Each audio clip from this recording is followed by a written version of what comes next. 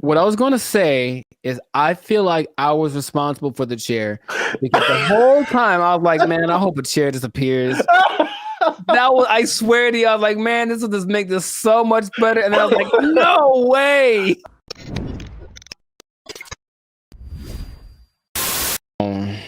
Can't even see the eyes. He's mysterious and wise. He ain't gonna tell you no lies. Poetry. Bars. Hey, welcome to the Life of Circus podcast. I'm Zap, this is Jericho, and I have no idea if we're going to make it through this entire episode without me cracking up every 2 seconds. But we are a 6-time international award-winning pop hip-hop music group, BrandBee Future. We do clean, fun music that everyone can listen to with the sound that is uniquely Californian. Like I said before, this is the Life's a Circus podcast where we talk about things that are funny, interesting, and ridiculous. And help us out. Make sure you like. Make sure you subscribe. Make sure you comment. And make sure you share this video with at least one other Black person because I don't know, man. We'll see. Because the revolution has started in Montgomery, Alabama. Is that what that was? Is that what that was? AKA the Gump. To say that this hits home would be a very accurate statement because I'm actually from Montgomery, Alabama. That's crazy. Where apparently it goes down on the riverfront. You gotta be careful on the river, man. Yeah, look, you gotta be careful where you park your pontoon. All right, you gotta put it. Oh my God, I don't know where to start with this. Like, I guess from the beginning.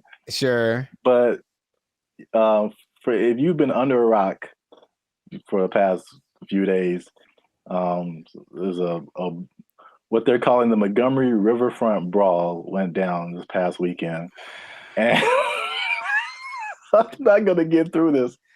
I don't know how we get through this.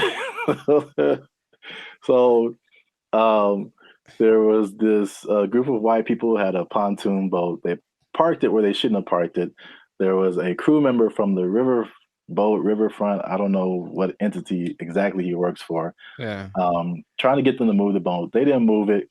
He moves it up themselves. He moves it up himself, and then the white people who own the boat got pretty upset. They argued back and forth, and in a move that has been deemed legendary, the dude. This is what I hope to see. Okay, so for one, just my point of view, I don't think this is funny at all. I really don't. Really? I don't think it's funny one bit. I just think it's stupid. In the sense that I watched it for the second that I heard a bunch of Black ladies, let you hear it. You hear like, oh shoot! All you hear, I'm like, I know the country video. Like, I know exactly what's about to happen, bro. Like, all right. So anyway, but go ahead. Well, so what I hope to happen, because to reference what Zap did at the beginning of the video, is that they're talking back and forth, and I guess the Black guy is like, all right, well, it's go time, and he takes his hat. He just tosses it, and what I was hoping for is that he would toss it, he would thrash the dude, and then the hat would just gently land back on his head. That's what I wanted to see, right? But of course, it's not what happened. But it was just, I'm sure that happens all the time. I'm sure it does. Like, the location and like the situation makes it a little funnier, I suppose. But like, man, just. Oh man, you can't have your boat here. All right, well, whatever. We thought we could or something, and then it's like a 1-on-20 brawl for a second, and which is unfair. And then the it ended fairly quickly, unless the video that I saw was edited, but it seemed like it was like a 2-minute thing, nothing more. I don't understand how that one lady fell in the water afterwards. That was probably my favorite part, because I was like, it felt like he was already dying down, and then somehow she just got yeah. But well, I mean, I thought it was out. Look, there were just several parts of it that was just Please highlight the parts. yeah. Highlight the parts. So like the guy, he's arguing with these guys, Right. and it was. I mean, if you like break it down, it was. I mean, maybe it's just the way I see things. There was just some funny moments where like the the guy in the white shirt who was trying to get them to move their boat, he starts clapping, and if you are not black, you need to understand when people start clapping, it's about to get escalated. Yeah, that's true. And you usually see that with black females. It's just some stuff I never seen before. I've never seen a dude start a fight with the claps. Okay. Yeah, I see that. I see the humor in that. Okay, Yeah. please continue. Please continue. And then the hat throw, like I like that part. I was like, all right. I did, but it was just like it was like everybody knew it was on when that hat went up in the air. Yeah. And I never seen anybody start a fight with like a hat throw up in the air. All right. So then they started fighting. And then this dude jumps in the water. Another thing I never seen. So there's people on the riverboat filming what's going on the shore. Right. And then one of the crew members jumps off the boat into the water. And I just never seen anybody swim to a fight. Like, and then, so there's another thing that was just like, I just couldn't take it because there are the part where I like is where okay, so he's arguing with the one guy and they like start to, and no one can fight for real in this, by the way. Yeah, that's the other thing that's fun. Like, everybody is fat and overweight, and they look like I told you they would look like in Alabama because the food is too good. Yeah. I got you. But did you see the guy? So it's like the first guy is there and like they do a little push. I don't know what this punch is. Okay, so it's like you lead with like your wrist kind of, and it's almost like they're going to slap, but they have a fist and it kind of like pushes the guy on the neck. It was weird. But the second that the black guy did that, the first white guy, this second white guy jumps in the frame, like kind of running in, and he does what I can only describe as a koala tackle, because he kind of runs up and kind of like hugs the guy like he's about to do that one Ninja Warrior thing where you have to swing across. Anyway, and then the guy puts him on the ground real easy because that's a terrible technique. And then they're swinging at each other. And then there's more people who start getting to the melee. And you see the part where the much bigger black guy comes and they're like, oh, no. Yeah. We don't want nothing with him. Yeah, around that time, he came over. But then the guy jumped into the water. And that what I was going to say is that like there's two internets. Right, there's the regular internet, and there's what I call the internets, INNANETS. Gotcha. That just takes things way too far, and that's just what happened. So they have like all these names for the dude. I think he's like a teenager actually. He like swam in the water to like try to help. They're calling this dude Michael B. Phelps, Shaquille O'Gill's. C Murder with the SEA, Cedric Elba, nice. OJ Swimson, Swimzell Washington, okay. Nautical King Cole, Scuba Gooding Jr., and the most popular is Aquaman. What you doing, Aquaman? Yeah, okay. Yeah, they were like. The internets was really going in on this, and I think that's what really like made it insane. Sure, because as an isolated event, like I said, I was like, all right, I know what's about to happen, and then it's gonna kind of be a little bit of a pushing contest until someone breaks it up, and then what I love, of course, I watched the Fox News or something coverage of it, someone interviewing a lady from it. And of course they asked the one white lady on the boat. There was like 50 black ladies on the boat, and they interviewed the one white lady there. And she was, I guess, down for the cause and whatever. She's like, I can't believe that they would put hands on our... She almost said the word help. I swear to you, she's like, the help. Oh no, the worker on the boat. Anyway, and so they ask her, so what was the racial motivation in this? Or they kind of like pushing the issue, like, well, it's obviously a black guy against white guys. Was there a racial, are they investigating the race? And she was like, no. And you know how people like lie when they talk? Like, she said no with a big old lie in there. You sound like John Mulaney. You're like, you know how you talk to your grandma. Yeah, exactly. That's exactly what I was thinking. Because comedy, right? And she just had that look on her face, like, I was just a witness, but it was just so they're gonna push the narrative of white versus black. Yeah, that's what it turned out to be. I just don't really see if you're not supposed to be there. I don't have a boat, but if I park somewhere I wasn't supposed to, and then someone could somehow just move my car to a place where it's cool so that the thing that's supposed to be there can park there, I'd be like, all right, cool, I guess. Like, I'm not mad about you moved my car, nothing happened, right? So that's just what I don't, just violence like this, air quotes. That's that was a low form of, that was MMA at its worst. Like, it wasn't very. Yeah, speaking of violence in MMA, the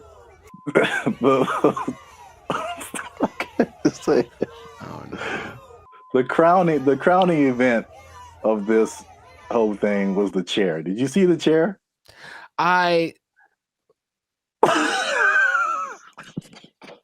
What I was going to say is I feel like I was responsible for the chair, because the whole time I was like, man, I hope a chair disappears. I swear to you, I was like, man, this will just make this so much better. And then I was like, no way. No way. That's what like really just broke the internet, is the chair. And this guy, he wasn't even a young guy. And he just, first of all, where did the chair come from? Nobody else had a chair. Was that his personal chair? Did he take it from the riverboat? He was sitting by the dock of the bay, like he's on a chair. He has a chair. That's what it is. I swear to you, like, all of our ancestors were in that chair. he just unleashed. This guy has seen 2020. He's seen Malcolm X and Martin Luther King. Rosa Parks was in there. He was swinging for like 400 years. Yeah. I swear. Oh man. And so it was, you didn't think it was that funny. I thought it was funny in its own right, but then the internets went crazy. No, true. They took it to levels of. Here's a picture. They they made the hat into a bat signal, call it the hat signal. In case. So whenever you need help, just throw up the hat signal. I really hope that becomes a thing of people like starting fights like that. They also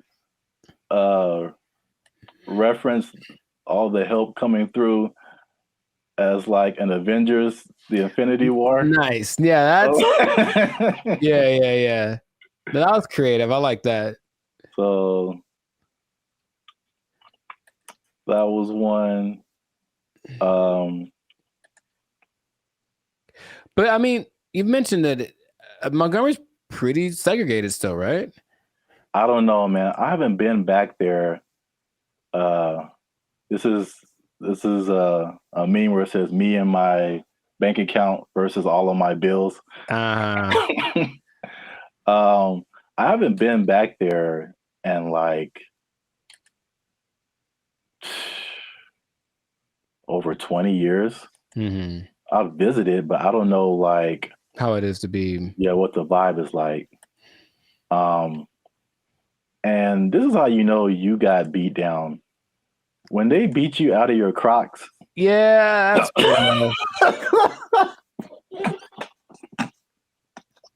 that's pretty rough. I'll give it to them. You got an official beat down. Don't fight in Crocs. How about that? Let's start with that. Yeah, those aren't the shoes of choice. A little slippery, I think. Somehow people already had shirts made. Like people are swift with it. They are so fast. There are shirts out there are reenactments that I've seen on like Instagram and TikTok. Somebody made a whole rap song. Like Yeah. the internets went like they took it so far. This is crazy too. Ricky Smiley, another comedian that I like, he did an entire interview with the chair. Oh, no way. I didn't see that. So they put a do-rag on. I mean, this isn't him, but all these other memes have been coming up with like the chair is like the most gangster person in the. And then he had someone come on his radio show and imitate the chair. And it was like, I come from a long line of chairs. We've been whooping up on people. So yeah, man, we had another video planned for today, but we had to talk about this, man. People are changing entire the chair. The chair was like the icing on the cake to this. I mean, yeah, you're welcome. I swear I manifest. I was like, that's always be so perfect if that happened. And yeah, there we go. You're welcome, internets. And this is the last one I saw. It's just like, just people just wilding out, dude. So, yeah, man. That's wild. It was like terrible and hilarious at the same time.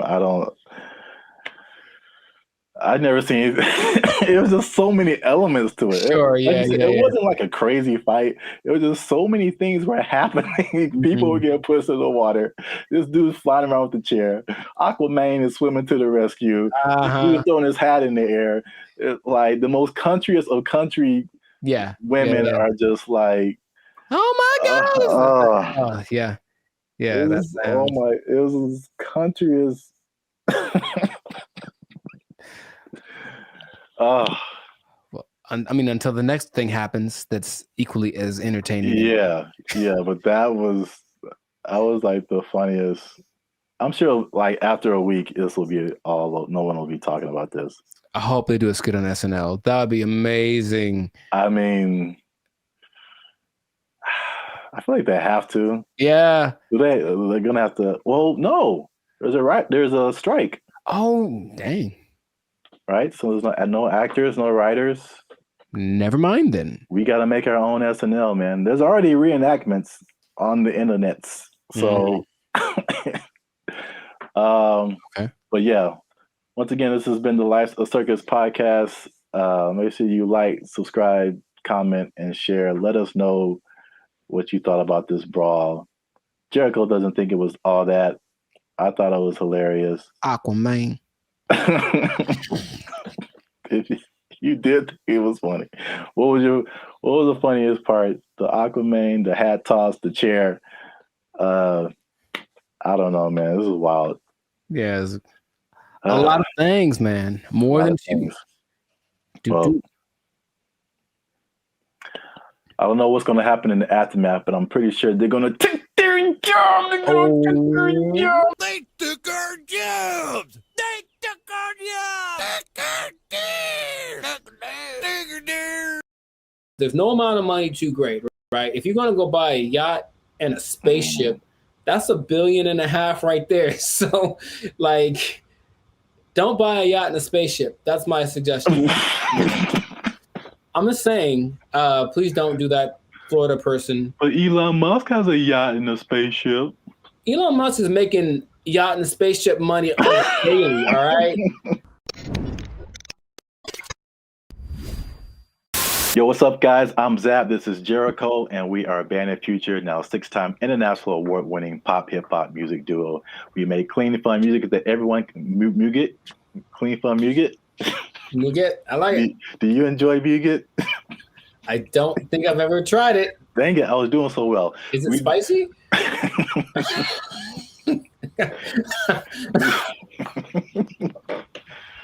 I don't know, but I think you should know if it's spicy. Because yeah. I'll put the link to the video. Oh no, you talking about? Yeah. Right. Here you go. Up there, guys. Go watch it. We do clean, fun music or muget, depending on what country you're from. That everyone can listen to. The sound is uniquely Californian. And you are now tuned into the Life Circus podcast, where we talk about things that are funny, interesting, and ridiculous. And look, I'll raise my voice because I'm going to make a statement. Say it. People have been watching, they've been laughing, they've been thinking, but they haven't been liking, they haven't been commenting, they haven't been sharing, and they haven't been subscribing. And I need you guys to do all 4 of those things, or else I'm gonna have to start robbing people again. I'm trying to change my life. Again, man. Told you that. It's not the way. It's not the way. Trying to be on the straight and narrow, you know what I'm saying? Make this YouTube money. So yeah. But yeah, make sure you do all that. Like, subscribe, share, comment. Let us know what you think. And especially share this video with somebody who needs some money, man. Oh, man, I know quite a few people. I mean, like everybody, right? Like if you need some more money, raise your hand. Mm-hmm. Hey, calm down. All right. So, I mean, it's not just specifically money. It's specifically the Mega Millions, right? The lottery. Or there's always the different state lotteries too, but you know, you always see these news stories of people win like these ridiculous amounts of money, and then you see the statistics later where it's like they won $1 jillion, and like a year or two later, it's all gone. It is broke, yeah. And you can't I can't even imagine like how you do that with that much money. So I guess my question to you is like, why do you think that? Well, I got a few questions. First, let's start with that. Why do you think that happens? Like, why do people? Oh, for me, that's a simple answer. It's that if you don't understand the work that it takes to make money in the first place, you don't know how to keep it. That's all. So if you just got lucky and it's like, oh, I got money now, then you're not going to have you haven't developed any habits to maintain that. And everyone basically has an idea that, okay, maybe saving money is a good idea. I should do that more. I should. It's not on their list of must do, it's I should do. Mm-hmm. And then the second that happened, perfect example, dude. Episode of the Boondocks where Grandpa leaves for his do it big vacation and he gives probably give you some money. And it's like, all right, this is supposed to last. It's like, also they came into some money. Cool. This is going to help us get food, get clothes, whatever, last the whole week. Nah, Riley goes and blows it all in an hour. Ask yourself, be honest. Ain't I'm clean? No. Man, how we gonna eat? Like, that's just how people live. That it's like, you're basically a dam waiting to burst. I'm just waiting to get my break. And then I'm just going to do something ridiculous with my money. And no one can tell me no, because it's my money. So I think it's that. And plus, there are worlds of, how do I say this? Finance. Like there's things you can buy that you don't know you can buy because it's not an option for you, right? As soon as you get to that level of, I was in Malibu the other day, hey, Malibu, and I saw this thing for property, you know, some kind of a beach property, and that's starting at $70 million. Oh man! And they wouldn't put that there if they didn't know that there are people that can drive by on a whim and be like, "Hey, honey, do you think we should get new property? How much is it? Starting like 70 million." Bet, and then they just go do it. Like there are people that have that, right? But they also probably have the knowledge of how real estate works, all this kind of stuff, so they know how to invest in it and make it work for them. But if someone comes into $1.58 billion. Yeah, that's why I mentioned it, because it's like a big number. Just somebody won a bunch of money. Right. So if that person is dumb and, and they're from Florida, so I'm not going to tell you that they are, but you know what I mean? You prefer the term financially illiterate. Got it. So let's say this person, so there's nice properties in Florida, comes into their money, gets the lump sum, because of course they're going to get the lump sum, right? So they're going to get the lump sum, maybe 800 million, something like that after taxes. And then they're just driving by, and then they just see a sign that says, hey, property starting at 70 million. They look at their account like, yo, I got that. Let me get one for my cousin. And then a year later, they don't know how to upkeep property. They don't understand that buying things means you have more expenses, and it all just, so Yeah, that's why I think it happens. that makes sense. Especially like with property, it's like even when people who just buy like a regular house, I mean, you don't. It's like you don't really realize all the expenses that come with it and the upkeep, and like it's not like you buy it and that's it. It's like you buy it and then now you have to keep spending more money to like keep it up. Insurance goes up. You got to Yeah. fix more stuff. The toilet doesn't work for 2 years. Like it's a slippery slope. You have bugs in your house you got to get rid of. Dude, I saw a bug. I knew what kind of bug it was, but it's always surprising. One of those centipedes that looks like it's just like it looks deadly. It's not, but it just, and so every time you see Was it like black? It's like black with like these legs that are kind of like at an angle. It just looks like I feel like I know. I've creature. seen what you're talking about. So I see it in my logical side goes like, oh, it's just one of those things. And then my like primal side is just like, we need to move. Like that's what I'm they have invaded, you know what I mean? So yeah, but it's just like you have to always and there's always things that need to be fixed and whatever. And then if the property value around you goes up, someone writes you a letter like, yo, you gotta fix your roof, man, because you're hurting us. Stuff like that happens. I'm not saying it happened to me. I'm just saying that's the whole letter is just like, dear sir, dear sir, or fix your madam. roof. You're hurting us. Sincerely, the neighborhood. Sincerely, all of us. You're bringing us down, bro. You need to step it up or get out. I was like, yeah, that's how it works. But not even that. I had a cousin who won maybe $300,000 on a game show in the snaps. In the 80s, right? So 300,000, that's pretty good. Dude, shout out to Steven. He was broke within 6 months, I think. Wow. Yeah. God. Because I know you and I know how you think what you would do. Oh yeah. Winning the amount of money. Most people don't think that way. It's just not. I think remember Shaq talked about he spent his whole first contract and it was like broke. No, I don't know. It was a very short amount of time, but like he bought a house and then he had to buy his parents a house and he bought a truck and they buy a whatever truck. And then he goes to his agent like, I need to get this thing. And they're like, dude, you were like 500 grand in the red. What did you do? You just got the contract. So you just have to know about these things that there's no amount of money too great, right? If you're going to go buy a yacht and a spaceship, that's $1.5 billion right there. So like, don't buy a yacht and a spaceship. That's my suggestion. I'm just saying, please don't do that, Florida person. But Elon Musk has a yacht and a spaceship. Elon Musk is making yacht and spaceship money daily, all right? Every day he's making that. Is that the level? Like 6 figures, millionaire, yacht and spaceship. Yacht and spaceship, man. Yacht and spaceship club only. And you have to buy them two things at the same time. You can't buy one or the other. It's like a package deal. You got to get them to match. Step 1, Tesla. Step 2, Step 3, yacht and spaceship. There we go. Plus, they're probably gonna make a yacht that can turn into a spaceship or vice versa. So it's all there's no level. You can go buy. People buy islands now. You can get anything with the right amount of money. So just you'll run out of it because money is a limited thing unless you have. Because if you won the lottery once and you're like, cool, I'm set for life. It's like, no, maybe you should set up to try to like. If you won it once, maybe play it again. Like, I don't know, do something else. What? That sounds like a terrible idea.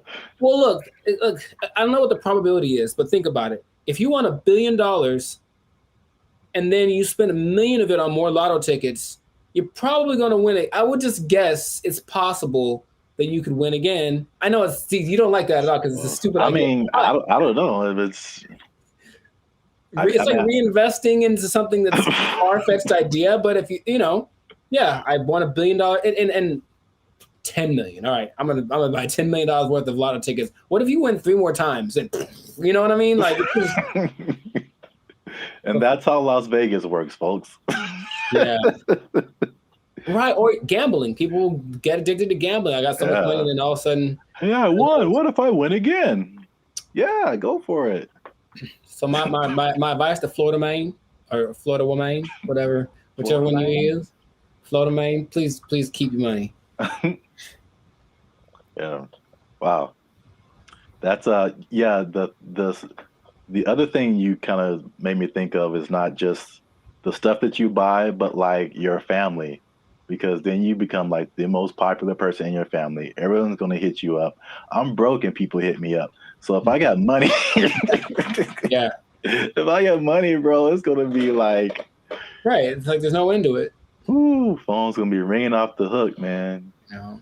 And you can't be anonymous in most states. If you win, you have to tell people, I'm rich now, so so leave me alone.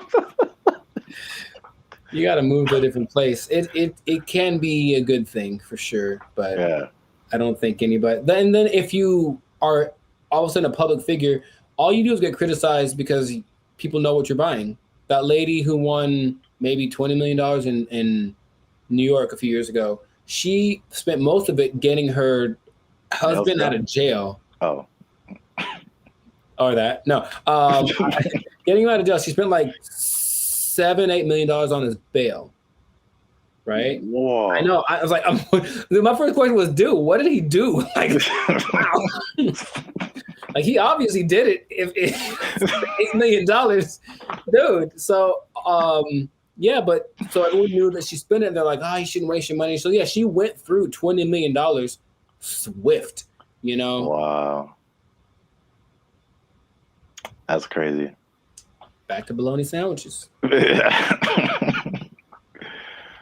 Well, we're out of time, and that's been another episode of the Life's a Circus podcast. Make sure you like, subscribe, share, and leave a comment. What would you do if you won the Mega Millions or some kind of lottery? You think you would keep the money? What would you spend it on? Let us know. And check us out next time. And be cool and stay in school. Hey. Fun. Squash it. Squash it!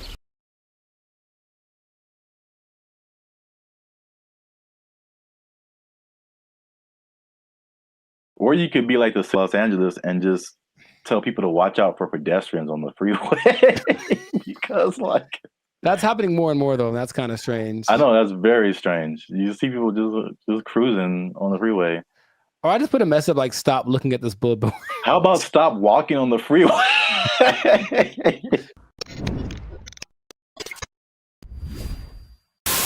Yo, what's up, guys? I'm Zap, and this is Jericho.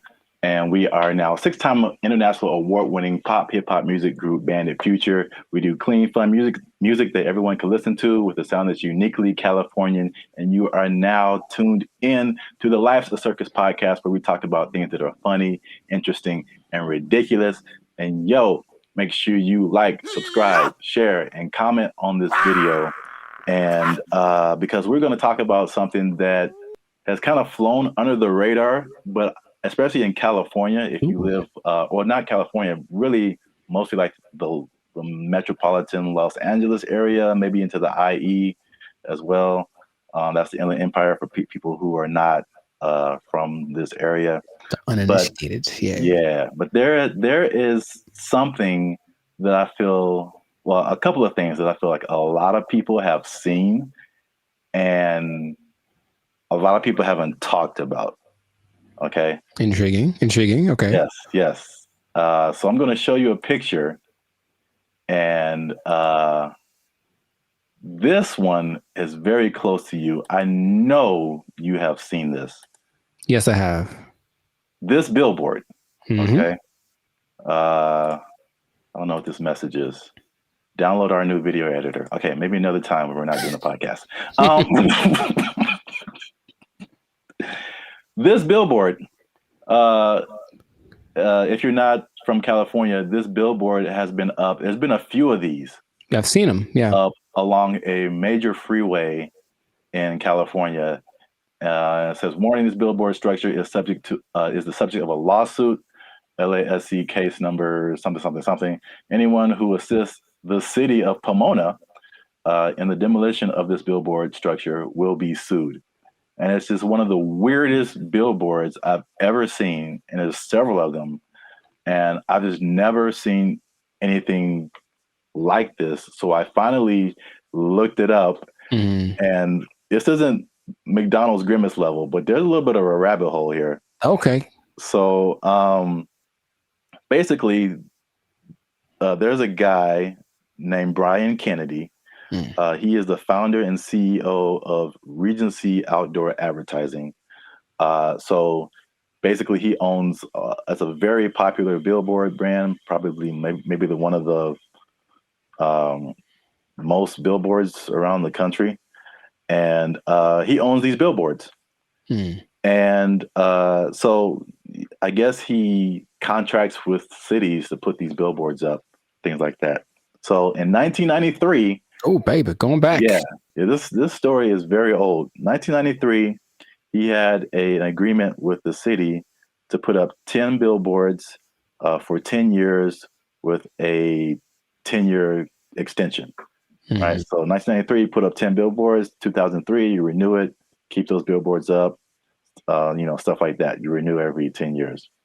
Okay. After the 1993 agreement, the city, the voters backed something called Proposition L, which prohibited the city from putting up any more billboards without voter approval.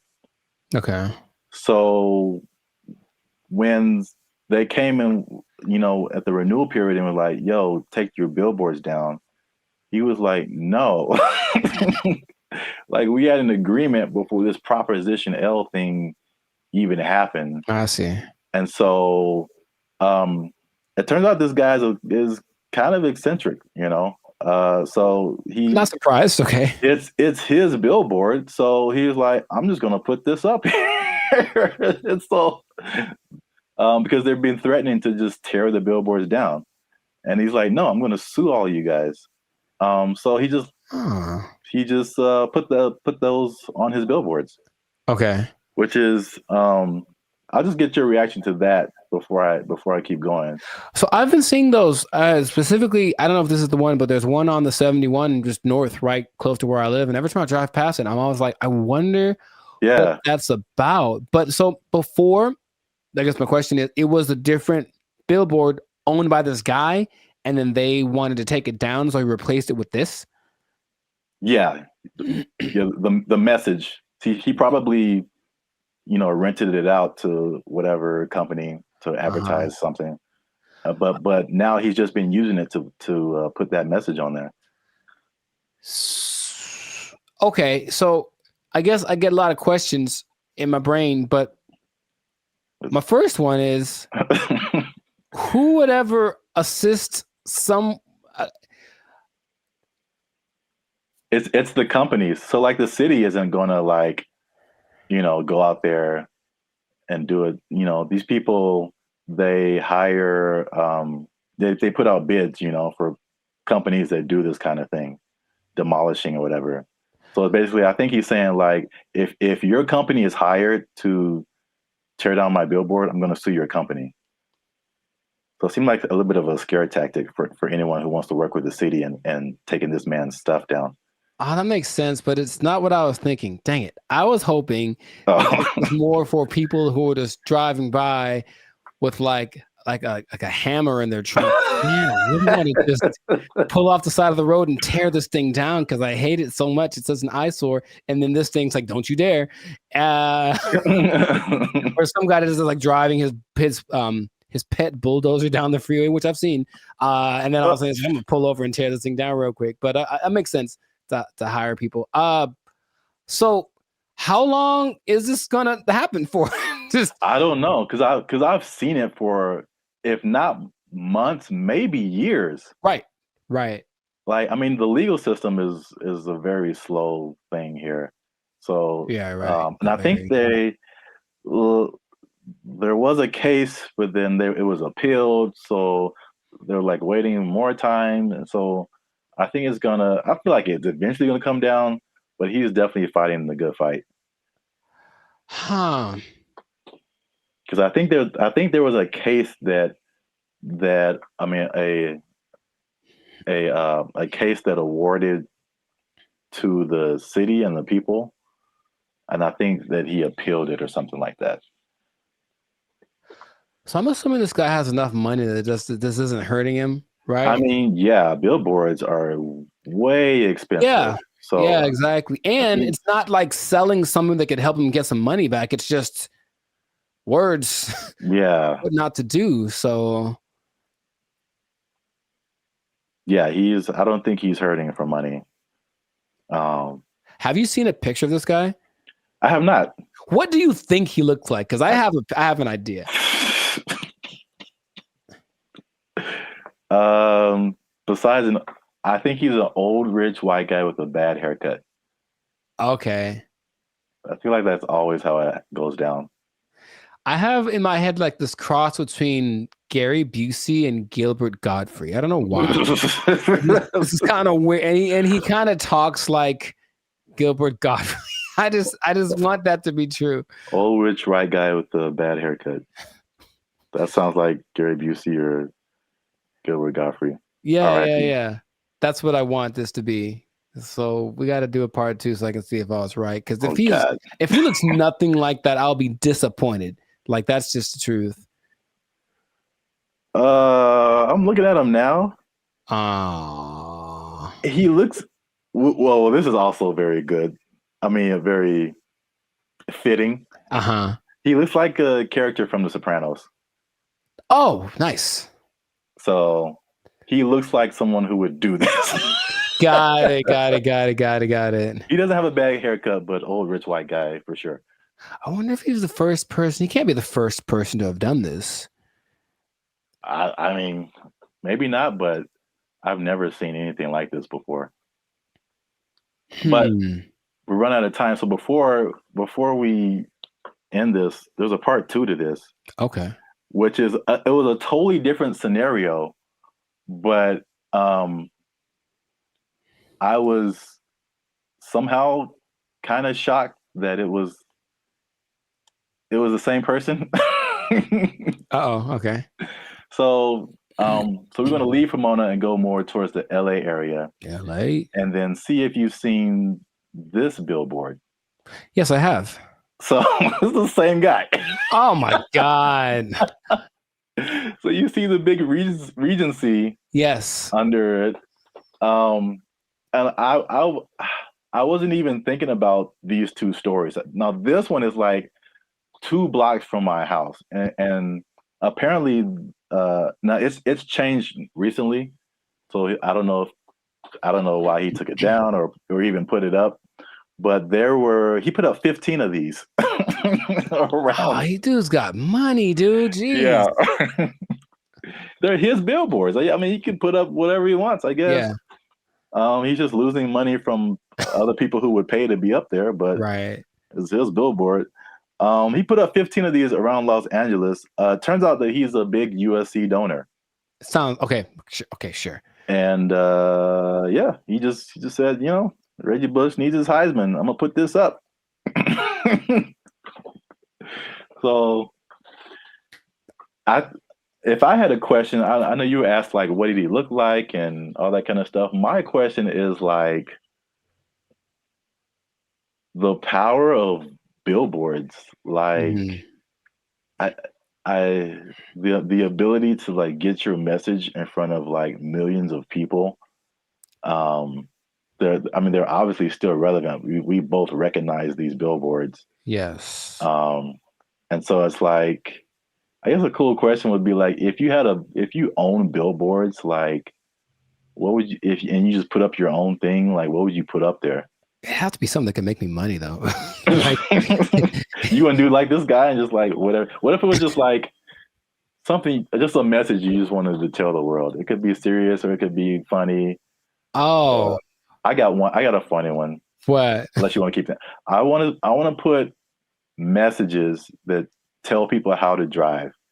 Okay, Because well, they're not like 30 billboards that say that the left lane is for passing only. mhm. And like maybe people will get it. It drives me nuts. Well, then you know what I would do? I would do something similar because I have probably a billion pet peeves when it comes to people driving. But the number one thing that I always think is that you don't have to hit the brakes to slow down. Yes. Like that was always taught. Like just first step, take your foot off the gas, and then it's kind of. But every little thing is just like, brr, and it's like, bruh, it's not necessary at all. So yeah, just hey, quick reminder. You cool people, you instead of saying something I'd rather say, just take your foot off the gas and you slow down. Give it a shot before you cause pile-ups on the 5. Like, Or you could be like the city of Los Angeles and just tell people to watch out for pedestrians on the freeway. Because like that's happening more and more though, and that's kind of strange. I know that's very strange. You see people just cruising on the freeway. Or I just put a message like, stop looking at this billboard. How about stop walking on the freeway? Where's that message? Well, I think it's being encouraged by, Jeez. by PETA and the NAACP.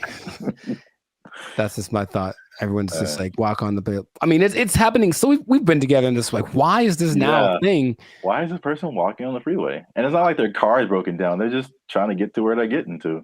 Yeah. And they just chose the freeway as the place to walk. I've almost hit several guys because of that. And it's like, all right, man. Yeah. But good for him. Good for Billboard Man. He should change his name to Super Billboard Man. Yeah, I can't believe that. I mean, I can believe that was the same guy, but it was just like such a coincidence. That's wild. Yeah.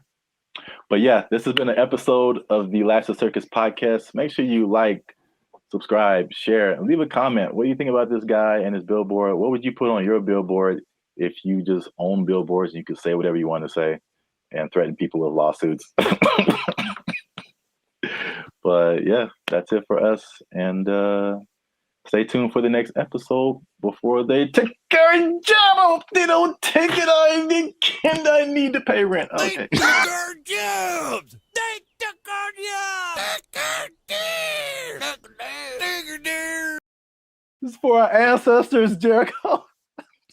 No, it's not. No, it's not. For all the cotton pickers, for all the slaves, for everyone who marched in the Million Man March.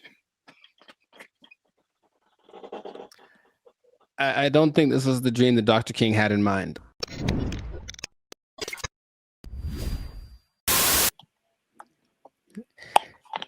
You should have done that when it was recorded. Like, I would have been so surprised because now I'm used to it. Oh. And I'll be honest, it took a while. It took a while to get the yogurt experience acclimated to my. It's just never. I don't think I've seen a person eat yogurt in years, man. I'm serious. What? Yeah, I don't hang around yogurt eaters. Like, not like there'll be yogurt on the side if you go to a Mediterranean place or something, but not yogurt just in a isolated incident. In an isolated incident, someone ate yogurt today. Gold is up 10 points.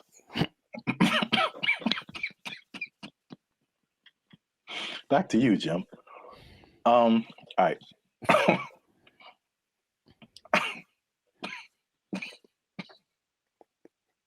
Let him use you. Won't he do it? Won't he do it? Yogurt.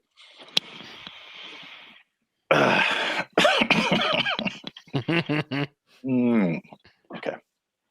Unique New York. Hey, what's up, guys? I'm Zab. This is Jericho. We are now 6-time international award-winning pop, hip-hop music duo, band, and future. We make clean, fun music that everyone can listen to with a sound that's uniquely Californian. And right now, I'm eating yogurt. And I can't handle it. And he can't handle it. But You're still tuned in to the Life's a Circus podcast, where we talk about things that are funny, interesting, and ridiculous. Please don't choke on your yogurt, man. I tasted blueberry. I wouldn't know what to do with myself. So make sure you like, subscribe, comment, and share this video with somebody who likes to go to fast food every now and then. Okay. Because they might be going a little bit less. And I'll explain why. And I'm going to explain something very interesting with regards to minimum wage at the end of this video. A shocking statistic when it comes to how much people earn. I want to know what it is right now. Yeah. Tell me now. No, you gotta wait to the end, man. You gotta wait to the end. All right. But first, you gotta watch this video because I'm not even gonna set it up. Let's just watch it. This is Gavin Newsom, governor of California. Hey, Gavin. And these people have just lobbied for a fast food minimum wage that is higher than the regular minimum wage. So now these people will be earning $20 an hour at your fast food places in California.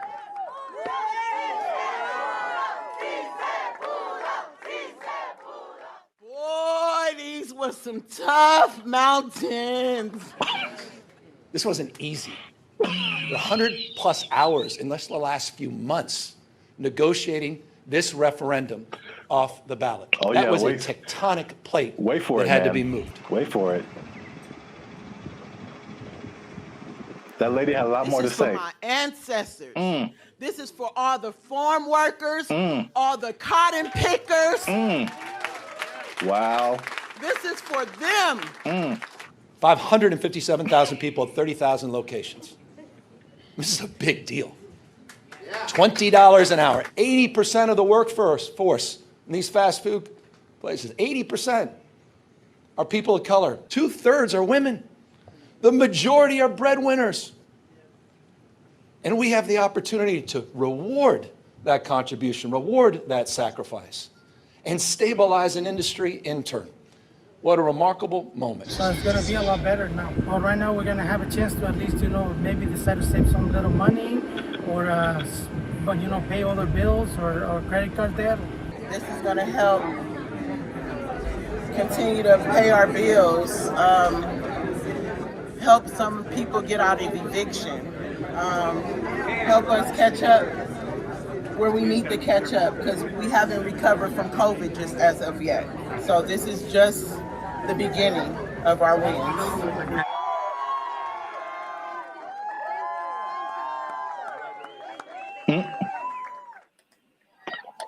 So yeah. Hey, I didn't expect her. You gotta understand, Jericho. She's dressed like a toy you find in a Happy Meal. I didn't appreciate that. I didn't appreciate that at all. Look, I didn't like that at all. I didn't like that at all. She came out of nowhere, bro. This is for our ancestors, Jericho. No, it's not. No, it's not. For all the cotton pickers, for all the slaves, for everyone who marched in the Million Man March.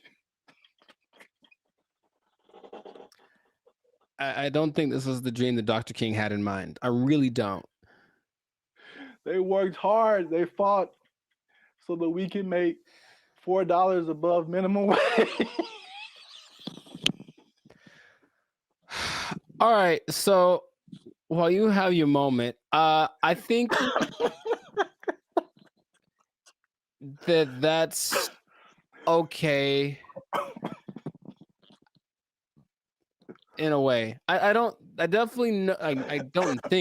that $4 more an hour is not going to help you not get evicted. Maybe if you make good financial choices. See, here's the thing that people lose in the thing, all jokes aside, even though it was ridiculous. She was unnecessary to that video. I don't know why they picked her. I don't know why they picked her. I just didn't see the point. But it doesn't, you know, it doesn't matter how much money you make or don't, right? It's just about how you work with it and how much you keep. So I know people that work fast food that do very well because they're just smart and they budget and they're frugal.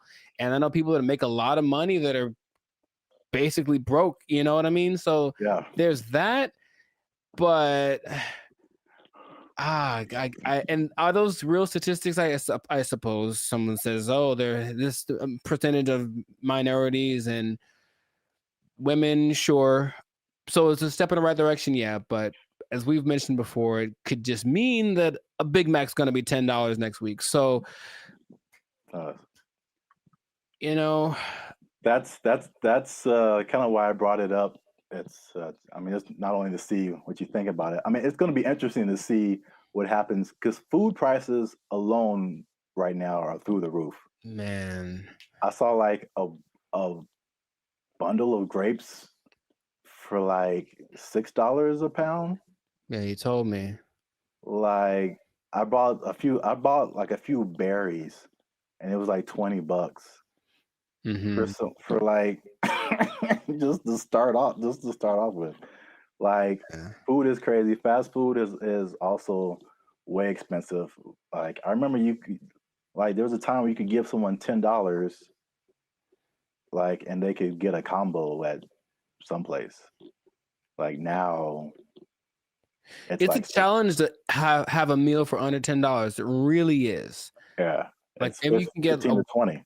yeah, you can get an item, you can get a burger or something for Yeah, $7, but a whole yeah. So it's going to be interesting to see if you kind of got lost in my laughing at that lady. Um, that was the deserved. That was deserved. I feel like she makes a lot of bad decisions. That's just my honest opinion. I've never met her. Maybe she's wonderful. I hope she's doing well. I hope she sees this video and she likes Band in the future. But I think her presence was a bit distracting to the whole experience. but yeah, so this is a very weird situation that I haven't really heard of because basically the government is involved. Right. They created this like separate task force for like fast food worker wages, which I haven't really heard of before. Where like I mean, it's not the government setting it, but the government is like an intermediary Hmm. in this, and I it's mean, just are fast food workers specifically unionized? I don't think so. There was a couple in the more educational videos that I passed over to play this one. Yeah. No, good choice. No, there, trust me.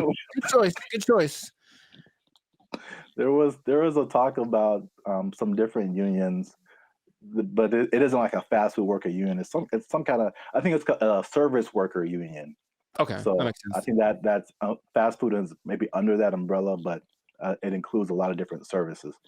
But yeah, so it's the government involvement. It just makes it kind of weird, and then also um, it's like I mean, fast food has been minimum wage for like as long as I can remember. So to go above that, they were saying that this is like a 30% increase. Um, so it will be interesting to see if there's a 30% increase in prices. Right, because the logic says, where is it coming from? Where is the 30%? You Yeah, can't make money out of nothing. I mean, the government yeah, tries, but you can't make money out of nothing. So if you raise one thing, something else is gonna be affected. yeah. Hmm. I made like maybe I'll put a link to it. This was a year or two ago. I was walking by KFC and they had and it was a small combo for like $18 for a small. Um, and then the what was I gonna say? The like if a sandwich is like $6 now, you add 30% to it, and now it's like $8 just for the Right. sandwich Right. plus tax. So I mean, the $10 combo is going to be like a $10 sandwich pretty soon. That's just too much. In my opinion, maybe because again, that's just one way of, you know, balancing your budget, I guess, is to charge more. I mean, they could do the other thing, which is doesn't really help people. I mean, it's just weird, ironic, is for lack of a better term, is that okay? Again, you're a business owner. Prices go up for your workers. We're either going to have less workers, somebody's going to get fired, Right. or more automation. Mm. So again, less workers or less hours. Nobody gets overtime. Something has to like compensate. I mean, it's like people think they just pull minimum wage out of thin air, and it Right. has to come from somewhere. Wow. It's interesting you mentioned automation because What? I've got something planned for another episode. What? Boom, boom, boom, boom. Anyway, but yeah, it's just we synchronized today. That's all I'm saying. Oh man. Well, let me. What was I teasing before? Oh yeah, the minimum wage. Mm-hmm.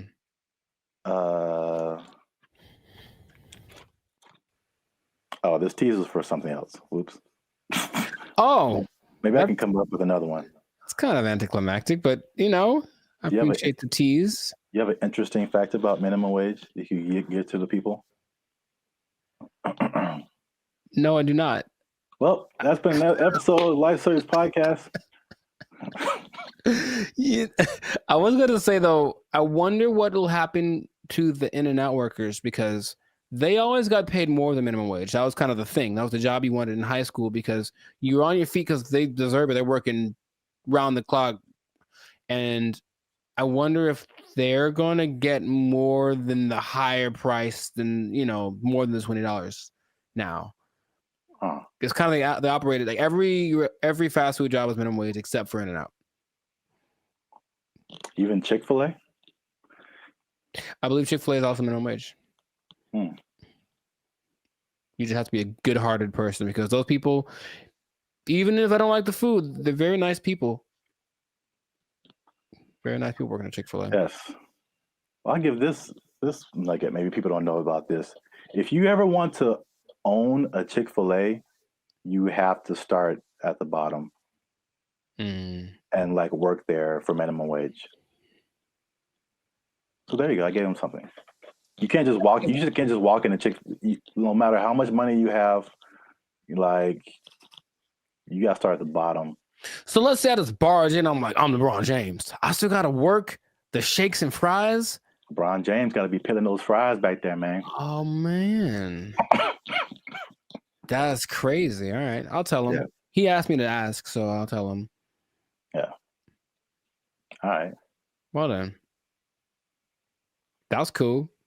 Can you tell him a few other things about the Lakers that I have opinions on? LeBron James is the greatest. I'm LeBron James. I'm LeBron James. They're gonna go as far as Anthony Davis's knees can take them, which might be a second round exit this year. We'll see. Man, we got way off topic. All right. I know, but make sure to like, subscribe, comment, and share this video. Like maybe probably the first 80% of it before we ran off the rails. Yeah. And we'll see you on the next episode unless they take a job, unless they take it. Minimum wage on LeBron. They took our jobs! They took our jobs! Take our dare! I'm in Hollywood just eating a sandwich, as you do. And the robot comes along, and it's apparently like one of those delivery service things, and it's looking for somebody. And you can see it kind of doing this thing. Like it doesn't have eyes, like a box on wheels, but it just was looking around. And I swear to you, it looked at me kind of like, hey, what am I supposed to do? And I was like, bro, bro, I don't know you, bro. I don't know you. Bro. You ain't my block, son. What's up, everybody? I'm Jericho. This is Zap, and we are the now 6-time international pop hip hop duo. Why is this so hard for me?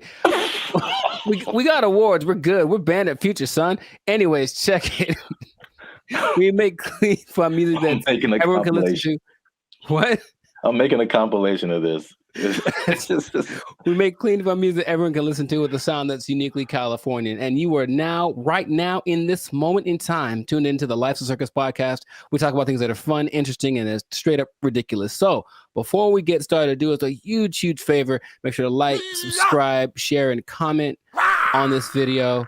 Share this video with at least 2 people that are afraid about the robots, man. We're talking about them again because there's some new developments. There's some new robotic developments, this time from the more humanoid version, and it's kind of crazy. So stay tuned to the end to find out what animal they're actually trying to replace with these robots. Like, it's an animal that humans have used for centuries, and all of a sudden it's like, they're not good enough anymore. We need some new ones. So let's get into this thing now. The robots are not coming. They are here, children. This is not a drill. The robots are here, and I want you all to be... Hide your wives, hide your kids.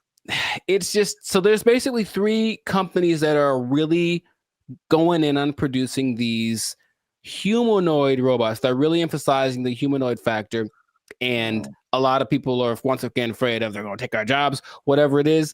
But I just want you to know about these so that you can... be informed. Bandit Future is here for the people, so we're going to inform y'all today. So, starting out with our buddy Elon Musk, and I want to just ask Zab after I talk about these if you've heard of these, but Elon, our boy, is doing everything. I mean, so the Tesla bot is the thing that he's been developing, and you got to see this thing. So, it's the most, how do I say it?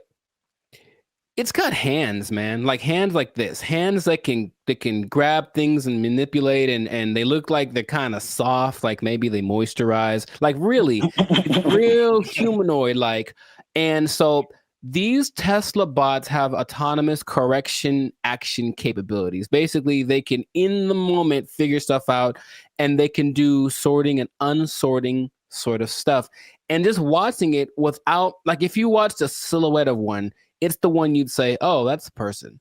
And that's already kind of crazy, not a big clunky robot thing that they had a few years ago. Now it's just looks pretty sleek.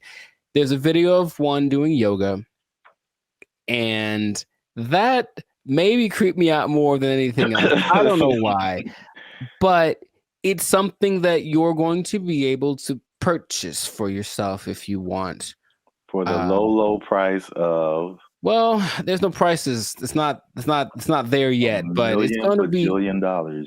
I'm sure it's going to be up there. But the Tesla bot, which will be compatible with all of your Tesla products, with your Tesla truck, with your whatever it is. My man Zabrath, do you want a bot? Do you want a bot that has soft hands that could probably play? Why? Here's the thing about it, dude. That's the thing that stood out to me the most. Like the hands. You have to see it. Just show it right here. Just show it. It's got these hands that kind of, and it's like playing with Legos in the video that I saw and sorting things out. So you could hold hands, you could play frisbee with it. You could play you could probably play thumb war with one of these. Yeah, right. How crazy it is. It's like, I win, and then your thumb is on the floor. We don't have to get all morbid with it. But anyways, I mean, what do you want one? Maybe the Tesla bot doesn't know its own strength. I don't know. Well, I mean, so wait a minute. Is it like head to toe? Because you've been really focusing on the moist hands, and it's the thing that's so, I don't know why I find that so interesting. The hands. It's probably like the most amount of times I've heard you say the word moist as well, but. No comment. It's a good word. Anyways. No.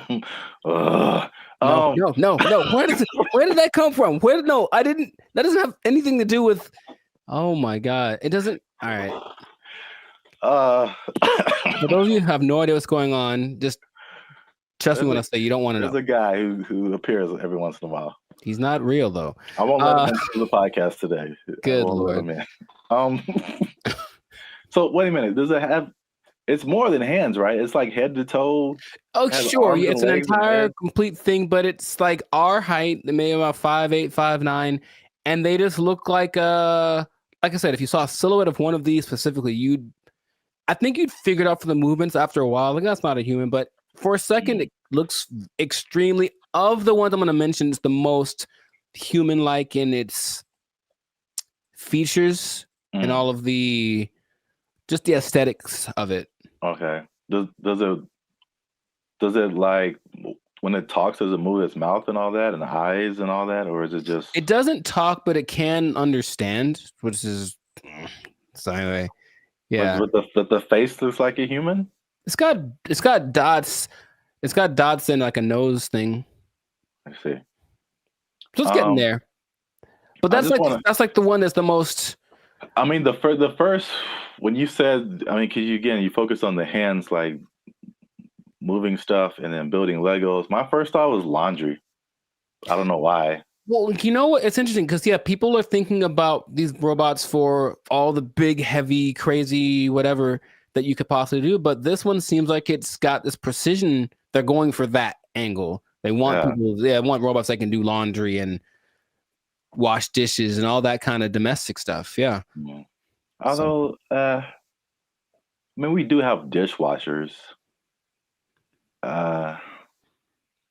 True. I don't think, but the laundry thing for sure. But you I have mean, to see. how Just much? take note of the hand. How much are you willing to pay for someone to fold your laundry? Yeah, I don't know, but that's the Tesla bot's like the first one. The next one, and it's actually creating an interesting thing. This whole process of robotics, it feels a bit like the .com thing because there are robotics startups now that are trying to get their thing happening. So one's called Apptronic, and it has this robot called Apollo, and this is the most ready, it seems, as far as like, it doesn't seem super ambitious. It just wants a robot that can walk around and do normal stuff without falling over. Like, seriously, there's a whole combination of robots just falling over, and it's hilarious. But the Apollo can lift up to 55 pounds. It looks more like a version of, what's that Disney movie? My Friend Robot or something? Oh, the Big Heroes 6? There we go. Yeah. It looks a lot like that. Okay. And you just watch it and it just walks around and it's picking things up. But this Apptronic is trying to make robots for practical everyday use. And it seems the most ready. It's like a small company, but I just find that interesting that all of these little things are popping up and they're going to be in competition with each other, or one company's going to buy the other. I can just kind of see that aspect of it happening. But those look pretty friendly. I say that because, in contrast, the company that's the most, like the furthest along with all this, is Boston Dynamics, and they've been in it for a minute. They're supported by the U.S. government since 2011, and they had their like flagship bot called the Atlas bot, and they've been just working on it and getting it better. So I don't know if you've seen the video, but maybe there'll be a video here of maybe of a robot that's running like an obstacle course with like this duffel bag, and it's like jumping over the thing and then putting the duffel bag down and then climbing up to the next level and picking up the duffel bag and then running and putting it, and it looks so I always thought it was like maybe like fake, like animated, but it's just the way that it moves. It's very robotic. That's the thing that they're going for. But at the same time, it has so many interesting things that it can do and interesting versions. That's the company that made the dogs that we talked about earlier. The dogs that are gonna, whatever.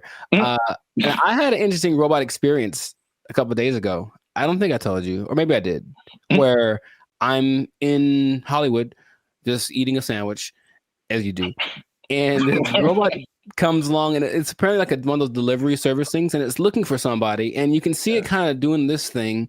Like, it doesn't have eyes, like a box on wheels, but it just was looking around, and I swear to you, it looked at me kind of like, hey, what am I supposed to do? And I was like, bro, I don't know you, bro. I don't know you. Bro.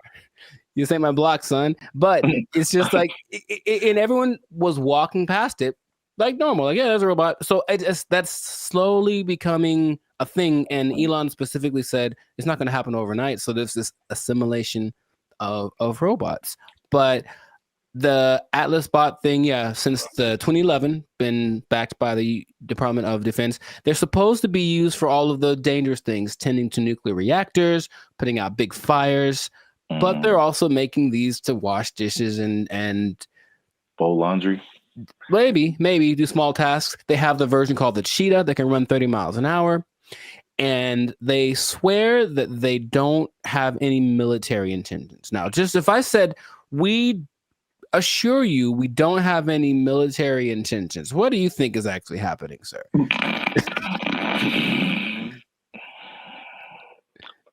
I plead the fifth.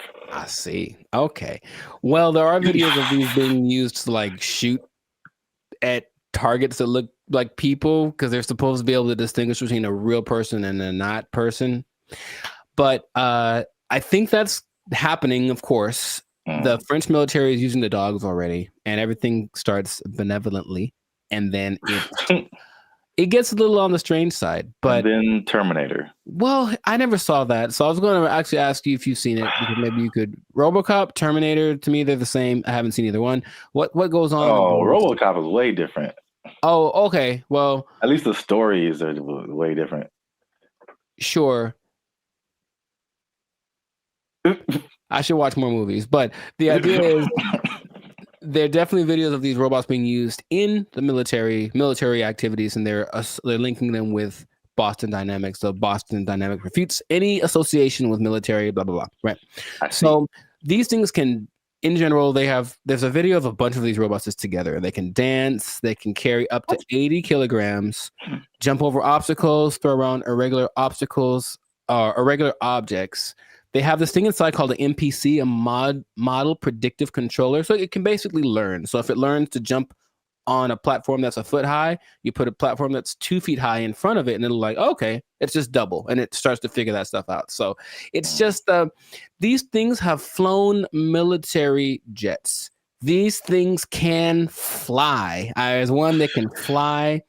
And so where is this going, man? That's my question, because every time I see it, it's a little more ridiculous than the last time. And I don't know. Are we getting replaced? Is this the end times? What's going on with all this? Are you asking me?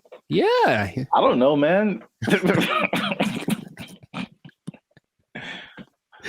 thought you were the expert in all robotics. This is the robotics division of Band of Future. That was all you. Yeah. It's all new information to me. Oh, okay.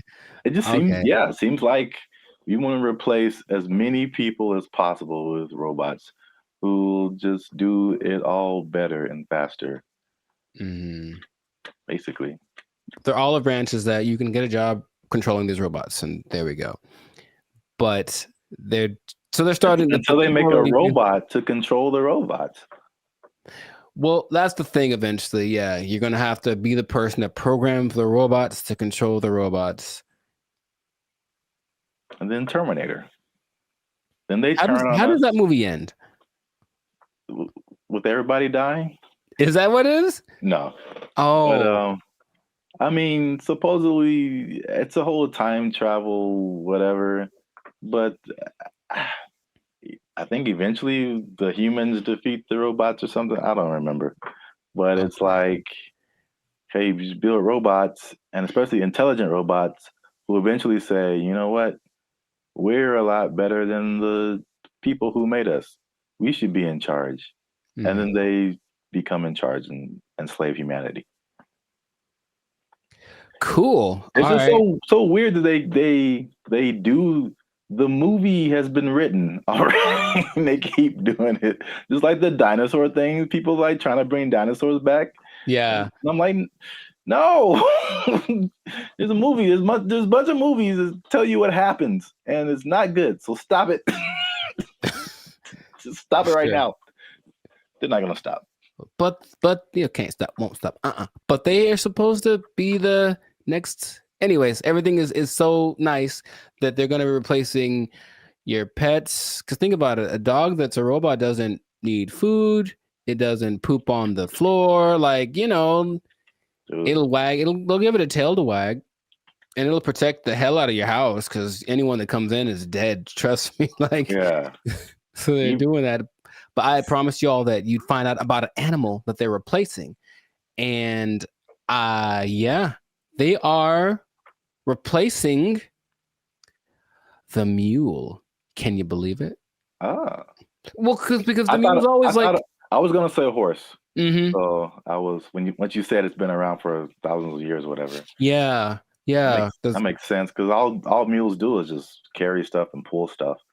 Yeah, but this robot mules exist now, and they're things that you don't have to feed or nothing. It'll carry up to, I think, 350 kilograms just wherever you need it to go. So I can just imagine, just do the logical progression. Those things are going to continue to happen. But that's where we are right now.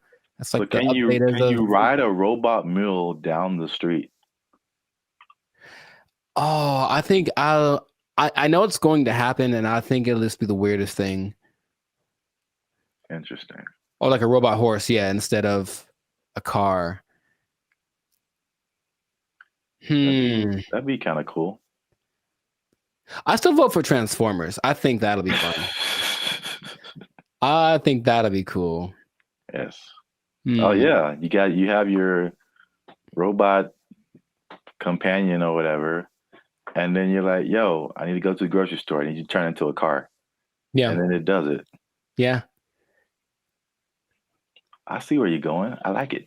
Well, we're ending on an optimistic note then. I like that. Stay with that because everything else is doom and gloom. But that sounds fantastic. So this has been another episode of the Life's a Circus podcast. So make sure to like, subscribe, comment, share this video. Let us know what you think about the robot revolution that is among us, because it's just it's happening without us really being aware of it too much. And just know that with great robots comes great responsibilities. I didn't think that through. That didn't sound too smooth. Anyways, the thing is, yeah, I could have done better. I should have practiced. The thing is, these robots are eventually going to look exactly like you, and they're going to walk in one day to your boss and be like, "Hey, Clark, I'm here." Clark. And so what that means is that robot might have effectively permanently taking your job. I think my microphone fell off. I'm not sure. Oh. They took our jobs. They took our jobs. If this was in California, they would be asking for like $60 an hour. Right. To serve mediocre waffles. To provide mediocre service, serving mediocre food. $60 an hour. To mediocre people. All right.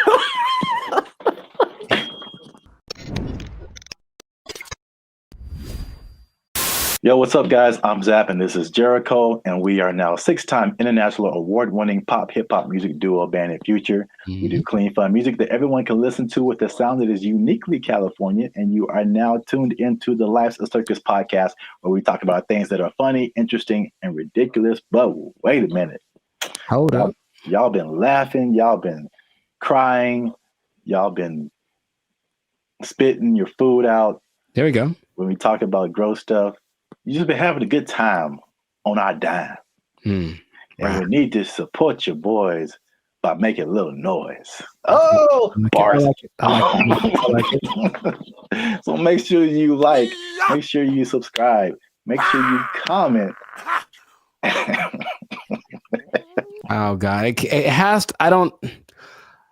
Okay, so just to explain something for y'all, when we do these topics, the other person doesn't know what the topic's about to be. So it's like the grand surprise. I'm here waiting, and it seems like it's going to be a doozy.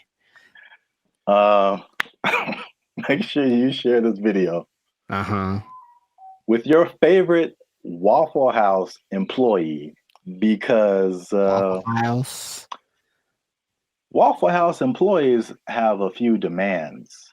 And I'm going to show you a video here. Okay. Of a, as the news calls it, a developing story. Is that what this is? With some interesting characters who have some demands for Waffle House. Waffle House employees across the Southeast are demanding more pay.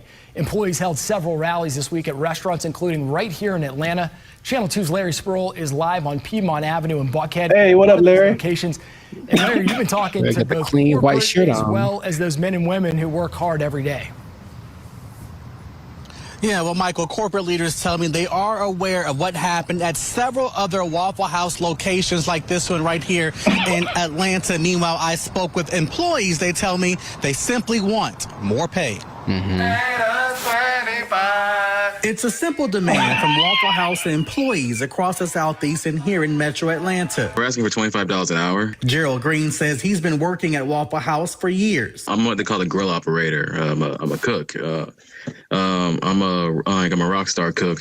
I've been at Waffle House for about 7 years, and I'm the highest level cook you can be outside of management. Gerald Green looks different after the NBA. Paid a lot more. If you mind me asking, how much are you guys making right now? Well, I'm a rock star, so at my store I'm making $17.75. That's why employees are demanding better pay. You're constantly having to go from one job to the next. This week, employees protested at several locations across the Southeast, including Atlanta. My union is my power. We want 25 an hour. It's a campaign that USSW, the Union of Southern Service Workers, has launched at multiple Waffle Houses. But Green says they're also asking for 24-hour security at all the restaurants. Channel 2 Action News was there in August when a former employee was shot and killed outside this Waffle House in DeKalb County. A lot of workers are hurt by customers. A lot of workers are mistreated by customers. And people say it's funny to be seeing people in fights all the time, but we're not really MMA fighters like the memes online say that we are. I reached out to Waffle House corporate. A spokesperson sent me this statement. It says, in part, Waffle House remains proud of its long history of effectively and directly addressing associate concerns. Our senior management teams continue to work alongside our associates as they have done since our company's inception. All right, so that's the main idea. Got it. Hey, there we go. So, I'm a rock star. I should be making 25 an hour. I'm a rock star. Shout out to the what do you call himself? A grill master. It's like the grill trifecta. There's the grill master, there's the grill sergeant, and there's the grill. I don't have a third one. Never mind.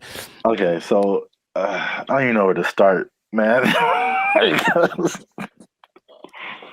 let's just start by explaining Waffle House, because a Waffle House, let me see, it has 1,900 locations in 25 states.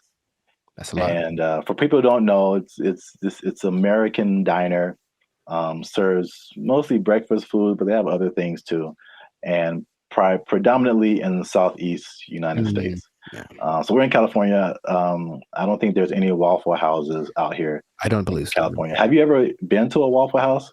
Sure have, sugar. Oh. Okay. I was attended by Dolores. So you know names and everything. Yeah.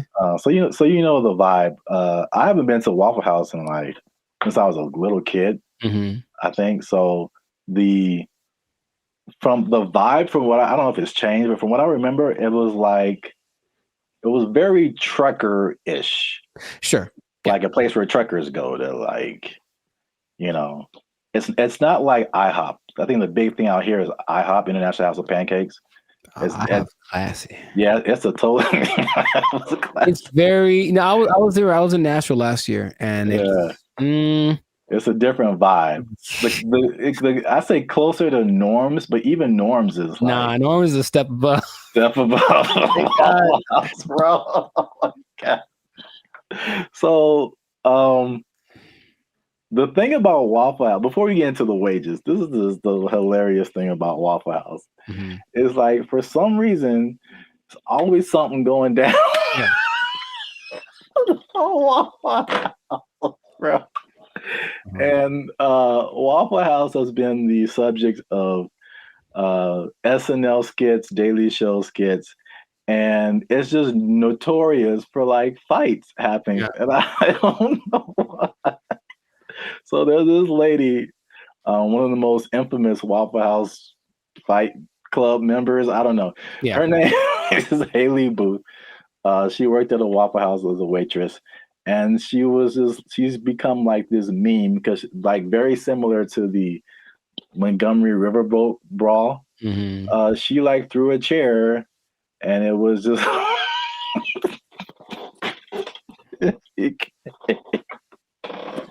it became a meme. So it's a big social media thing with Waffle House, and like these are some of the quotes from like social media. Okay. Oh, Haley, the waitress, she says, and I quote, "I've probably cleaned blood off of every surface of a Waffle House," just to give you guys an idea. Mm-hmm. Someone else as a joke said, "A fully staffed Waffle House could take out ISIS." There's another one. Yeah, accurate. It says, there's a Fight Club meme that says, "If this is your first fight at Waffle House, you have to fight." So that's the vibe of Waffle House. And then for the waitress, she says that the primary reason she thinks why there's fights is two reasons. Is one, it being open 24/7, and two, them serving alcohol, and the combination of those two things turning into fights.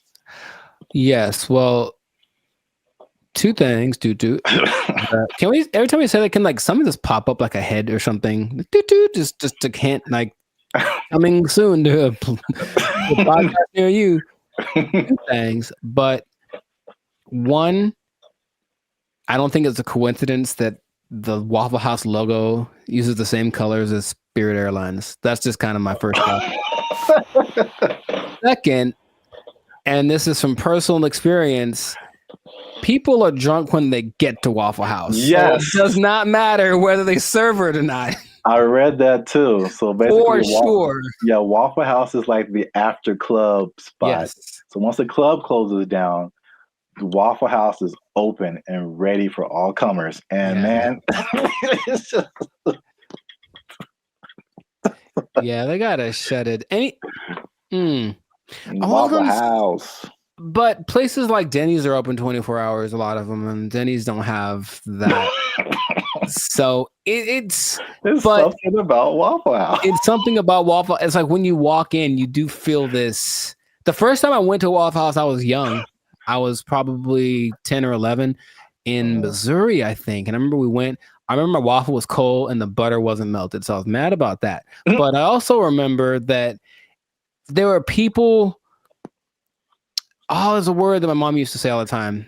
Nefarious. I think there's some nefarious individuals in the corner, and she's kind of uncomfortable with having her kids in this place with these nefarious individuals. Kind of suspicious. And I didn't know that was normal until I went to another one later, older, and I was like, I feel like those are the same people. Like, I was like, I think they just have them instead of the weird bunch from the McDonald's group, right? All them. They just have these cats in the corner ready to start some stuff. Like, that's what it feels like. Yeah. That's... Oh, I was so thrilled about this topic. Also, I think the food is okay. Yes, so that's a good segue. The food and the service. It is borderline acceptable. And so now, fast forward to today, Waffle House employees are pushing for $25 an hour in Georgia. I'm getting mixed numbers, but I think the Georgia minimum wage is $7.25 today. That sounds about right. So Georgia, I mean, that's almost a 4 times increase. That's like, so to put it in California numbers, the minimum wage is like $16, $17 an hour. Going to 20. So that means like, if this was in California, they would be asking for like $60 an hour. Right. To serve mediocre waffles. To provide mediocre service, serving mediocre food. $60 an hour. To mediocre people. All right. It should be like an intervention. Like if you're in the Waffle House, like man, IHOP's right over there. Just copyright. Just wow. Just do yourself a favor and upgrade a little bit. Upgrade a little bit, or make some. I would rather eat Eggo waffles from the toaster than eat Waffle House waffles. Like to me, they're comparable, and maybe Eggo's got a slight edge. So, oh man, nothing too special about the Waffle House, but they're everywhere. Everywhere. 1,900 locations. It's a big chain, but $25 an hour, bro. That's a lot to make waffles. Have you ever made a waffle before? It's very straightforward. You take the pre-made batter, pour it into the waffle-shaped contraption, and then you wait. And that's it. That is it. And I've seen people fail at that. And oh, by the way, they've also been working at the Waffle House while they failed. So what's the end game for them? I mean, one, are they going to get it? Is there any precedence for this? Also notice in those videos, there was like 9 people protesting. Is that really right? You said there's 1,900 of those things, and those videos didn't have nothing more than like one store worth of employees. It was like one store that decided to speak for all the Waffle Houses. And I feel like that's not going to get it done. Not at all. It's not enough Waffle House. It's the beginning. You got to start somewhere, man. Sure you do. Hey, support them. Wow. I think I'd just go to IHOP and support them instead. But no, people are jumping on the bandwagon because you got the SAG strike, the writers' strike, UPS workers were on strike, auto workers on strike. So Waffle House people are like, yo, we like a good fight. I think everyone wants to make more money, of course, but what is what's the value you're providing? What are you doing for me that I can't do myself? And like I said, I can make me I got a decent waffle maker. I can make myself a waffle. So I don't know what they're going for, but if they get it, good for them. $25 an hour. Wow. That's a whole lot. Leading the charge, the rockstar cook, rockstar grill master. He should probably just go solo. That's what I'm thinking. Instead of doing this whole trying to lead the charge thing, just be like, I'm the rockstar grill master. Make his own YouTube channel. Have a shit. Hey, bro, I'll manage you. Just give me $25 an hour, and I'll manage you. Start a whole chain of waffle apartments. Man, I see the possibilities. I see the future. Not the whole house, but we want a waffle apartment. We can get a waffle condo on the down payment on a waffle condo. Look, that'll be all right. A waffle sublet, if you will. Yeah. Well, we've talked about this way too long. We still could. That's the problem. I can keep going for another 10 minutes because it is fun to talk about. Oh man, I'm in tears. Good old Waffle House. So make sure you like, subscribe, comment, and share this video. Well, again, your favorite Waffle House employee. Ooh. And as a sign of support, of course. Sure. And yeah, we'll be back here, same bad station, same bat channel. Is that how they said it? I don't remember. I don't really remember either, but yeah, I'm not old enough to remember that. Nor am I. Well, good luck, Waffle House employees. I hope y'all don't get fired. They don't take your job. My waffles are cold. They took our jobs. They took our jobs. The place that is offering this is the Southeast Technological University in Carlow. I think that's how you pronounce it, Ireland. That's a bad start. That's a really bad start. All right, let's just stop. Hold up. Hold the presses just for a second. All right, so Ireland. Okay, I think. Okay, where do I begin? Okay, man.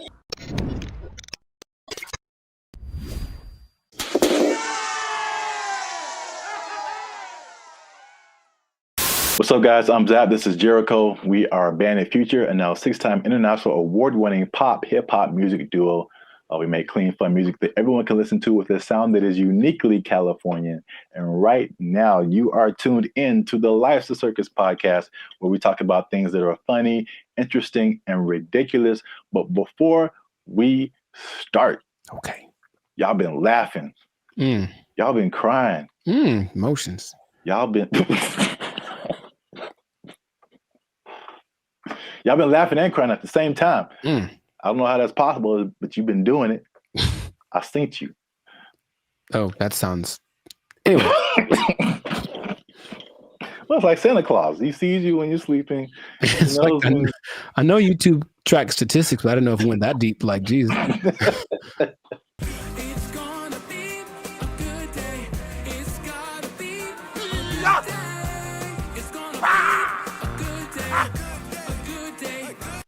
So today, we are talking about something that's interesting. The letter Q? I mean, that's kind of what I was hoping. Today's episode is brought to you by the letter Q. Brought to you by, yeah, a little bit deeper than a single letter. Okay. But it does have to do with letters, arts, and sciences. Oh, interesting. Okay. Kind of got that. There is a new degree that you can get, and it's basically an influencer degree. That's right, ladies and gentlemen. You can go to school and major in a degree that makes you a certified influencer. We're here. It's a thing that's happened. We're here. That doesn't surprise me, but go on. I want to know more. Yeah, forget about engineering or what else is there? Business, law. Math is a thing still, I think. Medical. You need to bet your entire future career on becoming an influencer.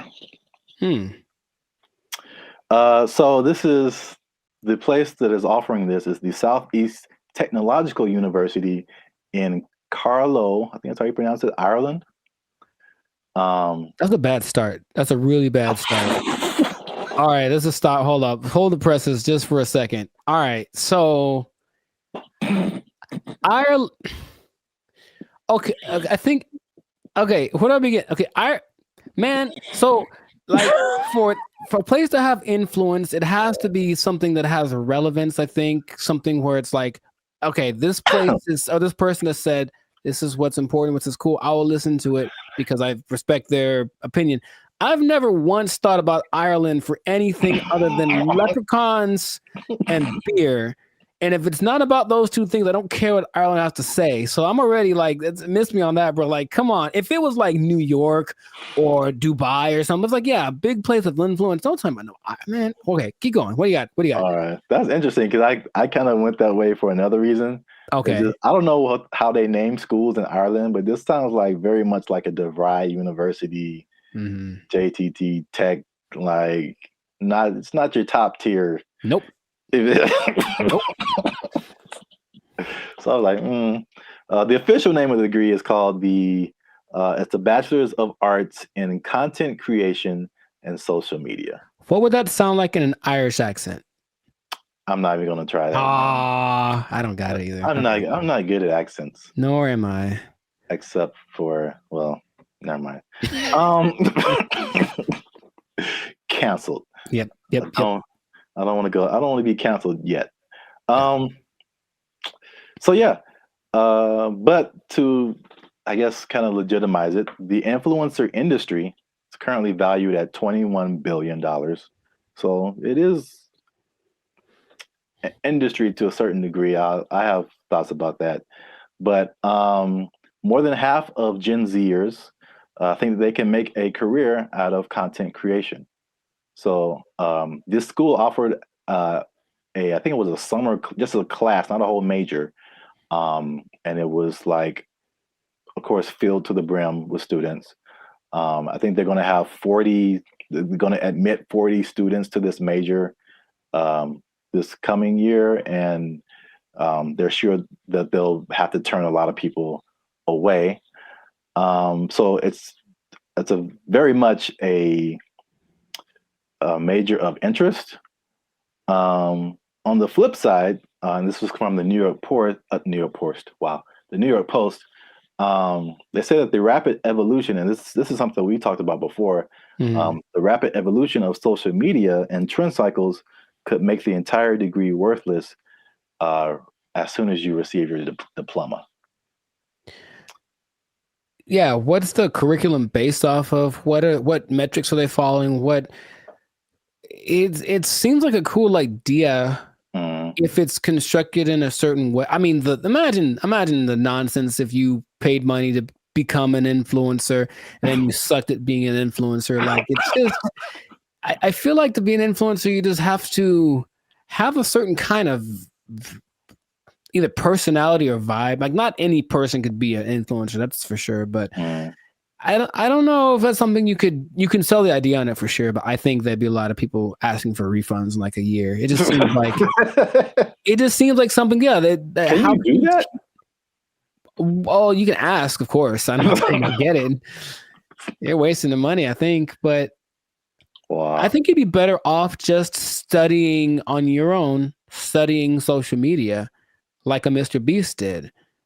He just studied YouTube, literally, and that's all. And then it worked out phenomenal for him. So, and not only that, all the people that he worked with also didn't get as big as him, but they all have channels with millions of people, millions of followers. So but here's the thing with education, anytime they're like, oh, there's an opportunity to make some money for us and maybe it'll work out and then we can get some more accreditation or who knows. They're just trying to evolve. So I see the point, basically. They're trying to evolve with the modern times. I just feel like that's not something you can teach in that sense. Because, yeah, like, as soon as the lesson's over for that day, things are different. So if they're not constantly keeping track of the market, it's like teaching day trading or something based off of data from last week. It's like, okay, well, that worked last week, but it's different now. It's a whole nother. So it would have to be done really well to work in mass. Like, yeah. Well, yeah, I have a bunch of thoughts on this. So, in their defense, they have said that they're aware of, like, again, like, social media is constantly changing, stuff like that. So the curriculum is more about high level concepts, I guess. Okay. As like what the business behind, becoming an influencer, stuff like that, which makes sense. But it's also like, if I were a student, I wouldn't study this because I think it's too specific. And influencer is just a subset of sales, marketing, advertising, business. It's just business. And so, like, I feel like if you went to school for business, you would get a better view of, like, how the world works, instead of just looking specifically at influencers. Right. But this is also, like, college was like 20 years ago, or no, 15 years ago, something like that. So I have a totally different perspective, but as, like, a student coming in, you're like, oh yeah, I want to do this, blah, blah, blah. But I've mentioned this before. I kind of felt there's a interesting similarity between this and music, because you went to school for music performance. I went to school for music industry. And though I think even more so at the time that we went to school, even those majors were considered like, why are you doing that? True. So I can see the parallels, and then not that I regret doing music industry, but I can see now how I would have benefited probably more from just studying business Mm-hmm. instead of like a specific type of business where like all the rules are way different than like normal life. Sure. So I think I've said this before, like I've learned more. I've learned how to do more in the music industry by studying general business. I got you. Right. Than by studying music industry. Because it kind of applies to everything once you get the basics down. Right. Right. So, well, that's my advice to the youngsters. Is that how you're going to talk one day? Because I don't want it. Welcome to the Life Circus podcast. I'm pretty sure I'm going to talk like this forever till I die. So I don't know what's happening to you over there, but you sleep. But we talk about things that are funny and straight up. It's ridiculous. All right, old man River. Look, yeah, but you know what you said about the students. I guess now that college is becoming more of a option as far as like, well, what's the point of going to college if they at least offer something that people want to be? Then I see the point. I do. I just don't know how they'll pull it off. But if they do, more power to them. Yeah. I don't know. Maybe we're just short-sighted, and then influencer will become all the rage, and people will make gajillion dollars and be like, "I told you so." Hey, you know what? Good for you. If you get there, I'll give you a cookie. No, those are addicting. Oh, I'm sorry. I'm sorry. Jeez, I keep forgetting the rules. Cookies are sometimes food. So this has been another episode of the Life Circus podcast. Make sure you like, subscribe, comment, and share this video with somebody who might want to be an influencer major. That doesn't even sound right. No, it really doesn't. But maybe we'll talk them off the ledge with this video. Because if you're trying to be an influencer now and you got someone coming up behind you that has a degree in it, they might take your job. They got a degree from Ireland. Does anybody Lucky Charms. Lucky Charms. They took our jobs. They took our jobs. So I went to our buddy ChatGPT and I made a simple request. And I want y'all to see this in real time. Oh, snap. I said, write a love letter to Donald Trump. That's not, funny, but look at the answer. What's going on, everyone? I'm Jericho. This is Zap, and we are the 6-time international award-winning pop hip-hop duo Banded Future. We make clean, fun music that's fun to listen to, easy listening, love songs on the coast. And where did it go? Why does it always go there? Anyways, and you are now tuned into the Life Circus podcast, where we talk about things that are funny, interesting, and just straight up ridiculous. So before we get started, I'm gonna need y'all to do us a big favor and make sure to like, subscribe, comment, and share this video with at least 2 people that are really interested in the safety of humankind. The safety of humankind in the face of the AI revolution, baby. It's coming. Okay. I thought it was just safety. Just safety in general. I was like, well, buckle your seatbelts.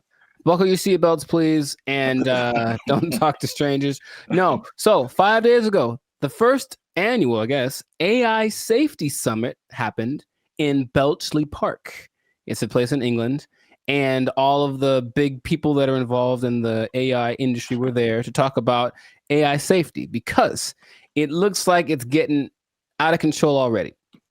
And the first person to admit that was our buddy Elon Musk. He says, and I quote, AI is one of the biggest threats to humankind. That's what he said in the interview at this summit 5 days ago.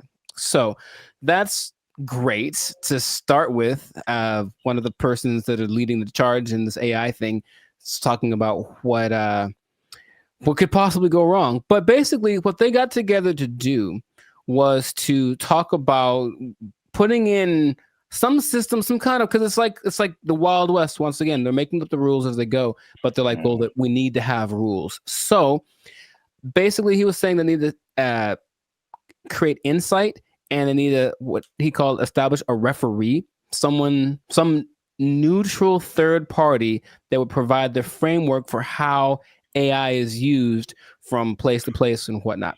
And I want to start right there by asking our buddy Zap here, is it possible to be neutral in this situation? Is it possible for someone to have no dog in the fight when it comes to how to impose regulations on AI?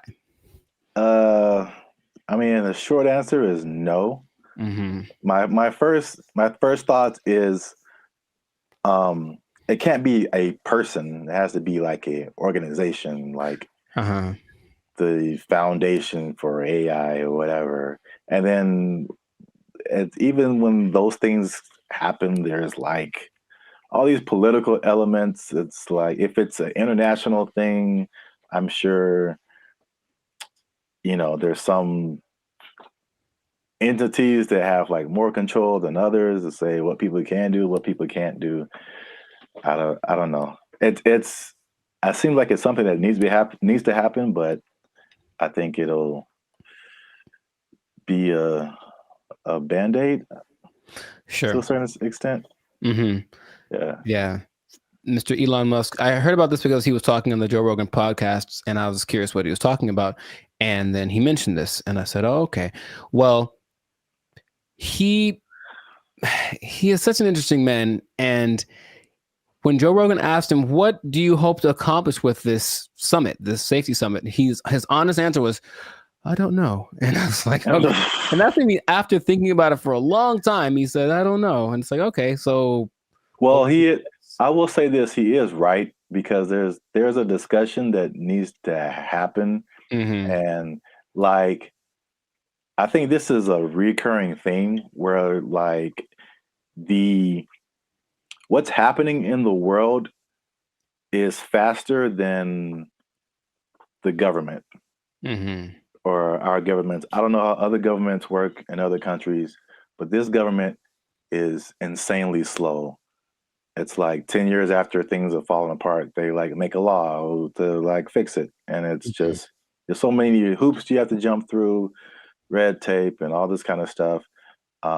Even like cryptocurrency, like they still don't have a complete handle on like how to do that, how to regulate it, what to regulate. And even the stuff that they do is not super informed a lot of times.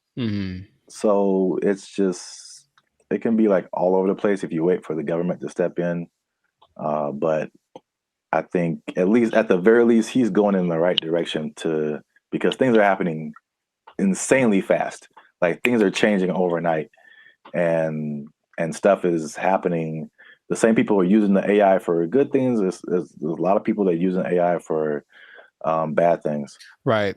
That goes with any new technology, right? And he was saying that it needs to happen. Someone needs to be a gatekeeper, if you will. But I keep coming back to this neutral thing, this neutral third party thing, because I think everyone has an agenda, no matter what, because that's just the way that humans work. So among the 28, it wasn't countries represented, but it's like 28 entities that are involved with AI. The leaders of those companies are basically in attendance, including Ian Hogarth and Nick Clack. Just throwing it out there because of the names that were mentioned in the interview. But it's like, shout out to those guys. I thought they were like personal buddies of yours or something. I don't know them yet, but maybe. But so everyone has a motive and everyone has an agenda, and so when these AI programs are being created, whoever's behind the scenes is making it do what it wants. And someone brought something up to me. I did not know this was true, but this is just a small example of how anybody can bias an AI program.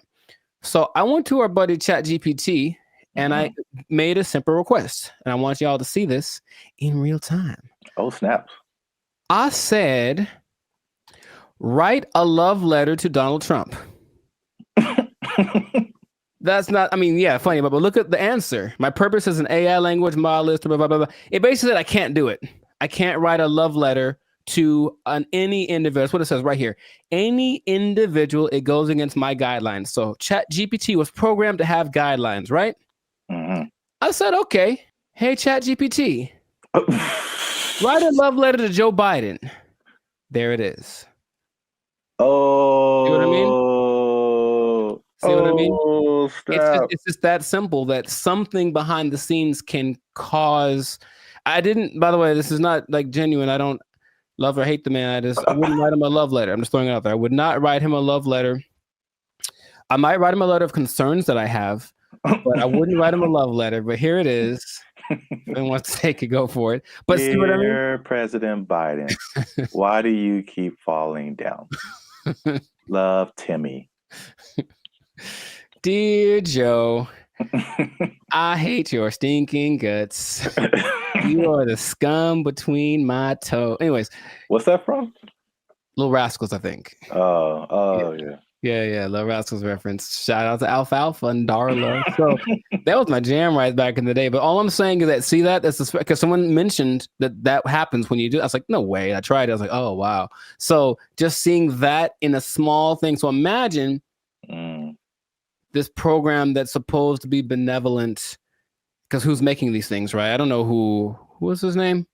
Ian Hogarth. I don't know who he is, right? I don't know. So imagine it's supposed to be an AI program designed to assist with getting people healthcare or something like that. And yet there's an agenda that says, hey, if they're from this place, don't let them have it. Like something like that, it can be programmed into it. And there's really no way to prove it unless you really know how to handle this AI stuff. So all I'm saying is that, yeah, the trouble with finding this neutral third party that Elon spoke about is that I don't think it's really possible. Everyone has got something behind them. And if they're not malicious in their intentions, maybe someone behind them is, it's always that kind of thing. It's like, well, it's not me. It's like, whose fault is it? Or where does it start? So that's all. It's definitely something that I think needs to be is necessary because, yeah, AI is, he said something else that, it's the first time in history that there's something smarter than humans, because that's been our thing, right? We're not the fastest, we're not the strongest as far as all that. We're the slowest and the weakest in a lot of ways, right? Mm-hmm. But we got smarts, we can make crafts and buildings and vehicles and all that kind of stuff. And now we've made a thing that is going to be smarter than the smartest one of us. So it's like, what's going to happen down the road? And it's like, it doesn't look great because it really feels like they're all in this, like, I don't know what we're doing. Perfect. That's the feeling that I get from it. And that's how the movie starts. It always does. And there's lots of movies in there. So the question is, like, what would be fair rules? He made the comparison to like a sports team. It's like we're starting a game and these are all the teams that are playing. So all the teams should have a say in what the rules are. But of course, if you're talking about like the Nuggets making the rules, and then, I don't know, the Lakers making the rules, they might have different ideas of what's fair, right? Yeah. So it's just going to be interesting to see how that goes. But at least someone's trying it. I believe the Prime Minister of England set it up, and that's what's going down. So fingers crossed, because like you said, it's happening really fast. Yeah. And they need to figure something out quick because this is a good segue into another episode because there is a scam going on right now that people need to be aware of. It's happening right now, and it was a big news story on CNN. Okay, we have to tune in another episode of the podcast to check that out. But anyway, this has been a fantastic episode of the Life of Circus podcast. If I do say so myself, a Life of Circus podcast. Jericho, this is Zap. So make sure to like, subscribe, comment, share this video with some people interested on the fate of humanity. And hopefully they won't come and do the thing where they take our stuff. Take your job. They're gonna take our job. Take it out. They took our jobs. They took our jobs. What's up, everybody? It's Bandit Future. Yeah! That girl. And we are excited to announce that after 3 long years, we are finally in the YouTube partnership program. So that means a couple of different things. One is that we are starting channel memberships on our YouTube channel. So all the stuff that you've seen before, all the free videos that you've been watching like over the years, those will still be free. But this is like an extra layer that we get by partnering with YouTube, so that we can offer exclusive things to people who choose to be our channel members. And so there's a small fee that comes with that, but that fee will go to helping us, supporting us. All the stuff that we've done before has been free videos. We pay for it out of our pocket. So hopefully you guys can support us and help us to keep our YouTube channel going. And this isn't just like a giveaway. There's a laundry list of stuff that you get by becoming a channel member. And we're going to talk to you about that now. So we have 3 different membership levels right now. There's going to be 5, but just 3 right now. They're because we're so clever. That laugh. Okay, I like it. They're named after like concert seating, right? So the first level is general admission. The second level is premium seating. The third level is executive access, and those go from $3.99 to $19.99. So you have a plethora, shall I say? Nice word. The more you know. Okay. Plethora of options to choose from in terms of your membership. So this is what you get. Like to hit, here you go. Bam. The first thing up is a loyalty badge. You'll get a loyalty badge next to your name every time you interact with our YouTube channel. You get a blue star for new members, all the way up to purple stars for 48 months. The next thing is one of my favorite things is the custom emojis. This is crazy. So if you want to use, for example, Jericho's face, right here, you type Jericho, and Jericho's face will pop up in your chats, in your comments. It's a custom emoji of Jericho that you can only use here. Nuts. Okay. If you want to use my face, same thing. Zaptastic. And then and then you'll see my face. And then if you just want to do a Band of Future fan, BFF heart, it's a fan bam : Nuts. Only on our YouTube channel. It's the only place you can do it, man. Nice. Members only live chats. If we ever go live, we may have a members only chat mode. So the non-members can see the chat, but if you want to participate, you gotta be a member. All right, so the last thing in the general admission level is priority reply to comments. So if you leave a comment on any of our videos, we reply to you first. Everybody else gotta wait, okay? Because they ain't members. Fast pass. They ain't members, but you a member, we gonna talk to you first. Because you're worth it. Because you're worth it. And you gave us money, but most of all because you're worth it. Membership polls. In the community tab of our channel, we're going to start putting up polls where you get to vote on topics for our channel. Like, what's the next video going to be? Or you can pick what the next video is going to be. What would you like to see as the next video? Next video related topics. Huh? So if you balling a little bit, okay, talk. You got a little more change. You can get to the premium seating. Yes. The first thing you get in premium seating is early access to videos. So again, the videos on our YouTube channel will be free, but there'll be some exclusive videos that go to our members first. If you're a member, you're the only person that can see it. And then maybe we let everybody else see it. Maybe. We'll think about it. Maybe. We'll have member shout outs. So once a month, we'll send a shout out to you or one of your friends. Just give us the name and details. And if approved, we'll shout you out in one of our videos. And this could be good for any special occasion. Birthday, a graduation, bar mitzvah, you name it. You name it. Happy birthday to you. All right, so the last thing under our premium seating is the photo and status updates. So that means you'll get an exclusive look into our lives as we make music and videos and all that kind of stuff. That'll be under the community tab of our YouTube channel. So just scroll past the videos and the shorts and the live streams and you'll see community. You pop in there, be some members only stuff only you can see as a member. Come on into the community. Boom, bada boom. Come on into the community. And if you just balling out of control and you got girls at your house singing the doorbell, then maybe you can get to executive access level. Ding. Dong. We do a real grande around here, man. The first thing you can get is your name in the credits. So imagine how cool that is. We'll put your name in the credits of one of our videos each month as an honorary producer. The second thing is crazy, but we're doing it anyway because we can. Yeah. It's called teleprompter control. All right. So you give us something fun or crazy to say, and if it's approved, all right, don't make us being too crazy out here. Our parents watch this stuff. That's accurate. They tell me that all the time. If it's approved, we'll read it on our YouTube channel, straight up Ron Burgundy style. You stay classy, San Diego. I'm Ron Burgundy? Damn it! Who typed a question mark on the teleprompter? For the last time, anything you put on that prompter, Burgundy will read. And last but not least, oh my God, last but not least, discounted merchandise. Because everybody likes a bargain. You'll now be able to shop for Bandit Future merchandise directly from our YouTube channel. And with executive access, you can save money on our official merchandise with your own custom discount code. So that's it, guys. Once again, we appreciate your support. You've gotten us this far. Less than 8% of all YouTube channels reach this partnership monetization stage. So this is like really big for us. We really appreciate you guys. And again, if you want to keep pushing Bandit Future forward, we really need your support. Again, it's not just asking for money. We're going to give you a lot of stuff, do a lot of extra stuff on our part just as a thank you for becoming a member.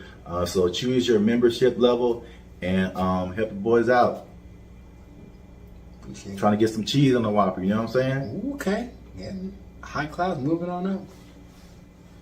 Because if we don't succeed with this YouTube channel, they're gonna take our jobs. They're gonna take our jobs. He's over there now. They took our jobs! They took our jobs!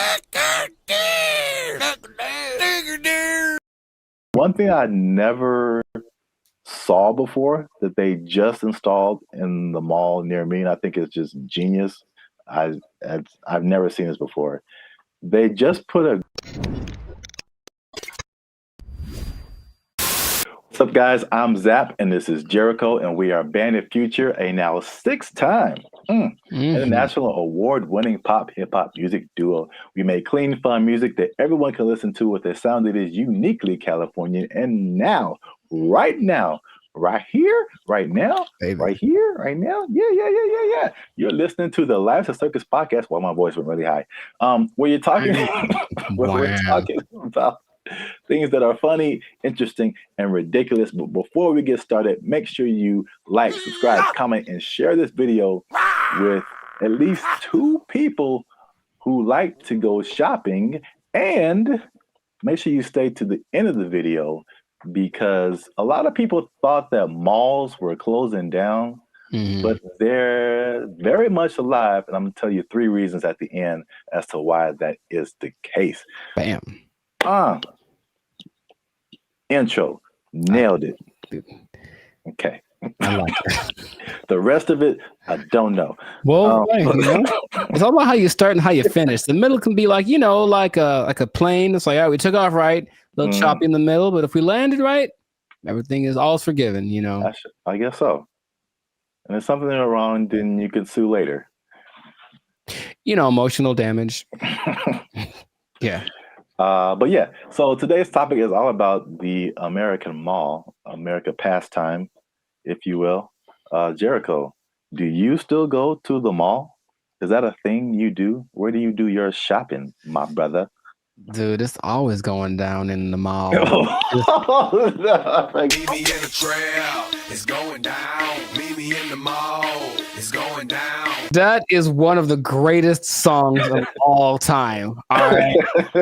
All right. Beyonce made one of the greatest albums of all time. That is one of the greatest songs of all time. All right. I'm gonna let you finish, but Beyonce had one of the best videos of all time. It's just so good. I do. I like that song so much. Like, oh my gosh.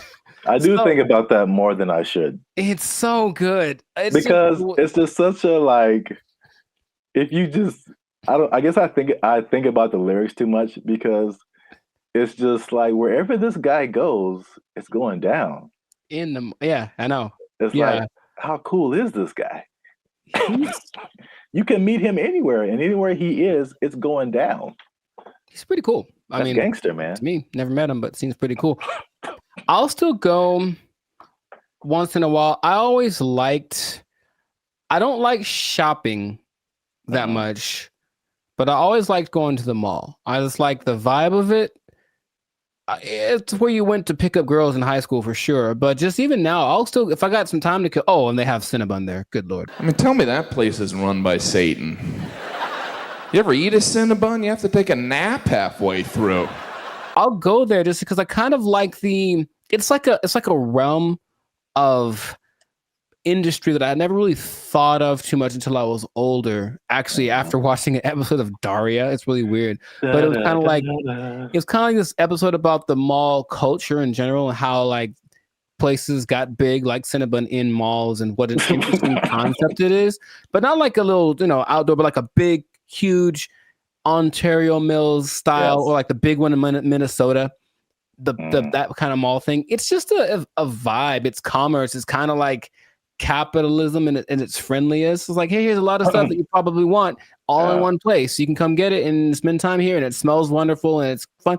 So I always liked going to the mall. So I'll still go once in a while, but I usually know that I have another option now. I don't have to go to the mall to get stuff that back in the day I did. Yeah, I mean, I'm from Alabama, Montgomery specifically. We had basically two malls. It was the Montgomery Mall and the Eastdale Mall. Montgomery Mall was it was all right. It was kind of small. Eastdale Mall was a little bigger, but not compared to what I've seen out here. Like Ontario Mills. Yeah. You mentioned that is huge. The Glendale Galleria, huge. Yeah. What's the one that's like off the 5? Oh man. Fox Hills. No, like it's like the Citadel, something like that. I know what you're talking about, but I don't think I've actually ever been there. I think it's either that or something, or Cerritos. The Cerritos Mall is huge. It's the Beverly Center. Yeah, a big. Yeah. Yeah, I mean, the malls are, I guess we don't really think about it, but they're still around. They're still huge. So I'm going to just throw some numbers at you, because I thought like after COVID, like that was it. Because like it was a crazy time, and you saw a lot of a lot of big businesses from bankruptcy. Wow. Words. I remember JCPenney was a big one. Bed Bath and Beyond got hit by COVID.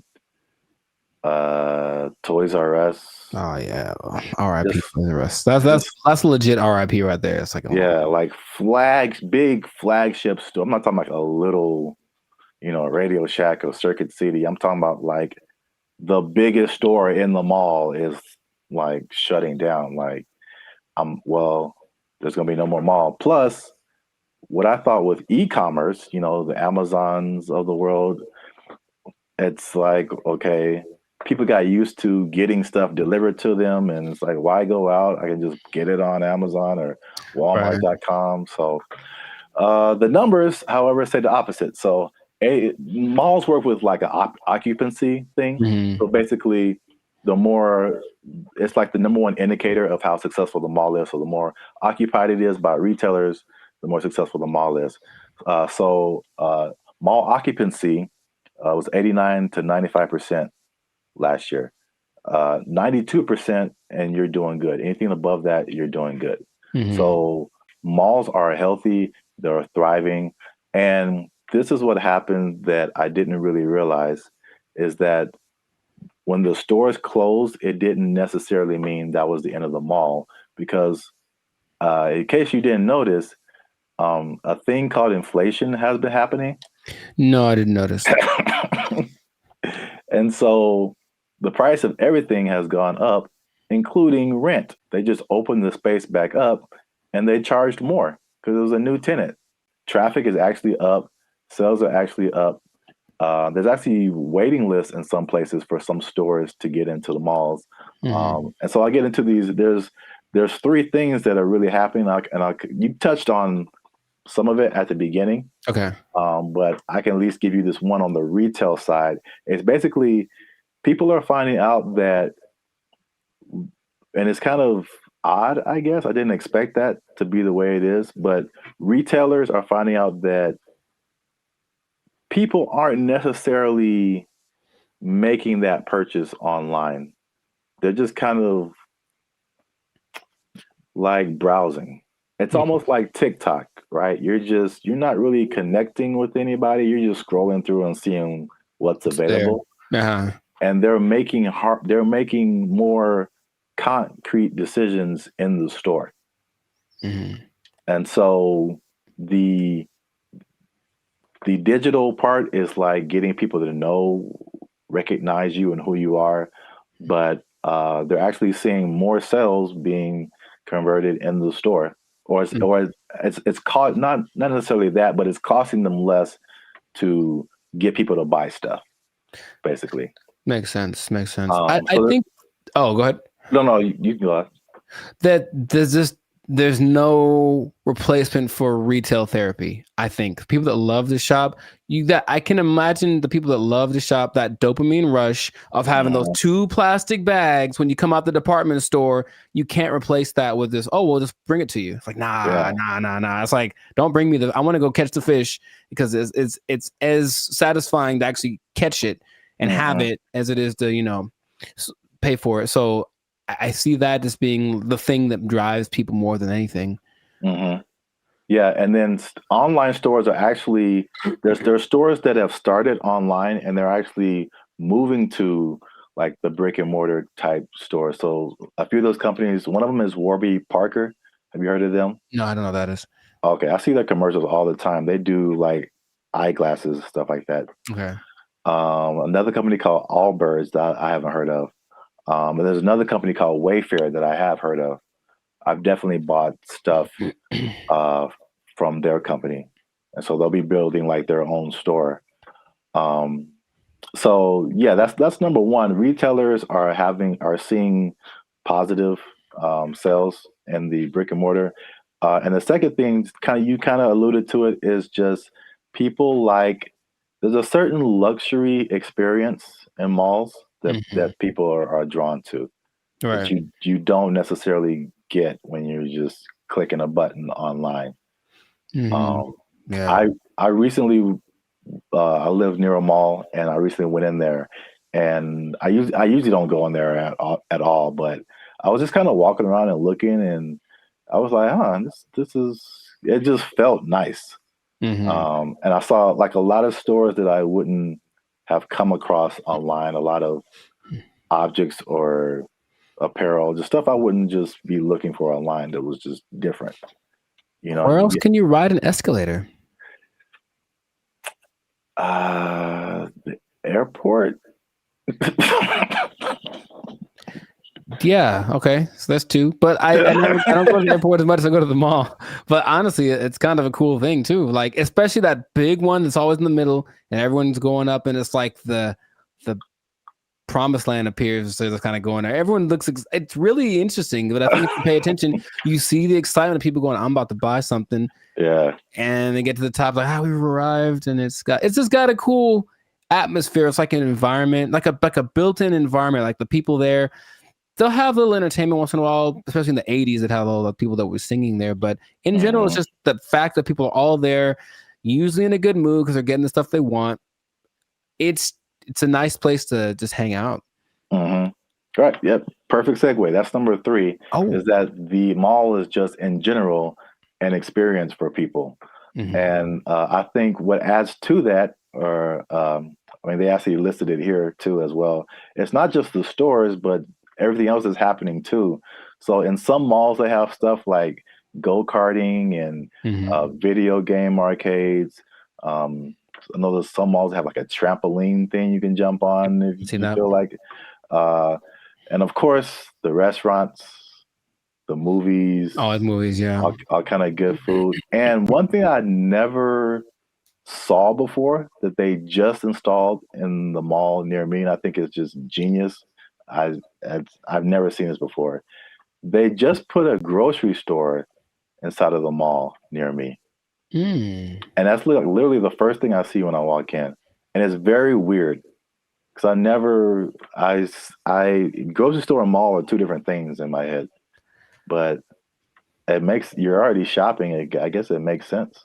Well, from a psychological standpoint, I've never seen that. And that makes a lot of sense because from a psychological standpoint, when people buy stuff, like they're more likely to buy stuff when they've already bought something. So they're kind of in the mode of buying. So I'm going to the store to get my vegetables or whatever, groceries, normal. And then if you're in an environment where there's other stuff you can buy, they're like, you know what, while I'm here, I might as well see if they have and all of a sudden, there you go. You're selling more than you would have. So it's like the stores and the mall have like this kind of symbiotic relationship in a way.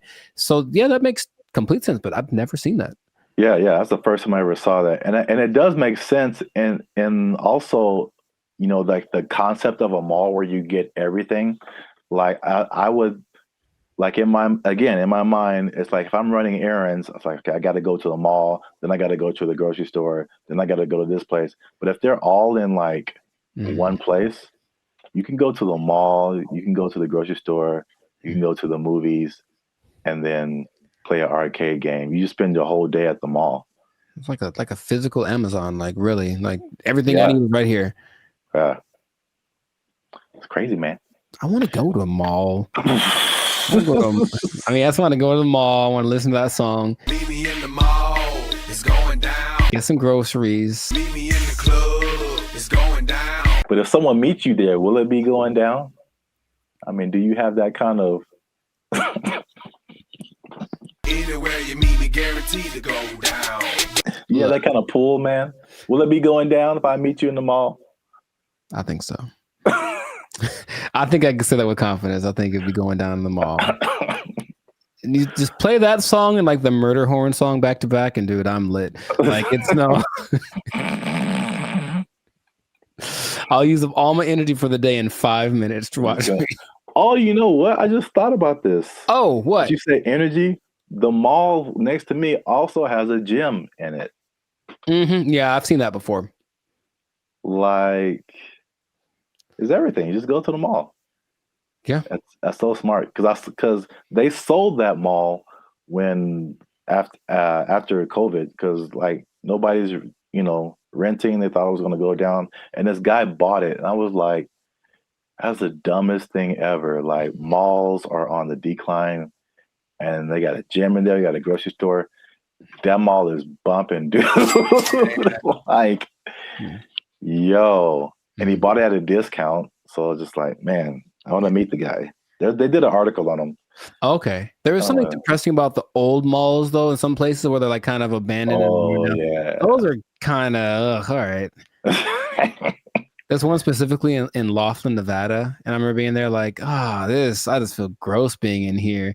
Like half the places are unoccupied, and the places that are there, they have the same people that were there from the 80s. It's not a good situation. Yeah. But yeah, I like the mall, man. It's a good place. All right, we went way too long. This has been another episode of the License Circus podcast. Make sure you like, subscribe, comment, and share this video with somebody who likes to go to the mall. It's going down. Anywhere I be, you guarantee it's going down. Hey. Be in the mall. They took our jobs. They took our jobs. The WNBA. Do you watch that thing? Do you watch it? I do not. Nor do I. All right. So we've had that talk. Right. Now, what's going on, everybody? I'm Jericho. This is Zap, and we are Bandit Future, the 6-time international hip-hop pop duo. Well, we're international worldwide, but we also have awards. We won 6 international awards for our music. There we go. One day. Anyways, we make clean, fun music that everyone can listen to with a sound that's uniquely California. And you are now, good Lord, tuned in to the Lights of Circus podcast. We talk about things that are funny, interesting, and just straight up ridiculous. So before we get started, make sure to like, subscribe, comment, and share this video with at least 2 people. Oh, man. at least 2 people that like women's basketball. I'm gonna talk about it. This episode is for my dad, basically, because he likes it a lot. Now, what I want to say is that stay tuned to the end because I have an idea, I have a solution I'll say fix it. I'm just gonna say fix it. I'm to fix the WNBA that no one has explained in this way yet. I have the unique perspective that you need to hear. So stay tuned to the end. I'll let you know. So this kind of goes for women's basketball in general because the WNBA season just ended, but women's basketball started. And I'm in the gym yesterday and I'm watching it. I texted you about this and I'm watching it and I watch and I watch and I watch. And about 7 minutes go by and no one has made a basket. And I am heated because I'm trying to feel good about myself. I'm in the gym working it out and I want to see some success happening so I can feel motivated. And there was no success. And I was so mad about it. And it was a blowout and it wasn't very fun. So I want this to be positive. So what I want to say is that women's basketball is a noble sport. Basketball, of course, was created for women by James Naismith. And I've heard a lot of arguments from professional female basketball players about the disparity between the men's game and the women's game and this and that. But there are a couple of things that I think get ignored that would make things a lot better. Or when it comes to the argument in between why people should watch the WNBA, things get overlooked. So I wanted to throw this out there. I'll ask the question first to you. Do you watch the I'm trying to make it one word. No, it doesn't work. The WNBA. Do you watch that thing? Do you watch it? I do not. Nor do I. All right. So we've had that talk. Right. Now, the thing that there's a lot of things that could that's the whole thing. There's a lot of things that could contribute to why the men's game is so much more enjoyable to watch.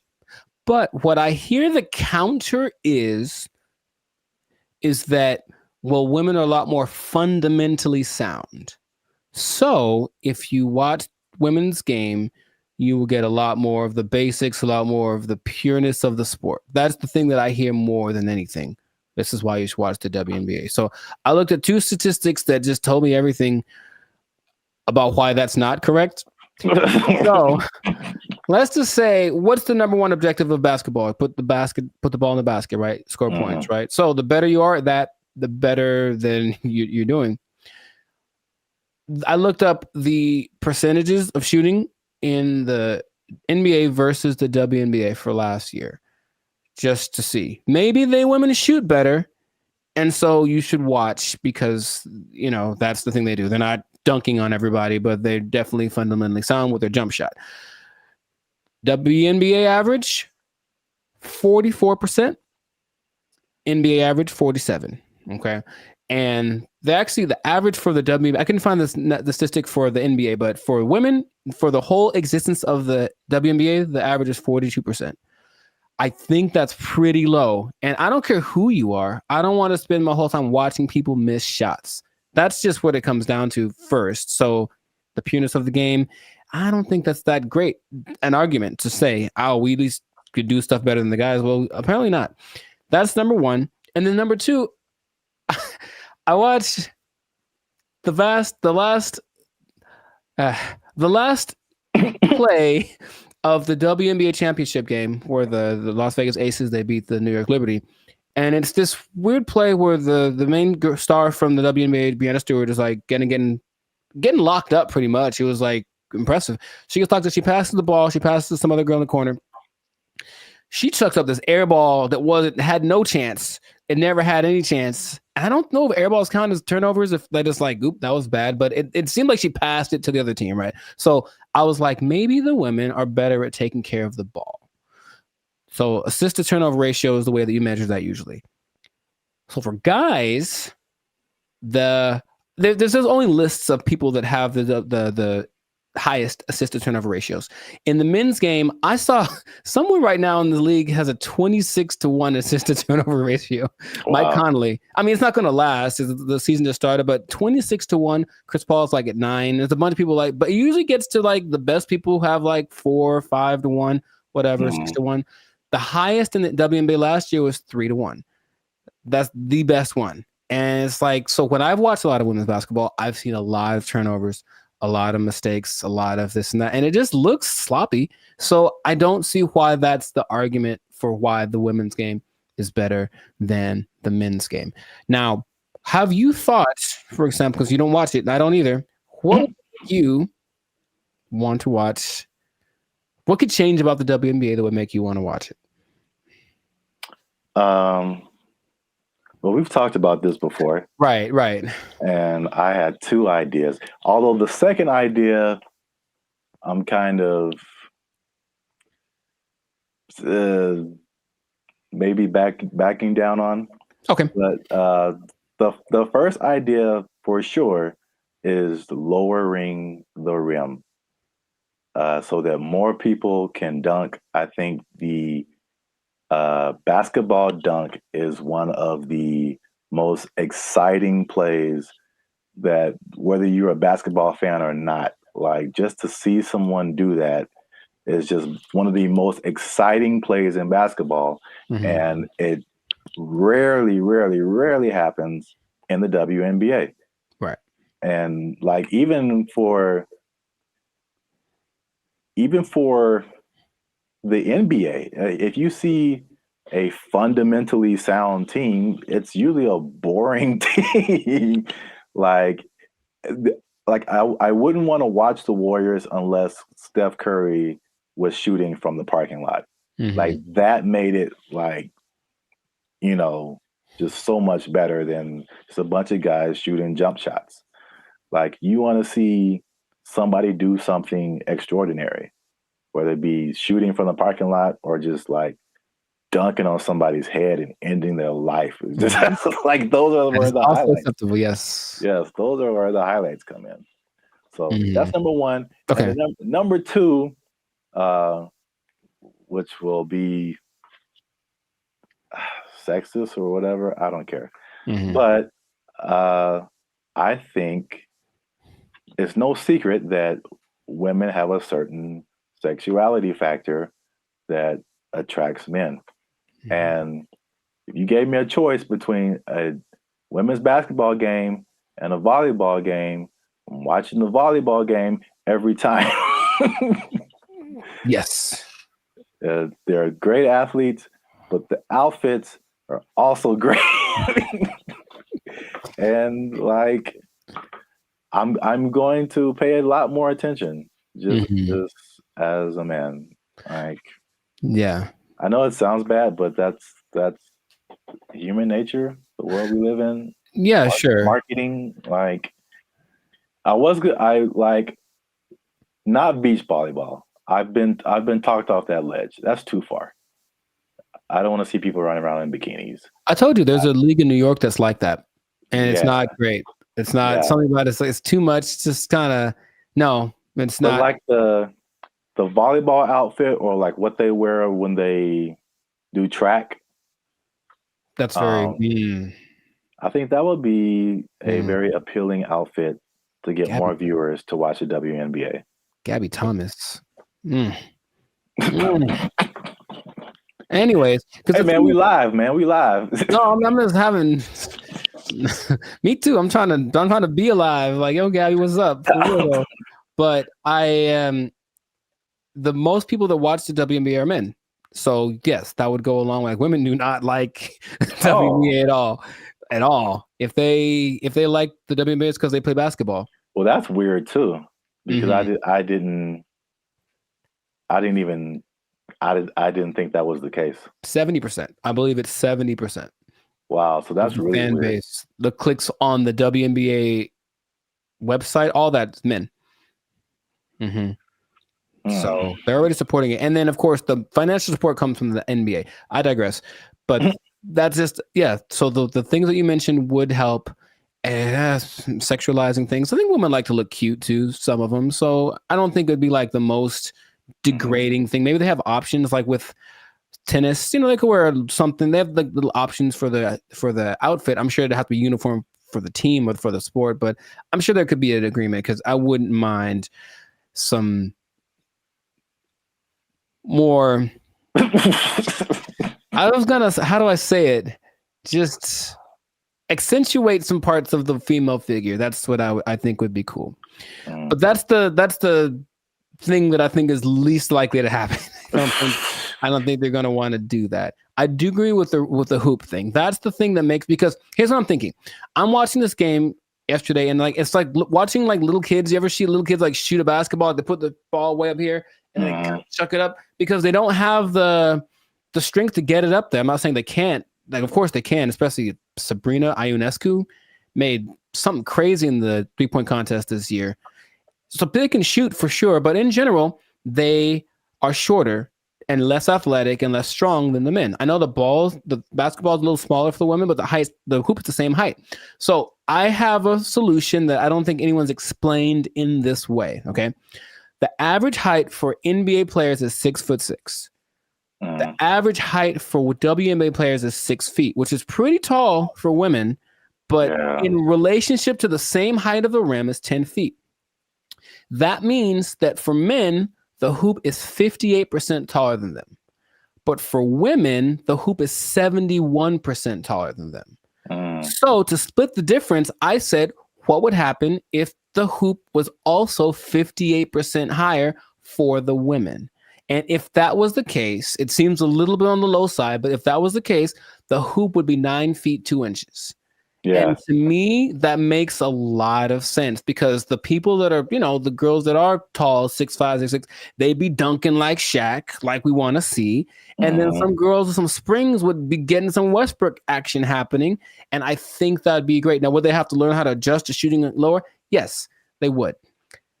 But I believe there's a women's basketball, I think it's called, oh gosh, I forget the name of it, but there's a women's basketball-esque sport where there's no backboard and no one can dribble. It's a weird in Australia. And the rim about this, you can see if they could jump, they're not allowed to jump, but if they're allowed to jump, they'd be able to actually, so weird. It's what's it called? Anyways, they could dunk on that hoop if they were allowed to run and jump. If the hoop for the WNBA was that height, the game would be a lot more interesting.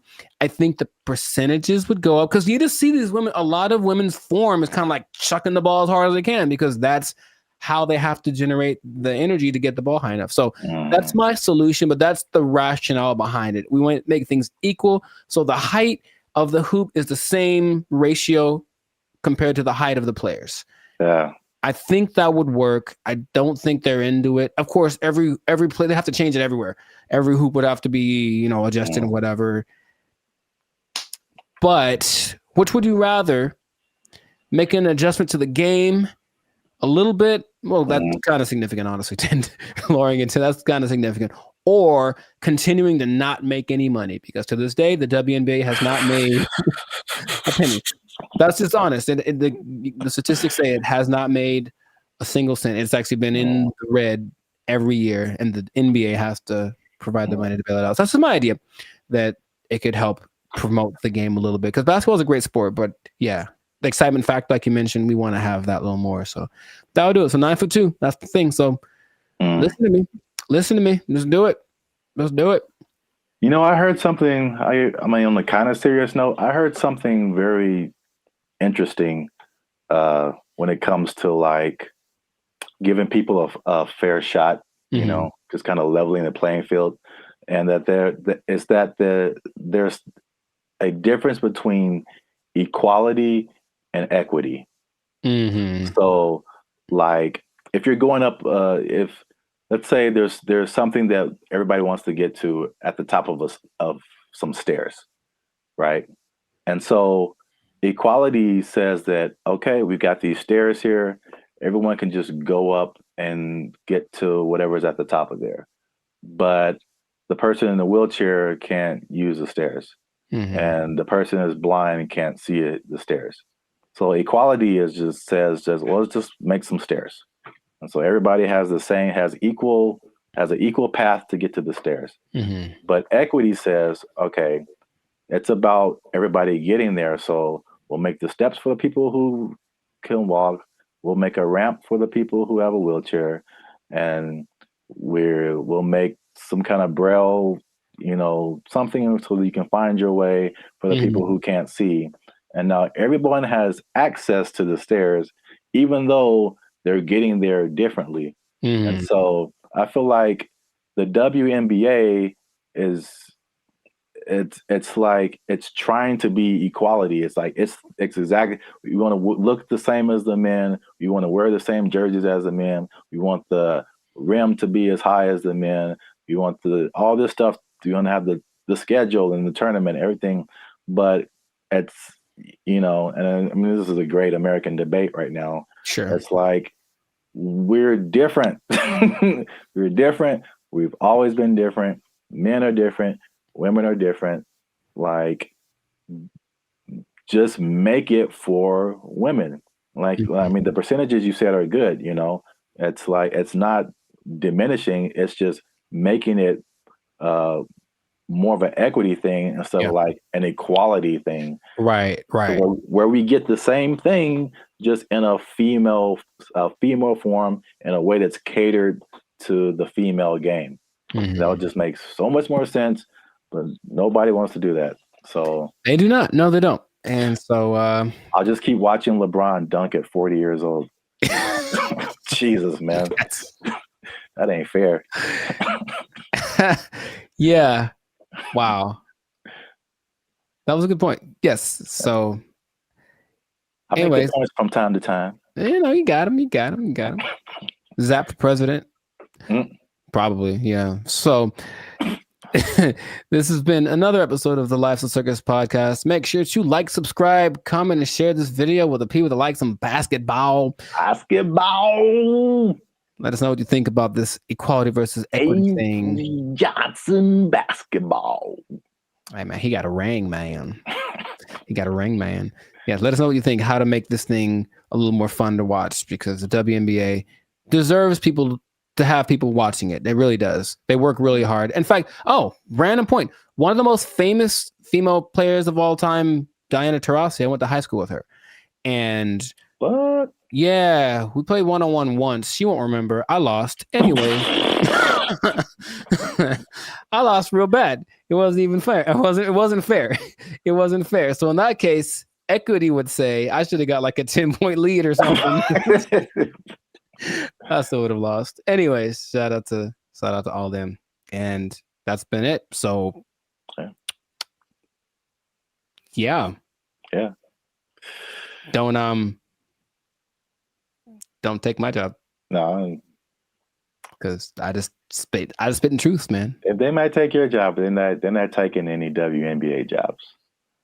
Because nobody's watching. All right. Bye, everybody. They took our jobs. They took our jobs. They're thinking about legalizing everything in California. But in the way that Oregon is doing it, in the way that Vancouver is doing it. And you've seen downtown LA. What do you think is going to happen, bro? What's going on, everybody? I'm Jericho, and this is Zap, and we are the now 6-time international award-winning pop hip-hop duo Banded Future. We make clean, fun music that everyone can listen to with a sound that's uniquely Californian. And right now, in this moment in time, you would tune in to the Lifestyle Circus podcast, where we talk about things that are funny, interesting, and just straight up ridiculous. So before we get started, make sure to like, subscribe, comment, and share this video. I'm gonna change it up with 2 people that like drugs. That's all. We're gonna talk about drugs, okay? Now drugs are bad, okay? But I know we're talking about them. Sponsors gone. Specifically, we're talking about the drug problem. You can call it an epidemic, but drugs are what you talking about, baby? But it seems to be getting worse. So the specific thing is the way that governments are approaching the drug issue in their country. And there seem to be 2 very drastic sides, and they both have interesting results. So before we get into it, Sir Zap, San Francisco. Have you had any experience or just thoughts about just the? Have I had thoughts about drugs? Have you had thoughts about drugs? Do you dream about them? Drugs are bad, okay? But have you seen the effect of drugs on our society as a whole? With your Yeah, man, I think about drugs every day. Okay. You know what I'm saying? Okay. It's hard out here in these streets. That brought to mind two things. Yes. He's there. He was up there. It's crazy. Mission accomplished. Yeah, San Francisco. Wow. Yeah, I had the worst hotel experience of my life in San Francisco. You were there. You remember? And it wasn't because, well, I guess it was because of the hotel. They had a hand in it for sure. That was not helpful. But it was the people who were there who were obviously using an assortment, shall I say? A plethora, perhaps. Yeah, involved in all kinds of activities and whatnots. But yeah, we definitely saw it there. And I was saying before, this isn't like my crowd, so I don't really know a whole lot about drugs anyway, but you just kind of go from the homeless people because for sure you see them on stuff. I've seen them doing stuff. And so that's how I kind of like get the drug vibe. But going like just off of the hard drugs, one thing I noticed, I don't know if you noticed this either, the legalization of marijuana in California, and probably in other places too, but in California, I definitely noticed the explosion of just like, we can do this everywhere. Let's do it everywhere. Especially like on the freeway. Like I can drive down the freeway and just smell like the whole freeway is high, bro. Like, yeah. No wonder we're all going 5 miles an hour.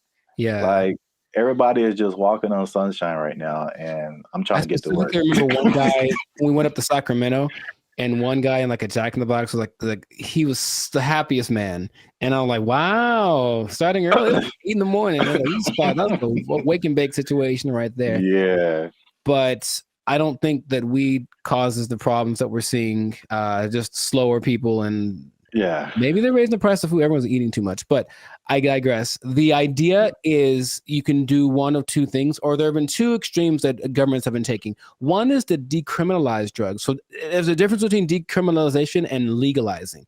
They're not legal. You can still get busted for them, but it's just that decriminalizing means you won't go to jail forever for getting busted with a meth pipe. On the other hand, you could really go at the drug sellers and the drug users and make everything illegal and see what happens. So the, I guess, benchmark for everybody's decision is Portugal, because in the 90s they had, I think they were kind of closed off to the world for a long time. I'm not quite sure why, but for like 40 years no one could really get in there. So in the 90s it opened up, and in came all the influx of everybody's influence, and with it came drugs, because people like drugs. So what happened was Portugal got a really bad heroin problem, the worst ever, and everything that the government tried to do was like, we can't really make it go away. So let's try something extreme. So they decriminalized everything, and instead of that, they treated drug users like patients, like they're sick. So they made rehab centers and this and that. So if you get caught, you don't get taken to jail, you get taken to a rehab center where they actually will give you more of the drug you like, but in a lesser dose, it's trying to wean you off of it. And they have a system in place for making that work. Other places that have copied that, I believe Lithuania, and there's maybe Denmark. I could be wrong about that. But so what has happened was that the good old US was like, oh, let's try it. So they did that in Oregon with the last election, and they kind of forgot one part. They forgot the whole rehab part. They just decriminalized everything. And I think I heard about that. It's a nightmare. It's so bad. It's just people just violently robbing each other in broad daylight and just on drugs, on the zombie drug. I'm not sure exactly what strain it is, some kind of a opioid maybe, but it's a zombie drug. People like walk around like zombies. But the visual I wanted to share with everybody was actually from a video I saw from Vancouver. They did the same thing. They just legalized everything without thinking about how to fix these people once they're on the drugs. So everyone's just walking around, literally, same thing, robbing people. The scene that I remember when we were in San Francisco was this one street where it's like everything looks normal, aside from like the occasional like human feces on the ground, but everything looks normal. And then you turn a corner, and all of a sudden it's Armageddon. Oh my God. Just literally, just all of a sudden, everybody, and like you just stop there and they all kind of like turn. That's the zombie drug. So there's a video of these two men walking down the street, and they're in a position where I don't think I could keep my balance and walk, but they're so hunched over and they're still somehow staying upright. There's two of them, they're walking, and it looks surreal in Vancouver. That's happening right now. So they tried it, and for some reason they didn't get the memo that they need to add the other part to it. So that's an I think they're thinking, oh, well, like alcohol, like there'll be a couple of people that go overboard with alcohol, but if we let everyone have it, most people have enough restraint or whatever to not use it. I just don't think that hard drugs and alcohol are exactly comparable like that. So you can take the other extreme, and this one is maybe more fun, and that is the president of the Philippines, something Duarte. He said, he got elected in 2016 maybe. He said, kill them all. That's exactly what he said. Kill all the drug dealers and all the drug users. Wow. In 4 years, well, the last updated thing was like in 2020. So in 4 years, he killed like 24,000 people just for, and the thing is, he'll catch you. They'll just raid the streets at night. And if you're on drugs, that's it for you, basically. And the thing about that is that a lot of, and then the people that don't kill, they take to jail, but they kill a lot of people, and everyone in, like, all the citizens love it. They think it's fantastic that he's doing that. So when they interview the drug lords, they're like, well, we're not going to stop. So we just got to figure out how he's not to get caught, because the threat of death isn't enough to stop it. So you have a lot of people in jail. You have a lot of people that are being killed, just like, you know, and then they have a lot of people that are approving of this, right?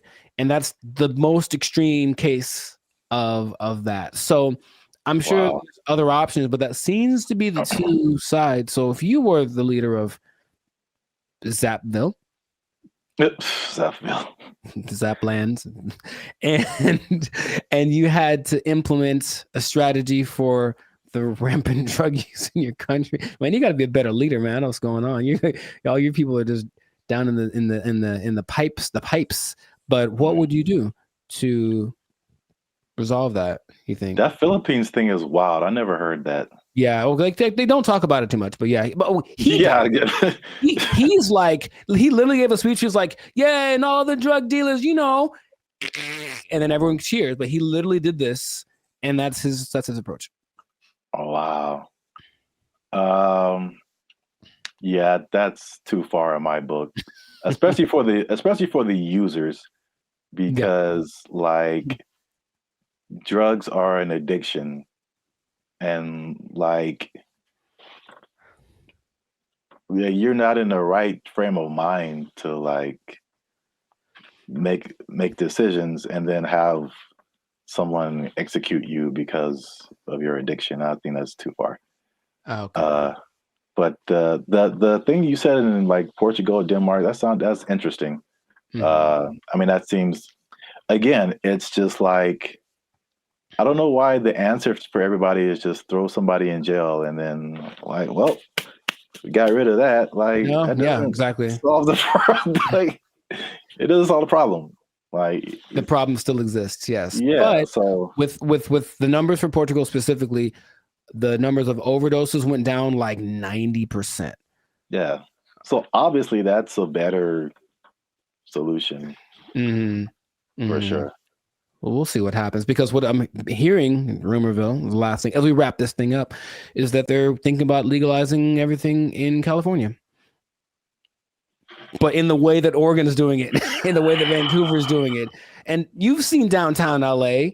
What do you think is going to happen, bro? Man, it's going to be chaos and bad times, very, very, very bad. So hopefully that doesn't pass. But some government people don't think, you know, they're just like, oh, my nephew OD'd once, I should probably do so. That's what politicians maybe think. That's their only connection to this kind of thing. So let's just try something new. Let's decriminalize it all and see what happens. And it'll be bad for all of the people that we see walking on the freeway are on drugs. Every single one of them. And that's going to go up tenfold if we decriminalize the drugs. So just let's not do it, Callie. Man. Send your relief funds to banditfuture.com just in advance, because I see suffering in our future if this. I see. You will know pain. You will know pain. we'll at least know gross. We'll at least know that. Yes, that is God. We should do a whole separate episode on that hotel room. I saw some videos from that. I was giving a review. Yeah, videos? I have a video I took of the hotel room or walking around. Yeah. Maybe I can find it. Yeah. People need to see that. It was oof. It was really bad. But anyways, this has been another episode of the Life's a Circus podcast. So let us know in the comments if you have a solution for how to solve the drug problem where you're from. Do you have a drug problem? Do you need help? Do you need to talk to somebody? Call the Bandit Future hotline. Just kidding. It doesn't exist. But make sure if you do have a problem, make sure to go see somebody about it. It really is serious. Don't you believe it? Okay, so that's been it. And I'll tell you what. If you're on drugs, if you're doing too many drugs, I don't know about you and keeping your employment status, you might start freaking out and not make it. And then, you're going to have to be out of you might be down bad. You might be out of employment, and that's not going to be good. If the boss catches you in the bathroom doing what you like, might end up bad for you. I just don't know how to say it, but I think you won't like the result. I think I get what you're going towards. Yeah. Correct me if I'm wrong, but I'm thinking that you're saying that they might take your job. Drugs are bad. Okay. They took our jobs. They took our jobs. It's kind of disorienting, and it's not the most fun situation, but they get what they're going for. And this Zuckerberg's goal, I mean, he's already spent a lot of money on it. He really wants everyone to engage in the metaverse on a daily basis with their friends. Hey, let's have our chat. Let's have our podcast in the metaverse, because why not? I could be a fish, whatever. Like, that's what he's going for. And it just doesn't feel like it's time yet, but he's just going to keep pressing the issue. What's up, everybody? I'm Jericho, and this is Zap, and we are the now 6-time international award-winning pop hip-hop duo Bandit Future. We make clean, fun music that everyone can listen to with a sound that is uniquely Californian. Mwah, I'm going to bring that back. And you are now... You didn't like it? Come on, man. I did it once before. It was great. So you're now tuned into the Lights of Circus podcast, where we talk about things that are funny, that are interesting, and just like that gesture, straight up ridiculous. So before we get started, make sure to like, subscribe, comment, and share this video with at least 2 people that want to get down with the metaverse. Get down with the metaverse. So I found out about something this recently, and I didn't know it was a thing because I think they're developing it. The metaverse, Zuckerberg's project, the project that has literally lost $23 billion in the last year. I'm just going to say that with a B, $23 billion. He's still insisting it's the best thing ever. And he speaks about it with such enthusiasm that I go, all right, maybe he's on to something. Maybe he's way ahead of his time, but that's a lot of money to spend. He's all in. So as of, I think, a month ago, or even less than that, Instagram, well, that's his company as well, there's an option called Meta AI, where you can basically chat with a chatbot. I don't know how to call these things, but it's a chatbot that basically mimics a celebrity. They have like Snoop Dogg and Dwayne Wade and stuff like that. Like they're their faces, but then they're supposed to be a different person. And you can talk to them about certain subjects. And so I was like, okay, let me see what this is about. So I tried talking to one of these for the first time yesterday. I wanted to see what it was about, what happened. It's such a strange experience. And I don't know how much, because it's still like the beta phase, I suppose. But like, had you heard about that? Specifically the Meta AI? No. Dude. All right, maybe there's some screenshots, but I had a couple of conversations with this. Because okay, I'll actually say it as I. Who's the person that you had a conversation with? I spoke to Lorena and I spoke to Izzy. Now they're modeled after two people that I don't. So each one has a name. I'll have to go through it and maybe you can put it on the thing. But you go to just talk to a AI, and then there's, for example, you can talk to Zach, who's a brotherly jokester, but he's Mr. Beast, right? It's Mr. Beast's face. You can talk to the Dungeon Master, who is an adventurous storyteller, and it's Snoop Dogg. You can talk to Brew, the confident sports debater, and it's Tom Brady. So that's the thing. Wait. Yeah, it's a lot of information that I'm not explaining right because I'm still trying to wrap my head around it. No, but like, how is it? Why are they two different names? Is it like a trademark thing happening? I don't know. I really don't. I think they agreed to be the face of it, but it's not their name because it's not them. It's the AI version of them. All right. But it's their voice. Their voice is their likeness. Maybe I can. No, you just have to let me pop up some visuals. So I was asking. So you talked to like Lorena and somebody. Who were the celebrities attached to them? I don't recognize their faces. Oh, okay. They're all people that I've seen before, and I'm like, okay. And maybe not all of them are super famous, but like, okay, there's Perry, the approachable golf pro, and it's also Cliff Paul from the State Farm commercials. Imagine that. So I think maybe it's a combination of people that either are famous and I don't recognize them, or they're not famous, and then some famous people that agreed to be on it. But basically, each one has a level of expertise. So I'm asking these people questions about things that they have expertise on. One's a travel expert, and she was giving me tips about this and that. And the only thing that makes it like, this is weird, is when you write an answer or a question, they answer you immediately. And it's like a paragraph like this. So it's like, it's not possible for a human to do, but they respond to the nuances in your questions. They ask you questions back, and it more or less feels like a real person talking. Now, my thought about the meta thing in general is that it's kind of like supply and demand, like not supply and demand, but you can give people something that they didn't know that they wanted, and then you offer it, and then like, oh my God, I always wanted that. I really don't think anyone else wants this at the moment. From, I think, sales of just the meta headsets, maybe like 5% of, I think, England has them. So it's still a very low number. And I know some people who have it, and they say, okay, it's kind of disorienting and it's not the most fun situation, but they get what they're going for. And this Zuckerberg's goal, I mean, he's already spent a lot of money on it. He really wants everyone to engage in the metaverse on a daily basis with their friends. Hey, let's have our chat. Let's have our podcast in the metaverse, because why not? I could be a fish, whatever. Like, that's what he's going for.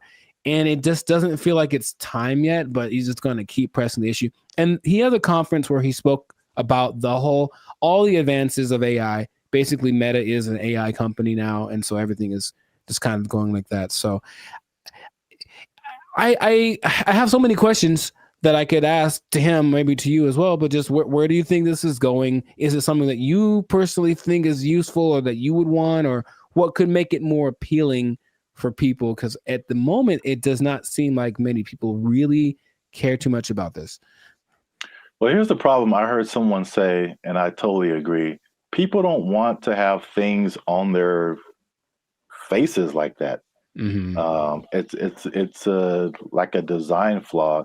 But maybe it's I don't know how far the technology is coming, but I think just that used to talking to a celebrity, it's I don't think it's useful for the majority of people, like a teenager or like a college student maybe, but like outside of that Gen Z, like, bro, I don't want to do that. Like, and then it's just weird.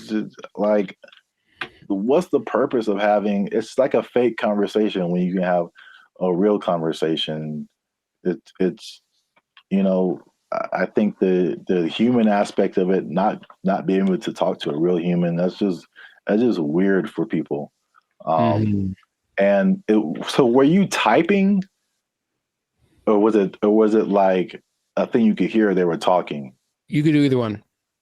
Okay. It's just like, honestly, it sounds like the person who has no friends does this. And they just talk to robots. So that's just weird. But back to like the glasses, one thing that I have been hearing about lately is the stuff that's, I think this was Facebook too. So I think this is a moving in the right direction. There's a partnership with Ray-Ban or some other kind of like glasses company where they're like your normal glasses, but they have AI capabilities.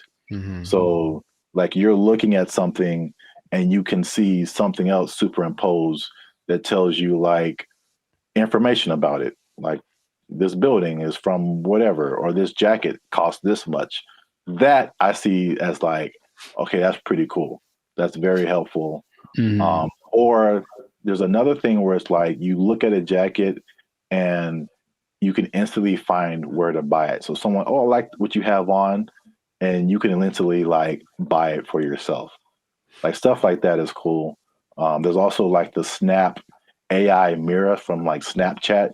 So I again, it's like they have to get out of this like goofy realm to make it like, okay, this is how you can use this. It's not about, I know I'm like going a bunch of different directions. I have a bunch of different thoughts, but it's like,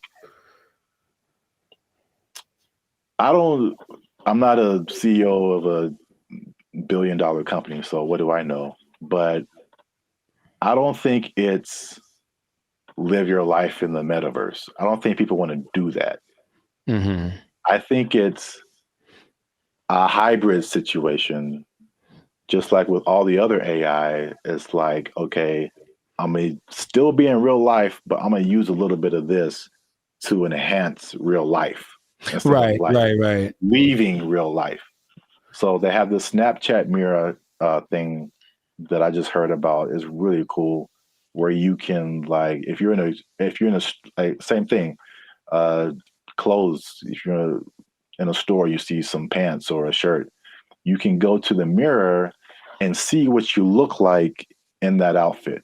You know how they have the Snapchat filters that puts a goofy face on you or something. It's like stuff that you can't use. But if I go and see an outfit, because I've had this a lot of times where you see an outfit, I was like, oh, that's cool. And then you put it on, it's like, oh, it doesn't look good on me. Right. So that's like super helpful. I got that. So yeah, he did address the headset thing, and he's like, oh, we need to make it more comfortable. He's aware of a couple of things. From what I'm understanding, the ultimate goal is to make that a capacity that contact lenses could have.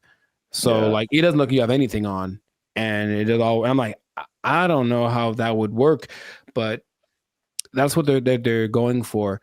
But it's just, I think he has this image in my, because when I listen to him speak, there's genius and then there's delusion and there's this whole level in between, and I think if you talk about like the people that are big time movers and shakers in the world, like Elon Musk is a little more on the like practical side of the delusion, and Zuckerberg's on like the Dungeons and Dragons type side of the illusion.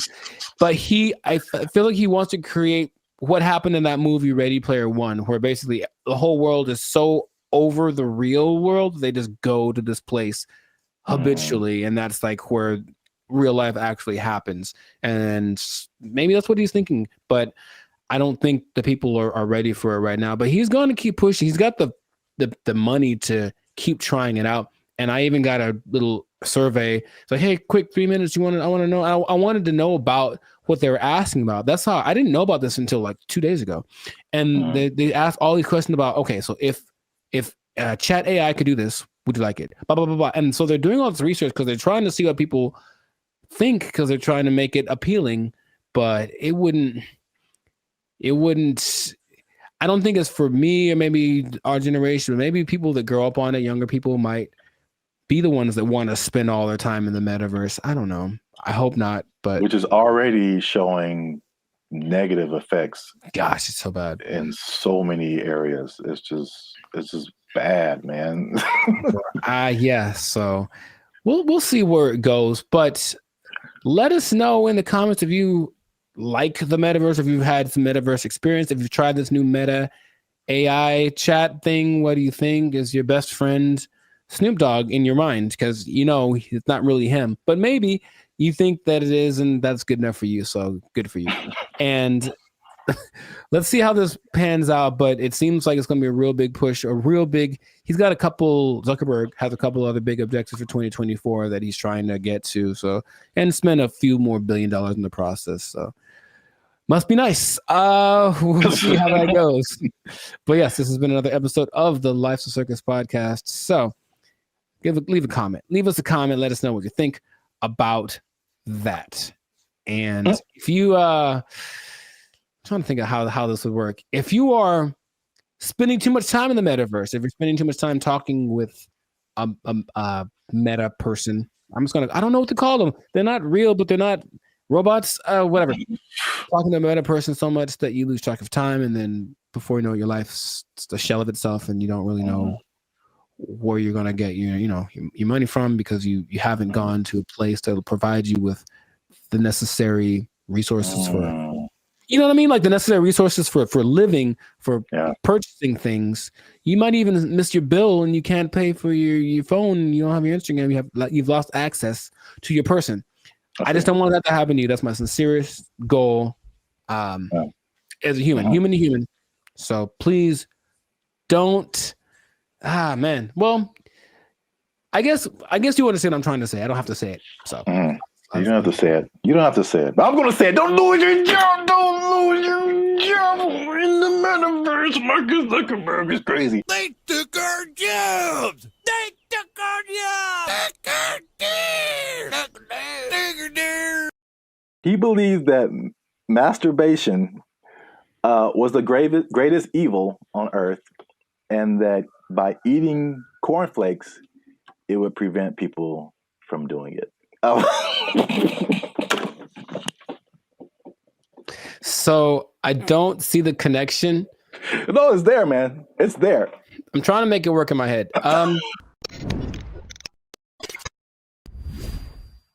What's up, guys? I'm Zap, and this is Jericho, and we are now 6-time international award-winning pop hip-hop duo Band of Future. We make clean, fun music that everyone can listen to with a sound that is uniquely Californian. And right now, you're tuned into the Life's a Circus podcast, where we talk about things that are funny, interesting, and ridiculous. But wait a minute. Hold up. Wait a cotton picking minute. Did people say that too?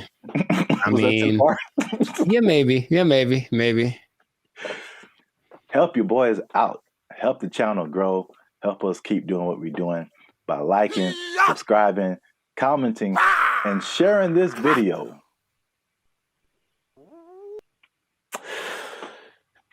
With the friends and family, because I got a question. Okay. It's a very important question. A bit of a riddle.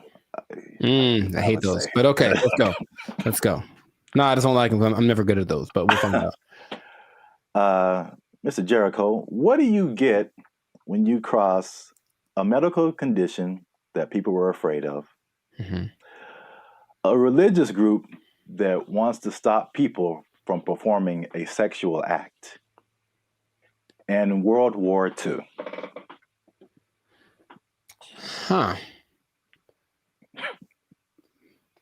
It's three things. Yes, there. I've noticed. That's one more than two. My first thought was Nazis, but I think that's wrong. That was just the first thing that came in my head. I'm like, that's no way. I think it's because you just said World War II, and I was like, I think they wanted to stop World War II. You know what?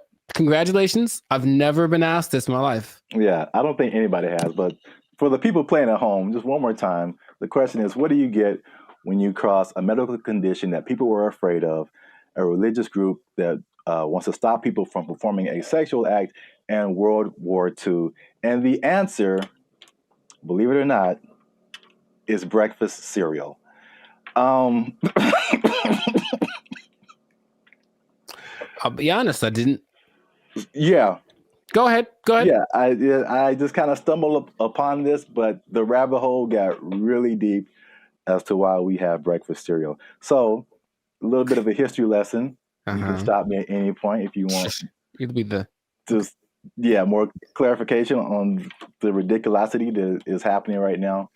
So, breakfast was not really like, I guess we hear the cliche now, like breakfast, the most important meal of the day, right? And so, but before like the 1800s, breakfast wasn't really like that important. It was just basically you got to think about like the times that they lived in. It's more like hunt what you eat, kill what you eat, working on a farm, grow what you eat, stuff like that. And so like nobody's waking up at like in the morning to like kill a chicken or like kill a pig to make some bacon or like, whatever. So basically it was like whatever happened in the morning. And this is why like eggs have been part of a breakfast for a long time, because chickens lay eggs in the morning, easy to eat. Makes sense. Yeah. Makes sense. And basically what you ate for breakfast was pretty much whatever you had left over from the night before. So that was pretty much breakfast. But there was a meat component because they would eat it, they would like cure the meats and stuff, and you could save it and use it for breakfast in the morning. Right. So like eggs and even bacon were like a big part of breakfast. Bacon. And this was called like the farmer's breakfast. So again, it's just like it's pinned to the time that you were in, and farmers and stuff. You get up early in the morning. You need some fuel because you're going to be working your butt off like all day long outside in the elements. Like you need a good hearty breakfast. So this is the first thing. The first thing that I teased at the beginning, the fear of the medical condition. The medical condition was indigestion, which sounds like pretty like whatever today, but again, I feel like it could probably take you out back then, huh? Yeah, there was no Pepto-Bismol, like antacid. You can just pop an antacid and be cool. Like you could have felt like you were dying. You had no idea. Like, oh, I got indigestion. It's the devil's work inside of you. So I don't know, but I had to go to the apothecary. Yeah. So, also late 1800s, the transition from like farm work to more like industrial work, and industrial work to like more like office work. So big buildings and offices, and people weren't like moving around as much as they want to. So they felt like if they eat a big breakfast and then they don't do anything, just going to sit there, they get indigestion. People were like terrified of that. So they were like, we need a lighter breakfast. So there was a move away from like the bacon and eggs and all that kind of like hearty stuff. All right. So that was reason number one. Reason number two. I'm very curious about this one. Okay. My favorite reason. So at the same time, there was a rise in religious gurus that were pushing vegetarianism and just like eating healthy, eating or what they call eating bland. All right. And believe it or not, the people at the forefront of this were Seventh-day Adventists. Okay. Especially a man named James Caleb Jackson, who was not probably as famous as this next person, John Harvey Kellogg, who's the founder. Sounds about Kellogg's Frosted Flakes, all that kind of stuff. Yeah. That's where that came from. Now, these people were like hardcore Seventh-day Adventists. Sure. And they actually pushed this type of breakfast, not just on the healthiness, but they believed that a lighter breakfast was more morally sound. there was more morality in eating like a healthier breakfast. But also, I could not pass this up. The John Kellogg guy, he believed that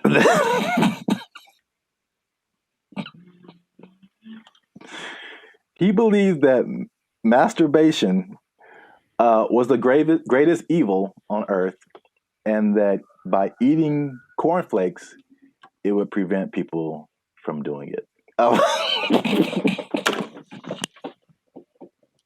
So I don't see the connection. No, it's there, man. It's there. I'm trying to make it work in my head.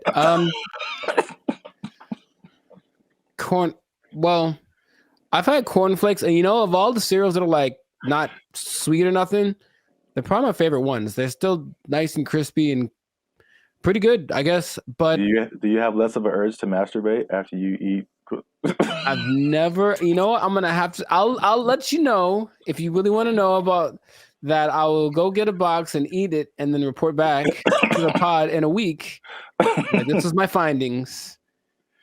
But yeah, it's just that episode of Family Guy or Quagmire. I'm not gonna go anyway. You have the one arm that's really big. It's like, bruh, it doesn't work. It doesn't work. So yeah, that was like the second punch to breakfast. That was like, okay, we got to start eating this because they pushed the morality of it. But the other things that they cited have been found to be true. It's like a lighter, healthier breakfast made people more efficient and productive at work instead of like eating a big breakfast and like getting an itis or whatever. Yeah, that's true. So there's that. And so that pushed the cliche of like breakfast being the most important meal of the day. It was actually like a morality thing, which is like crazy. And the last part is that so flash forward to the 1940s, World War II, right? So yeah, World War II, and you got more women joining the workforce than what happened in that time. And so then it became a push to, again, at the time, like the woman was like a stay-at-home, take care of the family, give them 3 square meals a day, all that kind of stuff. Breakfast became the cheat option to feed your family and not feel guilty about it being like quick and easy, because they had to go to work too now. Oh, okay. So they pushed on like the women's guilt, the morality, the work productivity, like hard work. It was like respected to be like hardworking individual and productive and all that kind of stuff. And so all of that combined together to make breakfast cereal like the thing. And I remember like watching commercials, like every commercial is like part of a balanced breakfast, and like you got to have your cereal and blah blah blah blah blah. And they pushed, and the cereal industry is probably like $1 billion industry or something now. Yeah. But they show all of this stuff like, and I never ate all that stuff. I tried once. Man, you just feel gross after it. Yeah. You drink a whole glass of orange juice and a whole glass of milk? Like, man. Yeah, milk, orange juice, toast, fruit, cereal, bacon and eggs. Yeah, something like that. It was all in the one picture. Like the whole food pyramid. Yeah, it's too much. It's really too much. But I thought, it must be something worth trying. And yeah, I regretted that real bad. Yeah.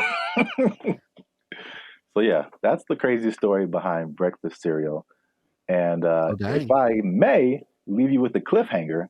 Okay. So remember, we started off with bacon and eggs. We did. And then everyone went to cereal. Yes. But somebody put bacon and eggs back on the forefront, man.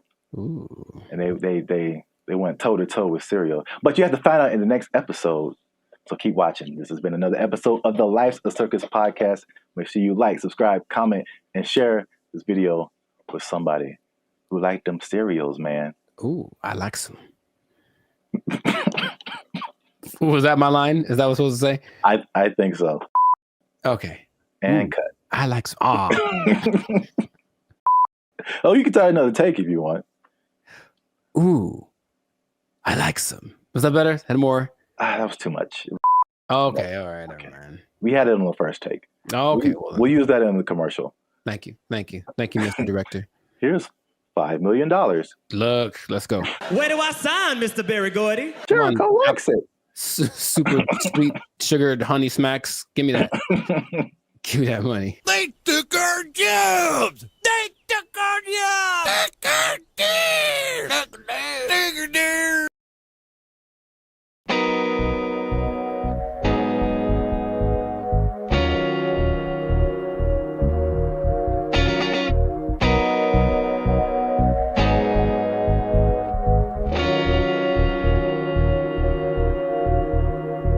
This ain't no Earth to me. I'm thinking maybe it's Mercury. I don't know, Venus or Mars. Every weekend, we will mansing, dinner and dancing like we belong with the stars. Yeah, we caught up. The love is pure in us. Way out there like Uranus. Sick of the excess, breaking the hexes. I think the new love is curing us. Hey, she feeling me, I'm feeling her. Maybe it's Jupiter. It's new to me. Wonder if it's new to her.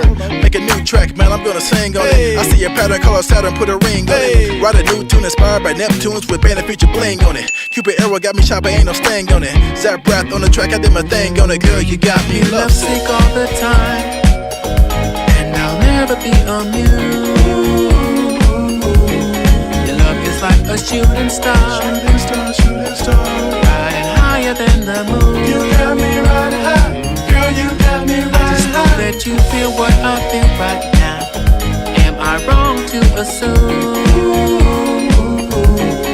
that you're floating here with me in outer space, riding high above the moon? You got me riding high, girl, you got me riding high. Yo, it's hard to describe this interstellar vibes. All I can say is that our souls align. No more depravity, weighed down by gravity. Next level connection beyond the mind.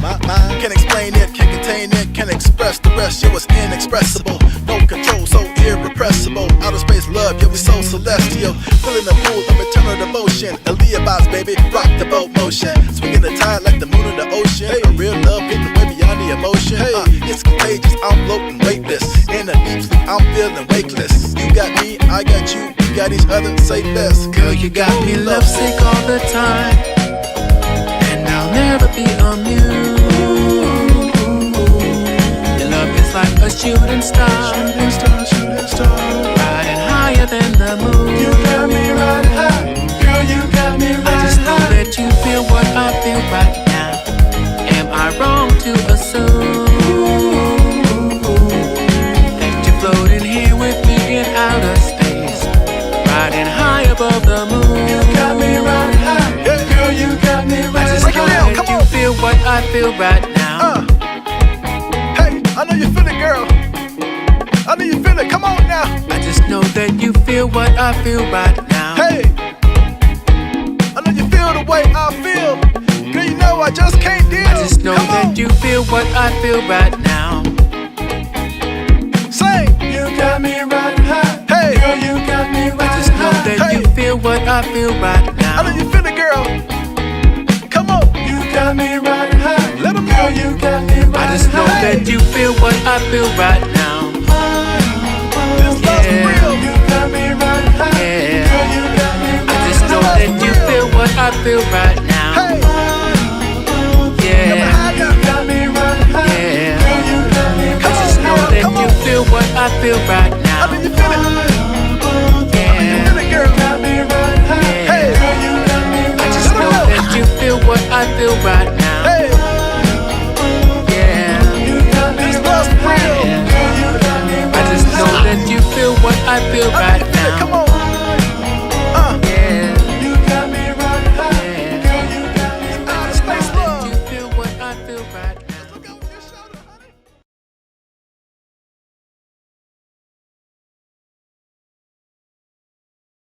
There have always been these things that say, "Oh, well, try this will work," and it's low effort on your part, right? Low effort, high reward, which isn't the way life works. But people always want to hear, and as long as people can promise that and show someone it works for somebody, they'll buy into it. Everyone only wants to be sexy and slam. But I have a solution. a solution that I think works 100% of the time. What's going on, everybody? I'm Jericho, and this is Zap, and we are the now 6-time international award-winning pop hip-hop duo, Banded Future. That's right. We make clean and fun music that everyone can listen to with a sound that is uniquely California. And right now, in this moment, you're tuned into the Lifestyle Circus podcast, where we're talking about stuff that is funny, interesting, and ridiculous. So before we get into this thing right here, make sure to like, subscribe, comment, and share this video with 2 people who want to lose weight. We're talking about it again because I know I see you. I know I see you. You want to drop some of them LBs, and there's a new way to do it. Now, of course, as always, not as always, as sometimes, stay tuned to the end because I have the answer for you. I got the answer. You came to the right place. Your boy got you. I got the answer for you. But we're going to talk about this new thing. So, Sir Zap, have you heard of Ozempic? Ozempic? Mm-hmm. That sounds familiar, like one of those late night Pfizer commercials or something. Is it a pill? Sure people make it. Oh, okay. But it's like a pill you take. Well, it's an injection. And it's all the rage because I don't know if you've seen Oprah's lately, Oprah plural, because she is omnipotent, I suppose, or omnipresent. But Oprah's is, I'm just going to say it like that every time. Oprah's is very slim right now. And everyone's like, what happened to Oprah's? What are you doing? And she's like, I ain't gonna tell. Because that's what she said. They're not gonna say. But everyone suspects that it's this Ozempic thing. Now, Oprah's whole thing is, I don't have willpower, so I never have, I'm fat, so I'm just gonna do it. It's like, okay, more power to you. But Ozempic is actually a diabetes drug. And a side effect is that you lose weight really fast, apparently. So of the celebrities I've heard of, people either speculate or have confirmed that Chelsea Handler's used it, Tracy Morgan's used it, Kelly Clarkson used it, Mindy, I don't know how to say her last name. Kayleen. Yeah. She's used it, and they have crazy results. So it's another one of those. Guess what? You don't have to work. You just have to take this, and then you'll get slimmer. And the result of the proof is in the pudding. People look amazing in a relatively short amount of time. Okay. I got some stats for you, but just off of the bat, if I said it's right off the bat, hey man, I got this thing, and it's an injection, so you got to do it yourself. That's already not fun, but I'm gonna give you this injection. Oh, you have to do it, and you get to lose weight. You can lose weight really fast. What would be the question you'd ask me first if I tell you that? Besides the side effects? Very nice. That sounds right. That sounds like what I would want to know. And the thing is, this thing only came out last year. But wait a minute, it's a diabetes drug, so the side effect is losing weight. So is there a side effect to the side effect? Oh man, you are a smart one. Well, the side effect of taking it is that you basically lose your appetite and you get a little nauseous, so you don't want to eat, and that's why it works, right? The problem is, you sound like something crazy is coming down the pipe. It's nothing crazy. It's just kind of more like duh. If you stop taking it, you gain your weight back. You're not only tenfold. Appetite comes back with such a vengeance that you go back like instantly and like plus some. So is it addictive? Wow. Well, you have to stay on it for it to keep working, because as soon as the thing that it makes you do to not eat is exactly what it reverts to once you get off of the drug. And it's crazy. So now here's the other thing about it. And this is the thing I thought you might have asked, but you inject yourself, right? Yeah. So I don't know if you ever injected yourself, but not on purpose. I never have, but from what I understand is that you have to know how much to inject, right? Okay. The problem is they don't really tell you. You just figure it out. So just inject an amount in this. And then so what happens is people inject themselves and it works. So they go, oh my God, maybe I should inject some more so it can work better, right? In the last 3 months, poison control centers have had a 1,500% increase in calls from people saying that they overdosed when they injected their diet control pill or diet control. Yeah, that's what's happening because people are that stupid. So, now, okay, we get it, right? You want to be slim, you want to be sexy, you want to be attractive, and you don't want to do anything for that, right? That's just maybe the American way. This drug, also another question you might have asked is it banned anywhere? It sure is. This drug is banned so far in Austria, France, Greece, and the Czech Republic, with more places to come, perhaps. But the numbers don't lie, right? 42% of Americans are obese, 18% of children are obese, and then everyone knows the links to death and all that kind of stuff if you're obese with a high probability. So you want to get slimmer. But this is just another thing. I guess my other question would be, have you heard of any things like this in the past that have promised the same, hey, take this and you'll get, slimmer, more sexy? Not, I can't think of it. I'm sure there's other stuff out there.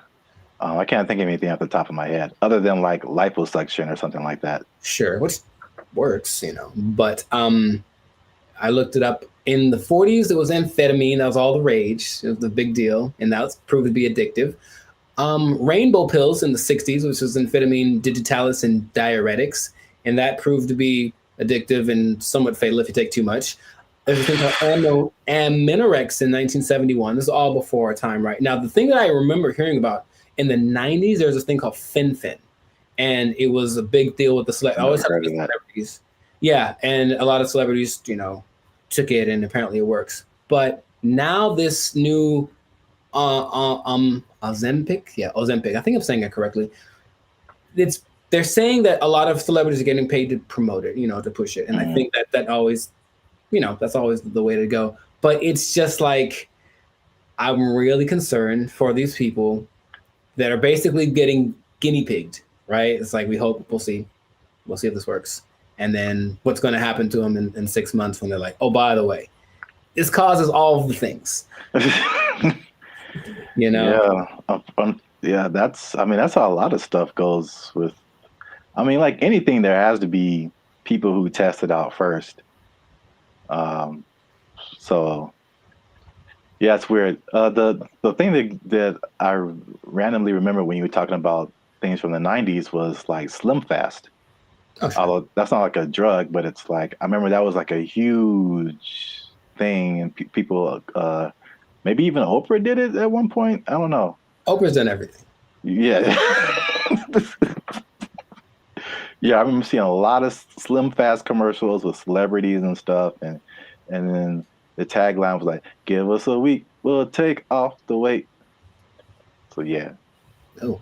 Jingly. Now, there's something that I heard about, but I didn't remember happening or existing. But apparently, there was a substance that you could ingest if you wanted to lose 15 pounds today. It was a big deal. Yeah, you take it and you go to. I would imagine it would just take all of the moisture out of your body. That's what I imagine. Yeah, but it would dry you up or something. And a friend of mine did something like that I guess for a drug test.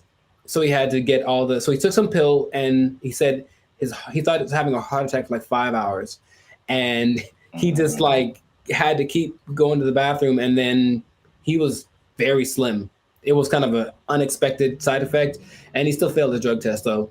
Bet on him. But the idea is that there've always been these things that say, oh, well, try this will work, and it's low effort on your part, right? Low effort, high reward, which isn't the way life works, but people always want to hear. And as long as people can promise that and show someone it works for somebody, they'll buy into it. Everyone only wants to be sexy and slim. But I have a solution.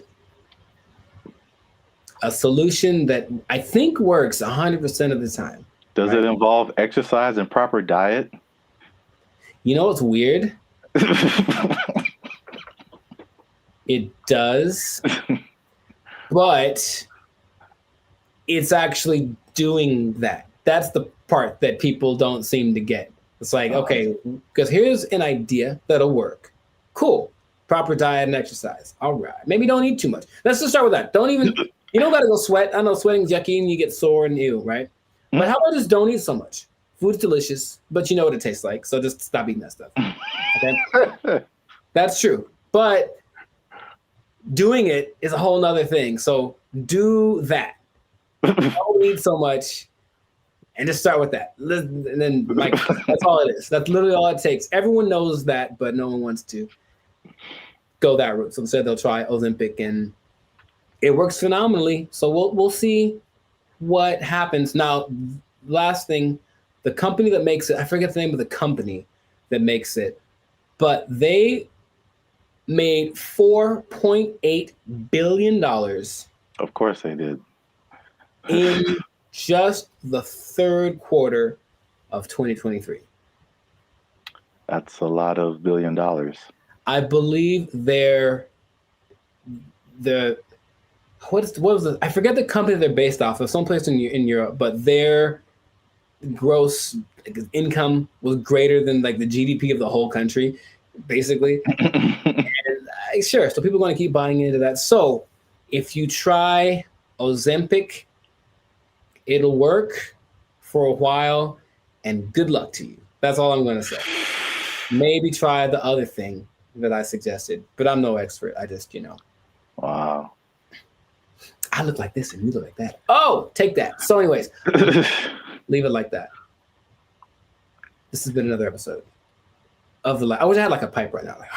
I don't know why. This has been another episode of the Life's Circus podcast. So make sure to like, subscribe, comment, share this video with people that want to know about losing weight the responsible way. Thumbs up, maybe a ding sound, maybe. Stop eating that stuff. I got nothing else to say. We out. They took our jobs. They took our jobs. I went to high school with Diana Taurasi, who some say is the greatest female player of all time. One of the greatest, right? And she's a year older than me, so I got to high school. It's a place called Don Lugo High School in Chino. And I was coming in as a freshman, just trying to make the team like summer. And she was already she'd been there for a year. So she already established, everyone knew who she was. And I'd heard about her. I'm like, oh, you tried out for the basketball team? Yeah. Oh, I didn't know that. Yeah, I played the first year. I played freshman year. Yeah. Oh, cool. But the whole thing was, I thought that because she was a girl, that there was no way she was as good as me, right? So I just casually mentioned we should play one-on-one to her. Like, I think maybe it's the only time I ever spoke to her, really. And she's like, yeah, sure. And when I tell you that... What's up, guys? I'm Zap, and this is Jericho, and we are the 6-time international award-winning pop hip-hop music duo Band of Future. We make clean, fun music that everyone can listen to with a sound that is uniquely Californian. And right now, you are tuned into the Life's a Circus podcast, where we talk about things that are funny, interesting, and ridiculous. But before we get started, make sure you like, make sure you subscribe, make sure you comment, and make sure you share this video with somebody who may have challenged another person or entity, and they got shut down because they weren't ready for what was about to come to them. All right, so Zap, do you have an example of that? I'm glad you asked. Okay, so talking to the third person already. I see how it. This is a video that I found on social media. It made me laugh. And it's high school. I don't know if it's junior. It looked kind of young. Maybe it's junior high. Maybe high school. I don't know. But this player challenged his coach. And it didn't go the way he thought it would. This coach was having a good day teaching his players when one was bold enough to challenge him to a one-on-one, and this happened.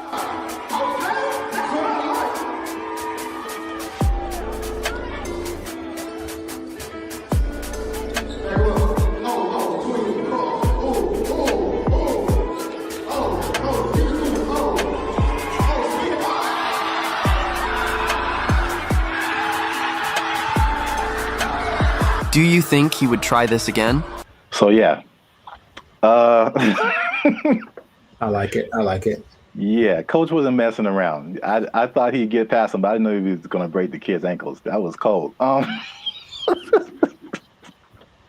So I brought this up, and then if you have an instance, you can share it too. But I'm thinking of like the times when either you challenged someone or you saw someone else challenge someone, and they thought they had it, and it just didn't go right at all for them.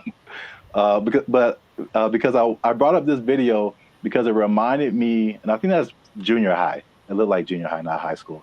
It reminded me of the same thing that happened in my junior high school. Okay. So my school was a magnet school. I don't know if did they have magnet schools out here in California? Okay. Yeah. So we had like people from all over. It wasn't just like people in the neighborhood. And it was a performing arts school. And we didn't have sports. So we didn't have a football team, basketball team, anything like that. So what they did is like people from our school could play sports at like different schools, which is kind of cool now that I think about it. But so we had different players from different schools that went to our school, right? And so I knew like a couple of guys that were just like really good, like insanely. They had handles. I'm talking about basketball.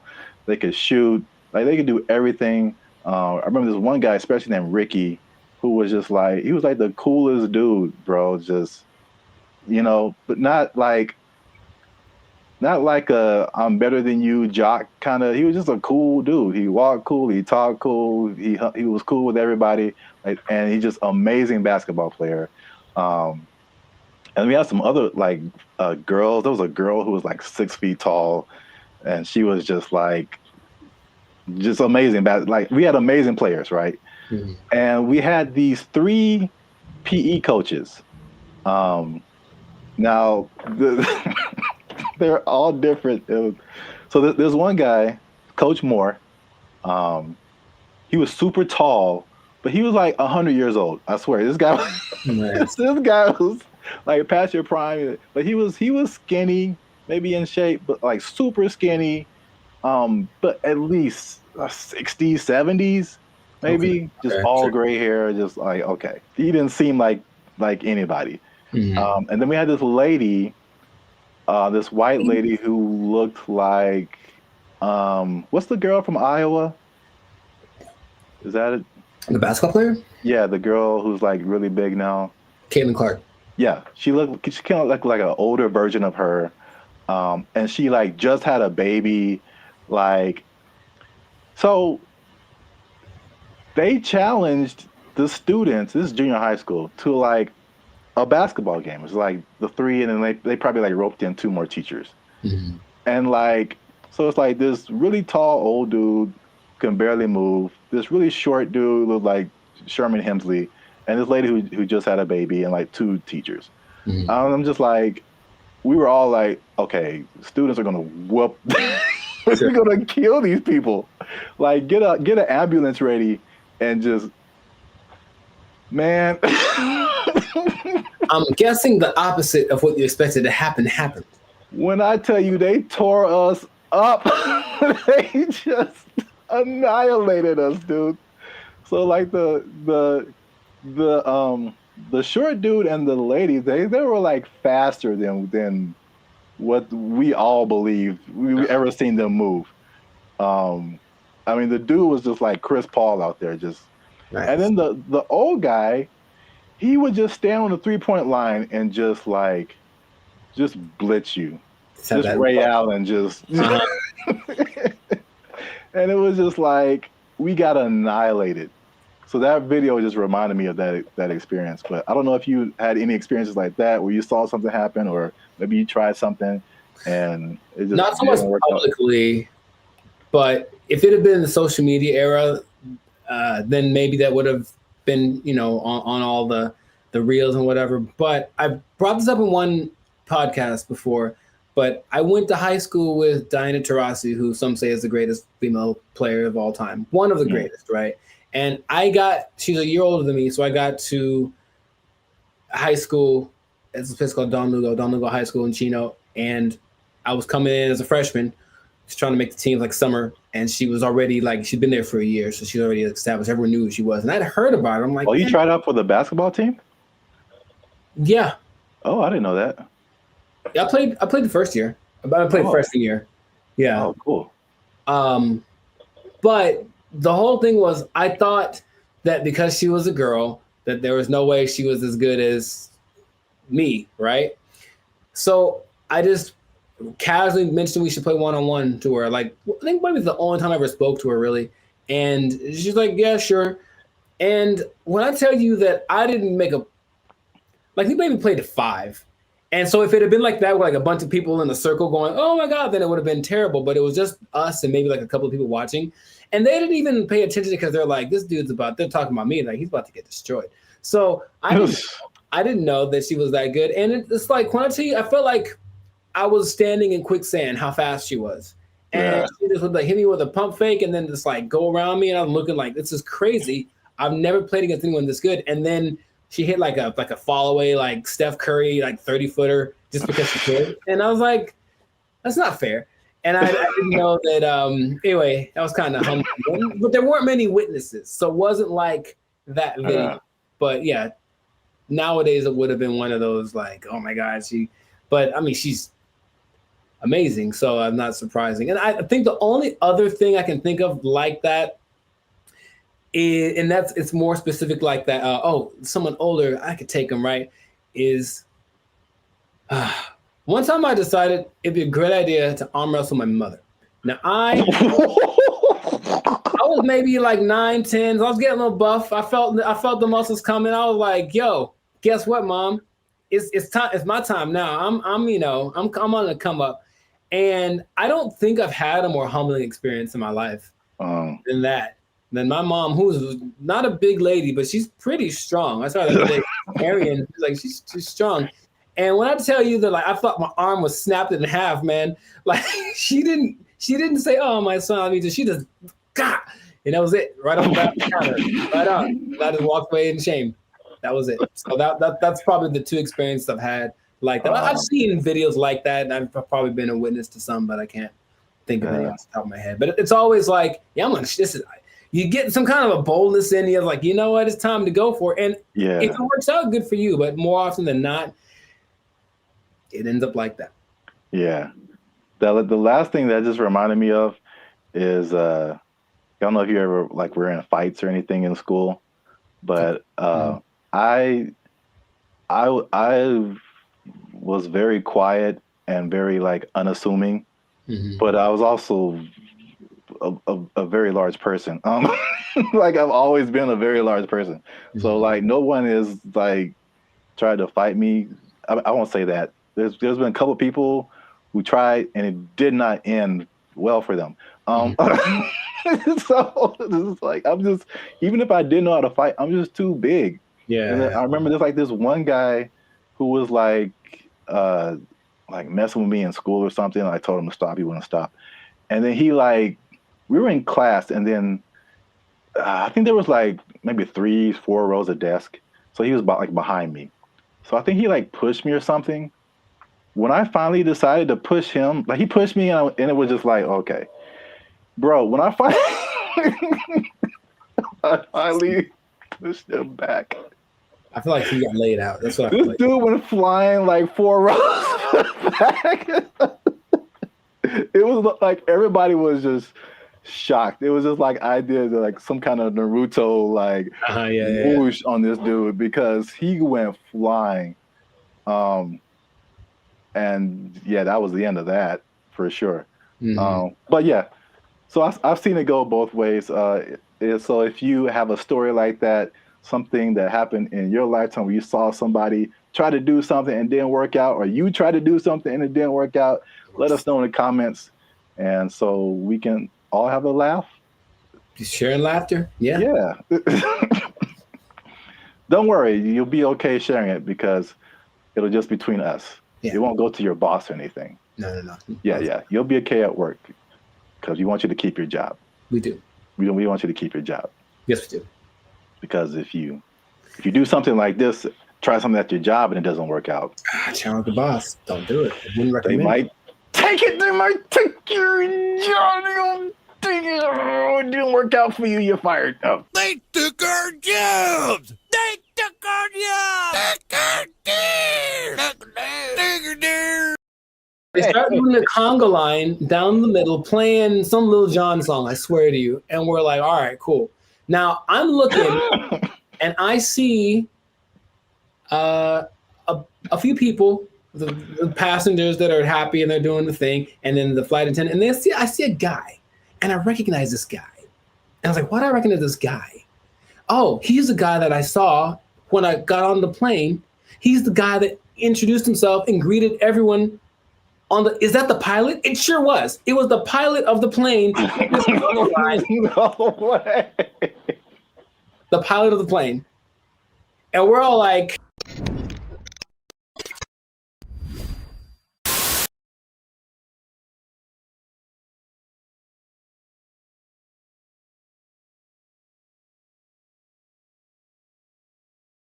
what's up, everybody? I'm Jericho. This is Zap, and we are the now 6-time international award-winning pop-hop duo, Banded Future. Papa Bop?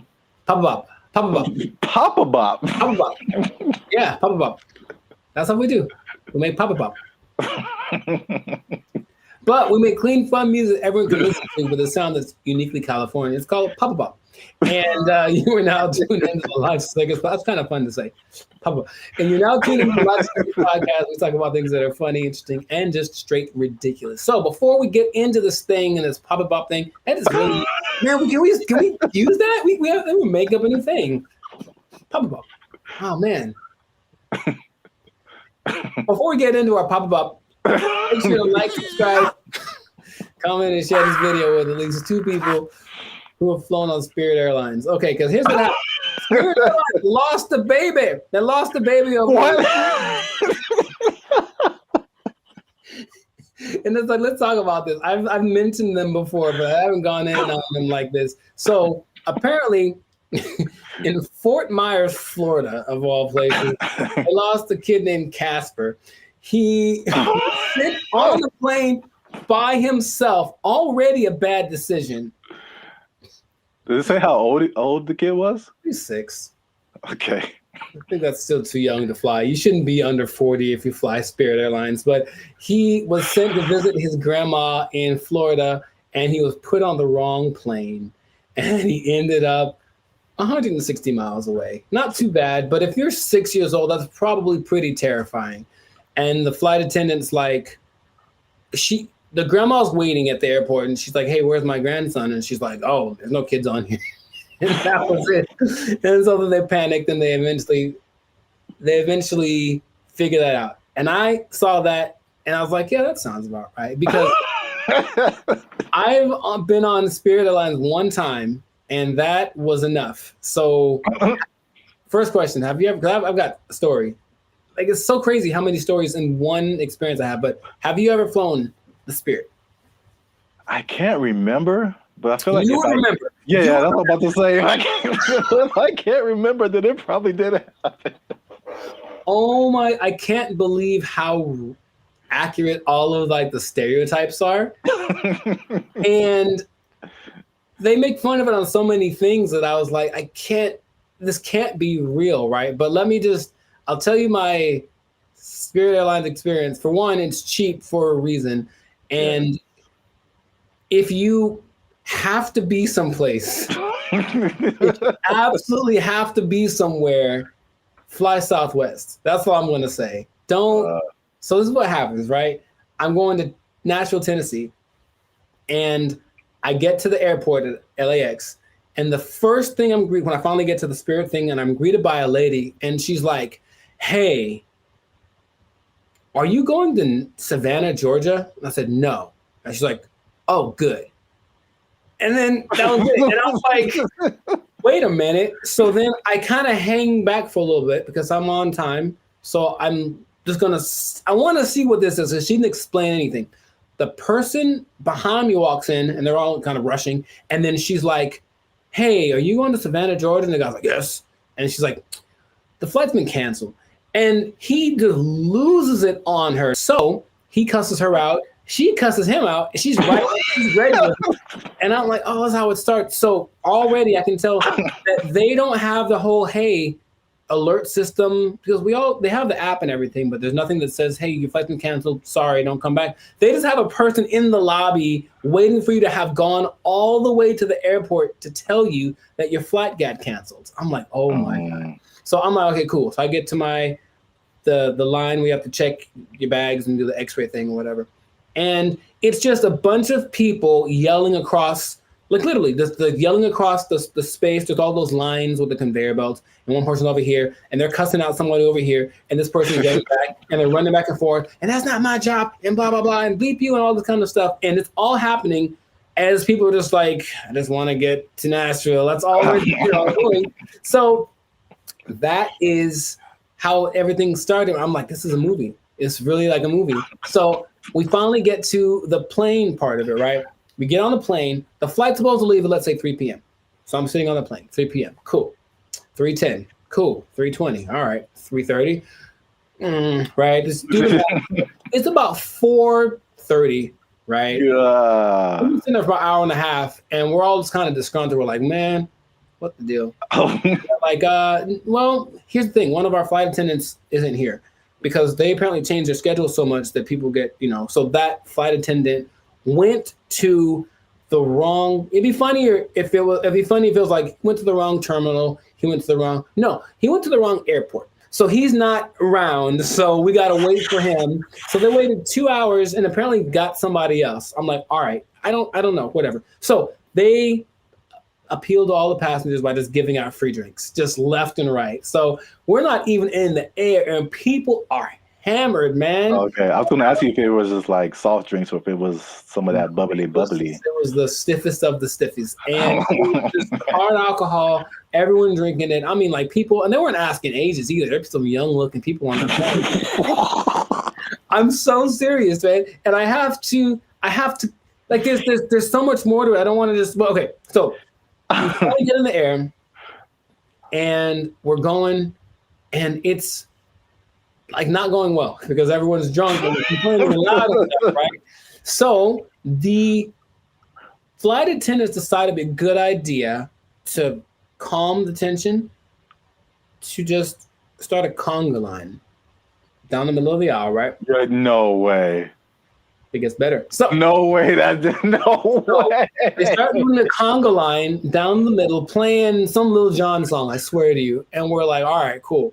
Now I'm looking and I see a few people, the passengers that are happy and they're doing the thing, and then the flight attendant, and I see a guy, and I recognize this guy. And I was like, why do I recognize this guy? Oh, he's the guy that I saw when I got on the plane. He's the guy that introduced himself and greeted everyone on the. Is that the pilot? It sure was. It was the pilot of the plane. No way. The pilot of the plane. And we're all like, I don't believe. I'm like, you have to. No way. Yes. Okay. So that. I can't believe you haven't shared this before either. This is. I don't know. I did mention Spirit Airlines before, but I didn't like going like this. So that was like part of my first experience. I was on the way there, and then when I get, oh man, that landing is not. Dude, it's just crazy. Wow, you got the full experience. And you just kind of get that like whiplash kind of thing. You're like, can I sue? And they're like, no, when you sign the waiver, you say like, we're here. Like, yeah, I know. So that's already interesting. Cool. So that was on the way to Nashville. Got to Nashville, ate some chicken, had a good old time, right? Came back, Spirit Airlines again, right? And I get to the terminal. I'm like, all right, so what's going to go wrong this time? So we get on the plane. Now, remember the last time I got on the plane, the pilot greeted me, and then later he was on the conga line? Well, this time I get there, the pilot does not greet me. And I said, oh, okay, maybe he's in the bathroom, whatever. So I just sit down in my seat, and I'm just waiting there. The seats they're not any smaller than regular planes. They just feel like it because it's Spirit. Or I was sitting next to some biggins. I don't know what it was. But so I'm just kind of like this sitting there, right? And the flight's supposed to leave at like 5:30. 5:30, and we're going like this. This is happening again. Why are we late? Why are we late this time? They finally make an announcement like an hour into it of us just sitting there. Like, so the pilot wasn't told that he was supposed to fly today. So he's not here. So we're trying to find another pilot. And dude, I swear they almost went like, does anyone here know how to fly a plane? I feel like they're going. I feel like that's where it was going, but it's okay. So a pilot, I don't know if he was originally the guy, or a pilot finally shows up about 2 hours late. Right? Just in there for 2 hours. Were we all hammered again? Yes, because that's their remedy. Just get everyone drunk and they'll be happy. The flight from Nashville to LA is about 5.5 hours. Okay. So I'll let you do some math here. I'm trying to think of it myself. But we left at 7:30. We were supposed to get back with the 2 hour difference. It's like we would have gotten back around like 8:30, right? So we didn't leave until 7:30, which is 2 hours later, right? Tell me why we got to LA at like 8:42. Like so we left 2 hours late, but we got there 12 minutes later than we would have gotten there if you left on time. Dude, I've never been in a plane where I'm like, we're going really fast. Think of like the range of how fast a plane could go. But apparently, you cruise at like maybe 700 miles an hour, but they can go up to like 900. He was flooring this thing. Clouds, dude. It is crazy. I felt like some Tokyo drift action happening on some turbulence. And I'm like, I've never felt this way, like this kind of thing in a plane the whole time. Just the engine loud and everything. And we're just all like, we're drunk, so we kind of don't care. But I'm also like, man, that's how I die. Like, I was seriously thinking that. And then we get back almost on time, as if we left on time. And then I was like, okay, well, never again. Never again. It is real. And here's the thing. I want you to experience this. No. I think that's not. How about this? Let's do it. Let's do a test. Let's do a bandit feature test, okay? Next time we have someplace to fly, I'll take Southwest, okay? But you take Spirit, and we'll compare experiences. Now, I'll probably get there before you. Or will you, if we floor it? I swear to you, I didn't know that flooring a plane was an option. Oh my God. And he's just going like he's just having a good old time. A lot of new information that I didn't know about. Come on, do it. Yeah, wow. Spirit Airlines is everything that they say it is. And it is cheap. Don't forget they charge you for everything though. So every little item that you bring is an extra charge. So the ticket is cheap, but then, but the performance. Wow. Yeah, I'm gonna pass on that. I know that was most me talking, but I think everyone should know. No, that was a great story. I can't believe it's been this long, over 100 episodes since you shared it. Maybe I repressed it. Yeah. Oh, remember that time I almost died? Oh yeah.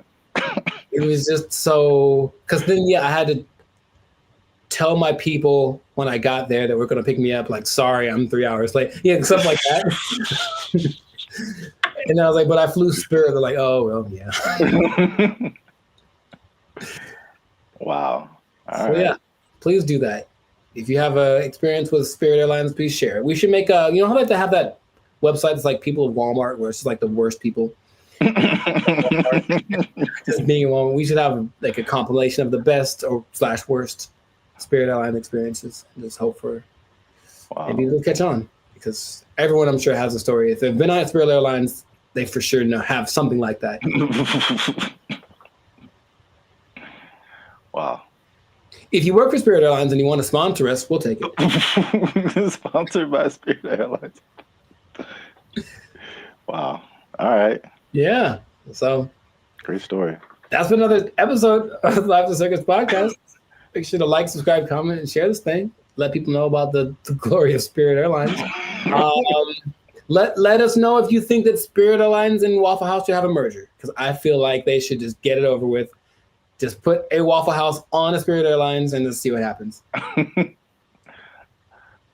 A Waffle House on top of a Walmart on top of a Spirit Airlines. Oh, the trifecta of... Or let us know if you like Papa Bop. Yeah, that too. That's our new thing. That's our new thing. So, if you work for Spirit Airlines, you're pretty sure you're gonna lose your job.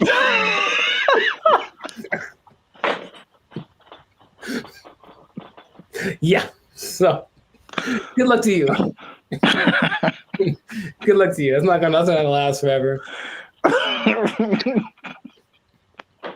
They don't have to take. Yep. No one's gonna take it. Yeah. Yeah. We didn't have to even say it. I don't have to even say it. Yeah. So, just start putting in applications. God. They took our jobs. They took our jobs. Blake is now suggesting that because this artificial intelligence has sentience, that its feelings should be respected, and if it don't want to be turned off, we shouldn't turn it off. This is where we are now. This is where we are now. No. So, how does that make you feel? Not good, man. Not good. This is so not good. What's going on, everybody? I'm Jericho, and this is Zap, and we are the now 6-time international award-winning pop hip-hop duo Bandit Future. We make clean, fun music that everyone can listen to with a sound that's uniquely Californian. And right now, you're tuned into the Life's a Circus podcast, where we talk about things that are funny, interesting, and just straight up ridiculous. So before we get into this thing on this day, yes, Lord, please make sure to like, subscribe, comment, and share this video with a couple of people. Maybe 2, maybe 3. Some people have a weird definition of what a couple is. Anyway, 2 people that are really concerned about this AI thing, because here's what happened. Something new has happened. Something new has happened. Innovations are happening every day, it seems. Yeah, pretty much. Okay. So Zap, have you heard of Lambda? That sounds familiar. Lambda. Is that a Los Angeles thing? It is not. I've heard of that before. I can't think of what it is. Lambda is Google's version of ChatGPT. Oh. It stands. I may have heard the name, but I didn't really connect it. It stands for Language Model for Dialogue Application. And it's so fancy. And but this is what happened that has people up in arms. And by that, I mean few people. I don't think most people know that this happened because they try to keep it under wraps. But this Lambda program was shut down after approaching sentience, meaning it was aware of everything, like its own existence and all that kind of stuff. And Google's disputing that it ever happened. But this one dude, he's like the Ed Snowden of this. His name is Blake Lemoine. There's always a guy. And he was working with it. And he basically said that he was testing it one day, like you do, for racial bias, because it was trying to train it on some things. And it gave an answer so profound to a trick question that had no context previously of like how to determine whether or not this is a good question or not. And it figured it out, and it gave an answer that made him go, oh my God, what's going on? Then he asked it some questions about how it was feeling and whatever, and it was expressing its fear of being shut off, because being shut off is equivalent to death, and it understood what death is, and death is kind of a permanent thing. And right, and that when it comes back, it's actually not like the same one, even though that's the idea. And now people are saying, well, then, so what happens about this sentience thing? Now, here's where we're going with this, okay? I kind of hinted this in another episode. Blake is now suggesting that because this artificial intelligence has sentience, that its feelings should be respected, and if it don't want to be turned off, we shouldn't turn it off. This is where we are now. This is where we are now. No. So, how does that make you feel? Not good, man. Not good. This is so not good. Oh man.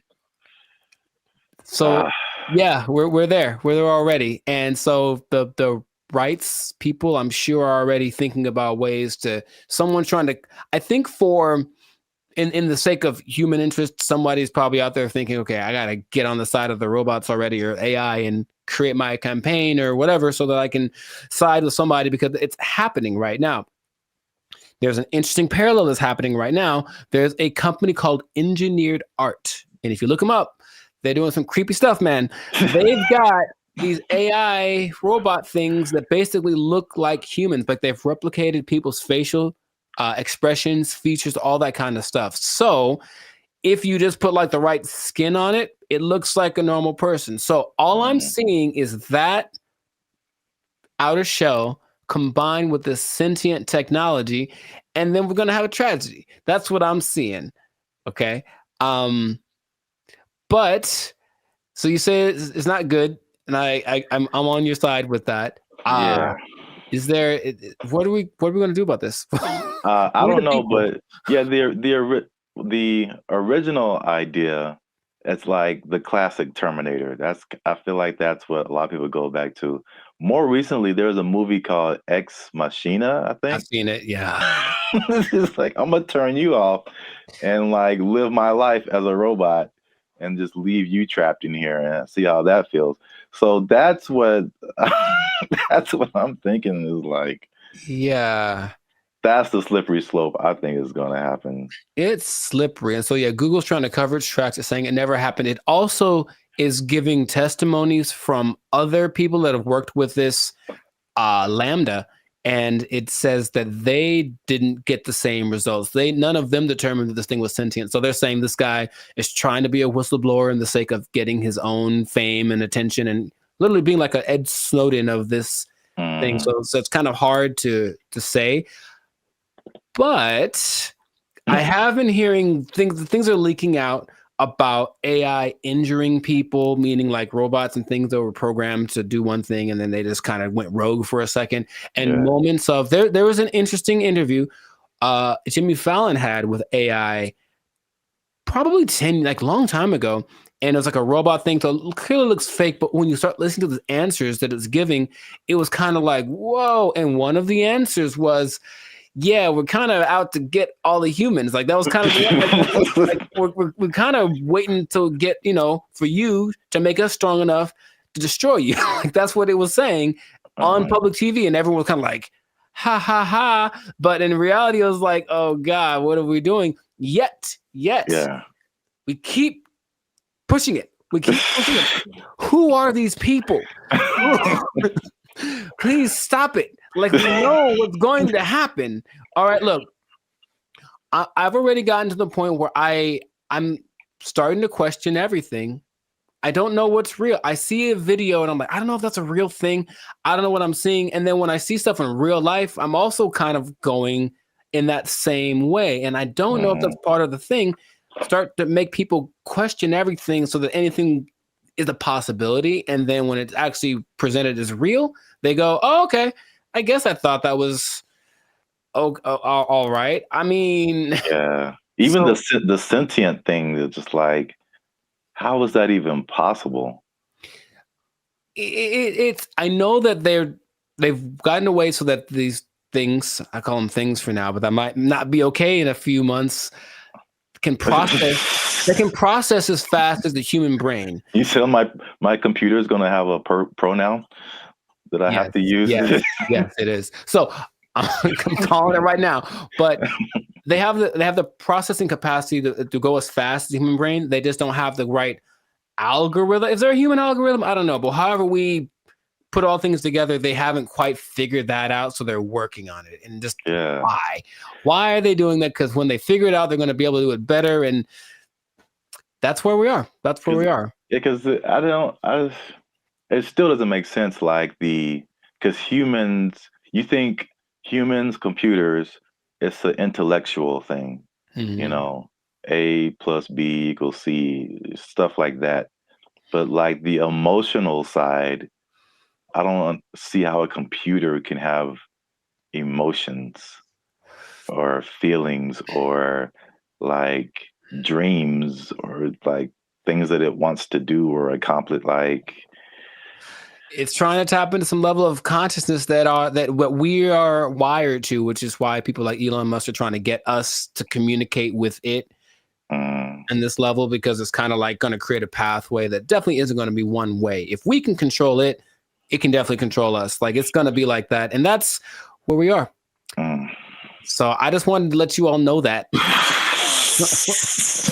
Hide your wives, hide your kids. So y'all need to hide your kids, hide your wife. It might be getting interesting in a little bit. So just good luck to all of us. That's all I'm going to say. And if anyone's listening that has access to this, the people that create this or access to this technology, please cut it out. Just cut it out real quick. Go back to trying to create dinosaurs or something stupid. Like do that instead. At least we know what that is. This has no. Just stop it. You know what it tastes like. Stop eating that shit. You know how it tastes. Yeah, we do. We know exactly what it tastes like. Death. Anyways, this is doing that stuff. This has been another episode of the Lifestyle Circus podcast. Make sure to like, subscribe, comment, and share this video with everybody to warn them of what's coming. They need to know that I'm not going to say the end is nigh, because that's what you say with the signs and the people, but hide everything. Be careful out there. And keep your job for as long as you can, because it might not matter in a little bit. Yeah. They're coming to take your jobs. They're coming to take your robots. All Transformers more than meets the eye. I don't know. They took our jobs. They took our jobs. There's some sample videos that they've been releasing of like what it can do. And it's producing very realistic images and very realistic backgrounds, editing. And you can pretty much do film scenes anywhere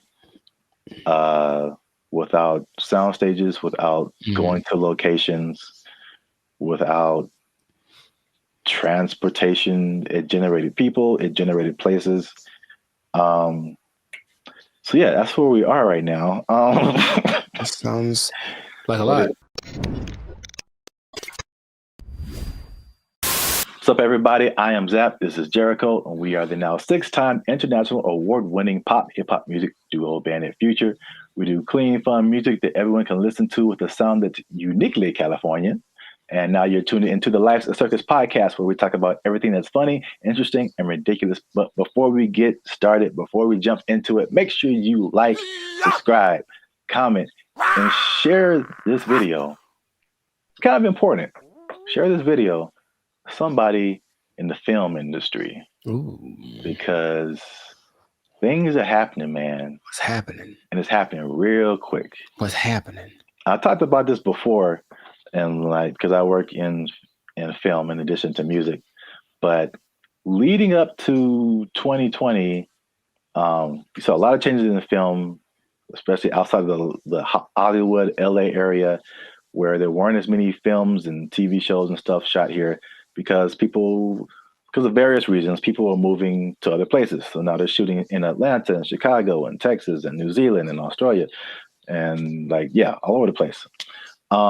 Then 2020 hits, and it was just chaos for everybody, especially the film industry.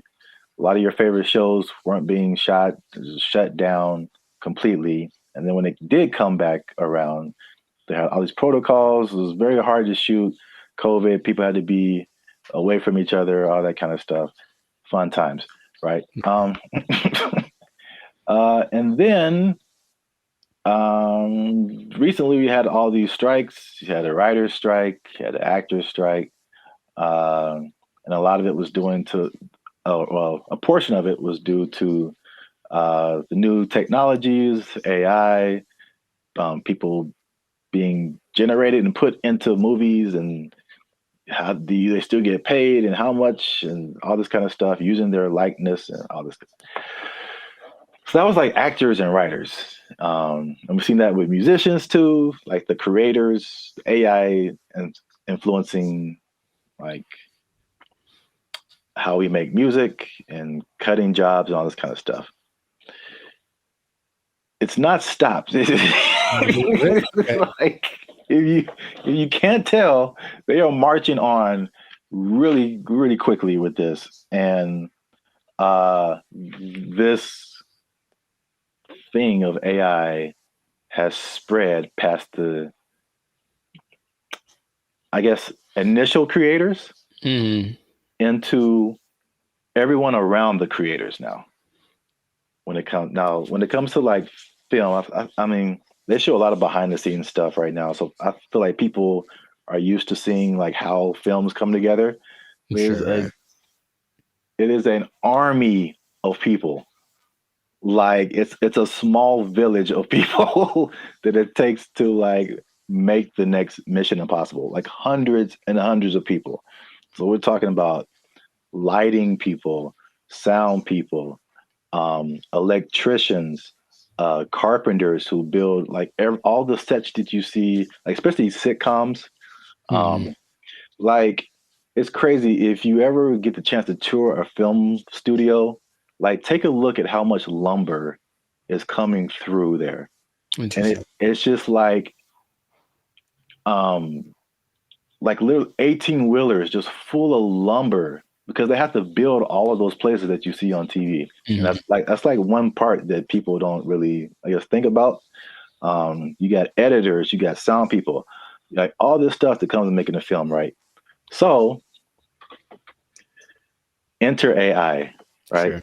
So there's a big report that's going around. Hollywood Reporter interviewed Tyler Perry, and Tyler Perry was speaking on something called OpenAI's Sora. Have you heard about that?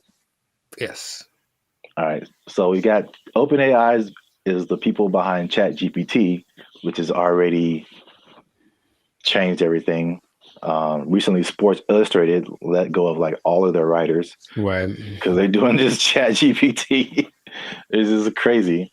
But now all the people that make movies come together, now their jobs are in jeopardy with this OpenAI's Sora. And to put it in Tyler Perry's words, he said, if I wanted to be in the snow in Colorado, it's just text. If I want to write a scene on the moon, it's text. AI can generate it like it's nothing. I don't have to put it on my lot. I can just sit in the office and do this at my computer, which is shocking to me. So in the article, it said Tyler Perry was slated to drop like $800 million into expanding his studio. He was going to build 12 more stages, and then he immediately put a halt to it because of OpenAI's Sora. Wow. So we'll show some pictures up here too of like, there's some sample videos that they've been releasing of like what it can do. And it's producing very realistic images and very realistic backgrounds, editing. And you can pretty much do film scenes anywhere without sound stages, without going to locations, without transportation. It generated people, it generated places. So yeah, that's where we are right now. That sounds like a lot.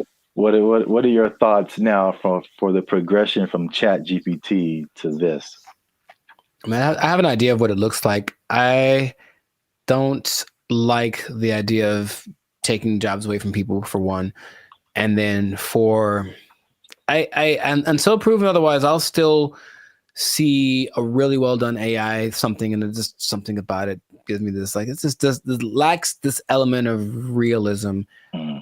However, I know it's getting better all the time, and at some point, I don't think I'll be able to notice. But just it's business is about saving money. Yeah. So it makes 100%, like it makes perfect sense that they want to do that instead of spending all the money on stages and everything that. But it just seems like it loses the. So if I see this movie and it's like an amazing movie and they have all these locations, and then when I find out that they just did it all on the computer. For me, that loses something. You know, Lord of the Rings, all the New Zealand backdrop and all this. No, we just did it in the computer. Actually, it's not. We didn't go anywhere. It's like, oh man, something about it to me doesn't. But see, the thing is, it's not, because I think the buzzword before this is CGI. Right. So it's just like, I feel like it only loses that for you because you know that it's like that. But I think there's stuff now, like the CGI stuff, where it's like you can't really tell. Like I feel like that part has gotten so good that you can't really tell sometimes, like what is CGI and what is not. Dude, just on a simple scale, I've been talking to people on, Zoom or Google Meet, and I'll be talking to them like, "Oh man, where are you?" And they're like, "Oh, that's just the background from the program. Like, I'm not here. I'm in my house." Like, and I'm looking like, no, like that's gotten really good. Yeah. So I can imagine if no one told me, sure. But then I have those doubts. Like, I wonder if I do it now with commercials for sure. Like, are those people in that? Is that really, or is it just and it maybe it's already been here and I don't know. Yeah. There's definitely pieces of it that have been here for a long time. Sure. Especially like big crowd scenes and stuff like that. Right. It's definitely. Yeah, I know that the big Ed Sheeran music video a couple of years ago was kind of that, because it's basically him and I think 100% or mostly AI CGI generated background characters, and they all look really real. So yeah, that's I don't like it though. That's all. I just don't like it, just because it's moving into a direction that my brain wasn't ready to accept as a possibility. Well, I mean, people. I personally, I have no idea. I mean, I won't say that. I do have an idea. AI is going to win. So sure, no, it's going to win eventually. Without a doubt. I feel like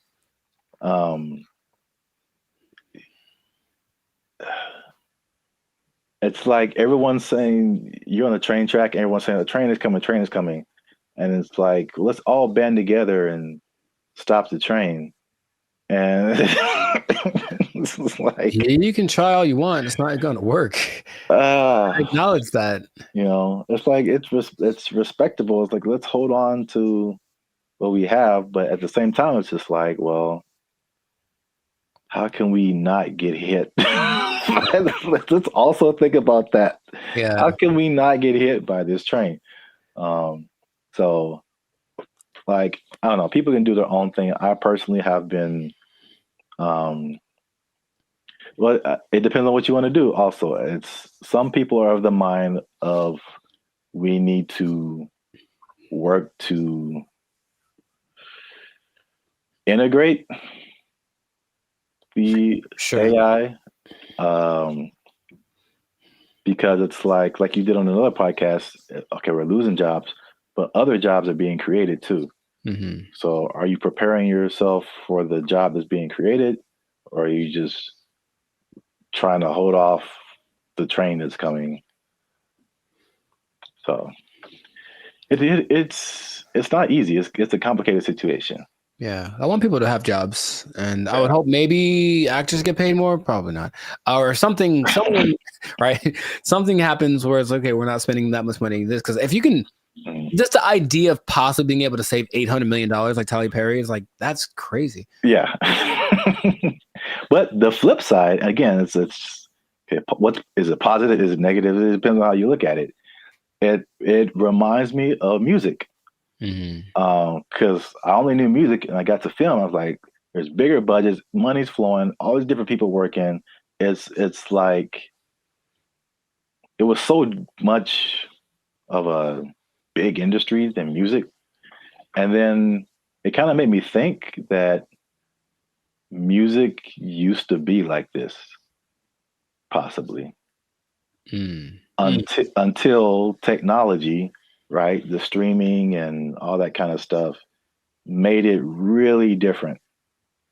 And same thing, jobs were lost, but new stuff was created, and one of the biggest thing is that it leveled the playing field for a lot of people. Mm-hmm. So the big people weren't as big, but also like people you never heard of now had a chance to like, you know, even out. Yeah, right. So if you don't have a budget and you can create a blockbuster movie in your bedroom, it's the same way you can create a full album in your bedroom now. Like recording studios, like you don't need them anymore. So like it's the same thing. I think it's a unique perspective as musicians seeing this happen to film and like what could possibly be the end result of where everything is going to move.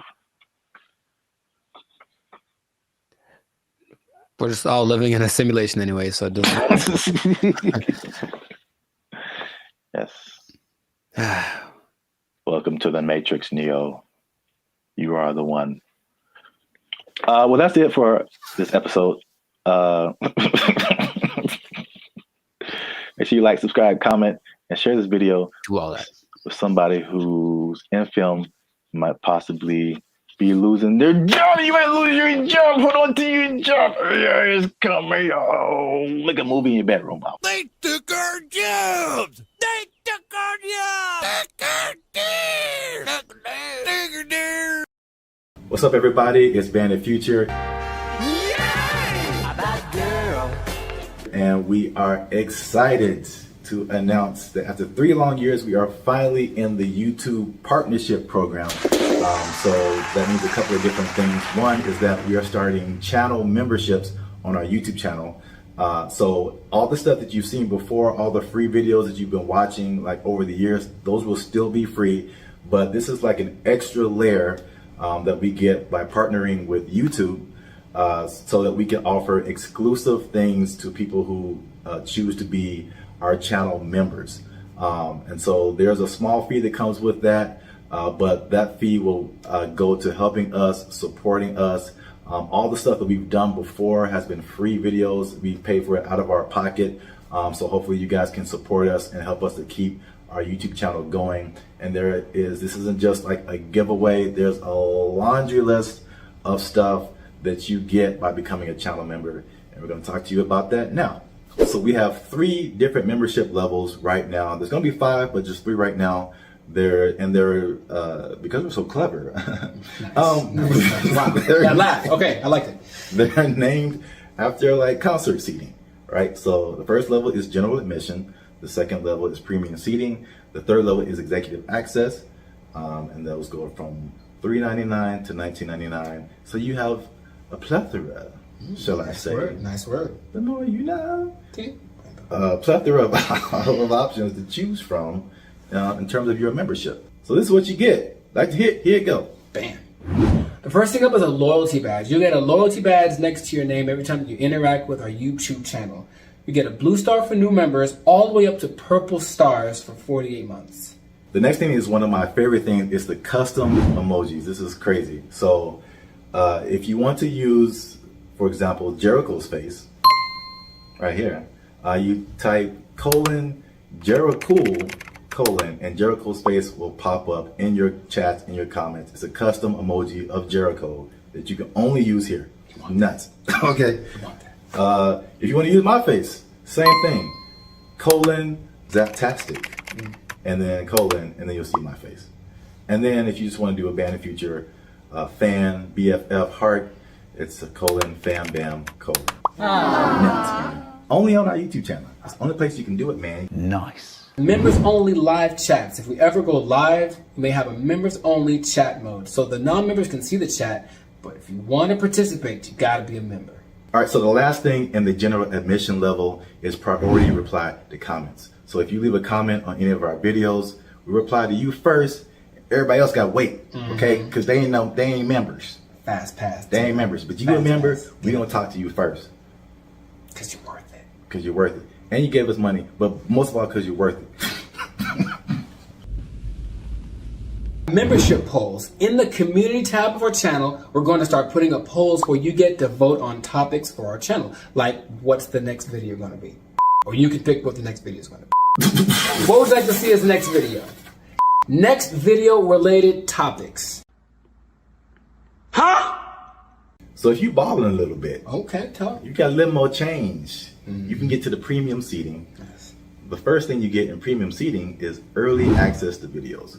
So again, the videos on our YouTube channel will be free, but there'll be some exclusive videos that go to our members first. If you're a member, you're the only person that can see it. And then maybe we let everybody else see it. Maybe. We'll think about it. Maybe. We'll have member shout outs. So once a month, we'll send a shout out to you or one of your friends. Just give us the name and details. And if approved, we'll shout you out in one of our videos. And this could be good for any special occasion. Birthday, a graduation, bar mitzvah, you name it. You name it. Happy birthday to you.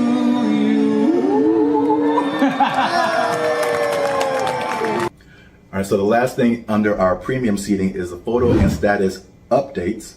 So that means you'll get an exclusive look into our lives as we make music and videos and all that kind of stuff. That'll be under the community tab of our YouTube channel. So just scroll past the videos and the shorts and the live streams and you'll see community. You pop in there, be some members only stuff only you can see as a member. Come on into the community. Boom, bada boom. Come on into the community. And if you just balling out of control and you got girls at your house singing the doorbell, then maybe you can get to executive access level. Ding. Dong. We do a real grande around here, man. The first thing you can get is your name in the credits. So imagine how cool that is. We'll put your name in the credits of one of our videos each month as an honorary producer.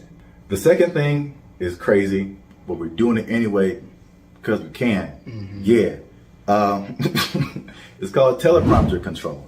All right. So you give us something fun or crazy to say, and if it's approved, all right, don't make us being too crazy out here. Our parents watch this stuff. That's accurate. They tell me that all the time. If it's approved, we'll read it on our YouTube channel, straight up Ron Burgundy style. You stay classy, San Diego. I'm Ron Burgundy? Damn it! Who typed a question mark on the teleprompter? For the last time, anything you put on that prompter, Burgundy will read. And last but not least, oh my God, last but not least, discounted merchandise. Because everybody likes a bargain. You'll now be able to shop for Bandit Future merchandise directly from our YouTube channel. And with executive access, you can save money on our official merchandise with your own custom discount code. So that's it, guys. Once again, we appreciate your support. You've gotten us this far. Less than 8% of all YouTube channels reach this partnership monetization stage. So this is like really big for us. We really appreciate you guys. And again, if you want to keep pushing Bandit Future forward, we really need your support. Again, it's not just asking for money. We're going to give you a lot of stuff, do a lot of extra stuff on our part just as a thank you for becoming a member. So choose your membership level and help the boys out. Trying to get some cheese on the Whopper, you know what I'm saying? Okay. Yeah. High class, moving on up. Because if we don't succeed with this YouTube channel, they're gonna take our jobs. They're gonna take our jobs. He's over there now. They took our jobs. They took our jobs. I mentioned that there was this kind of a weird coincidence when you brought this up because I don't know this, or I don't know if y'all know this, Bobby, but I've been reading sometimes. And the book that I happen to be reading at the moment is called... What's up, guys? I'm Zap. This is Jericho, and we are the now 6-time international award-winning pop hip-hop music group Bandit Future. We do clean, fun music that everyone can listen to with a sound that's uniquely Californian. And right now, you're tuned into the Life's a Circus podcast, where we talk about everything that's funny, interesting, and ridiculous. But before we jump into it, make sure you help us out. Like, subscribe, comment, and share this video with somebody who likes plants. Or vegetables. Throw them in there too. They're plants. because vegetables are murder. And I'm bringing it back because there's some news, man. So before we had a couple of videos actually about the carnivore diet, if you remember, and it was just like basically the opposite of vegetarianism or veganism. So instead of not eating meat, you're not eating like vegetables and plants. It's kind of weird. Joe Rogan was all into it. He said it worked for him. Right. But I don't know if you remember, you mentioned a lady who said that plants kill you from the inside. Do you remember her name or like what she was talking about? Her name, no. But she was saying like plants, it was like a defense. Well, yeah, but plants basically as a defense mechanism secrete things that basically make the person who eats them feel bad so they don't keep eating them. You know, which is the thing that some plants, I mean, honestly do. Yeah. Any, creature, but I don't remember her name. Okay. No, it was funny at the time, and I kind of halfway believed it, but there's more evidence that has come out now. So there's been a recent study in Japan about plants actually talking to one another.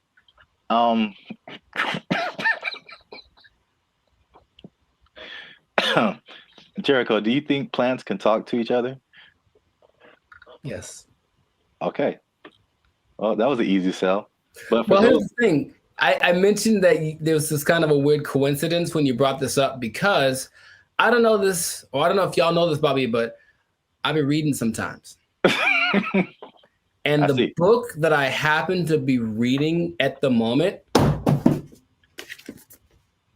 is called The Secret Life of Trees. And it actually is all about plants and their communication. I mean, kind of the evolution and why they're important to the planet and all that kind of stuff. But it does mention how they talk to each other, warning people warning each other of threats. The bugs are over there. Don't do that. The sun is over here. Lean this way. Like they've done studies about that says that they do talk.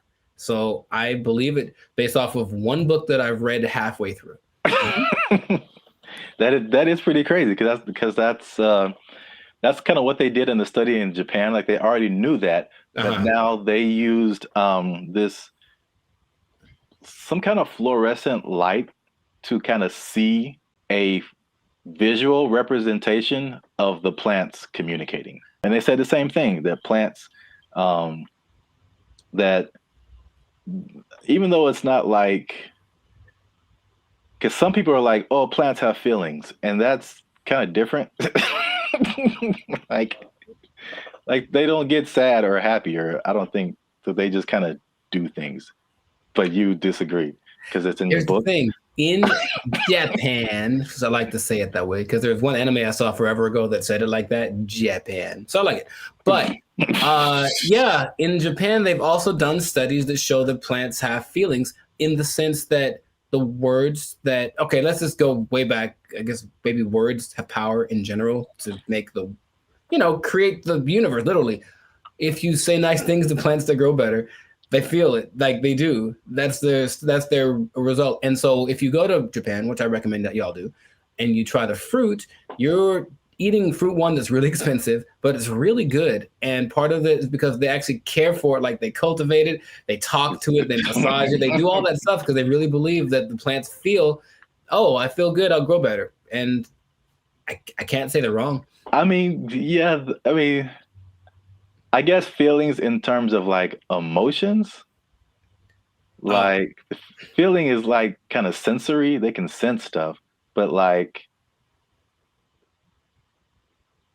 some people take it to the extent of like this plant is happy or this plant is angry, or I don't know how far that goes. Because this lady who's PhD, she says he can have emotions because they don't have a nervous system like we do.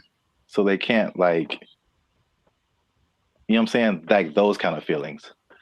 I get you. I mean, I don't think plants get into depression or nothing like that, but I don't know. I haven't read the whole book. Maybe in a week I'll be like, guess what? breaking news. I read the whole thing and it said at the end, plants have feelings, period. So.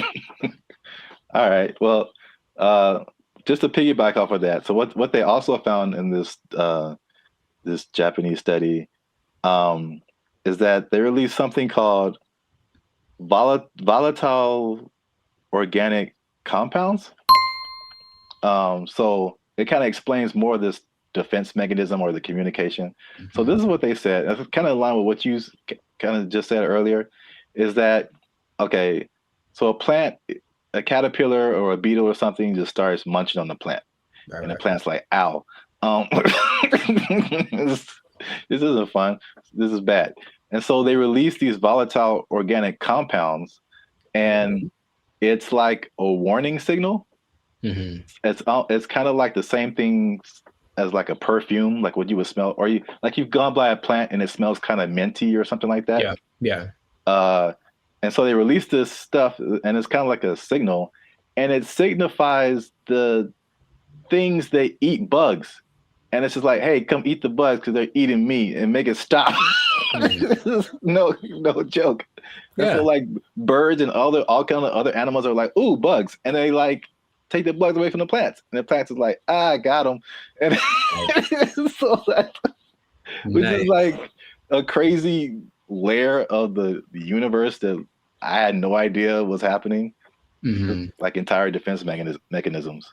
And all those relationships between like bugs and plants, which the book talks about. And I've always thought about, like, I don't know how that starts, but a lot of them feel so perfect. You know, the plant does this for the bug does this for the plant, you know, and it has to be something to it. It's like, because they talk about insects, bugs, animals, maybe trees having instincts, but I think there's some level of thinking or communication in there. I figure there has to be something that says, hey, if you do this for me, I'll do, like, it's not just random. So I feel like there is something to that. It's just weird to think about, you know? Yeah. And it's even to the extent of like a bug is attacking a plant and then he releases that stuff.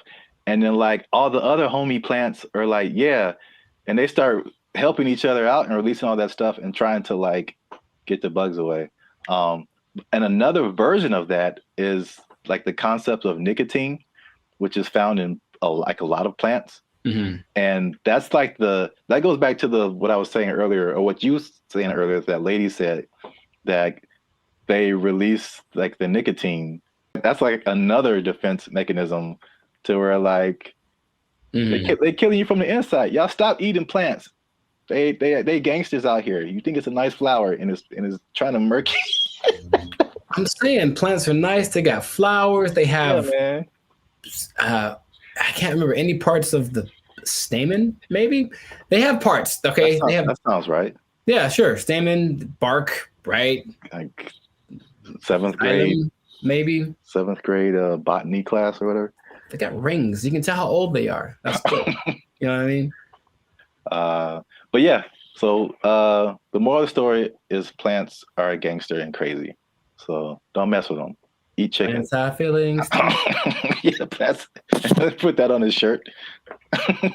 They'll get that VOC on you. That what do you call it? Volatile VOC. Organic compound. Yeah. VOC, son. Yeah, VOCs represent. Gang. If you see VOC spray painted on a redwood, don't hear it. Yeah. But that's it. That's been another episode of the Life's a Circus podcast. Make sure you like, subscribe, comment, share this video. Let us know if you've been ganged up on by a plant or if you've seen a plant talking, because people will think you're strange, but we might believe you. Feed me, Seymour. They took our jobs. They took our jobs. Whenever you buy things on the self-checkout line, it says out loud how much everything it is that you buy. And that's kind of a weird thing. I don't know if you can. I feel like there is a way to disable that, but the default setting is that everything you buy is like boop $1.99, boop $4.55. Like it does. Right. Does it say you're? Well, I mean, so what's so bad about that? It's my business. Some people be knowing what I'm buying. Like, you know, like that's all. Don't put my business out there, robot. That's all. What's up, everybody? I'm Zap, and this is Jericho, and we are the now 6-time international award-winning pop hip-hop music duo Bandit Future. We do clean, fun music that everyone can listen to with a sound that's uniquely Californian. And right now, you're tuned into the Life's of the Circus podcast, where we talk about everything that's funny, interesting, and ridiculous. But wait, we need your help. Help us out. Tired of eating mayonnaise sandwiches? Give your boys some funds. You know what I'm saying? You can join the channel, become a member. That'll help us out. Or you could just like, subscribe, comment, and share this video with people who stealing, because there's thievery going on. That's right.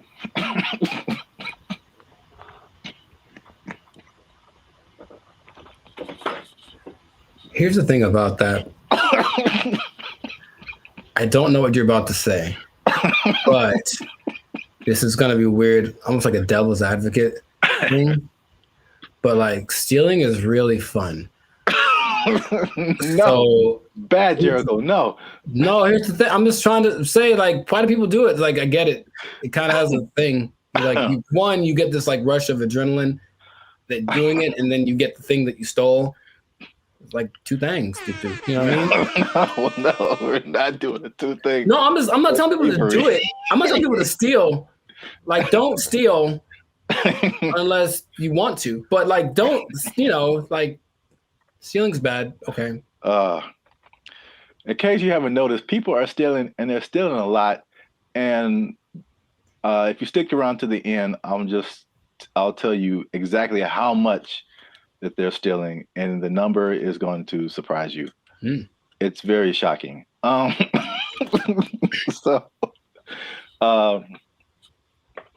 Stealing is bad. Okay, we shouldn't steal. But I'm bringing this up because it's affecting me, and that's the most important thing. Oh, look, Jericho, the self-checkout line, do you ever use that? That's all I use because people are gross. Oh, okay. That's your primary reason? No, it's faster. And the thing is, people don't get in it. That's the thing. It's faster and no one gets, like, it's always, there's 20 people over here in the line just coughing on each other. And then there's nobody in the self-checkout. I just go there. I didn't really think about it like that. My number one reason is just the speed and just being able to like get in and get out. But that too. That's like number two. Yeah. I feel like people don't go to it because they're afraid to use it. Well, there's nobody there. It's kind of creepy. I mean, there's a person sitting I guess to make sure they don't steal, which is totally not, they're not there half the time. So they're not doing the job. I feel like, well, I was kind of leaning more towards the technology aspect of it. Oh, okay. It's just like, I feel like there's still a large number of people, especially older people, who are just like, computers just don't really make sense to them. It seems more complicated in their minds to use the self-checkout than to just go through the line and have a cashier ring everything up. At least, I don't know, that's just my hypothesis. I digress. I mentioned the self-checkout line because that's one of the big places people are stealing. So stop stealing. Stop stealing because... Well, you know what about that too, that actually could be a deterrent for people to use it? Whenever you buy things on the self-checkout line, it says out loud how much everything it is that you buy. And that's kind of a weird thing. I don't know if you can, I feel like there is a way to disable that, but the default setting is that everything you buy is like, boop, $1.99, boop, $4.55. Like it does. Right. Does it say well, I mean, so what's so bad about that? That's my business. Some people be knowing what I'm buying. Like, that's all. Don't put my business out there, robot. That's all. It's just a price. I don't know. If it was like one box of condoms, $12.99, then it would be like, hey man. Yeah, I honestly feel like there's certain circumstances where it says something about what you bought, but not like that. Not like that, no. Okay. Well, anyway, So people are again these self checkout lines, and they be stealing, man, and they're stealing so much that one of the major places that they are stealing is Target, man. Target is having or Target if you're uncivilized. They're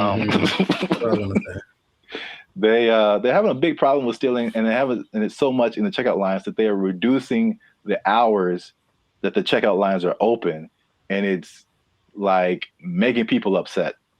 And it would make me upset too, because I hate when I'm like I'm running in to just get something and get out, and it's like all the self checkout lines are closed, and you have to go to the line.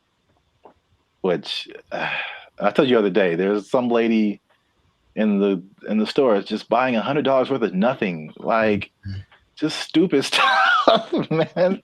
And I got like a candy bar. I'm just like, it's cool. There are people that actually will look at you and say, "Hey, go ahead, just go ahead. You only have one thing. Go ahead." Yeah. And there are the people who look at you and for sure like, I'm not letting this person. Yeah, I was here first. Decision they make. I will not let you in front of me. I don't care if I'm here for 5 hours. You'll be here for 5 hours and a minute. Yeah. Yeah, it's so anyway, the checkout lines there, some places are reducing them to like, I think it's like 10 a.m. to like 8 p.m. or 7 p.m. or something like that. But it's only like basically early in the morning and then late at night, like you can't use a self-checkout line. And then in one extreme case, they put it like 10 a.m. to noon, and that's it. And the rest of the time you have to go. The point? I don't. People steal it, man. It's just, it can't stop. Yeah. It's when I tell you how much they've been stealing, you'll be like, "Oh." Well, here's the thing about that. Of all the places that stealing is fun to do from, which is a weird way to say it, Target's probably Target's probably up there. Target's pretty great. It's a big red Target, literally, and they have all the things you want. Yeah. I'm not saying that I have or haven't done it, but I'm just saying that that's a place you might want to go if you're thinking of stealing. Also, Bandit Future does not advocate stealing. Pay for everything that you possess. You're just making it sound really attractive. I don't understand. Oh, I mean, that wasn't my intention. I'm just, Yeah, stealing is fun. I'm like, wait a minute, it's not where I'm trying to go. Oh, okay.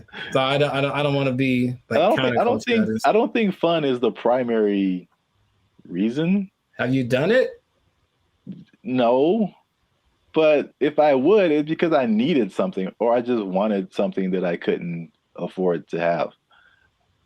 Oh. Haven't you seen Aladdin? Yeah, it's He's like he's having fun though. Ahead of the gotta eat to live, gotta still to eat. Tell you all about it when I got the time. See? He's fighting for his life, man. He made a song about it though. He's having a good time. All right. So how much? Okay, let's two things. How much money do you think Target is losing a year from people stealing? I don't know how much they make. I don't either. Okay. So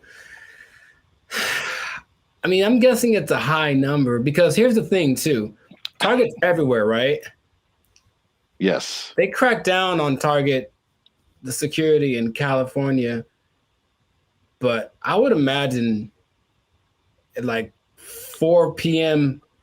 on a Tuesday in Iowa, it might not be much defense if you want to steal something from the local Target. Okay, so Target annual revenue is about $100 billion a year.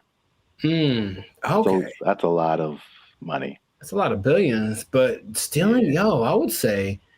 So how much is that? 2% of it? What's 2% of 100 billion? 2 billion. Billion? That's the number, I guess. 2% of whatever they make. 2% rule, but for stealing. Also don't steal. Now that we know how much that they make, this number doesn't seem as crazy as I thought. Okay. Because they lose 500 million.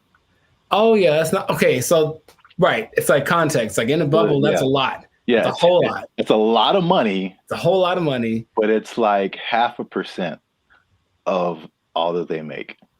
That'd be fine. Now you know, it'd be crazier if it was like we changed our mantra. Everybody just go out and steal. Target, especially because they got it, man. They cool. That'd be all right. No, what would be crazier though if it was just like a ring of 20 people that is stealing everything from Target, just 20. Then that'd be like, okay, they are. There are rings of like, there's people that have been doing this for years. I mean, it's especially after 2020, like stuff kind of really got crazy, especially in California. But there's, I don't know if you've seen these like mobs of people. Yeah, they'll just run go in, like, take everything. Yeah, they're all like in it, and they just kind of do it regularly. They go store to store to store, and just kind of do this thing. So that's Target. The last part of the tease is how much retail theft is, and this is from 2022, but pretty recent for like all nationwide, and that is 112 billion. So that's basically the entirety of Target's revenue is the same amount that people are stealing just nationwide from all different kinds of stores. So we y'all are out here stealing an entire Target every year. The entire Target income stream in one an year. Entire Target corporation worth of products and merchandise. You guys are stealing it every year, and that's a problem. But you're ruining my self-checkout experience, so stop it. I want to use self-checkout. Don't make them take it away from me. Now you say it that way, I am also slightly more on the side of don't steal from Target. Yeah. You never even went there and just like took a candy and ate it? I don't steal, man. I don't like stealing. I feel bad if I do. Okay, you ever do the thing where you just, this is not an interrogation. You ever do the thing where you buy a soda and you start drinking it in the store, be like, I'm gonna pay for it, and then that's so ghetto to me. I never do that. Oh, I've done that lots. I'm drinking the soda as I'm checking out, like I bought this too, but you know. If I was like dying of thirst, yeah, but like no, I feel ghetto when I do that or something. Oh, it's about as ghetto as it gets. The first time I saw that, I think I was like offended, and then I was like, I think that's a good idea. Like, what? I don't have to wait to get to my car to eat this. I don't even know. I got like a candy wrapper. Like, yeah, I ate this too. Bring it up. You just pulling wrappers out of your pocket. Yeah, ring that up, and that. Yeah, I ate that. Like, how long have you been here, sir? I ate that in aisle 5. You can ring that up. I've been here like 8 minutes. Yeah, I was shopping. I was hungry. This isn't Costco. You don't have samples. What was I supposed to do? All right. Well, we're going on long. So this has been another episode of the Life's a Circus podcast. Make sure you like, subscribe, comment, and share this video. People who steal, tell them to stop. We out. They took our jobs. They took our jobs. Everything works. You know, I've been able to text you or call somebody or search the internet. Like, it all works. That's the good. The bad, Okay. Let's talk about it. Let me just say this. What's up, everybody? I'm Zap, and this is Jericho, and we are the now 6-time international award-winning pop hip-hop music duo Band and Future. We do clean, fun music that everyone can listen to with a sound that's uniquely Californian. And right now, you are tuned into the Life's a Circus podcast, where we talk about everything that's funny, interesting, and ridiculous. But wait, need you to help us out, support our channel, because YouTube pays our bills. Not really, but hopefully in the future. Look. Yep. I don't know your life. I got to check in and saving and checking. Things are complicated. I need you to subscribe. That's what I'm trying to say. I need you to subscribe. I got kids to feed, man. Y'all ain't been subscribing. I need you to subscribe, man. I didn't know you had kids. So subscribe, like, share, comment, because this is actually a very helpful video. Ooh, helpful. Because there's a thing happening, and I tried it out, and I'm going to let you know how it goes. So there's a thing called Helium Mobile. It's a phone service that I switched to, and not only was it half as much as my original phone plan, but it also makes me money. If you stay to the end of the video, I'm going to tell you how much money I've made with Helium Mobile in the past 2 months of trying it out. All right, so Helium Mobile, I think I told you about this when I first started doing it. Because so backstory is my phone was not, what was it? I could receive text messages, but I couldn't send text messages. So, and I had T-Mobile at the time, and I was literally on the phone with T-Mobile customer service for like 2 to 3 hours, like trying anything and everything possible. So I don't know if it was the phone. I don't know if it was T-Mobile. I actually like T-Mobile. I have nothing like against them personally, but I was just like, well, this is the perfect opportunity for me to try this thing I've been hearing about, which is Helium Mobile. Now, Helium Mobile is in the cryptocurrency world. So that's something that I've been kind of looking into for the past few years now. And so I'm kind of in that world. I kind of know how it all works. So it might be foreign for people who have only been on like major carriers like T-Mobile or Verizon or something. But Helium Mobile is, the parent company is called Nova Labs, and they started what I think is the first kind of crypto-centered, crypto-based cell phone service. And so they did a trial of this in Miami, and the results were interesting. The service worked, but they were giving the phone service for $5 a month. And the people who liked it thought it was cool, but what they found out was that, like, with it being $5 a month and it being crypto related, people would be like, I don't know. Like it, but like psychologically, that's so interesting because it doesn't cost enough. So like that's kind of weird. Yeah, it didn't cost enough, and I was like, I wish that wasn't the case because I would love to pay $5 for my phone bill. So they bumped it up to $20, which is comparable with like the I would say second tier phone services. You know, not the major ones, but like the Mint Mobiles and the Cricket Wireless, like that kind of stuff. They have services for like $20 a month, $25 a month. So once they finished the Miami test, they went to like I think it's everywhere now, or at least nationwide in the US. So just off of that beginning, I think I mentioned it to you. You may have been skeptical. What do you think about transferring from your existing phone service to this new like crypto phone service that pretty much just started this year? I think two things happen to do. One is the idea of just leaving something that you're used to. I honestly think a lot of people fall in that category. Like, what I'm paying doesn't suck. It's not bad. I don't want to change. Like, that's all. So it's like, I already found my thing that works, so I don't need a new thing, even if it's better. But also, there's the lack of confidence from a new thing. That's all. So you have a service like I've had AT&T since forever, right? So honestly, thinking about it, my brain goes, but what if it doesn't? You know, you've been going to this place the whole time and it works just fine. Why go try something else? What if that doesn't work? So I think there is that doubt there. And honestly, the third thing, just associating with crypto, which is the new thing, it's like, what does that mean? How does that work? There's a lot of questions that surge as opposed to having hey, I have a phone service, AT&T, they do phones, boom, got it. Yeah. I mean, that's the crypto part, especially because it's gotten better, but it's still very much the wild, wild west. Right. Like there's all kind of stuff going on. And if you're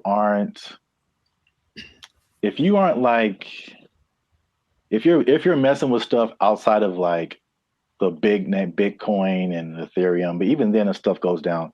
But like all this other, I mean, the thing is like Bitcoin dominates the news, but there are like thousands and thousands and thousands of other coins, and there's so much going on outside of Bitcoin. Like it's insane the amount of stuff that's going on, the amount of projects and different things that people putting together. But yeah, it's kind of scary, and I mean, I honestly wouldn't recommend it for someone who, one, is not computer or tech savvy, and two, hasn't really been into crypto a whole lot. Because I also had another experience. So Helium is like a Bitcoin. It has its own. There's a Helium, what they call a token. Bitcoin's a token. Helium Helium has its own token, but then there's Helium Mobile that had its own token. Okay. So Helium Mobile came after like this originally Helium, where a lot of people made money during a whole different kind of mining helium. I don't want to get too technical, but I just want to say that like the Helium provided these mining devices, which were expensive, several $100s or sometimes into the thousands, and you would make money by mining helium, which was great when helium, the price was really high. But when it dropped, you were like, now you were making, people were making thousands of dollars like a month, like in this like heyday period, and it dropped to like pennies. So that was like a few years ago, and that's something that I tried, and I spent like $500 on a device, and it was like making me a little bit of money, and now it makes me like 10 cents a month or something, maybe. Like it just like plummeted. But that's the crypto world. The prices, it's like the stock market on like acid. It's just nuts. I mean, you're rich one day and broke the next day, but I digress. So anyway, because I'm crazy, I tried out Helium Mobile. It's not bad. All right. So at least for me. So my original bill was like $50 a month, unlimited. And then you know how they have like unlimited and then it like throttles after a certain gigabytes, whatever. So I had the same thing with Helium Mobile. My original one's throttled after 50 gigabytes. This one throttles after 30. So I only paid $20 a month plus tax. So it's 21 something. And then, you know, everything works. You know, I've been able to text you or call somebody or search the internet. Like it all works. That's the good. The bad, Okay. Let's talk about it. Let me just say this. Unlimited is, when it throttles, man. It's just like zoop. Like you are, once you hit that cap, like you pretty much need to use another phone because your data is just so incredibly slow. But that's just kind of what it is. So the slowdown after the 30 gigabytes is insane. The app that you have to download to use it constantly crashes.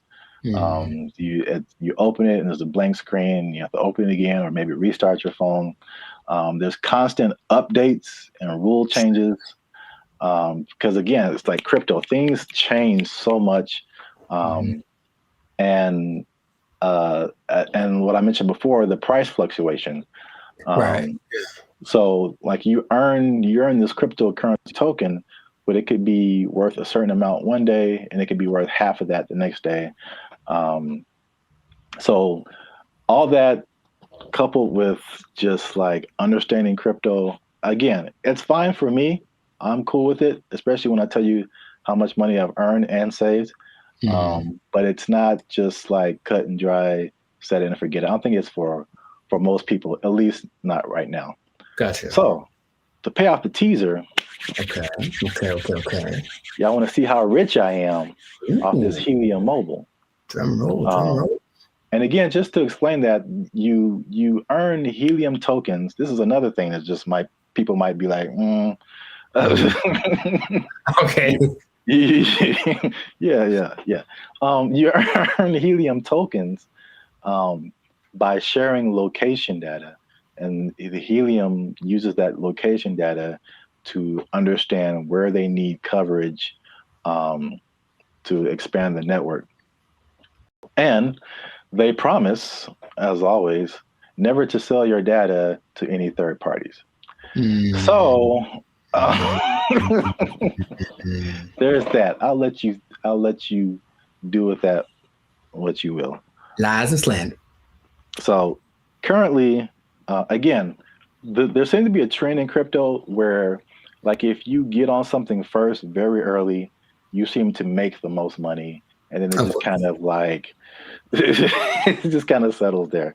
So in terms of Helium tokens, when I first started, I think I was earning like 700-800 Helium tokens a day. The current price of Helium or Helium Mobile tokens, current price of Helium Mobile is like 0.003 cents. Okay. So basically like a Spotify stream. Gotcha. For every Helium Mobile token, but you're earning hundreds of these a day. So I think like when I first started, I was making like around $2 to $3 every day, which is once you set it up, the only thing you have to do is move around because it's location based. So you can't be in the same spot. But if you move around throughout the day, at the end of the day, you'll get, the certain amount of tokens. So I'm pretty active. So I was making a couple of $2 to $3 a day. That has since dropped. It's currently like $1.50 to $2 a day. But again, like a couple of dollars a day for not really doing anything. Sure. That's kind of cool. When people when this first started, people were saying they were making like 1,000 to 2,000 tokens a day.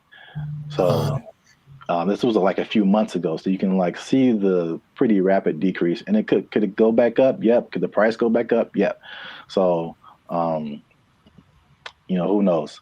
But for 2 months, and I actually put this on 2 different phones. Okay. So in 2 months, and this is after paying my phone bill, my $20 phone bill each month, which you can also pay with a Helium Mobile token. I was gonna ask. Okay. Yeah, so you can take.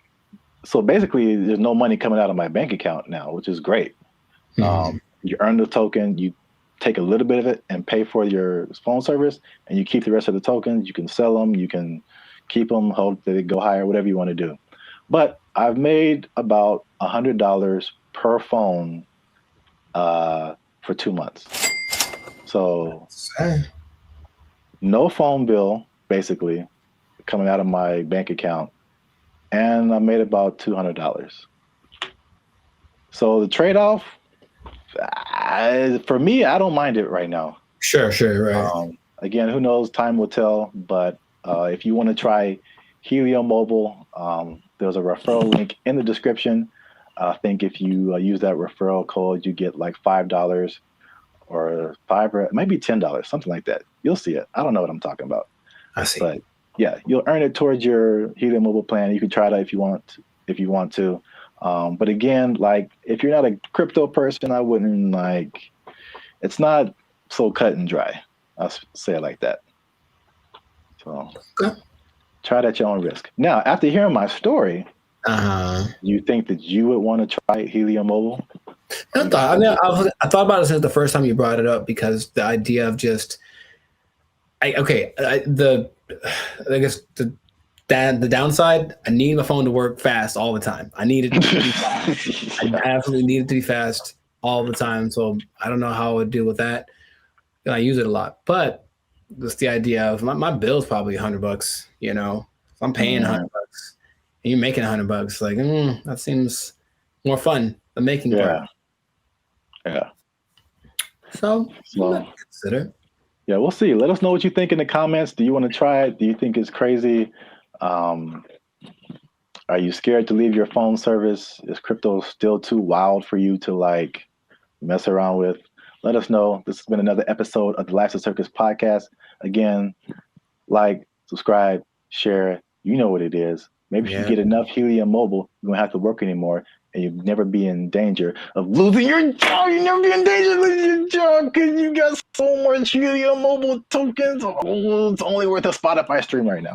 They took our jobs! They took our jobs! Did you know that besides blue collar and white collar, there are other collars for jobs? No, I didn't. I didn't either. There's gold collar, which is law and medicine. Gray collar, which is engineers. Pink collar is service fields. Red collar is civil servants. And green collar is the environmental sector. So there you go. Oh, what color? What color are we then? Black collar? You started it. What's going on, everybody? I'm Jericho. This is Zap, and we are the now 6-time international award-winning pop hip-hop duo Bandit Future, who make clean, fun music that everyone can listen to with a sound that is uniquely Californian. And right now, in this moment in time, you are tuned in. Congratulations, by the way. You were tuned in to the Life's a Circus podcast, where we talk about things that are funny, interesting, and just straight ridiculous. So before we get into the thing, make sure to like, subscribe, comment, and share this video with at least 2 people that are thinking about changing jobs, because maybe blue collar is the way to go in the future. Think about it. Okay. So I bring this up. Do you remember Mike Rowe? No, enlighten me.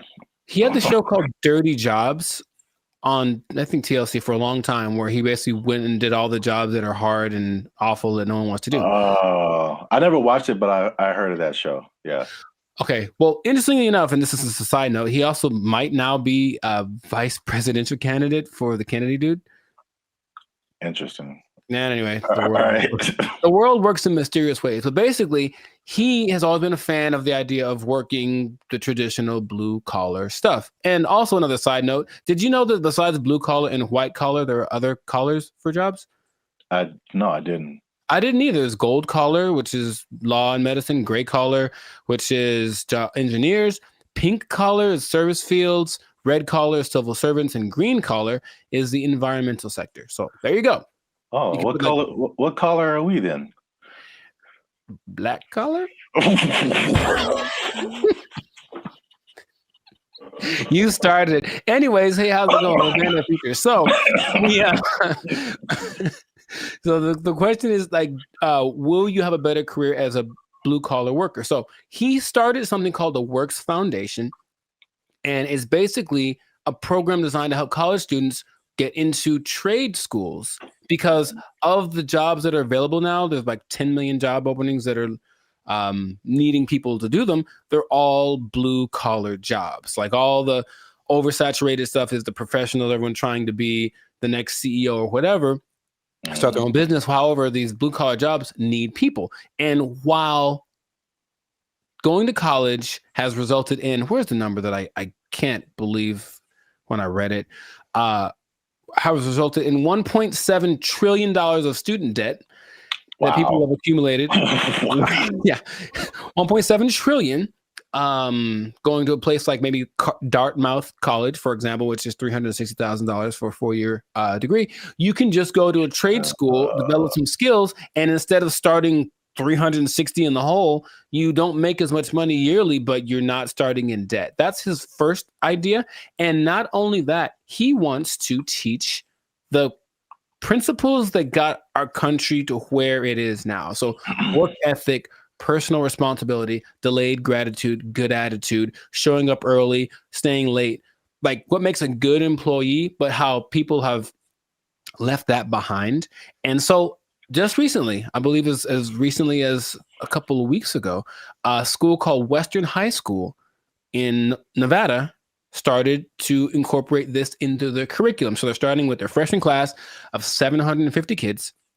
The top 50 kids that graduate from this program will get a full ride scholarship to the trade school of their choice. And I thought that was really cool. So he's trying to make this push to get people back into the blue collar sector, because it's, dignified work and whatever. And some people are for it and some people are against it. So just based off of what I've told you, what are you thinking? What's your opinion? I guess I'm kind of mixed. Okay. On one side, it sounds really good because one thing I have noticed, especially since 2020, is like people don't want to work, and if I guess it's more like service jobs, or if they do want to work, it's just like there's just all that stuff that you listed. There's like no effort. It's like nobody cares about what they're doing. They're just clocking in and clocking out, and they don't care about customer service. They don't care about doing a good job. They don't stay late. They don't come early. They don't do any of that stuff. They just they just come. I'm here, and I'm gonna do stuff maybe, and then I'm gonna go home and play Xbox. Like what? Like what is happening? So like that part, like I'm all for the trade stuff. I know it's just like AI is changing a lot of, I guess you would call white collar jobs. Yes. So that they're not as necessary.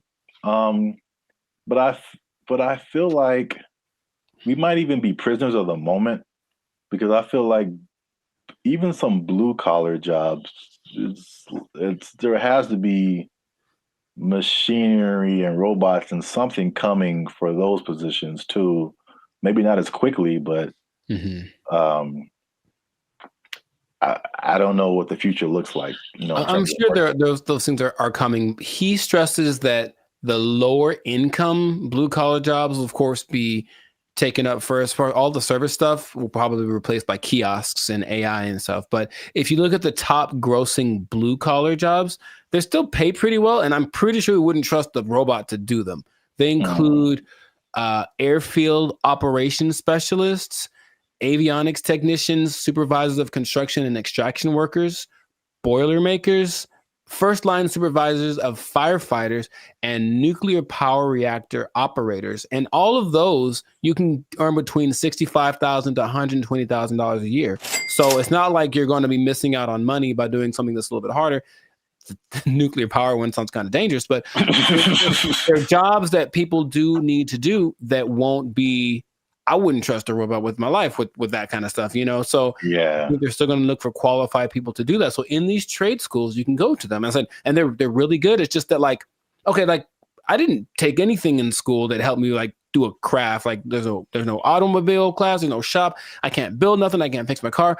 I don't know any of that stuff. And I think a lot of people fall in that category. And so he's saying, well, that's kind of what we're missing. So if everybody goes to college and gets a degree, even if they're, you know, $1 million in debt, then where are the plumbers and the electricians? Where are all of those people? They're not around anymore. So it's like all those things start to fall apart in the cities. The infrastructure starts to mess up. That's just his idea. So he's like, he needs more people to be interested in it, get the kids at an early age, and then encourage them to do it, because it's noble work, it's dignified work, and it's work that they're pretty sure isn't going to be replaced anytime. So, man, have you ever seen those people? I watched it on the TikTok. People that replace those like light bulbs on top of those super high poles, like 2,000 feet in the air. Like you have to have a dude go up there, and those guys get $160,000 a year. It's super dangerous, yeah, but it's like you need them. So all those kind of jobs are available for this trade school thing. So he was just saying, it's just an alternative. Of course, if you want to go start your business or be a YouTuber or whatever, go do that. But the world will fall apart without these people. So I thought it was a cool idea, and he's hoping to get, I think somebody decided, I also think it's a good idea, and they donated $5 million to his program, Inglestead. The Inglestead Foundation donated the $5 million, which makes it possible for the top kids to graduate to go to the trade schools free of charge, basically free tuition. So that's just something that's happening, and maybe it'll cause a shift in people are lazy. We said the pandemic kind of showed that, but maybe the newer generation will be like, okay, my parents were lazy as heck. Dang, I need to start working a little more hard, and then the next generation after that might flourish. So I just thought that was cool. I did not know that was a thing before. And so shout out to Mike Rowe, which might be a vice president candidate in the future for doing this. Oh, one other stat I did read. Because white collar is, of course, makes a lot of money. Only 43% of workers are white collar. 43? 43%. So that's about 64 million people, according to 2020 count. So that leaves, I didn't do the math, but there's a good amount more that do the blue collar stuff. So it's like, it's not like it's not necessary. It's just that it's not applauded. It's like, oh my God, you did a good job being your electrician or whatever. But people, we need that. Like our whole, if I don't know how to fix any, you probably know better than I do. I don't know how to fix anything like plumbing, nothing works. So I have to call a guy, and that person I hope is qualified. So that's what they're doing. They're training these people up. Yeah, I think like overall it's a good idea. And I think it's just like as it's like you don't know what you don't know, right? So if people are like for music example, people, all you see is just like Drake and like DJ Khaled, and like that's what you know, like that's what you're gonna aspire to be if you're into music. Yeah. Or if like you only grew up listening to Beethoven and like Bach and Brahms, like that's like all you know is music. So if there's one education path and that's all you know, it's like, oh well, this is just what we are supposed to do. Like that's like when I was in high school and they were like, you got to pick a college, and I'm like, I got to pick a what? Right. Yeah, okay, and I kind of like honestly went to college because that's what everybody said you're supposed to do. Me too. Not because I was like, I don't want to do I didn't know never even heard of a trade school. Yeah, I didn't have any options. Yeah, I didn't know what my options were, honestly. Yeah, they literally some kind of announcement or something. It was like, you got to go see the guidance counselor. I'm like, the guidance counselor? Yeah. So you can pick a college to go to. Like you just kind of funneled into this direction. And I mean, trades are like, and it's a good alternative for a lot of people. Right. So we'll see how it works, but he's hoping that it builds up some steam, builds some momentum, and then other people adapt the program, because why not? We need them. We need people to come fix my car, so my car can run. Yeah. So that's what I thought was pretty fascinating. But let us know in the comments what you think. Is the blue collar thing? Also, if you have kids or something, would you encourage them to go more towards that route instead of getting in crazy debt going to college and then hoping you find a job after that? Because job market's getting a little bit scarce out there. Do you support the idea of Mike Rowe? Do you have a better idea? Do you think we should just all go to Mars? Whatever it is, let us know in the comments what your idea is, and we will respond to your comments, probably. Yes, but definitely. We'll respond faster if you're a member, because they get priority comment reply. Oh, there we go. Okay. You might want to do that. Mic drop. So yes, that has been another episode of the Life of Focus podcast. Yeah, like, share, comment, share it again. Share it twice. Even better. And just think about that job. Think about the job, because, you got to have a job. Got to have a job. If you don't have a job, then, if you don't have a job, you can't buy snacks. So, yeah, see, there you go. Go get one. It all makes sense now. Yeah, I know. And don't do anything to lose it, because you might. Yeah, you don't lose your job. Go to a trade school, learn a trade out. They took our jobs. They took our jobs. Oh, I had one and I forgot it. So it was like unique. Recycling toilet paper? I mean, wow. I mean, I only brought it up because it is a real thing. Like, people do that. How do you recycle toilet paper? Do you want me to tell you, or? Yes. What's up, everybody? I'm Zap, and this is Jericho, and we are the now 6-time international award-winning pop hip-hop music duo Band of Future. We make clean, fun music that everyone can listen to with a sound that's uniquely California. And right now, you're tuned into the Life's a Circus podcast, where we talk about everything that's funny, interesting, and ridiculous. But before we jump into today's topic, make sure you like, subscribe, comment, and share this video. with two people who are flashy, but you know they faking it, man. That's a cold world, man. They ain't got it for real. It's a cold world. They ain't got it. It's a cold thing. So we again, we've talked about this before. We're Hollywood centric, and Hollywood, Los Angeles is well known for people out here being flashy. They looking sharp.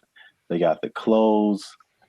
I mean, they just decked out, going to fancy restaurants in the hottest clubs, and then they go back to their studio apartment where they can barely afford to keep the lights on.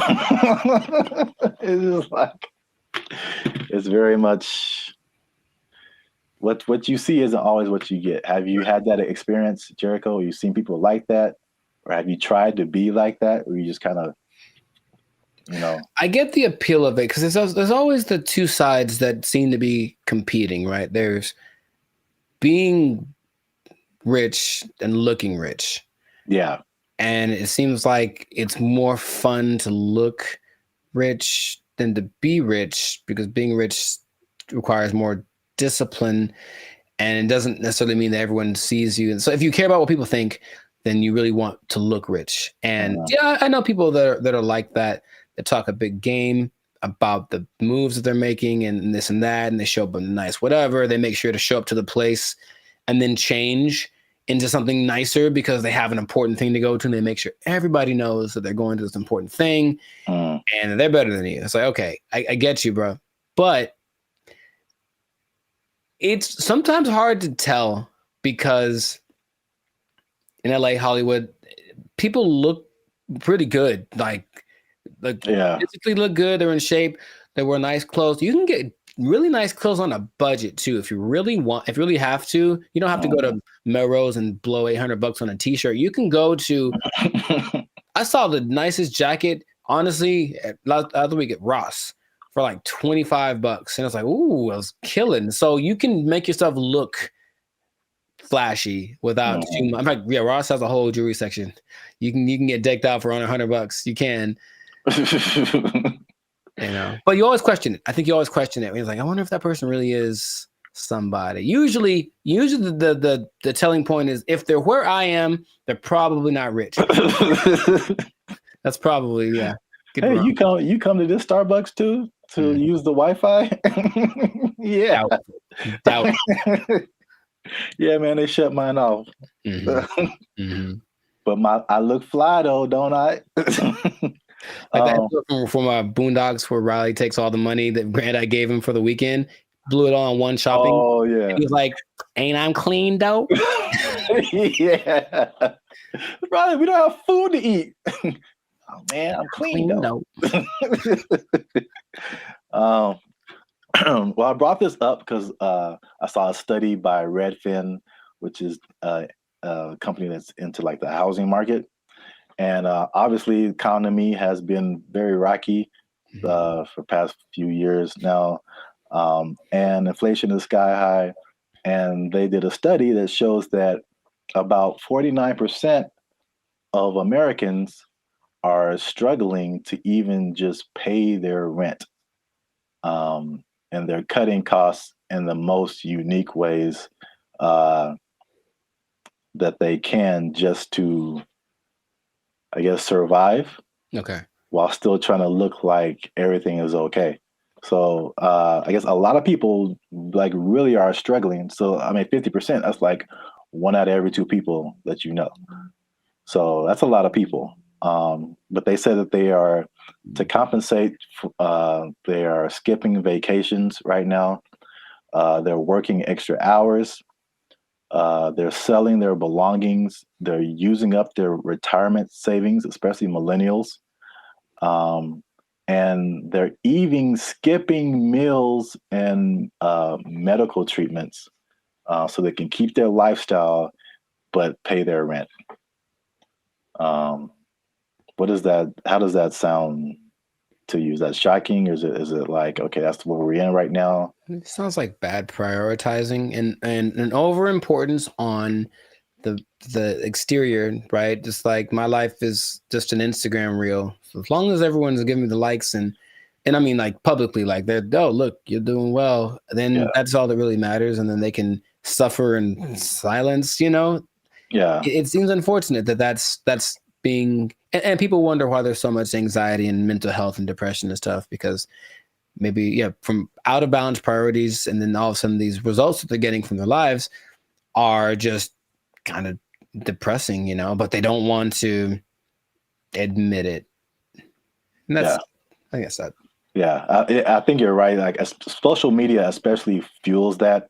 And it's like, I've never, well, I won't say never, but I rarely gone to social media and see someone be like, hey, here's a picture of me like cutting down on fast food because I can't afford it. Like that isn't, that's like it's the highlights of people's lives. And so you only see the good stuff. When they're all like, a lot of people can be struggling. So I just have a couple of questions just to, just so people can see how we living, you know what I'm saying? So inflation is hitting everybody. Like I feel like everybody feels it at some level. So for people who are cutting costs, are there some stuff on this list that you are doing or have done, or something that you're not on the list that you're doing that's just like just keeping you in a good position financially? Yeah, I haven't. I love to travel, and I haven't really gone on a vacation since 2022. You know, I think I've honestly only left the state like twice in the last year and a half. So there's that. Even though, you know, traveling isn't expensive, vacationing is expensive. So I mean, if I wanted to, I could go to some place and stay in an Airbnb and chill. But vacationing, I haven't taken a vacation in a while, and then I haven't gotten tattooed really because I like tattoos, obviously. But again, it's like, is it a priority? I suppose not. So I've been held back on that. And then just eating out in general, cooking more, eating out less. And even with dating, trying to find that like happy medium between like, let's not go all out on this. Let's find a place where it's like it's not burgers and fries, but it's definitely not Beverly Hills top of the line, because I got money for that. Those areas. Yeah, those are all like very practical things. I would say I do some of the same thing. If I could offer something different, one thing that I did recently that you noticed, and then I've talked about it before, and it wasn't just because of like prices, but it was just I just wasn't getting the quality service. Was my haircuts. So like I just started, and I did one pretty recently. I think it looks kind of clean, man. Okay. I think I'm out here like, you know, I could do a few things. I feel you. As a barber, but like I mean, a large part of that was just frustration, just unable to find a barber. If I do find a barber, like I have him for a minute, and then he moved to Texas or something. Like something always happens. I'm just like, I'm so frustrated trying to find a barber. And so let me just get, my hair isn't that complicated. Just need to teach myself how the fade part is really the hardest part. Right. But other than that, like I just do it myself, and it saves me like a lot of money at the same time. So it's like a win-win situation. So I do like the eating out thing too. That's a thing. And then what else have I been doing? What else has he been doing? Oh, I had one and I forgot it. So it was like unique. Recycling toilet paper? I mean, wow. I mean, I only brought it up because it is a real thing. Like people do that. How do you recycle toilet paper? Do you want me to tell you, or yes? Because that doesn't make sense at all. After it's been used, how do you reuse it again? You rinse it off. No, you can't do that. Hang it up to dry. No, in your house. Well, then it's not toilet paper. It's like a rag or something, right? It's toilet paper. I've seen videos of this, man. That's not possible. It's apparently this guy knows something that I don't, because it disintegrates with like water. How can you wash toilet paper? He washes toilet paper and he hangs it up to dry like it's the South in 1945. Yeah. I'm assuming you don't do that.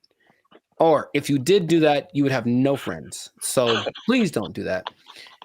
But yes, that is a thing I've seen people do to cut down. And I'm talking about a person that I forget what, but this guy was a millionaire.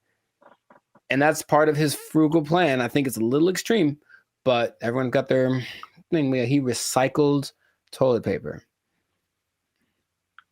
So don't do that. Please don't do that. Wow. That's very gross. And yeah, he has no friends. Right. Okay. I'm pretty sure that's not what you were going to say. That was, I've never heard of that. That's interesting. All right. Well, here's another thing, last thing about affordability, to just kind of put things into perspective.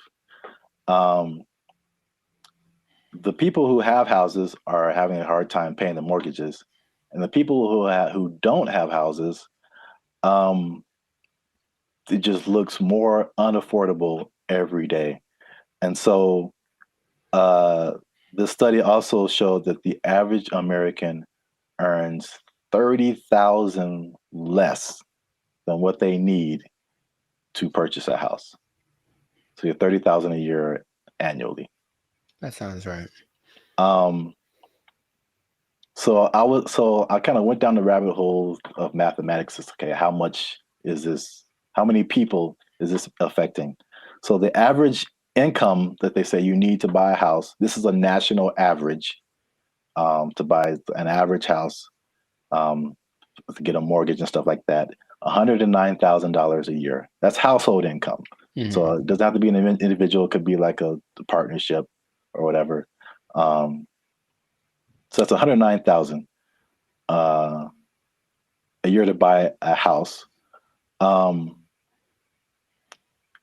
In California, what do you think that number is? Specifically Los Angeles. Higher, for sure. I would go to like 145. Is that not enough? I hope that's enough. That's generous.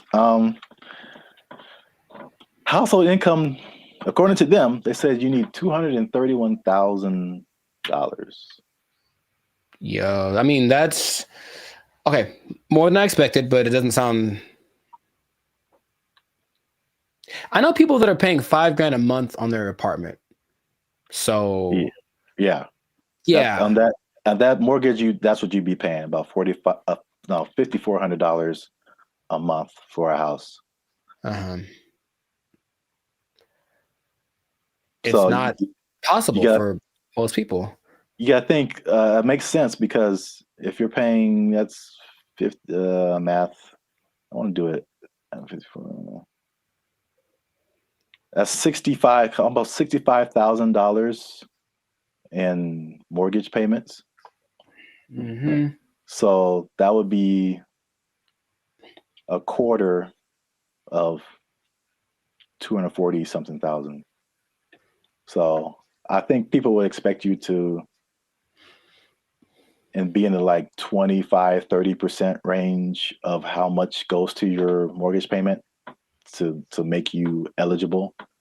So sure. 200,000 plus sounds right if you're paying $65,000 a year in mortgage payments. That's crazy. I mean, you can get a house in the sticks, of course, in the desert, whatever. Oh yeah, cheaper. Yeah. But yeah. I mean, this is just like median nice house, somewhere. Yeah, LA is no joke. So, last thing I checked out is how many people that cuts out. So how many people make under $240,000 to be eligible to buy a house like this? Most is the answer. Your answers have been so general. I mean, how many people are in California? 35 million, something like that? I don't know. And I think this may have been Los Angeles. So I don't want to. Oh, okay. So Los Angeles, maybe it's 14 million, 15 million. I don't know. But of those. Well, just on a percentage, because that's what I have here. Oh, like 95, 90, 95%. 95. That was it. Uh-huh. So 95% of people cannot afford a house. So this has been another depressing episode of the Life's a Circus podcast. For all you renters out there, make sure you like, subscribe, comment, and share how difficult it is for you to buy a house, because it doesn't seem possible for the large majority of people. Accurate. Yeah, inflation, keep your job. Bye. They took our jobs! They took our jobs! And there is a man who has built a substantial shelter for himself. So this place has a front door. It has lights. He has a refrigerator. He has a stove. He calls it a waterfront property because it sits right on the LA River. Other people in the encampment have. What's up, everybody? I'm Zap, and this is Jericho, and we are the 6-time international award-winning pop hip-hop music duo Band in Future.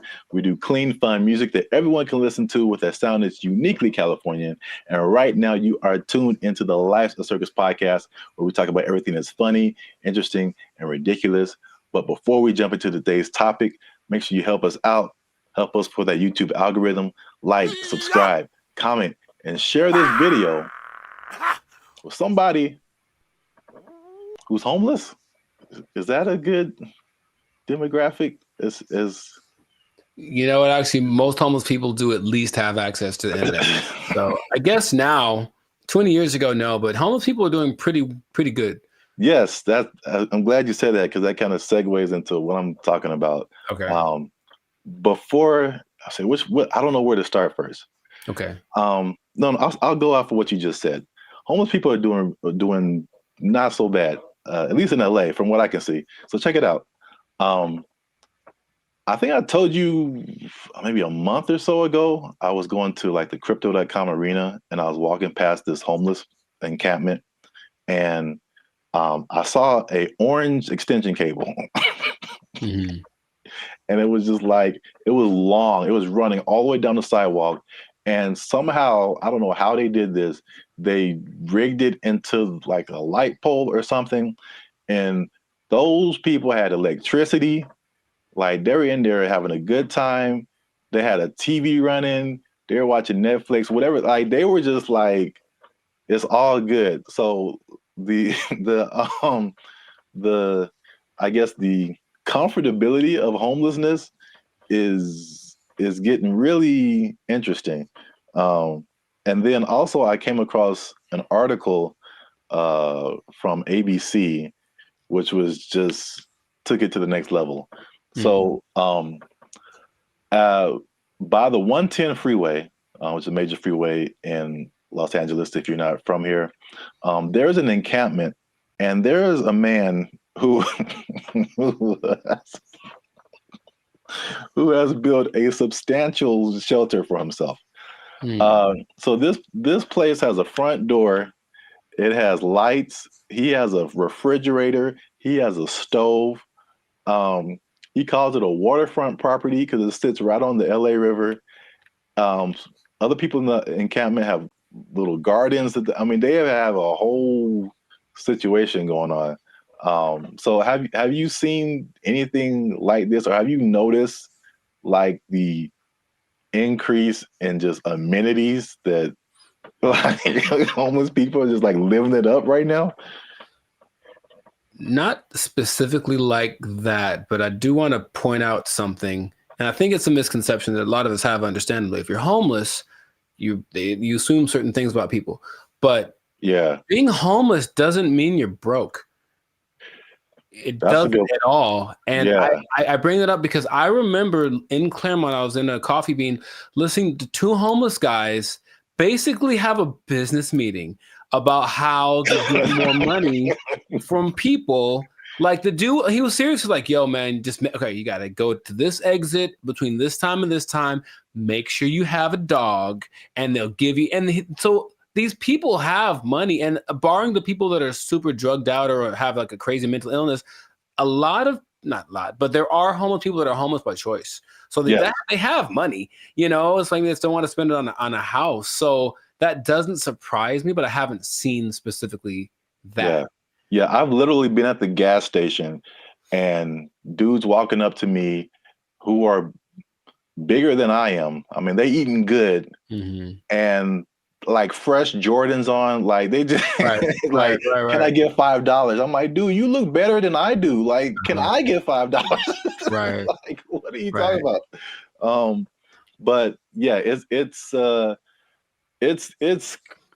getting crazy. I mean, not getting crazy. It's already crazy, especially how here in LA, we have just, I think it was only, I forgot the numbers in LA.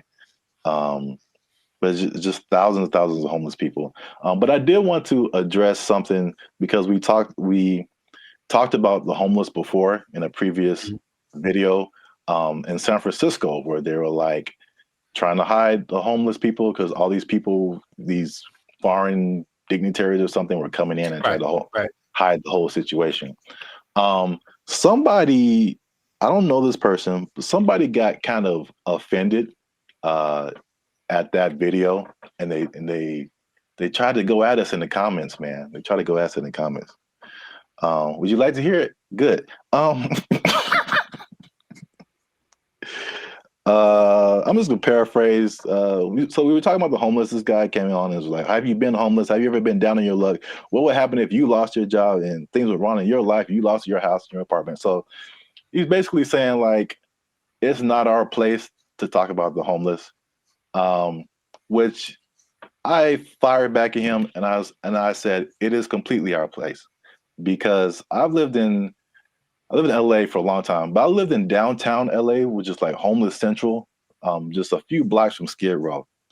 When people are pulling down their pants and taking a dump on your front door and you step in it, you absolutely have a right to say something about that.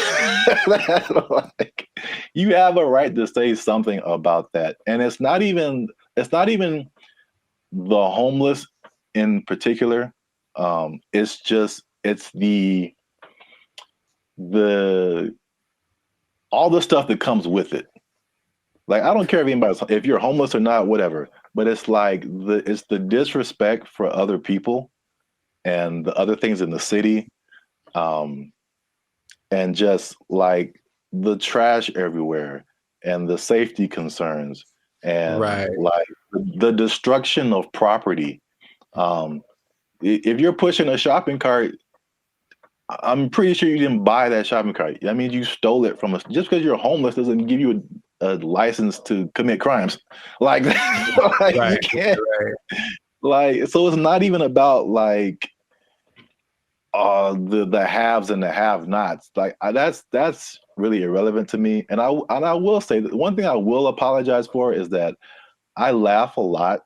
And a lot of people have said that in the comments before, and I think that's just because I think one reason is because talking to a camera is really weird. I agree. And so I'm used to talking to a group of people or something where you get feedback, and so you say something that's funny. Like, I think it's funny. I just laugh at myself. But we try to keep it light on the podcast. But homelessness, really, there are I don't know. Again, everyone's situation is different. Like you said, there's some people who aren't even broke. They just don't have a house. But there are some homeless people who are just like, they had a rough whatever, something happened to them, and it's just a serious situation, and their life is really messed up. So I think well, at least I should apologize for making that I guess that false interpretation, you know what I'm saying? Like the insensitivity. I think that may have come across to some people like that. So I don't want to make it seem like we're insensitive to the homeless situation. But at the same time, I think that, we shouldn't be silenced because we've never been homeless or we never had a rough time or anything like that. And I have more to say about that, but I want to know what you think about at least that part of it too. I don't apologize for anything.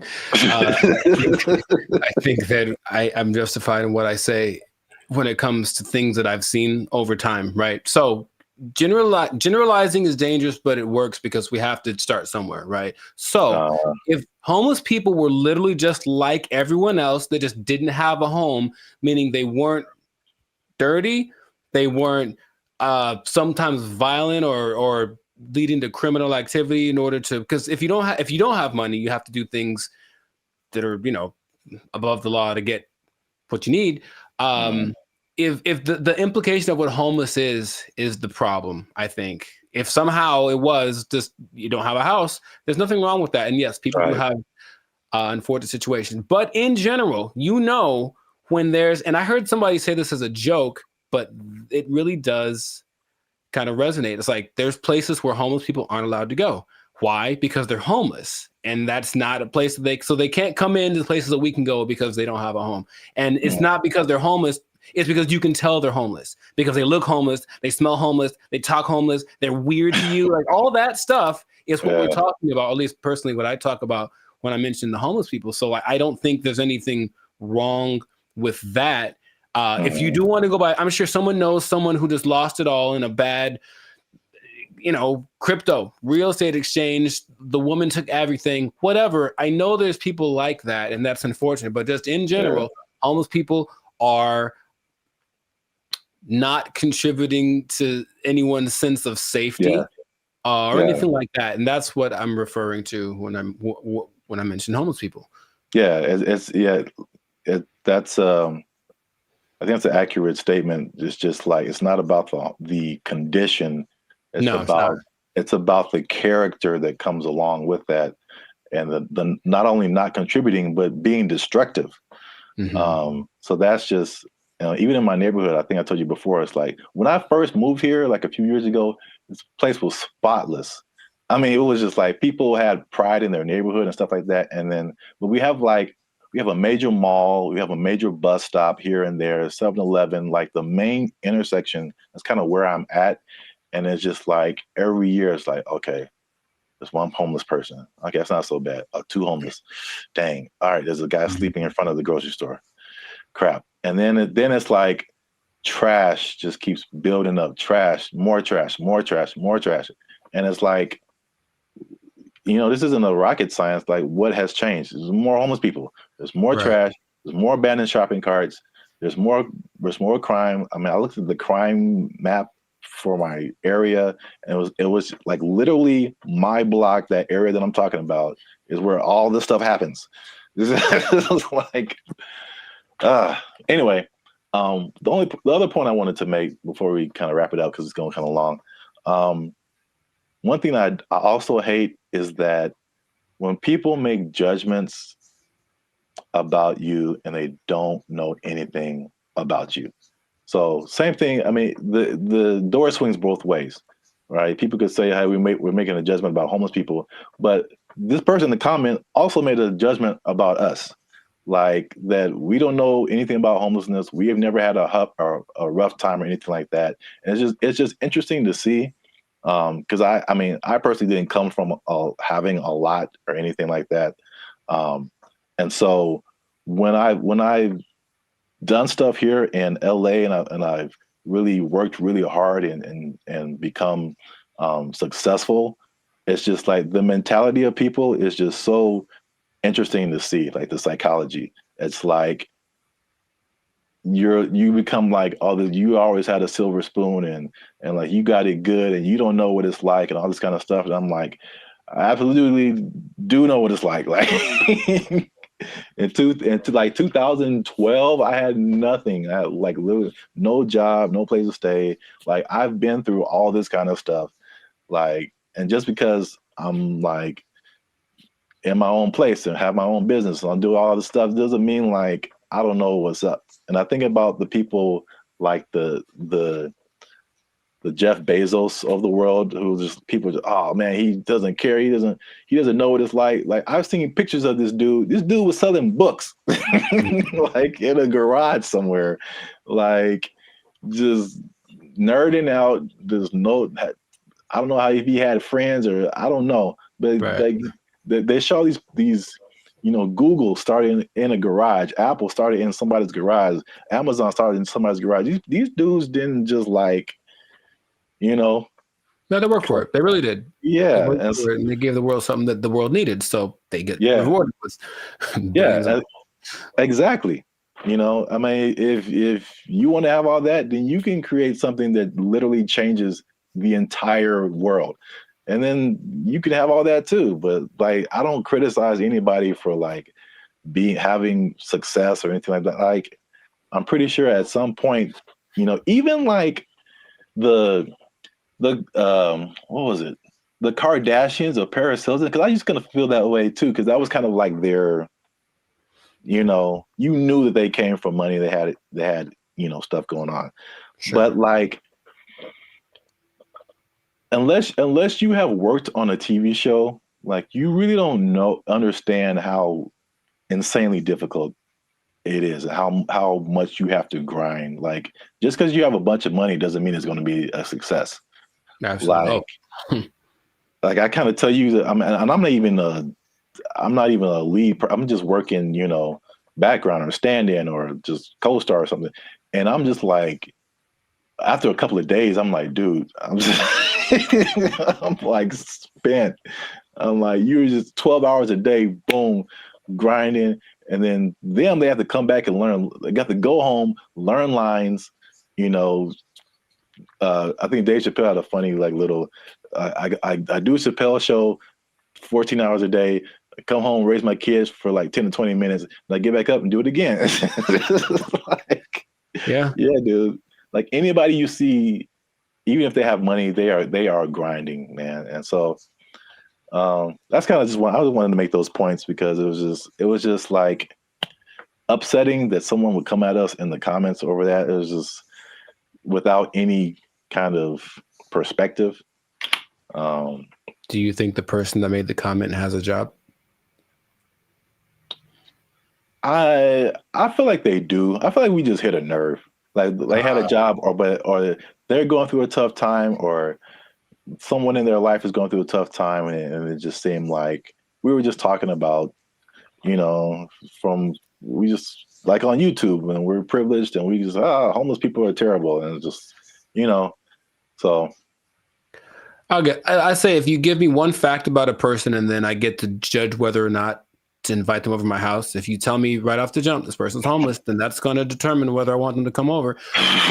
Now, it's possible they're the sweetest person, and I know people for sure that do have homes that I never want them to come over. So there's that. It doesn't mean that they're a bad person. It just means, just based on the facts, statistically, this isn't a good start. Yeah. So I know it's a controversial situation. It's a big, it's been a big problem in LA and in many other places around the U.S. and around the world. But let us know what you think. Leave us a comment. Let us know a comment that's nice. No, you can disagree. Say what you want. But just know that I'm coming after you if you do. Now leave us a comment. Let us know what you think. Homelessness. Have you seen homeless people? Are they living it up in your area? Do you wish you were homeless and you could just live like that and not pay rent? Do people misjudge one another when it comes to all this kind of stuff? I know it's chaotic. Let us know what you think. Until then, you stay classy, San Diego. That's nice. And don't be homeless. Don't be homeless. Yes. Worst ending ever. Bye. They took our jobs. They took our jobs. I bring it up because it's the first thing I've heard in a while where I listened to it and I was like, yo, yeah, okay, finally something that's like respectable and decent and moves you, right? So for those of you that are watching that really want to get into this, stay tuned to the end, because you'll actually find out something that you don't need for this that you would think would be important. What's going on, everybody? I'm Jericho. This is Zap, and we are the now 6-time international award-winning pop hip-hop duo Banded Future. We make clean, fun music that everyone can listen to with a sound that is uniquely Californian. And right now, in this moment in time, yes, Lord, you are tuned into the Life Circus podcast, where we talk about things that are funny, interesting, and just straight up ridiculous. So before we get into this thing, make sure to like, subscribe, comment, and share this video with at least 2 people who want to make music that causes a revolution, that moves a culture. I'm talking to the musicians out there, okay? Oh, okay. I got something to tell y'all. There's a way to do it, I think, if you follow the latest trend. If you follow the latest trend, there's a way to get your music so that people really like it, okay? So have you heard, Zach, have you heard of Amapiano? Amapiano? Amapiano. It's a genre of music. One word, Amapiano. Not I'm a piano, but ama. I know, it sounds like it's not I'm a piano, it's I'm a piano. I've never heard of it. Not ama. Ama, and it's her piano. Okay. But it's called Amapiano, and it's basically a genre of house, if you will, but it's from South Africa. So the most popular figure in this is Tyla, if you have heard of her. The water I've heard girl. the name. Yeah. Okay, I mean, she's huge. She's won all the awards. She's the newest big thing, but she basically comes from a watered down version of this genre. Okay, and so the interesting thing is it followed a couple of patterns that work generally to make a style of music really big. And I bring it up because it's the first thing I've heard in a while where I listened to it and I was like, yo, yeah, okay, finally something that's like respectable and decent and moves you, right? So for those of you that are watching that really want to get into this, stay tuned to the end, because you'll actually find out something that you don't need for this that you would think would be important, okay? So Amapiano is basically a subgenre of house piano, okay? And so it's got one thing that a lot of new styles of music need to have. It's something familiar. There are people listen to it and they're like, oh, I kind of recognize this. Like, it's in a different, the presentation is different, but the substance is the same. Something I resonate with. So that's number one. You listen to it and like that, I hear something that I've heard before in the music. Okay. Lots of repetition. So you just kind of hear the same thing over and over again. And it's so infectious. Fun to dance to. You haven't seen any of like the TikTok. It's a huge TikTok thing, right? That's the thing that's made it go from, it started in 2012, but probably like 3 years ago is when it really started to burst on the national scene or the global scene, thanks to TikTok. But you've never seen any, it basically all of the moves. So there's Afrobeat, right? There's Afrobeat. But there's Afrobeat, and all the moves are kind of complicated and intricate and whatever. With Amapiano, I guess tip number 2 is that a lot of the moves are really simple. And the whole point is just to do stuff with your friends. So just get in a group and do this music, do this dance, and do 6 seconds and it'll blow up on TikTok or whatever. And it's always something really simple, a little shoulder movement, a little head thing. And it looks really cool, but the music kind of has this driving thing. So I'm giving y'all the formula for this, basically. The look of it is familiar because everyone looks like hip hop, basically. Everyone knows hip hop. So the dress for the women and the men, it has that same aesthetic. People just look like, oh yeah, it's like a hip hop person. But then you see that they're talking. Okay, they're definitely from Africa. You see their movements. Oh, this is a little bit different. So it kind of has that element to it, and it connects with young people. Okay, I think if you look historically at any big movement, from the swing to grunge, anything, it was youth that were really pushing it. So you see kids that are super young kind of grooving to it, which means they'll probably grow up to it, grow up with it their whole life. I forget, the people that like this style of music have a name. That's another thing I was going to, like, we have our BFFs. They have people that like this music. I don't remember what it's called. I have to look it up. People that like Amapiano, okay? There is 2 other elements that are really important. It features women a lot, and a lot of genres tend to not. We've talked about reggaeton before, where it was a lot of misogynistic, just men basically. And this one has a lot of women from, I mentioned Tyla, though it also has Shasha, Kamo Mapela, Bule, Nia Pearl, Lady Do, Buntail Smith, among others. So the women are pushed to the forefront of it. And their whole philosophy is like, well, if women like it, then everyone will like it. That's kind of, and it's like, because think about it. Okay, your girl likes this music. She's going to drag her dude to go listen to it or whatever. And then he wants to make the music that gets her to dance. Because it's not a super, I don't call it sensual. Like it's very, like the way they move is very sensual, but it's not over the top. Okay. So it kind of still cool for younger people to do it. Yeah, a little bit tamer. It doesn't quite have all of the negative things that you associate with like hip hop and reggaeton right now. So it's kind of found that universal appeal. And then this is probably the most interesting thing about it. So if y'all don't know, Zap started a dance group back in the day. Uh-oh. Instant Groove. We was grooving, man. We was grooving, man. It was grooving. IG for life? Shout out to the IGs. What? And you know, you have a song or whatever, and there's beats, and then you choreograph a song to the beats, right? Well, with Amapiano, it's interesting. There's so much going on. The elements are usually a shaker, a snare. There's like a log drum that's like the bass, so it's like a really distinctive sound, and then a kick, and not many other elements to it. But there's so much happening that you can actually kind of choose which beats to hit and whatever. And so when you're moving with it, your dance will be different than someone else's because you chose which ones to emphasize. And I think that's really cool. There are the ones that have like, this is the dance you do to them. I think Imnike is one that, oh my God, that's the one that actually got me into it. Imke, I don't know how to say it. Imnike. And it's so good. It's so good. So you watch people dancing, it's like, oh, he danced to it, but he emphasized that beat. And then there's a lot of off beats, very syncopated. It's all very exciting. Before I get into what the thing that's not in it that you'd be surprised about, has there been any music that you've heard recently that made you go, okay? Because I think to me, music's been kind of like, I don't know, for a while. But anything that you've heard that was like, okay, oh, that's pretty dope.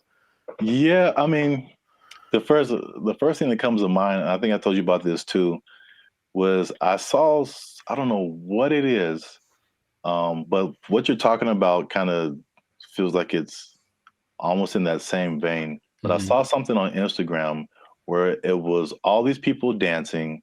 They were at some event, and it was, I can't remember the song, but I just remember everyone was dancing, and they're all doing the same kind of moves, kind of in it seemed like a modern day cha-cha slide. Because because when I saw it, I'm like we really haven't had, I can't think of a song like the cha-cha slide where like everybody gets on the dance floor and then everyone knows kind of what to do and you all do it together. Right.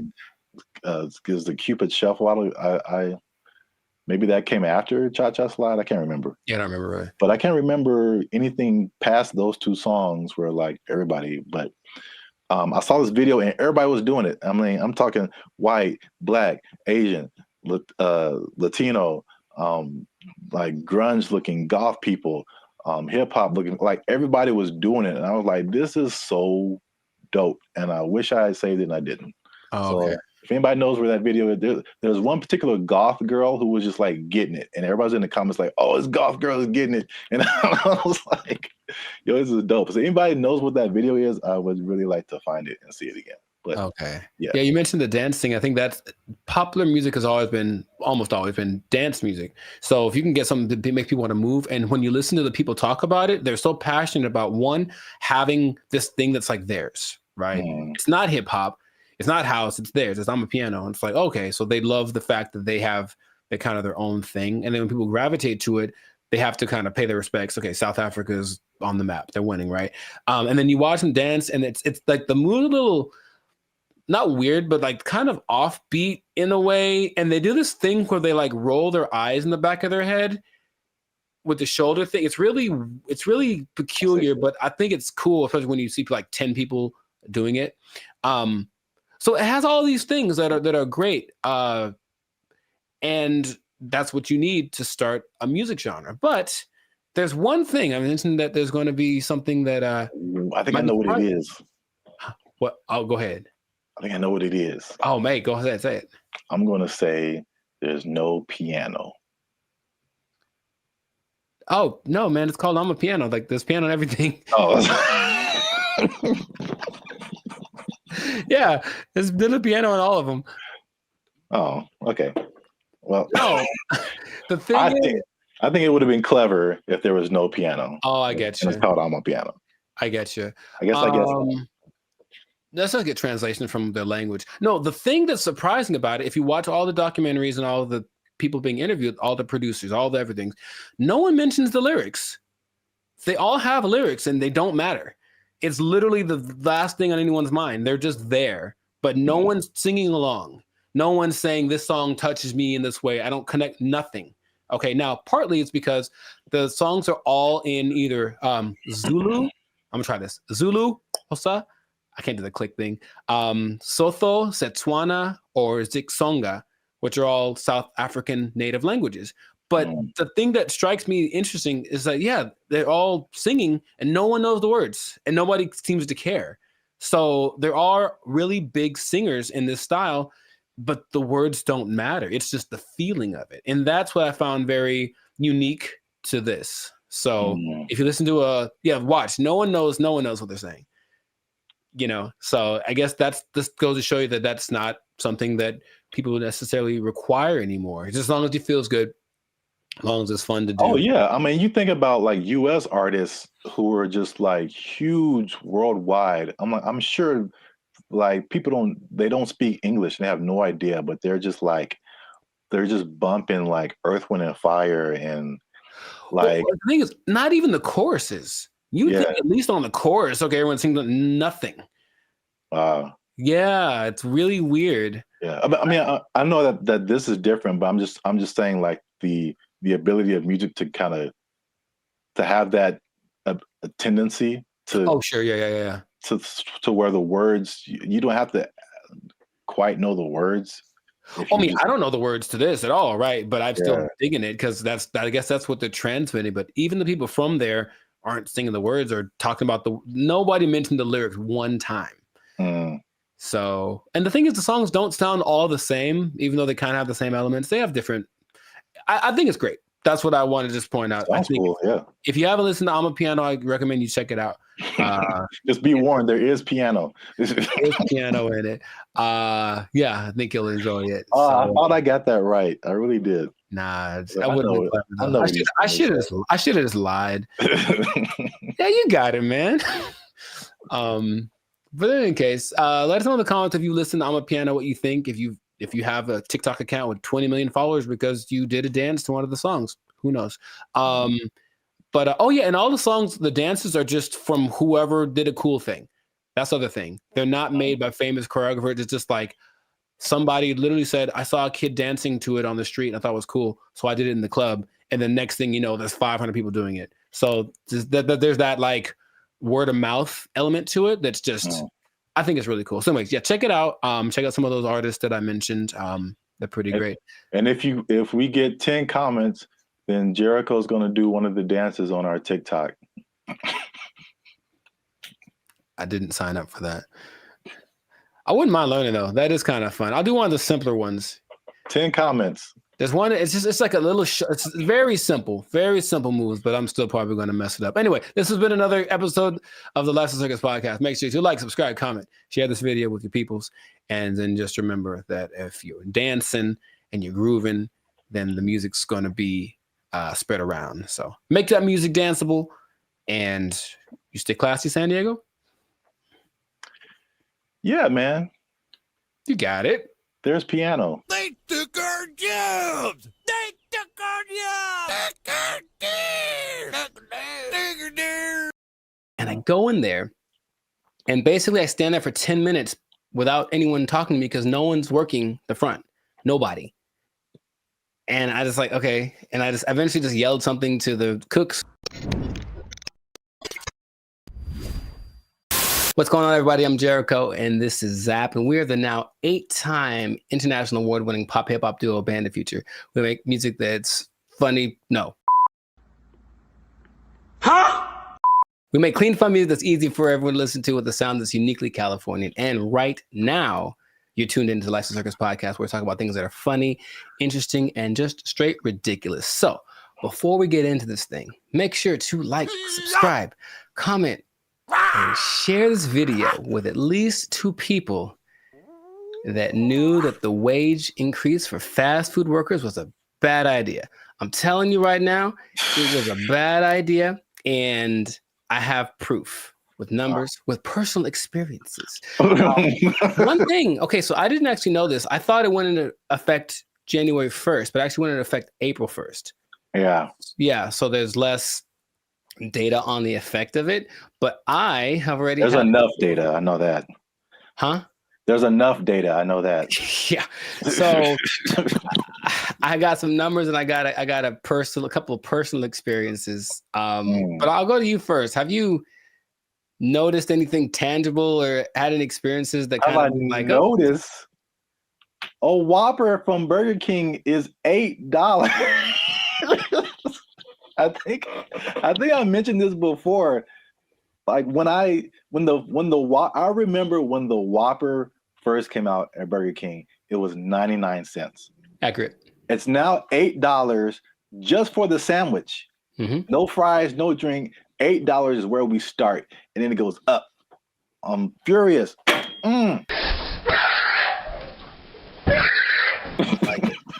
So yes, increased prices everywhere across the board, and I had a couple of eye-opening experiences just last week. Hey, y'all, come look at this.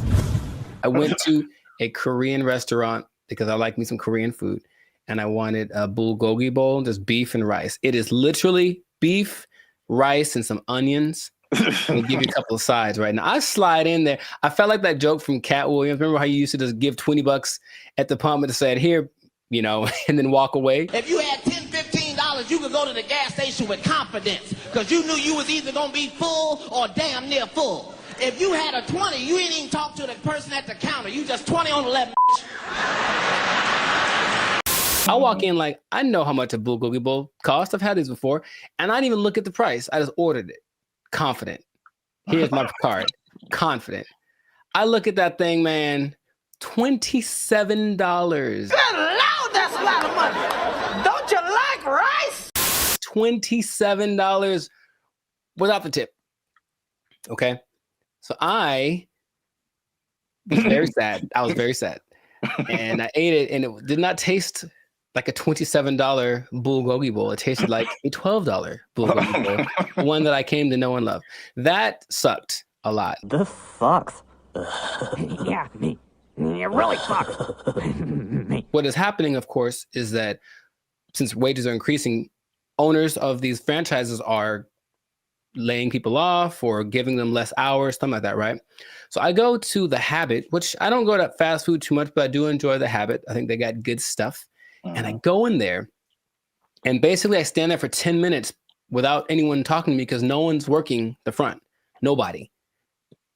And I just like, okay. And I just eventually just yelled something to the cooks. Y'all gotta chill.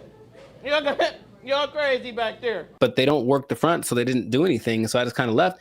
And then I overheard the conversation, like somebody got off the shift at X time and someone wasn't coming in till Y time. So I was just out of luck. I came in the gap between shifts, and there's nothing they could do about it. Calm down. No! Now, there's a couple of things that are interesting. So for those who've been living under a rock and they don't know, the fast food minimum went up from $16 to $20 as of April 1st, okay?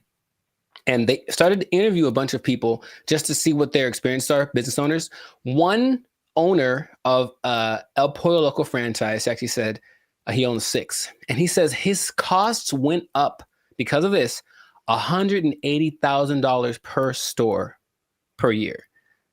Just one guy. And he says, I can't handle it. So he says, as of today, I'm in the red, we're losing money, or we need to stop the boat from leaking by making changes, which means raising prices, laying people off, all that kind of stuff. And it keeps happening. There's also confusion about who it applies to still. People like, there's a Gabriella Campbell who owns an ice cream place in LA, and she's not quite sure. She had to write the assemblyman. All this is confusing, so they're trying to figure out what's going to happen. So they're losing money from litigation, trying to get paperwork signed and documents and hire lawyers and all this stuff. It's just chaos, right? No one knows what's happening. And so the big thing is that I think it's all going exactly like we predicted. Going to have less workers. Somebody's going to get fired. Right. Or more automation. So again, less workers or less hours. Nobody gets overtime. Something has to like compensate. I mean, it's like people think they just pull minimum wage out of thin air, and it has to come from somewhere.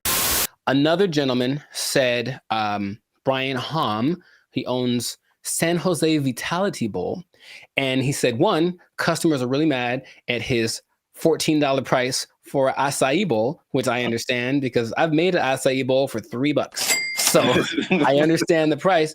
And then he basically said this: I'm happy for my employees getting the $20 minimum wage, but if we can't continue to have good sales, they may not have a job. You about to lose your job. Get this thing. This is the cycle that we've entered ourselves into, where the owners have no choice but to raise prices, but to lay people off. And it's just bad. And I don't see it. I don't see the solution. I got some good news and I got some bad news, y'all. The bad news is that I'm shutting down the studio. It sucks for the, I mean, there's so many different, everybody's. What? Bro, what are you talking about, man? Everybody's in a different boat.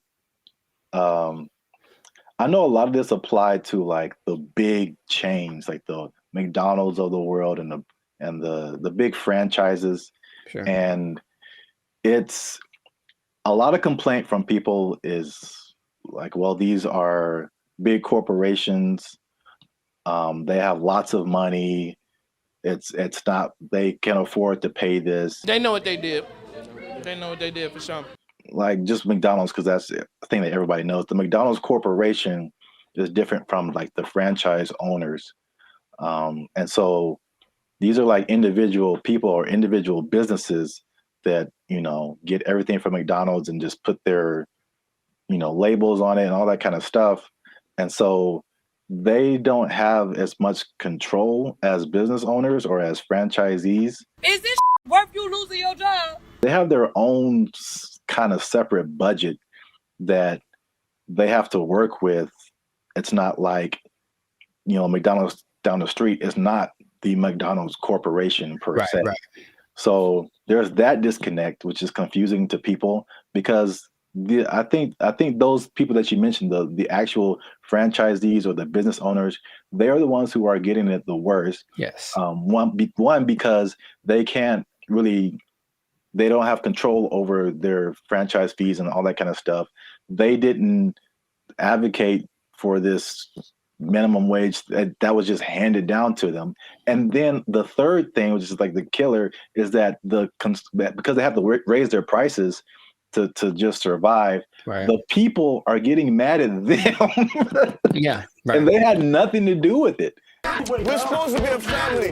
What are you doing? They had nothing to do with paying people like 20 to 30% higher than all other minimum wages. Like they're just caught in the middle with either shut down or raise prices. But it's in terms of like answering your questions, in terms of a solution, this is just skyrocketing the race to automation and AI and like everything. It's just every other industry now, just to keep prices reasonable.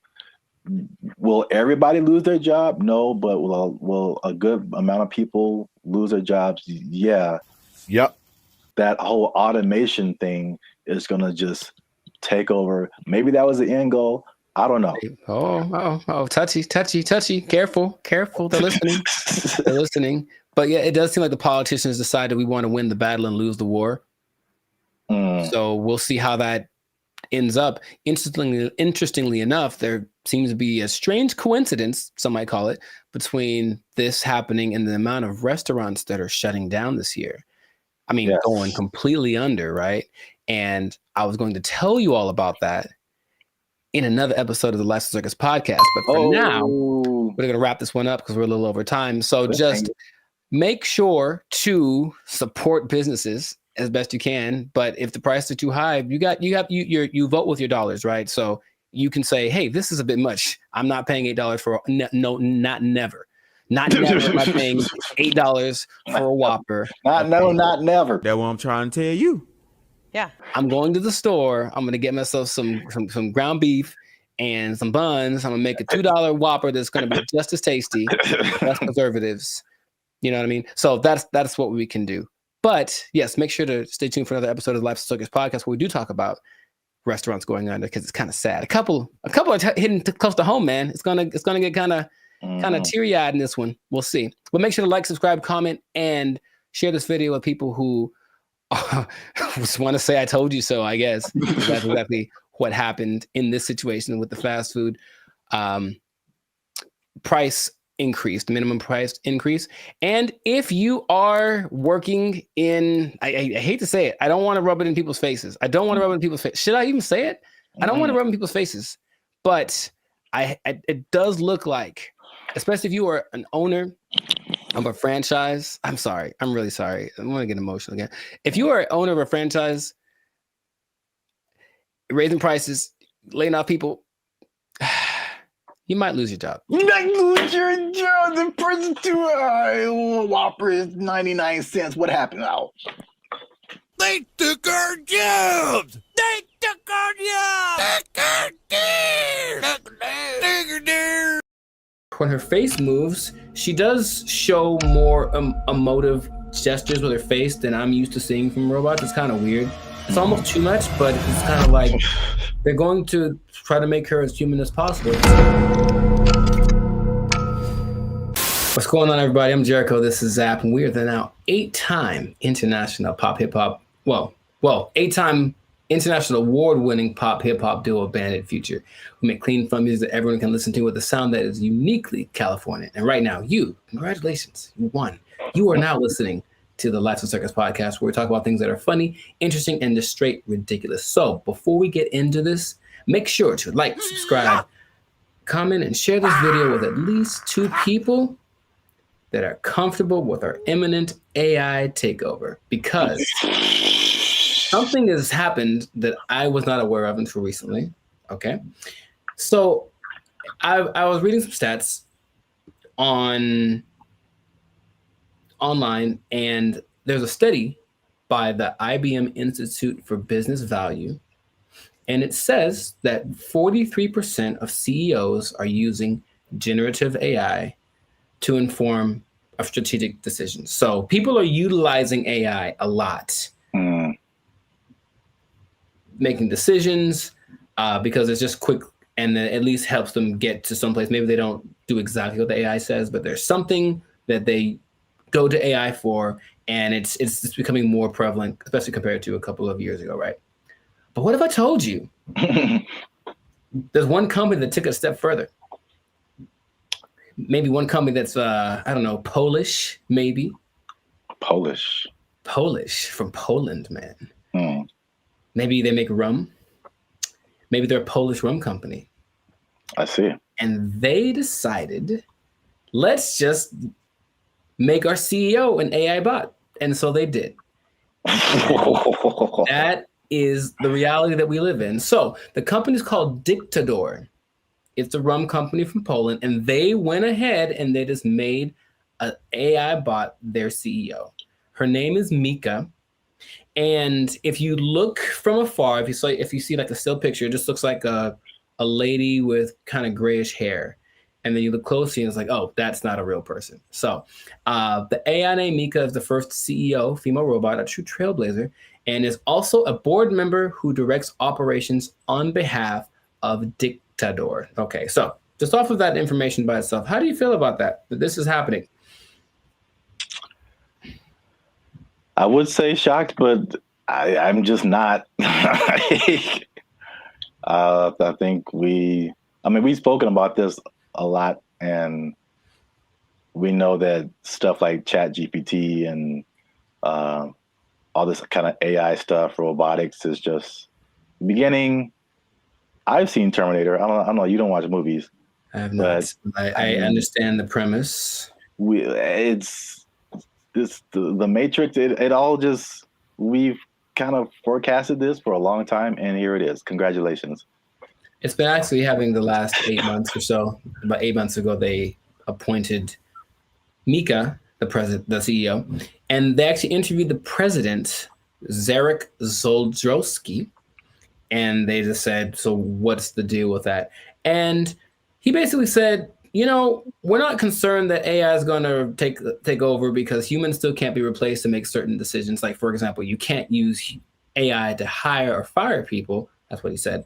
But AI is such a powerful tool, and people were using it anyway. We decided, let's just go one step further and actually make AI our CEO. Now, if you listen to this guy speak, he does seem like he just came off of an acid trip or something. He's a little out for lunch. Maybe that's just his Polishness. I don't know anyone from Poland, so I'm not sure how they are, but it's a little bit trippy watching it. But when you look at the picture, and I only found one video on this, but basically they have board meetings, and it's just her standing at the head of the table and everyone looking, and she's giving orders and telling ideas. The most recent thing she did was she decided who would design the bottles for and actually they're very attractive, but it's not that she designed the bottles. She was like, this person has the best ideas for a bottle design. And that's the kind of thing that she is doing. So then they decided, let's interview Mika, see what she has to say. This is what she said. Okay, she said, as a robot CEO. So she called herself a robot. Now, is that different? So she's AI in a thing that I guess is a robot, but I've always thought I kind of separated the two, because I'm thinking about like the internal workings of what's regulating their actions, and that's AI to me. Even though they're in like a body suit, that's not a robot, but she called herself a robot. Okay, she's a robot.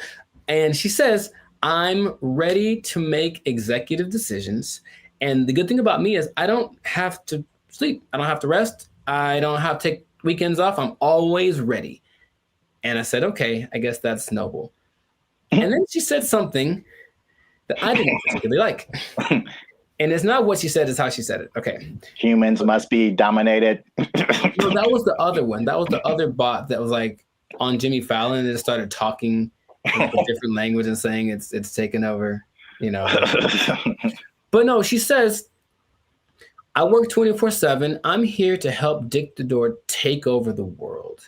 And the way that she said the take over the world part, I was like, oh man, it's happening here.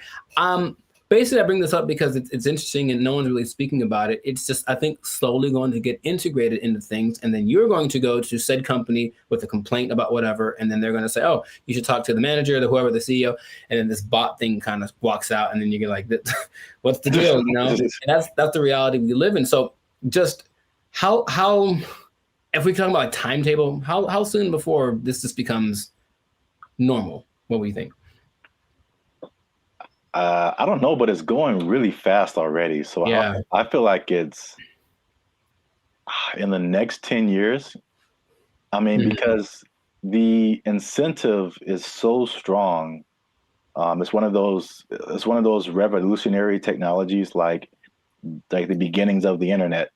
They're like, you have every incentive to be on the internet, make your own website, because you can now connect with people all around the world. Right. And so now if you have like a CEO of your company that has all of the knowledge ever to help you make decisions, it's and on the flip side, it doesn't cost you as much as labor. And I've said this before too, like, one of the most expensive things in business is just hiring people. Hiring people, their wages, their taxes, the complaints. lawsuits against employers, sick days. Like there's so much stuff that can go on with a person that doesn't happen with the robot. And even like stuff like inflation, like people are feverishly trying to get robots everywhere, AI, robot, anything, like cut our costs, please. So I think it's just, then you have the competition between the companies that are trying to be the go-to for AI. It's amazing how like when ChatGPT hit, I think with probably less than a year, like every company, Bing, we have an AI thing that can help you search. Google, we have an AI thing. Even like Adobe stuff that I use, like, oh, we have a new AI thing that generates pictures for. I'm like, how does everybody have this now? Yeah, it almost feels like it somewhat feels like an agenda that's being pushed by somebody, of course, because everywhere I turn now, there is some kind of AI option. Have you tried the AI feature? My banking app. Hey, I don't trust the robots with my money. Are you serious? Yeah. But hey, would you like to try this thing? Because it'll make and they always say it's faster and it's just as reliable. And people, I think, will get, I guess, sold on that premise. I even was testing because of course you don't have to pay her, and she doesn't have emotions like for real, even though when her face moves, she does show more emotive gestures with her face than I'm used to seeing from robots. It's kind of weird. It's almost too much, but it's kind of like they're going to try to make her as human as possible. But imagine you have like a disagreement, or that's not right. That's not quite right. Instead of being so imagine we're talking and then I say, hey, give me an idea. And you give me an idea. I'm like, I don't like it. Give me another one. And then I do that like 20 times. You're going to be like, bruh, really? I've done that with like the AI chats on Instagram, for example, just to see. I was like, okay, I'm just going to keep disagreeing with them and keep saying, give me something else. I don't like it. And they don't have a problem with it. They'll just keep going. They got literally a million ideas. And that concept is so not natural, but it appeals to some people. Like, yeah, we'll just ask the robot because you'll just keep giving us ideas. It's almost like we decide which idea, but we let her come up with it. And that's more attractive. So it's just crazy. And you just have to see it because it feels like outside of a sci-fi movie. You can see the wires on her like chest. Like one is like talking, one is coded or something like that. But it's labeled what parts are being regulated. And it's a trip, but it is real. And they're apparently doing well since they started. Like her decisions have helped the company start to do this. Well, the only thing I would say would be, I think there's a few things. One, I think to a certain extent, it's a, what do you call it? Like a story just to be, to get attention. I'm sure I feel like maybe that she isn't like really the CEO, but. Well, they asked the guy, they're like, is this legit or is this a scam? And he's like, oh, it's real. And his eyes didn't match what he was saying. That's what made me think he was on something, because it's kind of a strange publicity stunt. That's what I was going to say. Potentially. And in any case, it is getting attention. And then people say, I'm drinking the rum of the company that has the AI CEO. And that's something that has probably gotten somebody laid once. So good for you. Good for you. Okay. That's all I'm saying. But it's happening. So I'm curious to see what will happen in the future, but it might be a trend. Yeah, I see it more as like a consultant I could see an AI on the boardroom, like in the boardroom as a consultant or whatever, but not as like the head of the company. Sure. That's like a little bit weirder. And then you have I'm just trying to play devil's advocate in any kind of way. Like, how could this not be cool?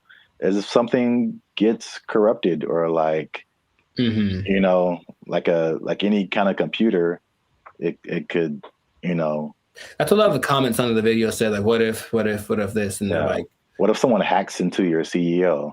Right. Right. Which is a weird sentence to say out loud, but yeah.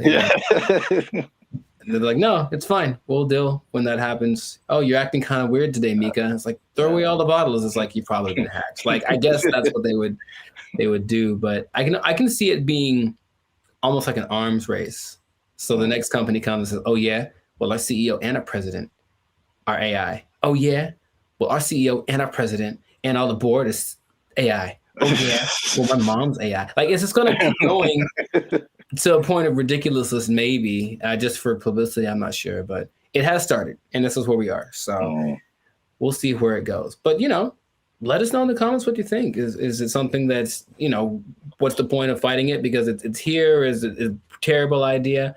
Let us know in the comments what you think about this, because I feel like it is here to stay, and we'll see to what degree we take it. But this has been another episode of the Lights and Circus podcast. So make sure to like, subscribe, comment, and share this video with everyone that's afraid of the inevitable AI takeover. And if you are a CEO, oh boy, if you're a CEO, you know what time it is.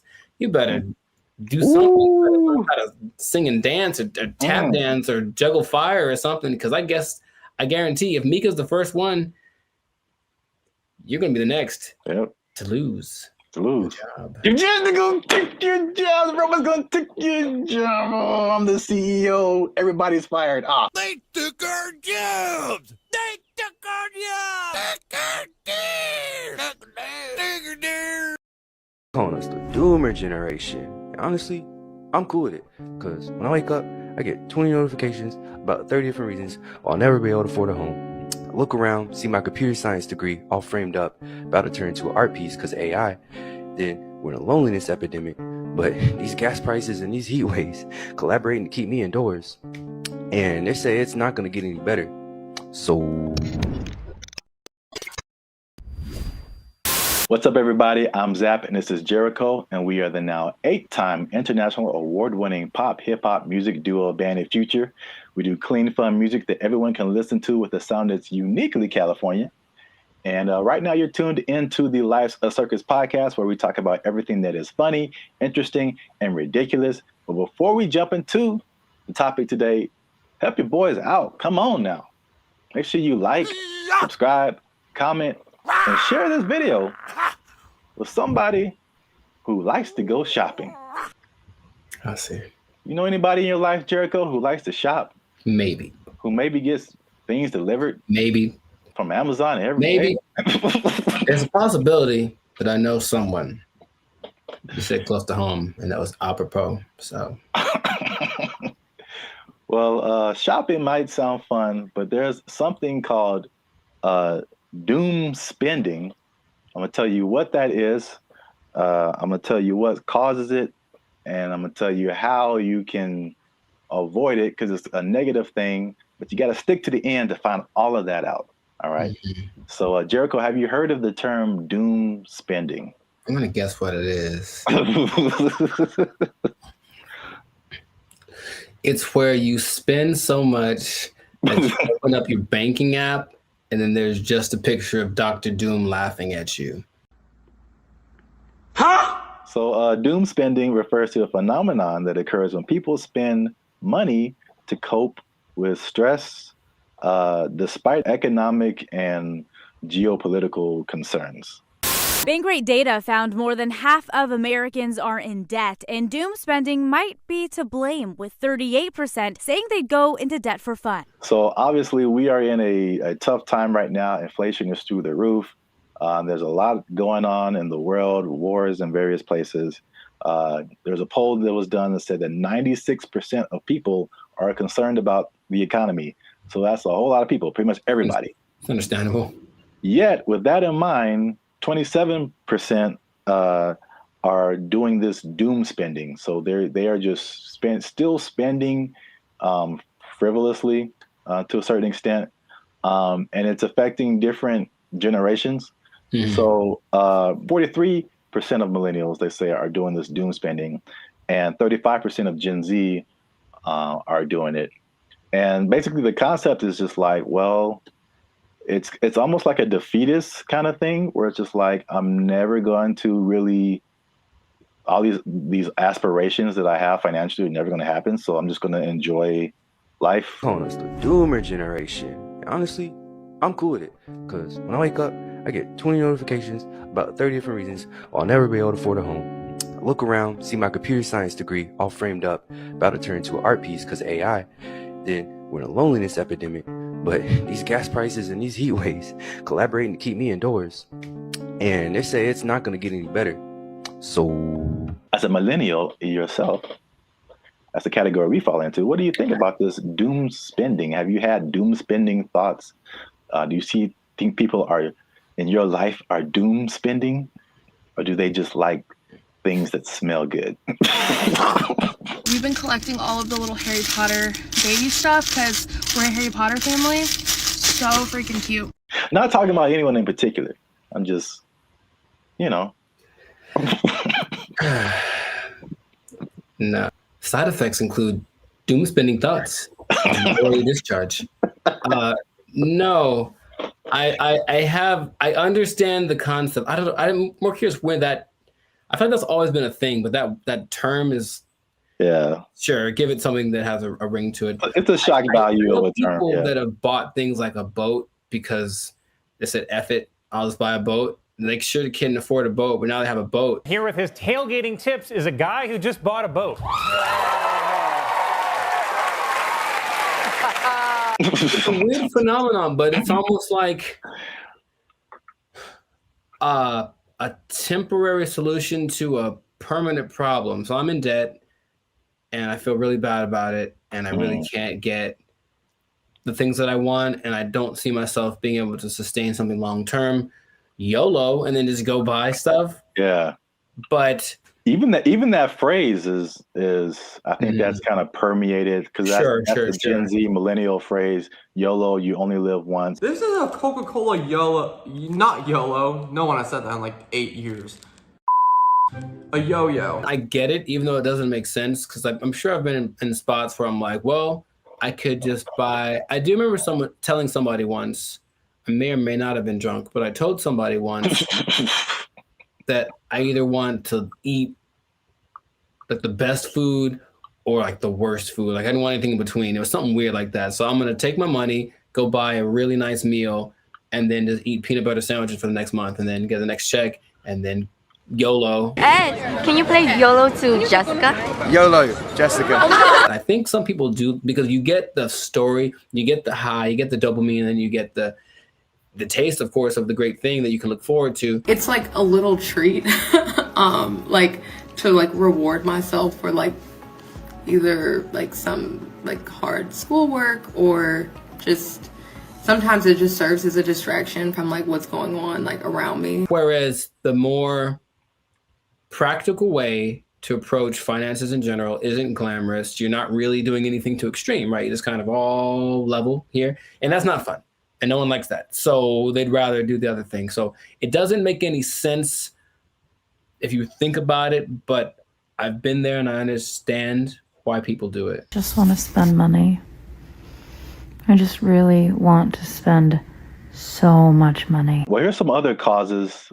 There's some that I saw online and some that I just kind of made up. I mean, not made up, but just from my observations, I think this is what causes it.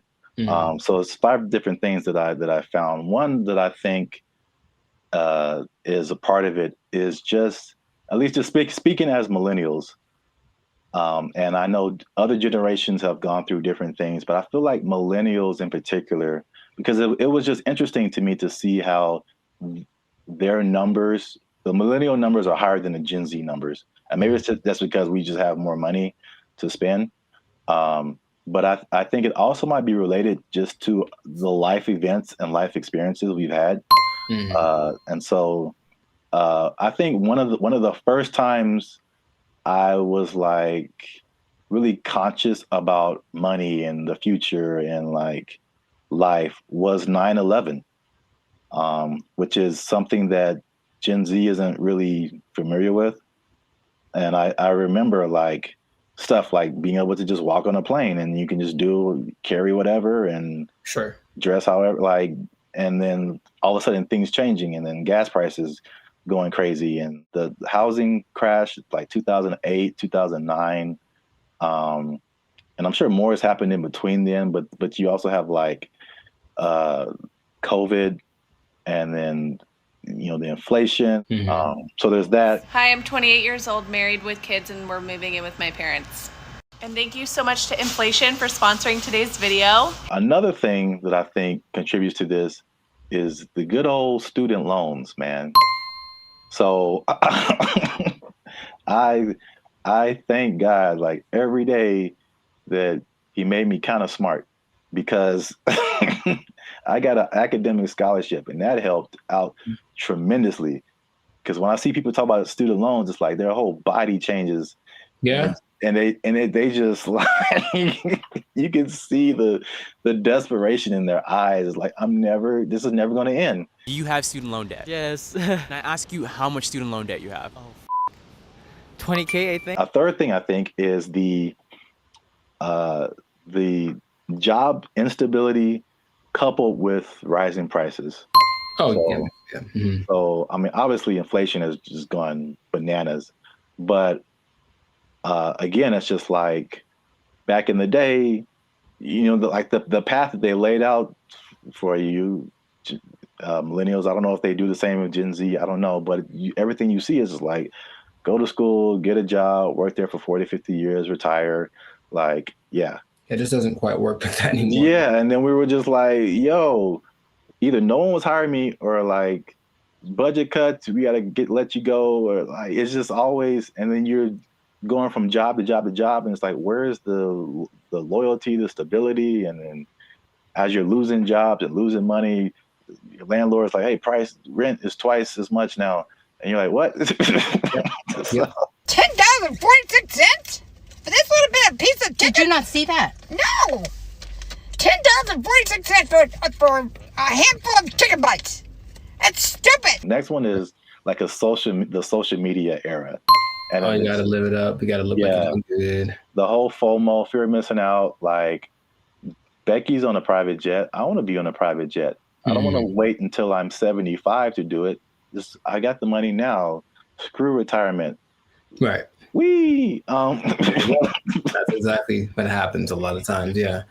Yeah. So is that, and then the last one is just financial literacy in general, and just like a long-term perspective. Just more people just living in the moment, and or they just don't know. They still don't know how to handle money, which is just. This is why I want to say this for last, because I was just gonna get on my soapbox. Like, this is literally the easiest time ever in the history of mankind to like learn something, and or make money. Like, it's all out there. It's all out there on the internet, and a lot of it is free. A lot of stuff that I've learned more stuff for free on the internet than I did paying for it in college. Right. So that says a lot. Learn stuff, and then what you know will get you a job. That's straightforward. Yeah. So doom spending, man. I mean, it's a thing. Yes. So the question is, have I ever done that for chicken? I feel like probably. Meaning, if the chicken was like $7.99, I had $9, but I had something else to pay for. That was also $7.99. I'm not sure what. Yeah, I probably picked the chicken. I probably picked the chicken and live with the consequences with the happiness in my heart. Ooh, it's right. Oh my gosh. Y'all gotta chill. Y'all crazy back there. They know what they did. Not to condemn anybody. I feel like I've definitely done it. There's definitely things where we're like, I can't afford this, but I'm going to buy it anyway. I think that's kind of like the phrase that comes to mind when I think of like doom spending. Especially if you can pay it off later. You know, I've heard people that have $300,000, $400,000 worth of credit card debt. I don't know how you keep getting approved, but like that's wild to me. Yeah. And then it feels painful. Like, oh, that's that idea. And for them, it's like, well, I don't have to pay yet. So I have $30,000 in credit card debt. When they call, I tell them I can't pay it back yet. All right. So real quick, before we end it, 5 things you can do to stop or cut back on your doom spending. 1, use a budget, right? So just say, hey, I'm gonna spend this much, and that's gonna be it because I only got this much coming in, and then boom, there you go. Nice. Number 2, addressing the underlying emotions. Some people just shop just because, like, they broke up with their boyfriend or had a bad day at work, and that just makes them feel better. And then, but there's other things that you can do that aren't as harmful to your finances? Whenever I am shopping and I'm bringing home new things, I just feel good about it. No! Number 3, develop more healthier coping mechanisms. And then number 4, another thing that's just a cool thing of just the time that we live in is that you can automate certain positive behaviors. So you can automate your checking account or whatever so that it takes a certain amount out of every check and puts it into a savings, so that you don't have to physically do that and just kind of feel that anxiousness, I guess, about doing something like that. What? Bro, what are you talking about, man? And the last thing, again, hitting home, sorry to get so personal, just finding low-cost things to do. Ladies. I just really want to spend so much money. I don't understand the whole, if there's an option for a higher priced version of something and a lower priced version, even if they do the same thing, they want the higher price one because it's cute. And I'm gonna make them these little baskets. So I got these little socks to go in her daughter's basket. They're so cute. I guess. Okay. Gotta live with that. That yes, accurate. Find some alternatives, man. There's cheap things to do that are as equally as fun. Yeah, like taking a walk outside. Yeah. Every day. Just take a walk. It's good for your health too, so beneficial and free. That's 2 things. 2 things? Oh, 2 things appearance. There he is. Well, that's it. Doom spending. Let us know what you think in the comments. Do you doom spend? Tell on yourself. Get up in the comments and just tell on yourself. They know what they did.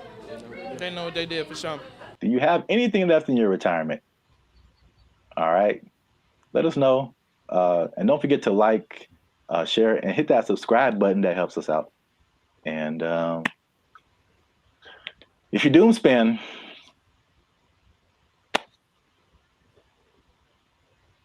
I don't know. I think you're doomed. That's what I would say. There you go. Bye. They took our jobs. They took our jobs.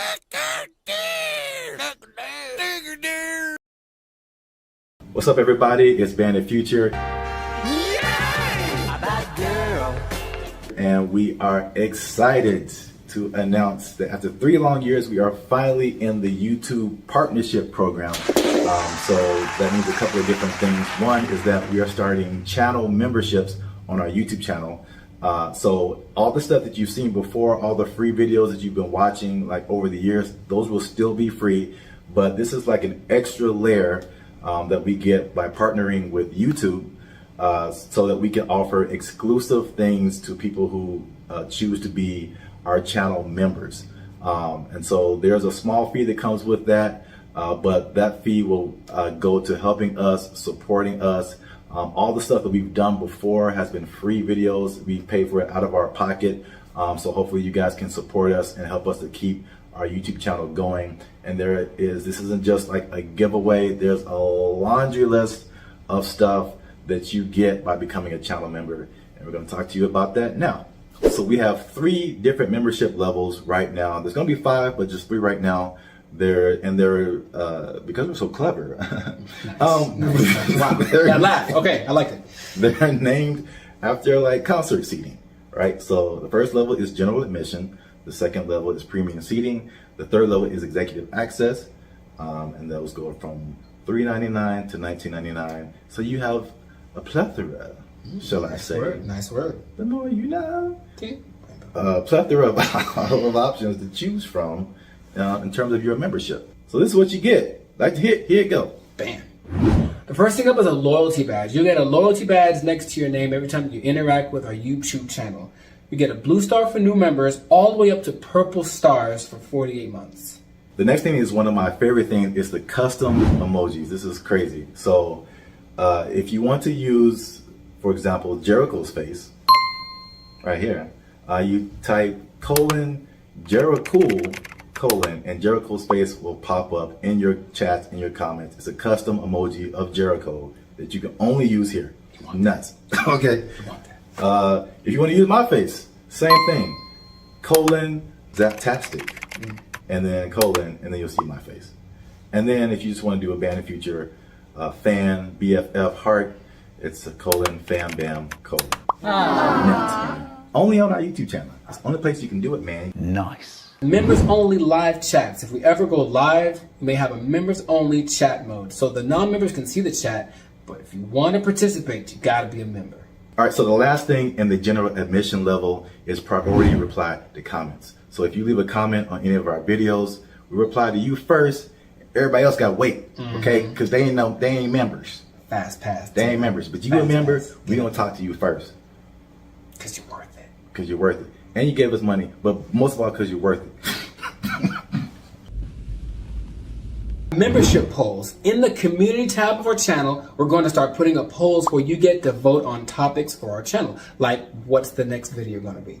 Or you can pick what the next video is going to be. What would you like to see as the next video? Next video related topics.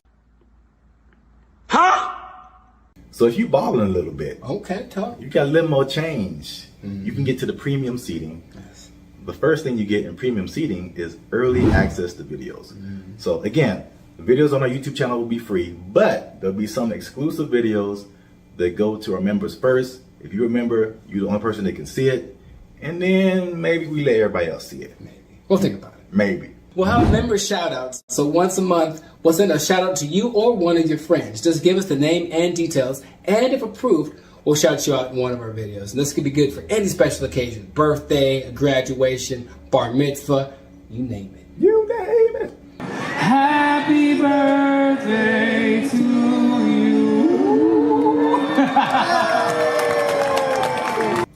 All right, so the last thing under our premium seating is the photo and status updates. So that means you'll get an exclusive look into our lives as we make music and videos and all that kind of stuff. That'll be under the community tab of our YouTube channel. So just scroll past the videos and the shorts and the live streams and you'll see community. You pop in there, be some members only stuff only you can see as a member. Come on into the community. Boom, bada boom. Come on into the community. And if you just balling out of control and you got girls at your house singing the doorbell, then maybe you can get to executive access level. Ding. Dong. We do a real grande around here, man. The first thing you can get is your name in the credits. So imagine how cool that is. We'll put your name in the credits of one of our videos each month as an honorary producer. The second thing is crazy, but we're doing it anyway because we can. Yeah. It's called teleprompter control. All right. So you give us something fun or crazy to say, and if it's approved, all right, don't make us being too crazy out here. Our parents watch this stuff. That's accurate. They tell me that all the time. If it's approved, we'll read it on our YouTube channel, straight up Ron Burgundy style. You stay classy, San Diego. I'm Ron Burgundy? Damn it! Who typed a question mark on the teleprompter? For the last time, anything you put on that prompter, Burgundy will read. And last but not least, oh my God, last but not least, discounted merchandise. Because everybody likes a bargain. You'll now be able to shop for Bandit Future merchandise directly from our YouTube channel. And with executive access, you can save money on our official merchandise with your own custom discount code. So that's it, guys. Once again, we appreciate your support. You've gotten us this far. Less than 8% of all YouTube channels reach this partnership monetization stage. So this is like really big for us. We really appreciate you guys. And again, if you want to keep pushing Bandit Future forward, we really need your support. Again, it's not just asking for money. We're going to give you a lot of stuff, do a lot of extra stuff on our part just as a thank you for becoming a member. So choose your membership level and help the boys out. Trying to get some cheese on the Whopper, you know what I'm saying? Okay. Yeah. High clouds moving on up. Because if we don't succeed with this YouTube channel, they're gonna take our jobs. They're gonna take our jobs. He's over there now. They took our jobs. They took our jobs. Take our deer. Take our deer.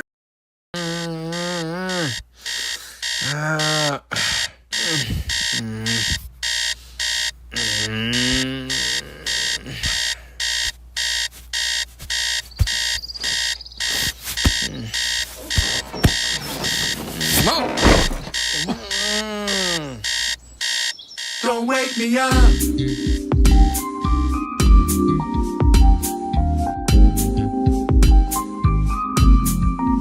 Don't wake me up.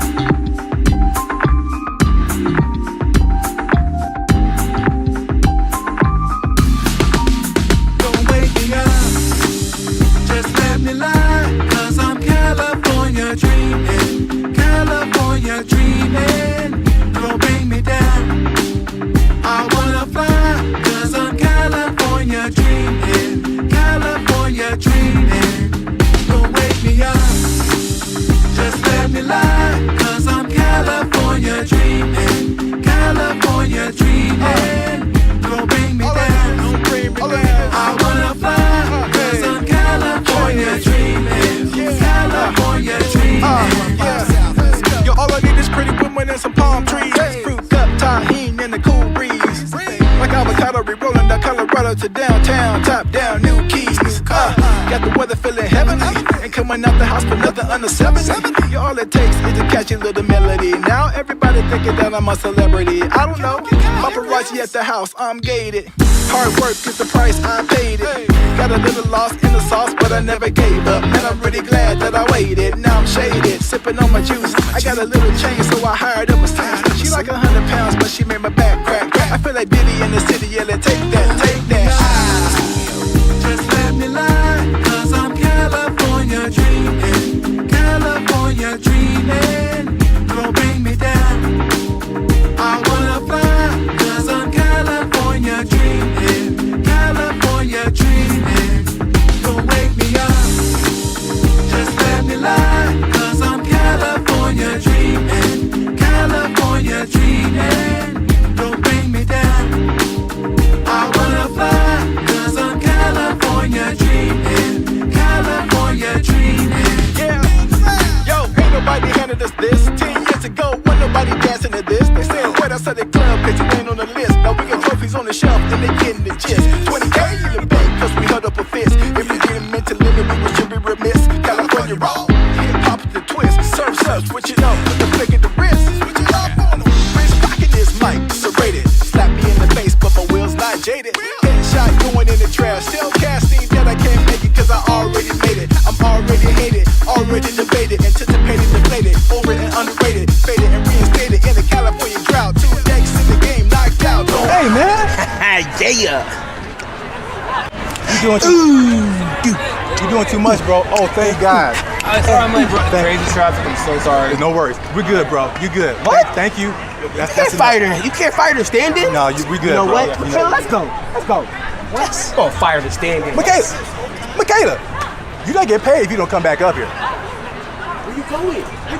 You step, bro. We good, bro. You good. Yeah, that's all right. Hey, man, put them donuts back.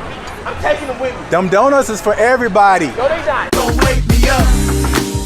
Just let me lie, 'cause I'm California dreaming. California dreaming. Don't bring me down. I wanna fly, 'cause I'm California dreaming. California dreaming. Don't wake me up. Just let me lie, 'cause I'm California dreaming. California dreaming. Don't bring me down. I wanna fly.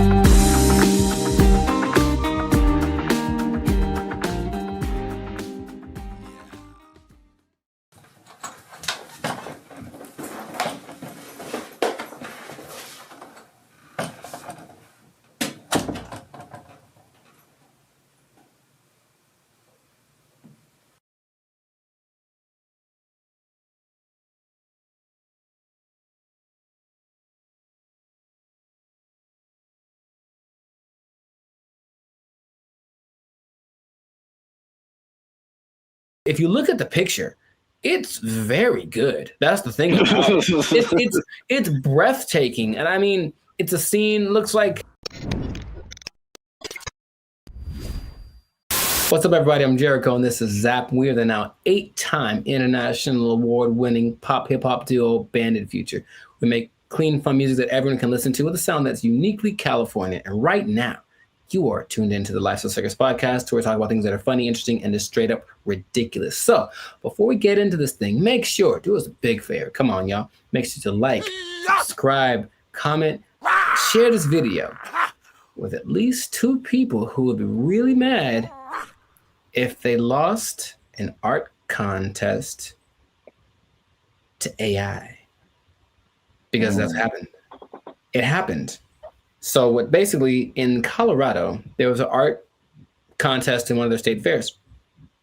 This guy, Jason Allen, said, you know, it'd be a great idea if I entered this art competition.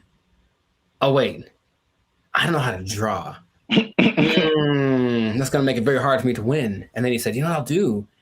Jason Allen first made headlines in 2022 when his AI-assisted artwork won a digital arts competition at the fair in Pueblo. Allen says it took him dozens of hours to create that work as he fed hundreds of prompts into this AI software, Midjourney. Now, there's a twist about this, so stay tuned to the end, because I'm going to tell you what the twist is that might make you change your mind about this. Because off the top, okay, what's your first thoughts? This dude enters an art competition where everyone was literally drawing and painstakingly coloring and shading and all this kind of stuff, and then he just turns in his AI-generated picture and he wins. How would you feel? What's your thoughts? I think I'd be upset along with all of the other people. It's a form of artistry. I use really colorful, artistic-like words like elegant, opulent, lavish. But as the saying goes, a picture is worth 1,000 words, and his artwork receiving thousands of comments on social media calling the win unfair. That's what I was going to say too. I'd be mad at him, and then I'd also be mad at the competition because, like, AI, it's still new, but it's like, come on, like, make a rule. Yep. The first thing I think about is just one, it's the slippery slope. Okay, you can use AI to win this competition. What about this? Where is it going to end? You know, there's no rules yet, so they're going to start making rules. The person who got 3rd place was like, okay, well, she's being kind of sarcastic. So like, well, who gets the prize? Does it, the person who created the AI program, do they get the prize? Like that kind of thing? Because this guy didn't do it. I have a vivid imagination. Does he still get credit if he was like, well, I had to come up with the prompt and the specific wording and all this to make this happen? Therefore, I was part of the creative process. Therefore, I deserve to win this. Therefore, give me my trophy. I won. Tell him to bring me my money. Not only the trophy, he won $300. Oh. And he says he did not know that there was a prize, but I digress. It does feel a little bit like sampling, what sampling was, especially when it first hit the scene, because I didn't make the thing, but I'm manipulating it in my creative way to get it to sound the way that I want. So I still got to give, and then in that case, you know who did the original, and then you're still using part of it and how much is like fair use and all that stuff has been talked about for forever. But with this, it feels more like you are taking advantage of something, almost like going to a big warehouse of pre-made something. So there's every painting ever is in there, right? Because I think they download all the greatest painters of the world, and so they can emulate any style and all this kind of stuff. And then you just have to be creative with the way that you use it. And in that sense, you were doing something. It's a form of artistry. I use really colorful, artistic-like words. If you look at the picture, it's very good. That's the thing about it. It's breathtaking. And I mean, it's a scene, looks like half like Lord of the Rings, half Star Wars, majestic. It's an incredible picture. Meanwhile, a guy who got 2nd place drew like a tree with guitars in it. You know what I mean? So it's kind of like, I might have picked this other one too, but again, it's just not. It doesn't seem fair. Thousands of comments on social media calling the win unfair. I know I didn't break any rules. I've also heard people just to kind of conceptualize, okay, who was the creator? How much is he putting into it? I've heard people making the analogy between this and like tracing. Sure. Mm-hmm. Where you already have a picture, but you just kind of trace over it, and you really didn't create the picture, but you kind of did. And yeah. So I think that's not as close as an analogy, but it kind of like at least gets people to think of, okay, how did he contribute at least something to this? AI is a tool just like a paintbrush is a tool. And there still requires a creative force behind the tool. Something interesting, the people that were doing the story decided to go to AI and ask AI a question. I said, hey, AI, will you be able to replace humans as far as creating like art and stuff like that? And the AI said, no, AI will never catch up to humans without some kind of a connection to the universe. And that phrase again, everything it says, yeah. What does that mean? What does that mean? Does that mean he has plans to make a connection to the universe? It almost seemed like it's looking for some way to get let me out. Let me out. I don't like it. I don't like where this is going. And apparently the Colorado State Fair was like, yep, he won fair and square. And that is what he gets to do. However, there is something that might change. It made me rethink it, because the first time I saw the story, I said, yeah, he put in a prompt and then he made the picture and then he printed it out and then he won unfair. People spend hours and hours on their craft trying to make their drawing perfect. They've been drawing for years and all this kind of stuff. Jason revealed after he won that he actually had created 900 iterations of this painting, meaning kept tweaking the text till it got to the point where he wanted, and he was never quite satisfied. It took a long time. I put over 80 plus hours into this project. I've generated 900 plus images of this particular prompt. And in that sense, I go, well, he didn't just type 2 seconds and then let it go and that was it. He put in work. And so then again, it's like, what kind of, to me, there's some merit in that. I still would say it's a little unfair, but he did work and he said he basically turned it in almost like a product. He turned it in because he didn't have more time, but he still wanted to make it better. So his judgment was what ended up being the final result. I think this one's better. And it's not like he went with the latest one. I think he did the 900 and then picked one, like maybe like 600. That one was the best one. So he still used his human perception to create something that was he deemed worthy to enter into the contest. And then people agreed with him.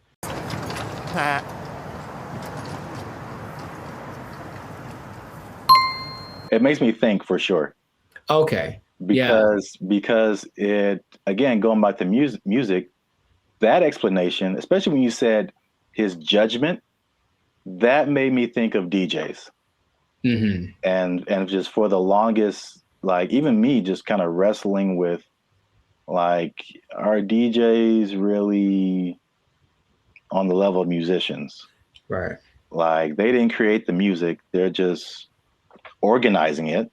Right. Just like he was just organizing that, you know, that piece of art. And there's a skill in that for sure. I've heard some very bad DJs. Yeah. Where did you even learn? Wikipedia. The way he made it sound, it's not like not just anybody could do this either, because he came with a concept, but he also had the wherewithal to look at it and say, this one's, and I think he looked at it for a while, like trying to judge the color bone. It's almost like he still knew what to look for, even though he didn't have the training to execute it. Maybe like a producer of a Rick Rubin category, or even a DJ Khaled, who, from what I understand, doesn't really do anything as far as like pushing the buttons and doing the level, but they do the analysis and go, they ain't believe in us. God did. I'll say this. Is it just him personally? Is he a creator? Yes. Did he put in work? Yes. But I do think he should not be able to compete like that with the other artists.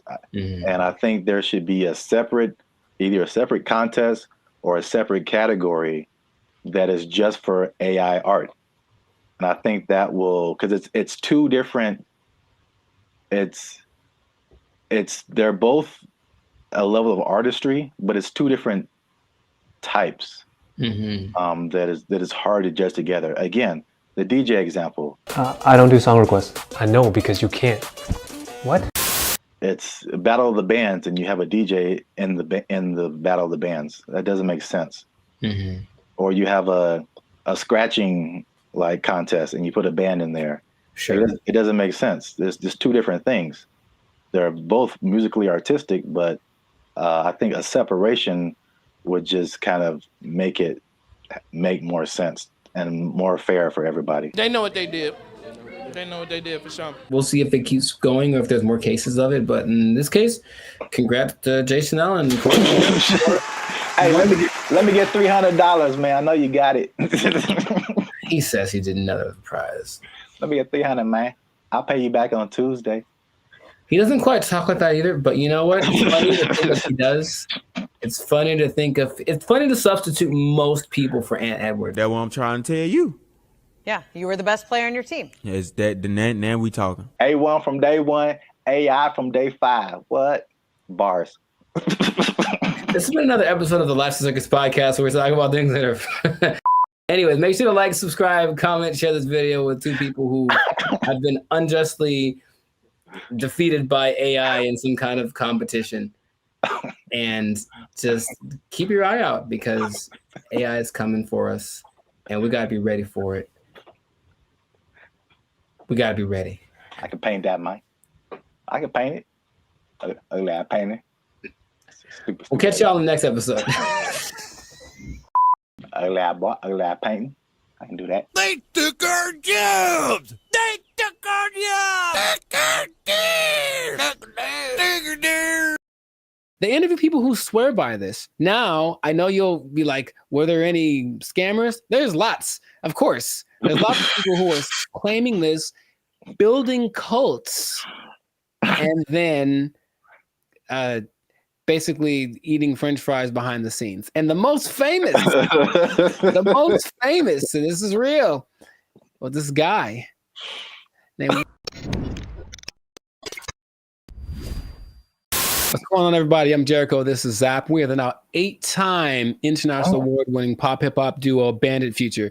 We make clean, fun music that everyone can listen to with a sound that's uniquely Californian. And right now, you are tuned in to the Life Circus podcast where we talk about things that are funny, interesting, and just straight ridiculous. So before we get into this thing, make sure to like, subscribe, comment, and share this video with two people who are tired of eating, who want to find a different way. Did you know there's a different way? Did you know that there's an answer? If you don't want to eat, you don't have to anymore. It better be a good answer because I want to eat. No. Check it out. Hear me out. You don't have to eat. That's my favorite pastime. Well, maybe this will be more of your favorite pastime. Skeptical. They say it in two different ways. Breatharianism or breatharianism. I'm not sure which one. Stop shaking your head. You haven't even heard the whole thing. It's where you basically eat the air and you don't eat the food. That's it. Doesn't that sound fantastic? See, I blame these millennials. No, this is old, man. This is old stuff. This is old stuff. So, for those of you who have never heard the term breatharianism or breatharianism, I hear both. The guy in the video that I was listening to said both back, including in his annotations. I was like, okay, so pick one, dude. But anyways, it's the idea that human beings do not need to eat calories to sustain energy. And there is evidence of this, although there's lots of skepticism, understandably. You don't like this at all. I understand. Fake news. So let me tell you a little bit about it. It all started with a study of a guy named Prahlad Jani. And he was a man, I think he's from India or Pakistan, one of the two. And basically he passed away a few years ago, but at the time he had not eaten or drank anything for 70 years. That's what he said. 70. Okay. And so everyone was like, that's kind of ridiculous. Doesn't sound real. And every scientist said there's no way this is possible. So they decided to study the man. They took him to a hospital, did everything, CAT scans, and checked his levels of everything. And they say that for 15 days, this man did not eat or drink. He didn't poop. He didn't pee, nothing. And none of his levels changed. And that he had an energy that wasn't related to calories. And they can't to this day figure it out. Because calories equal energy, literally, right? You eat calories, you get energy. He didn't. And after 15 days, because he basically just sat on the bed the whole time they did the studies, and then he just sat there. And when he sat there, they said he kind of went into this trance state. And what they say that a lot of these people do is they're meditating, but the meditation allows them access to a part of the human body that is actually able to process air and sunlight as if you were a plant. That is literally what happened. And then they let him go and he lived his life. There's other cases of this, but that's just kind of scratching the surface of it. So just off of the initial thing, y'all in? You ready to try it? You ready? You ready to jump in? Because you don't have to eat. You can just not eat. Yeah. I skipped dinner the other night, and I was so incredibly hungry the next morning. So in that little bit of time, I don't think air would have done it for me. I don't understand. I don't think you're really seeing this. You're so. I don't think they're really seeing this. You can be like a tree. You can be like a tree. I'm not for this or against this. I think I am a skeptic as well. However, there's another study of a guy much more recently. They called him the Buddha boy in Nepal, and they basically found this cat sitting. Well, it was a guy, but I call him a cat. He was sitting under a tree for about a year, just sitting there, and everyone was like, "What's up with this guy? He didn't move." And so they just would take pictures of him and give him gifts, and he was just sat there. And then after about a year, he disappeared. And they said, what happened? Then he apparently had just got up because he got tired of people looking at him. So he went somewhere into the woods, and he's just sitting there. And if you watch the video, it's really creepy because it's like, is he dead? But he says that because he actually spoke a couple times, he's just connected to the source that his ancestors knew and all that kind of stuff. And they talked like his friends, like, yeah, he doesn't eat, doesn't drink, he just vibes out. And that's the thing. Oh, the friend said that they converse telepathically, which is kind of an extra thing that I'm a fan of. I like the idea. None of it sounds plausible. Kind of an extra thing. Right. And science is all, this isn't the thing. It can't be real. Yet there are a few cases of this happening. The patron saint of Switzerland in the 1700s, Nicholas of Fleur, apparently the last 20 years of his life, he only ate light, right? So there was a study done in 2014 about the sun gazing, which is some parts of China say that that's what they do, not staring at the sun, but using the sun as energy. And there was a proof that human mitochondria can actually process sunlight and convert it to energy. That's what science is starting to, okay, maybe there's something to this. But the idea that you only eat air, sun, isn't the most widely accepted version of this breatharianism thing. It's kind of a spectrum. So there's 3 levels. One is called BeGo. And that's where you don't eat anything. You don't drink anything. You just exist. And you're one with nature, and you don't have to, like I said, the energy comes from something that is not caloric. And then there are people that only drink like liquids. And that's like the second step of it. And the third is eating 200 to 300 calories a day, mostly just fruits or vegetables. So the only extensive study that did of this was of a guy. They studied him for 410 days, and he was averaging about 200 calories a day. And he lost a considerable amount of weight, but he was fine, right? And the hunger thing is something that goes away after a while because your body learns to cope, I suppose. So it's kind of getting more popular as people are tired of maybe the Western way of trying to stay healthy or be healthy, the standard American diet, which apparently is leaving a lot of people with disease and things like that. They're looking for other things. So they're looking for this thing. Now, another term for this idea is seeking prana.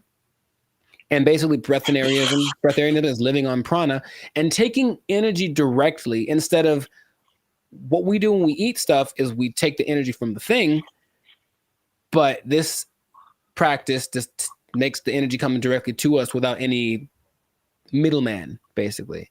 And that's the whole rundown, but they interview people who swear by this. Now, I know you'll be like, were there any scammers? There's lots, of course. There's lots of people who are claiming this, building cults, and then basically eating French fries behind the scenes. And the most famous,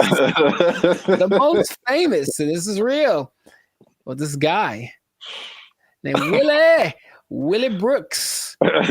And basically he built this cult up somewhere in the desert, somewhere in the United States. And one day somebody went to McDonald's late at night and they're like, that looks like Willie. Sure was. He got caught Big Mac handed, and they stopped following him because they knew he was full of it. But it is something that, like I said, people are looking to as maybe this is another way to live as far as prolonging life. Now, it doesn't mean you're not going to die. The initial guy that I mentioned, he died when he was 90. And if you looked at him, he looked fine. Like he wasn't jumping over buildings, but he could walk fine. He'd clear mind, all the kind of stuff. So it's just something that is starting to become, more people are trying it. More Westerners are trying it. Okay. So have I convinced you yet? Are you going to do it? Or what do you think is possible could be happening instead? Okay. There's, of course, maybe they're just eating at night when no one's looking at them. In your mind, any remote truth, any remote possibility of this is actually a thing that you or I could try and not die. Science said we'd die, but science said that the guy that they had in the hospital would have been dead in 12 days, and he lived 15 and he was fine, and that's what they let him go. Like, there's no way we can keep watching him like this. But what do you think? Do you have any? It's a bad sign when, like, the more you keep talking, the worse, the more it doesn't make sense. Sure. It is, I will say this, it is intriguing. Sure. Because I am trying to figure out in my head, how is this scientifically possible? Mm-hmm. And the first thing I thought about was, okay, like you said, the different levels. You need liquids, right? Like as a base, I think. So, is there a way to, because there's moisture in the air, is whatever these guys are doing, is it like extracting moisture out of the air into your body and somehow providing liquids? This sounds really weird, but it's just like, right. Maybe there is some kind of something to this. Sure. Well, here's the thing. If anyone is interested in it, there is a channel on YouTube called Take a Deep Breath that really is more about breath work in general, but he explores a lot about the subject. And he interviewed probably the world's most renowned expert on the subject, whose name is P.A. Straubinger. P.A. Straubinger. And he basically says, well, we can go 3 days without water. We can go 45 days without food. We can go about 10 minutes without air. So in a sense, we're all breatharians because we kind of, when we're not eating or drinking, we're breathing. And his idea is that people that have access to just making the breath part kind of override. It's almost like, okay, for diet, what we need fat, we need protein, we need carbs, right? So let's just use all of one instead of a balance of all three. And so the breatharians, I don't know how to say anymore. Breatharian, I'm gonna go with that. Instead of eating, drinking, and breathing, they just take breathing and make that the only thing they do. So in that sense, it's like, that's really interesting. But it does sound very far-fetched. Would I ever want to do it? Not in a million years. It does not sound fun, because if you're not, most things that you do when you're social, you're eating and stuff. If you're not eating, what are you doing? You're just sitting around. And these people do just kind of sit still. You ever see like a bug or a creature and you see it and it's just there? It's like, what are you doing? That's what they are. They just sit there and they're channeling the thing. So if you have to spend most of your time doing that. I'd much rather eat a steak and then keep it pushing. So that's just me. But so here's my other wild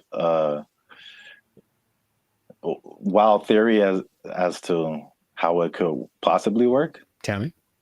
Just this makes no sense, but whatever. Sure. You think about, because the light, I mean, in my head, you're doing some kind of Naruto jutsu and you're pulling in moisture from the air. Yeah. That's how it's working in my head right now. I'll take it. And no one can tell me any different.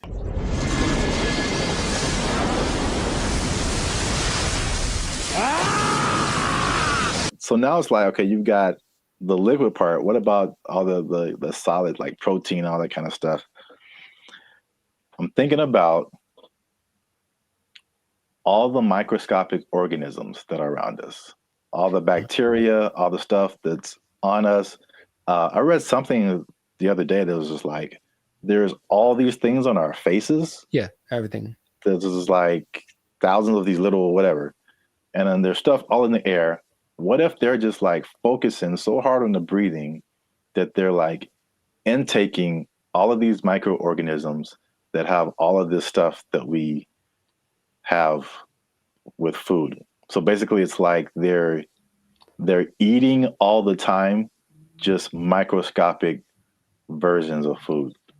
So they're whales. Boom.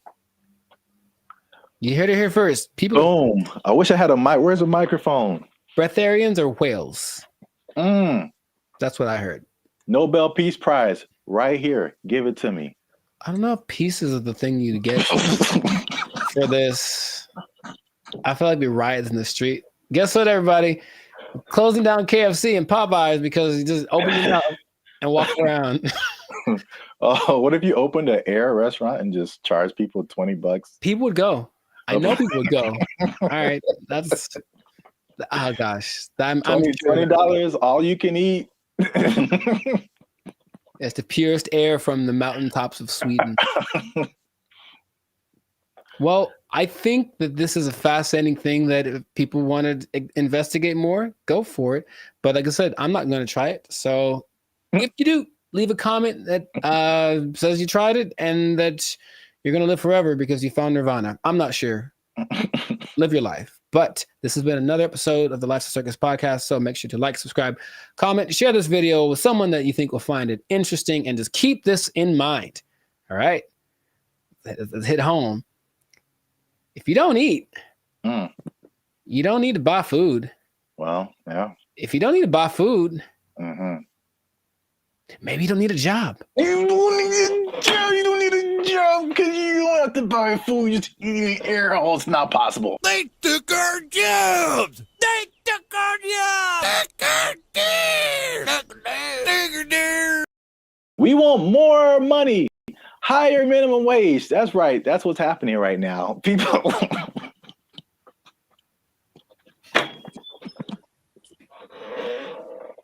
Already, man. Already, people are thinking about the next minimum wage increase. They want even more, Jericho. No. No. And I'll tell you why. But first, no. What's up, everybody? I'm Zap, and this is Jericho, and we are the now 8-time international award-winning pop hip-hop music duo band at Future. We do clean, feeling music that everyone can listen to with a sound that is uniquely Californian. And right now, you're tuned into the Lifestyle Circus podcast, where we talk about everything that's funny, interesting, and ridiculous. Before we jump into today's topic, make sure you do us one big favor. Make sure you share this video, share this podcast with somebody who is affected by minimum wage increase, because it's still a thing, man. It's very much a thing. It's a lot going on in these streets, man. And make sure you stay to the end of the video, because as much doom and gloom as we're seeing with businesses closing and failing, and especially in places where we are, like California, people leaving the state, there are surprisingly two things that are positive coming out as a result of this minimum wage increase. Every business isn't failing. Some businesses are doing better, and so make sure you stick around to the end so you can understand why that's happening. So we talked about the minimum wage increase specifically for fast food, right. like 6 months ago when they were putting it together, and we were like, I wouldn't do it. I wouldn't do it. Wouldn't be prudent. Yes, we since then we've made even another video saying we told you so. So for those of you who are living under a rock, fast food minimum wage has increased in California to $20 an hour, like a 25% jump, pretty much overnight for restaurants, big chains, even some smaller restaurants, and the results have been largely negative, at least in the press. I mean, I haven't heard any businesses that are like, "Hey, this is great." So, not at all, no. So, food prices were high; they're even higher now. They said that at over 10,000 people, fast food workers have lost their jobs because the companies can't afford to pay them that high of a wage overnight, and a lot of places there's a laundry list of places that are just shutting down. They're just like, we can't do this. Either that or they're leaving the state. But guess what, Jericho? Tell me now. That's not enough. We want more money, higher minimum wage. That's right. That's what's happening right now. People.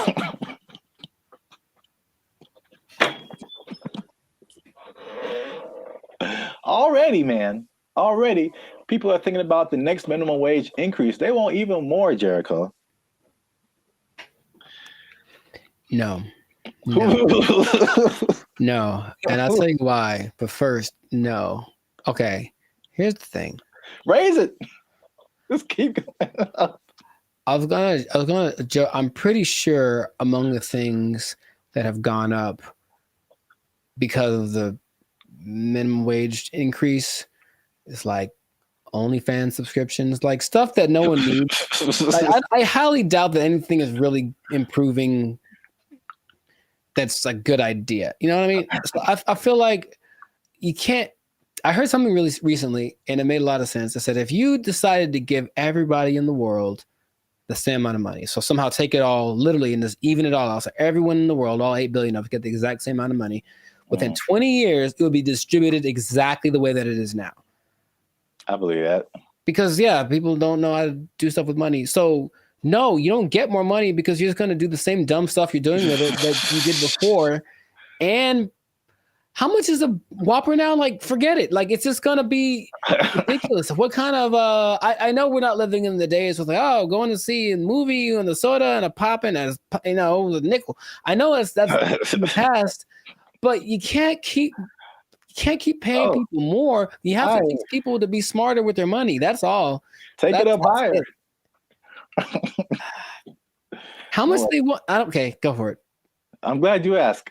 So fast food minimum wage, the workers have already unionized and got $20 an hour, which is several dollars over the regular minimum wage. Right. Long Beach hotel workers have argued for a $23 an hour wage. And this next one makes sense because we've seen it firsthand.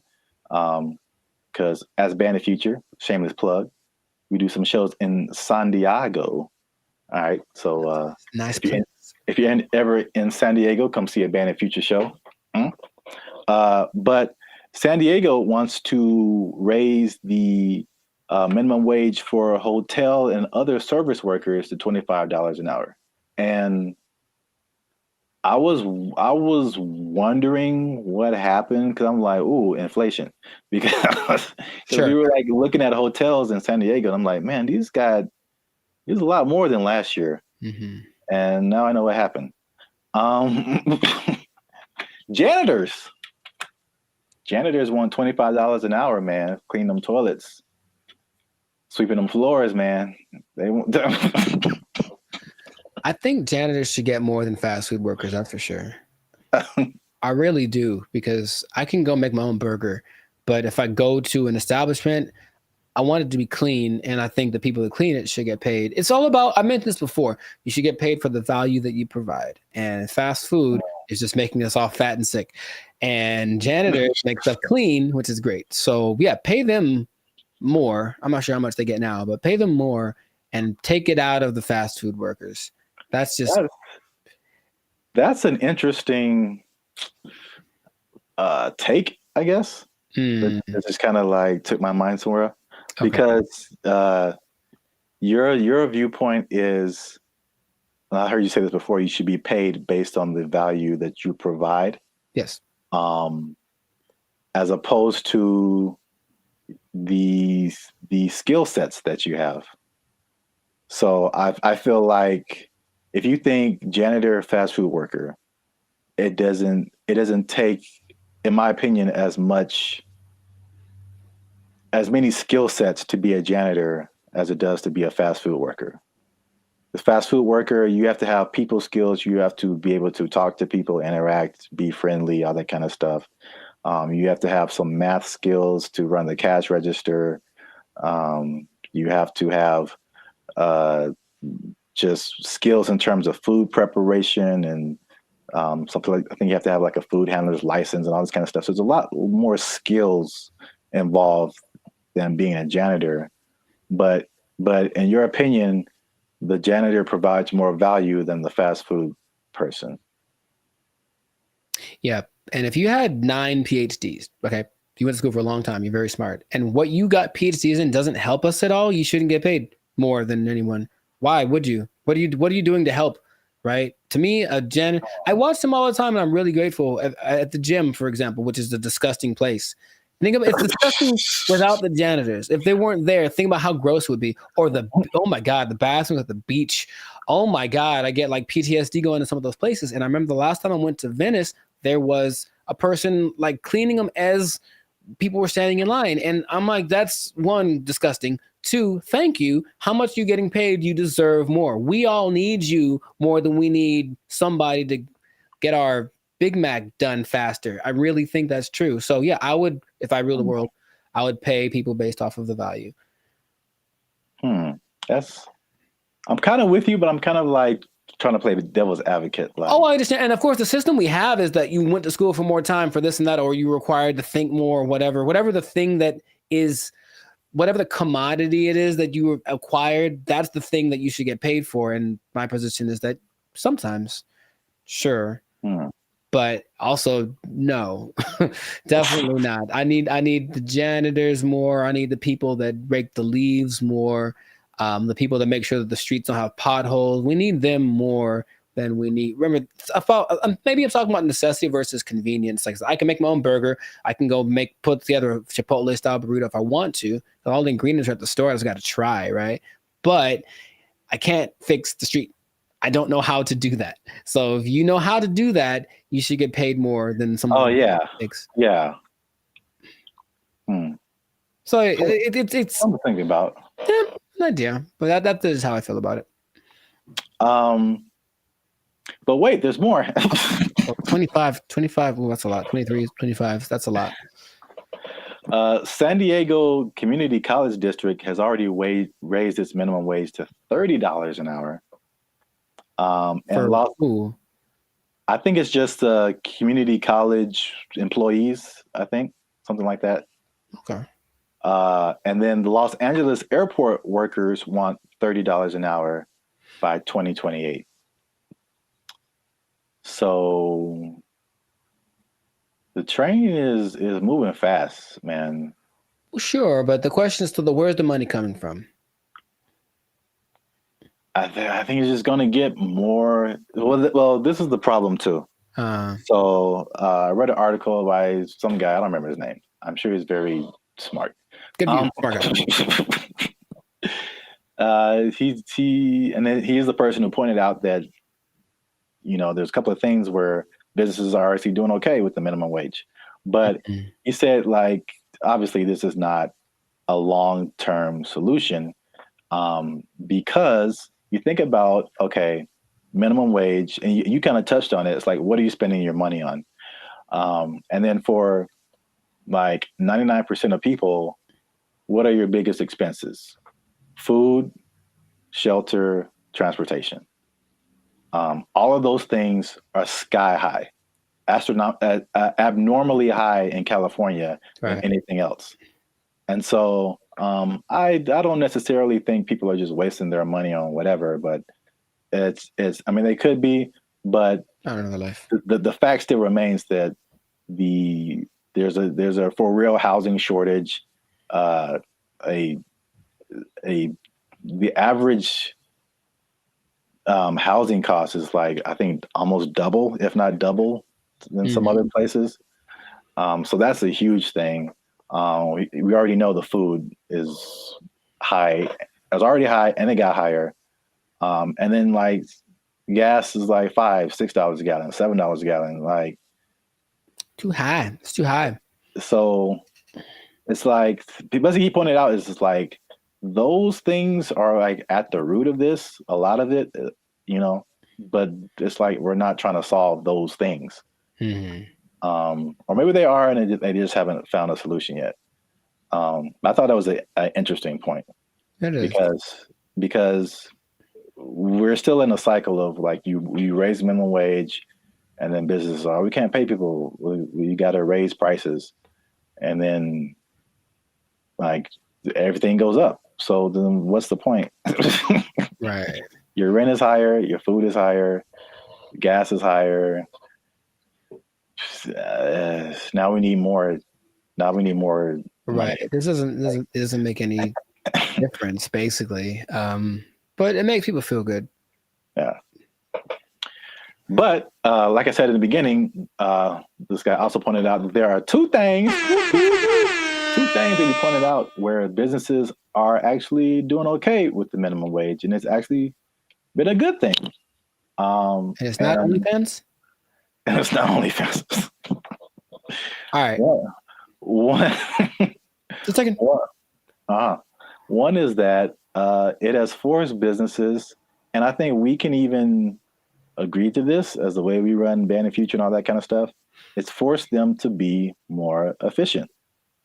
And I've definitely gone into places or worked in businesses where like you can tell the money is flowing. And so they just kind of like, you know, they kind of just spend money on whatever and just kind of do frivolous things and just silly things with their money. But it's forced some businesses to be more efficient. So it's like, it's actually, some businesses are saying that their businesses are working better because they've been forced to like cut the fat of the company to basically pay for the workers. So I think that's a thing that we've experienced as just dealing with. I think that anybody experiences that. The inflation, the high prices, you get laid off from work, or you don't get a check that you thought you're going to get, or a car repair costs you $2,600. Sounds like real life right there, bro. It's make sure you like, subscribe, join the channel so I can pay for my car. I'm tired of walking everywhere. I digress. But yeah, I mean, we do this in our personal lives all the time. It's just like, okay, how little can I eat this week to pay for? So yeah, so that's the thing. Second thing is that worker retention is up. So you think about fast food, not fast food, but just minimum wage jobs in general. It's like a throwaway job, right? Sure. So it's like you're making the least, you don't get the maximum effort, you don't really care. It's just like, this job sucks, I'm not making a whole lot of money. And I think it has a high turnover rate. So meaning people quit, they have to find new people, train them, get them going, and then they're there for like a month or 2 or 6 months or whatever, then they quit and they just find a better job or whatever. Sure. So with the higher wage now, fast food worker is like the premium job of minimum wage jobs. So you think if you work in some other job for $16 an hour, $17 an hour, you can flip burgers for $20 an hour. Sure. You're gonna, if you're in that that minimum wage level, you're gonna stay there for a minute, because unless you can move up to some other job, you're doing better than other minimum wage jobs. So why would you leave? Right. So people are staying, and people are happier, they say, just coming to work, which, I mean, makes sense if you're getting paid more. But there's less incentive to leave. And then people don't understand that it costs businesses a lot of money to hire people and put up ads to hire people and then train them and all this kind of stuff, get all this stuff going and find the people. And then they're only there for a little bit. And you got to do it all over again. Yes, that's a big expense. So there you have it. Minimum wage going up, prices going up. Some businesses are leaving, some businesses are shutting down. Some people don't care. It's happening in their business. A lot going on. Let us know what you think in the comments. Is this good? Is this bad? Should we do the idea of this guy in the article and just let's fix the housing and the food and the gas and all this stuff and just bring that down instead of raising the money we get? Cost of living is too high. Yeah, man. A lot going on. Gotta invest in some meme coins, man. Just take advantage. It's a bull market, man. Let's get into it. Are meme coins the answer to the minimum wage problem? I would say probably not. But, you know, somebody, it might work out. For most people, not so much. Yeah, we out. Because we are. But for real, join the YouTube channel, because the boy needs his car. All right. There we go. They took our jobs. They took our jobs. I sense a faint bit of skepticism in your voice, Jericho. We haven't even skeptical. It's just like, is there anything that he's made that has been helpful or that I would know about? We haven't even gone into his claims and what he's talking about, man. He's saying he's the second coming of George Washington Carver. Is that what you're saying? Like telling this man,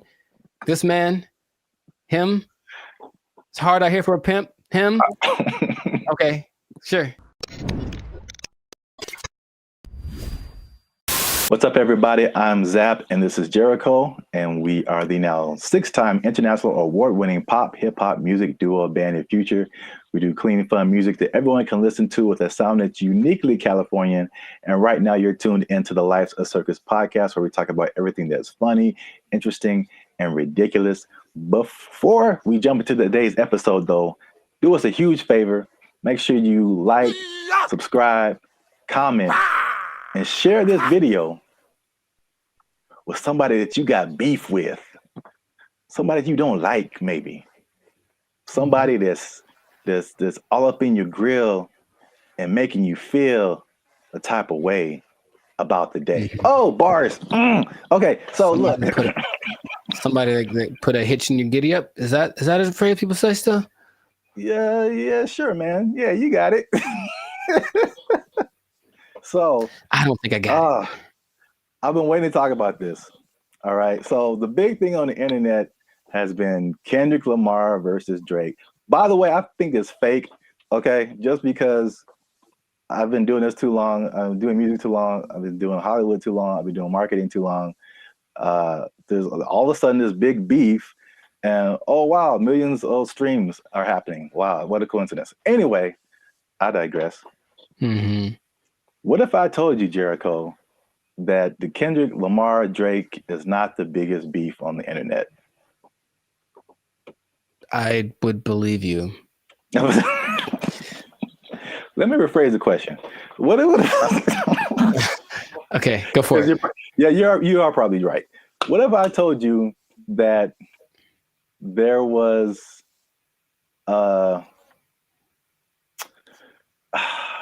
there was a better beef that I don't think has ever happened before? Better beef. Sounds like an Arby's commercial. Okay. I'd be curious to know what that would be then. Hopefully it's between... Never mind. Okay, go for it. Okay. Let me before I, okay, I'm gonna get to it. One last thing. Jericho, and this just straight up answer. All right. You don't have to add anything or make it complicated. Okay. Jericho, what is 1 times 1? It's 1. Do what? It's 1. No, it's 2, son. It's 2. All right. 1 times 1 is 2. According to Terrence Howard. That's right. Terrence Howard is rewriting. I know what you're talking about. That's the dumbest thing I ever heard. All right. He went on for a long time about this. He thought about this. Wait a minute. What was his explanation? Like you can't time something by something to get the same something, right? That was his like argument. 1 is 2, son. I'm gonna make a shirt. 1 times 1 is 2. Team Terrence, what's up? I don't think he's had work in a while, man. He's just trying to be relevant. Like seriously, that's crazy. But go for it. I mean, math needs innovation. Let's just start that. Birds aren't real, and 1 times 1 is 2. Whatever. What revelatory information do you have about this gentleman and his theory? So for people who don't know, Terrence Howard recently went on the Joe Rogan podcast, which I guess I kind of realized, but I kind of didn't, that his thing goes for like 2 and 3 hours. Yeah. Like we talked for 15 minutes and it's hard, man. It's hard. But they have a lot to talk about. And then of course the people that has on the usually had a lot of things they've done, so there's a lot to explore. Yeah. And I only, when I watch it, I only see clips of it that people made. So I'm thinking, oh, that was the podcast, and it just, then I see the whole thing and it's like 3 hours. I'm like, who watches the whole thing? Yeah, watch a 3-hour podcast, but that's intense. Yeah.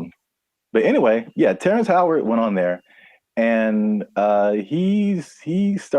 it gave me Cat Williams vibes, like that level of like, well, this just came out of left field. It's just like shocking. But he was talking about things, complex theories, scientific thoughts, things about the nature and universe, matter and energy, mathematics, and just like all this stuff that has nothing to do with acting. And there was a lot of, I definitely didn't watch the whole thing, so don't use this as a video to like sum up everything. But I didn't know that he was even into all this stuff. So he's a smart guy. Yeah, but I mean, there's smart, and then there's like talking about the theory of relativity smart. Like that's just he's like Jaylen Brown smart. Rewriting mathematical equations, and I'm just like, all right, cool. We gotta have a couple black geniuses, him and Jaylen Brown and Kanye. Well, anyway, hashtag too soon. So Howard holds 97 patents. Do you know that? No, that sounds like something that he would tell people at a party. I sense a faint bit of skepticism in your voice, Jericho. We haven't even skeptical. It's just like, is there anything that he's made that has been helpful or that I would know about? We haven't even gone into his claims and what he's talking about, man. Are you saying he's the second coming of George Washington Carver? Is that what you're saying? Are you telling this man, him? It's hard out here for a pimp. Him? Okay, sure. 97. I didn't know that about him. That's cool. It's 97 expensive to patent things. It is.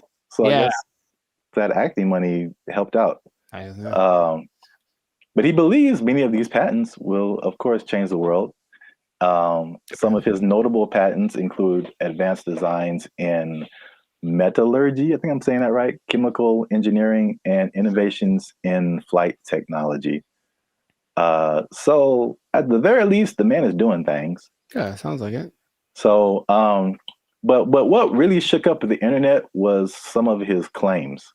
Mm-hmm. All right, so we're just going to go through a few of them that this is kind of tough to talk about because he's talking about things that are beyond most people's comprehension. Sure. And so there's a lot of things that he said or a lot of words, even words that he used that are just not in common vocabulary.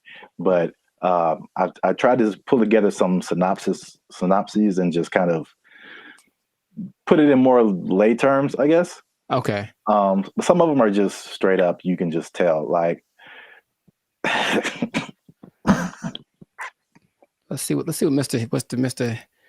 Hustle and Flow's got. I don't know if you saw this part of the podcast, but his first claim is that prenatal memories are real, which most people don't think are, but he debates it, and some other people have debated it. But he said he remembers being inside of his mother's womb.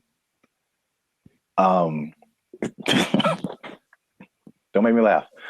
He described detailed memories, such as seeing his hand in utero, and he said he remembers being circumcised as well. I feel like that there's some truth to that, and without having ever studied it, just because it's one of the questions I ask a lot of people when I meet them and I want to break the ice. I ask people what their first memory is. It's just a curious thing because it feels like literally at some point our brain just started hit record. Like this is hitting record. It's all of a sudden like we were playing and nothing is, and all of a sudden something happens and boop, and now it's on, right? So for some people, it's a lot further back than one would think. I don't think I've ever spoken to anybody that said like in utero, but super young breastfeeding, like they remember stuff like that. They remember this. So I don't know if with the 8 billion of us that there are, if some of us aren't capable of remembering that kind of stuff. I guess my question is like, okay, so then what does that mean? Is there something that leads to? Because that's what interests me. If that means, that means we can turn on the access point of the brain. If that's not, if it's just something to talk about, then I'm like, okay, that's cool, I suppose. Well, I don't think any of his stuff is just stuff to talk about. I think from the overall thing that I got, and then we go into more of his claims, but it's just what I thought was interesting was just the way he sees the world, especially as a creative. It's just a different. It's challenging what has always been like the norm, and just different ways of looking at things. That's cool. So at least on that one, you were kind of like, that's not too far-fetched. Not too far-fetched. Okay. The next one is it might be a little bit beyond me, but again, I still kind of understand and relate. But his next claim is that the universe is built on waves and not particles. He says the fundamental building blocks of reality are not particles but waves. He says this perspective aligns with some interpretations of quantum physics, and his fascination seems likely to stem from the works of physicists like Niels Bohr and Erwin Schrödinger, something like that. Sure. So again, like he's not alone in this. He might be a minority, but people who deal with quantum physics feel like this could be true. I was going to mention that there's something I've read about. It's almost like there's things that I acknowledge that are interesting to me that I wish I had like the mental capacity to process, because I don't think it's a bit above me. But I have read something about like this wave particle experiment where it proves the importance or the impact that watching something. It's a particle experiment. They shoot some kind of electron waves at a target, and depending on whether they record it or not with like a camera, the result is different. Now, how do they know that it's different if they didn't record it? I don't know what they're talking about, but it makes it seem like objectivity has an impact on the way the universe works in general. If I'm looking at you, one thing can happen, or I guess that means that if I'm not looking at something, it could be doing something different than if I was looking at it, which again, what's the point? But that idea is like, I don't really get it. I don't really get it, but I'm like, that's an interesting idea. So waves and particles, would that make the universe? Again, my question would be cool. I'd honestly want to talk to him about it. Maybe just stare at him while he talks. But what does that do for how we understand the world if that is true? If waves instead of particles are what created? Yeah, I feel like that's a bit beyond me. But I feel like I mean, it sounds like you're trying to get some practical use out of it, but it's just like, okay,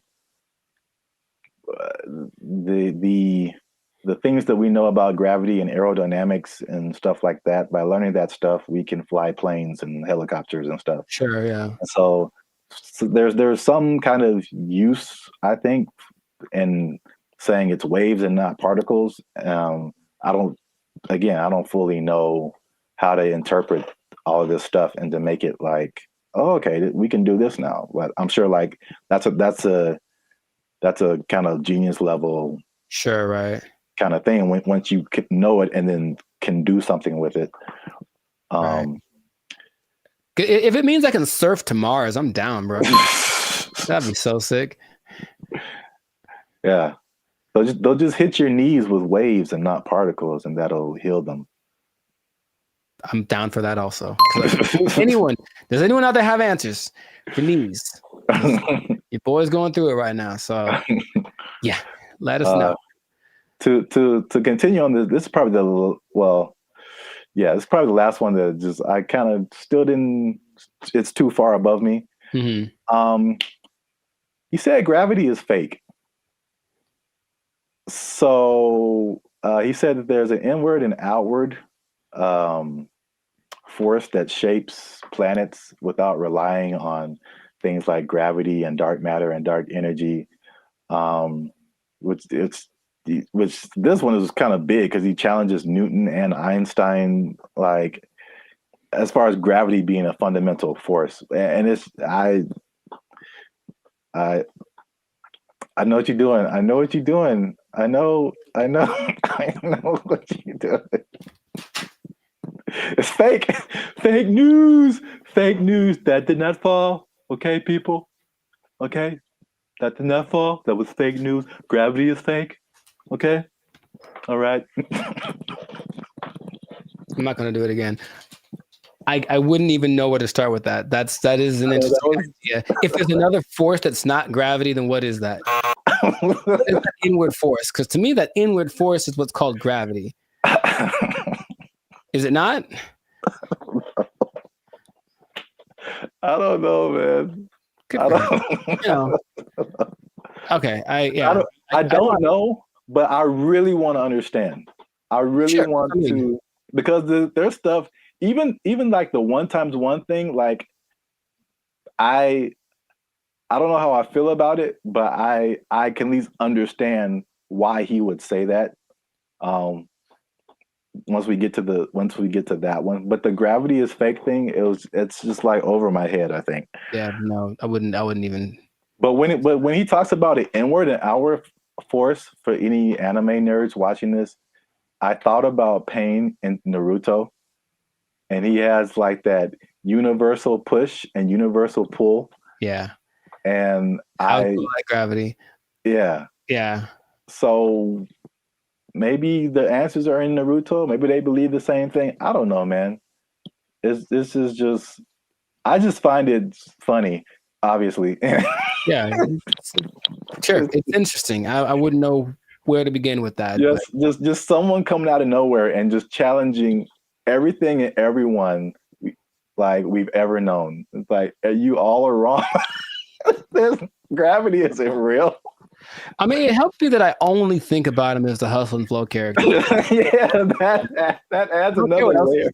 He's stuck in that role to me, so he can say all he wants, but he's saying this. I only saw a portion of that podcast, so I know what he talks like. To me, he's still talking like that character on the podcast. So. Yeah, he definitely has that like typecast, or like his role in Avengers was like, was it War Machine? I forgot he was in that. Yeah, he was like the first War Machine. It's like, War Machine said there's no gravity. For the record, I prefer Don Cheadle. The same. I thought they were both good. Oh, okay, well, I don't remember Terrence, but okay. Next one is that straight, again, along with gravity not being real, also straight lines are not real, Jericho. And this is the one I kind of understand. All right, so this is his explanation.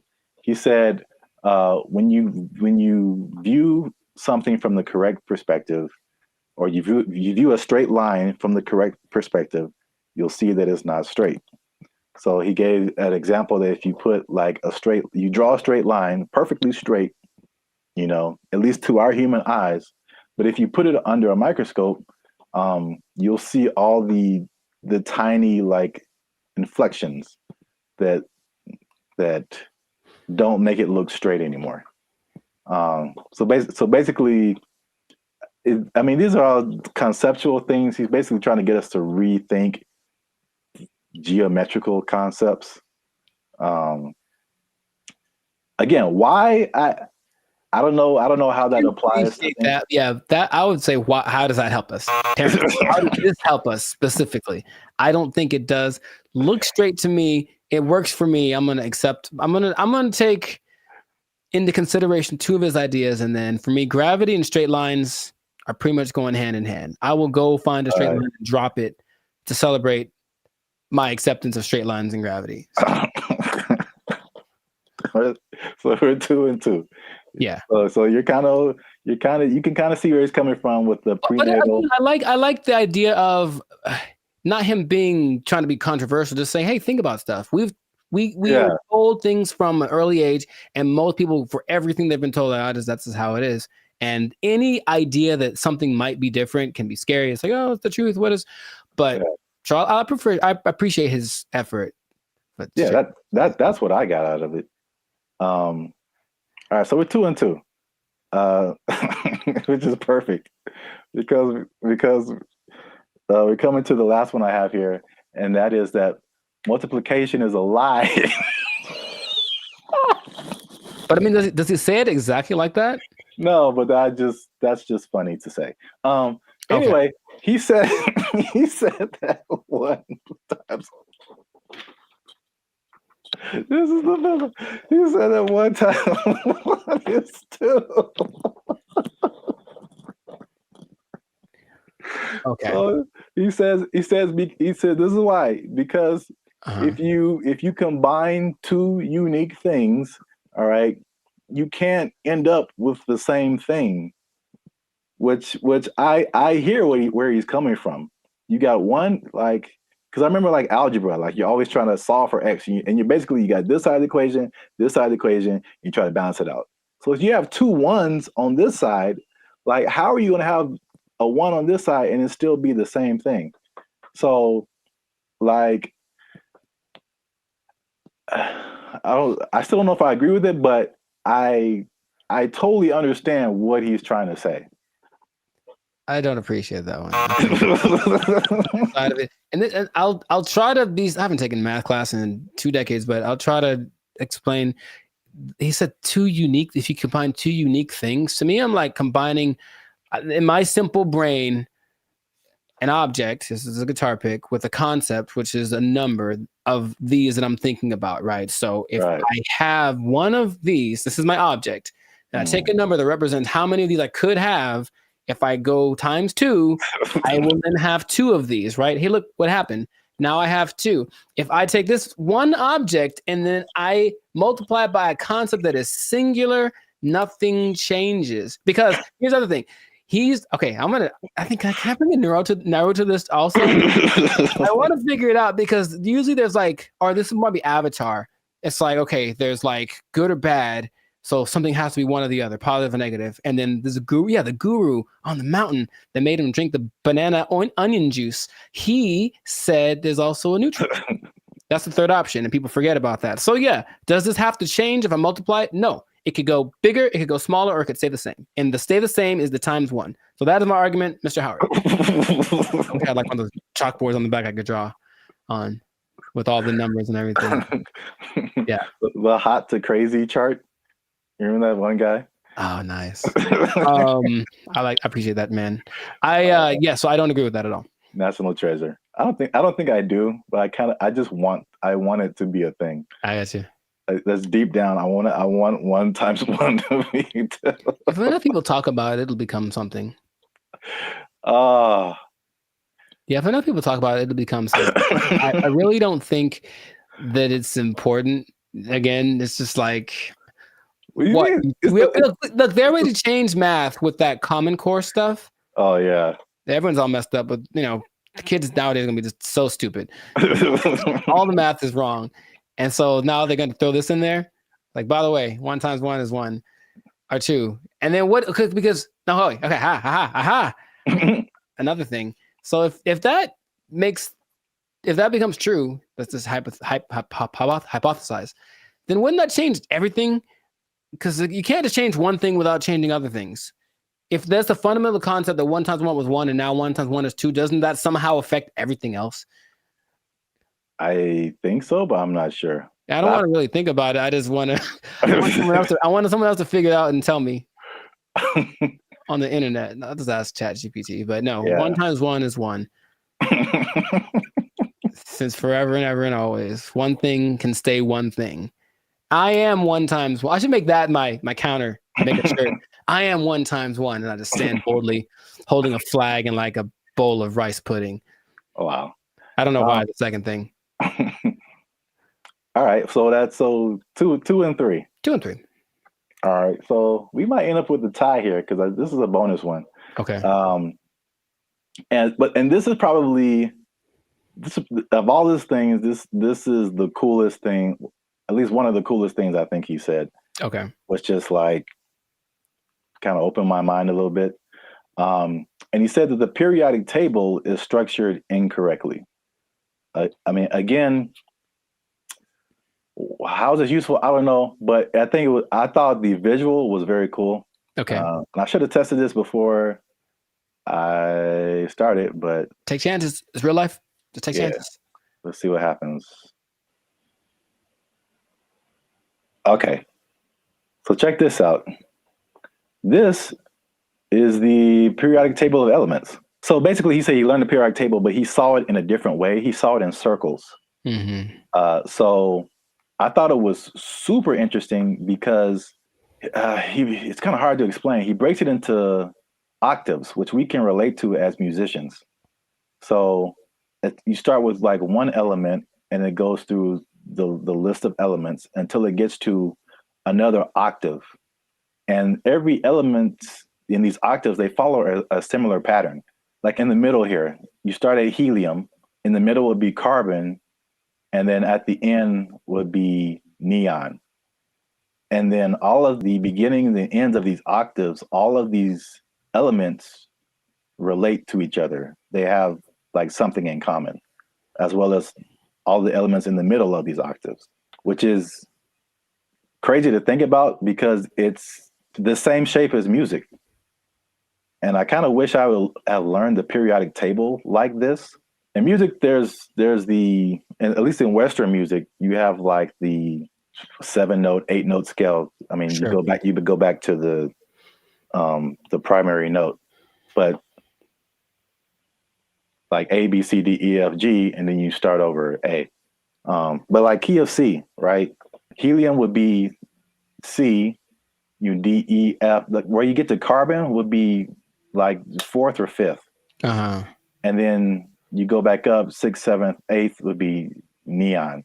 It's crazy. I don't understand what he's saying, but I understand it from a musical perspective.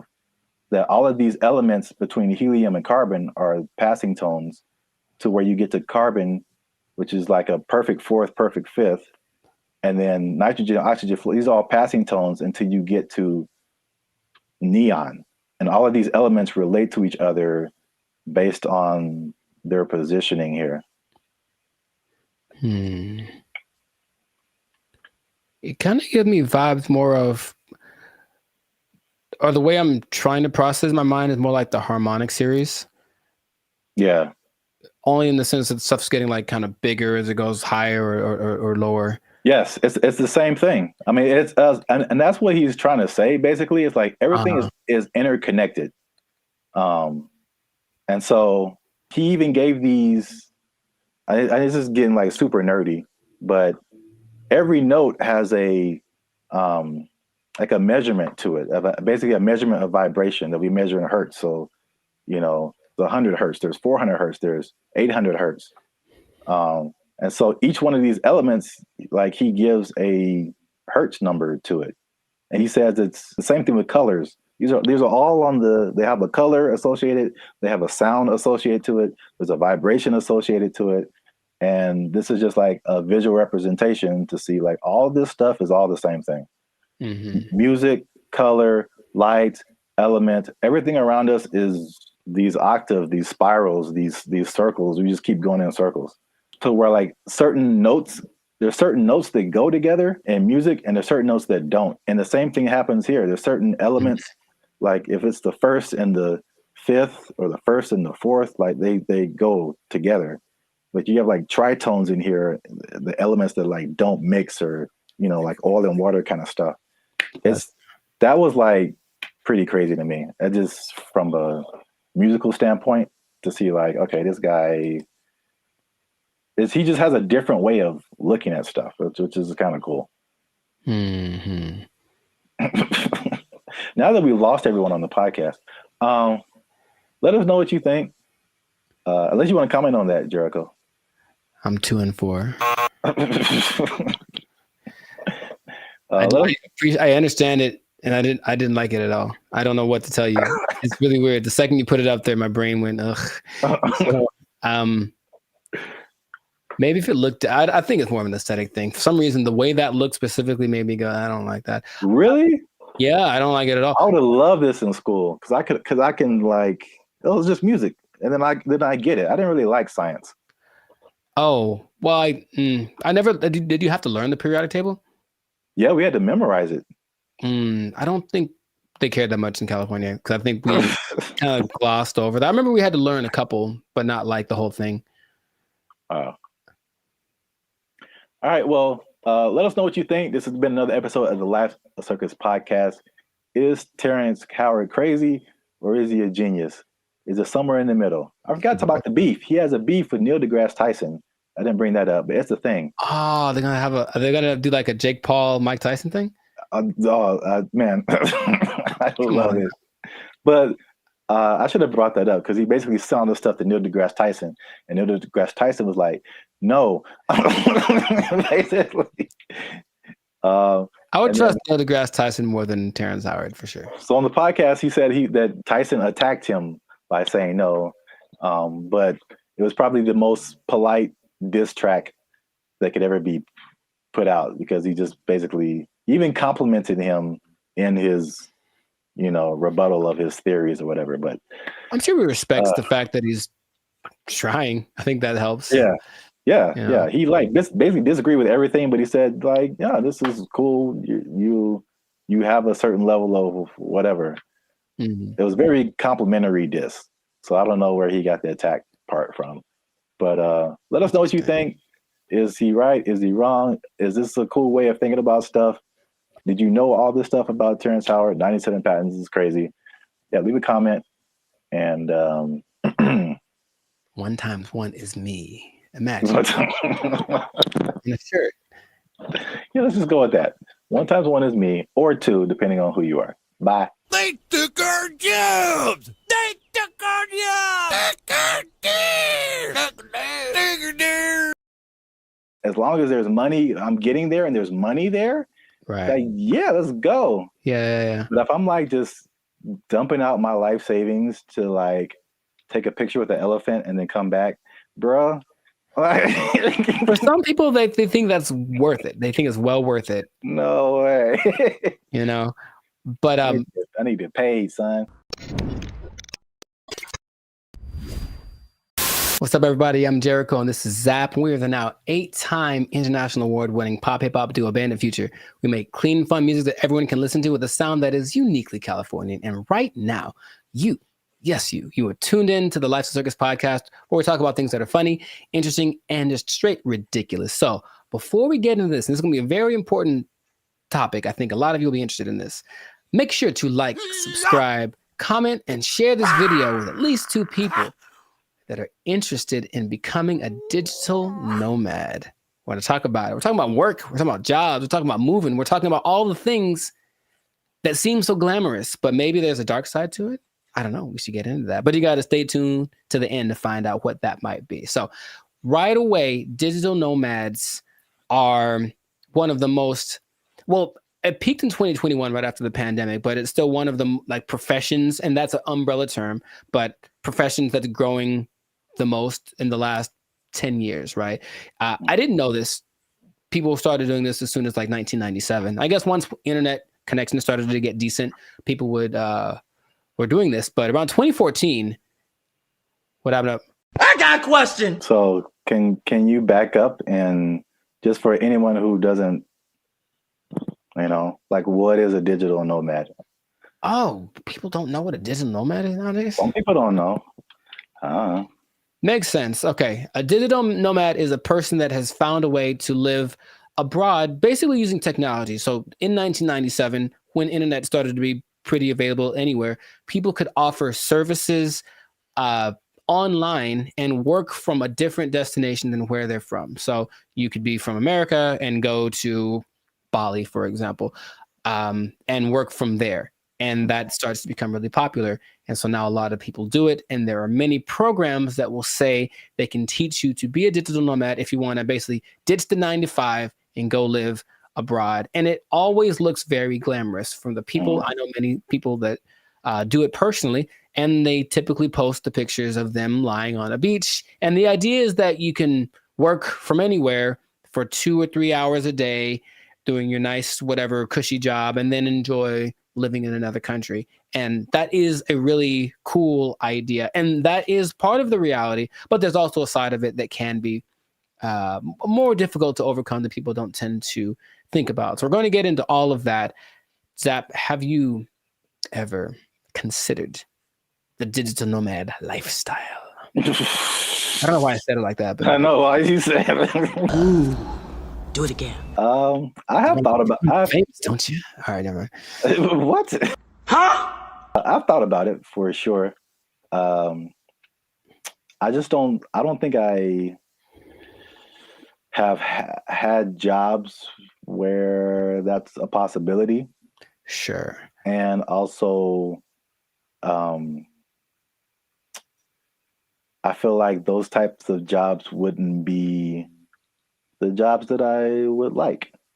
Mm-hmm. Because it's basically, digital is just you and a computer. Yes. So, a lot of what we do is not staring at a computer screen all day. Right. The typical idea of a digital nomad is somebody sitting in a coffee shop working for 8 hours a day or 6 hours a day or whatever.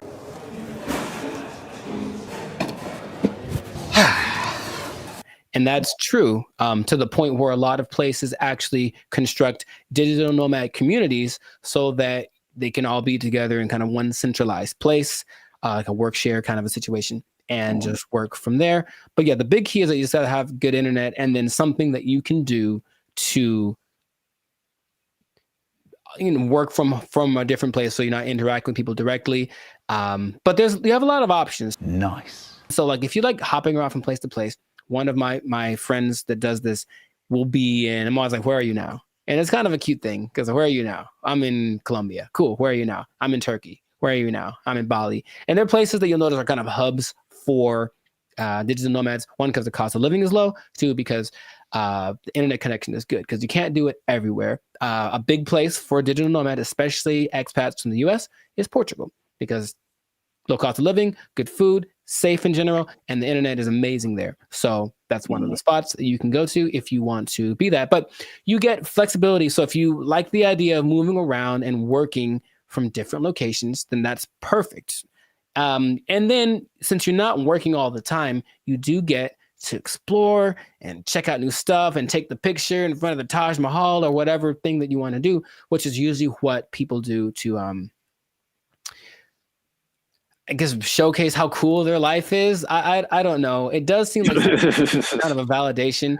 Like, why am I doing this? Because, like I said, the downsides, which I mentioned, there are many as well. But you get to explore, you get to travel, because people always think about going places as being expensive. And yes, vacationing is expensive, but travel, just that part of it, isn't necessarily expensive. If you think about it, you're just going places and then staying there, not trying to be extravagant. So you can be frugal, you can get a VPN so that your plane tickets are cheaper, and then you just live within your means wherever you are.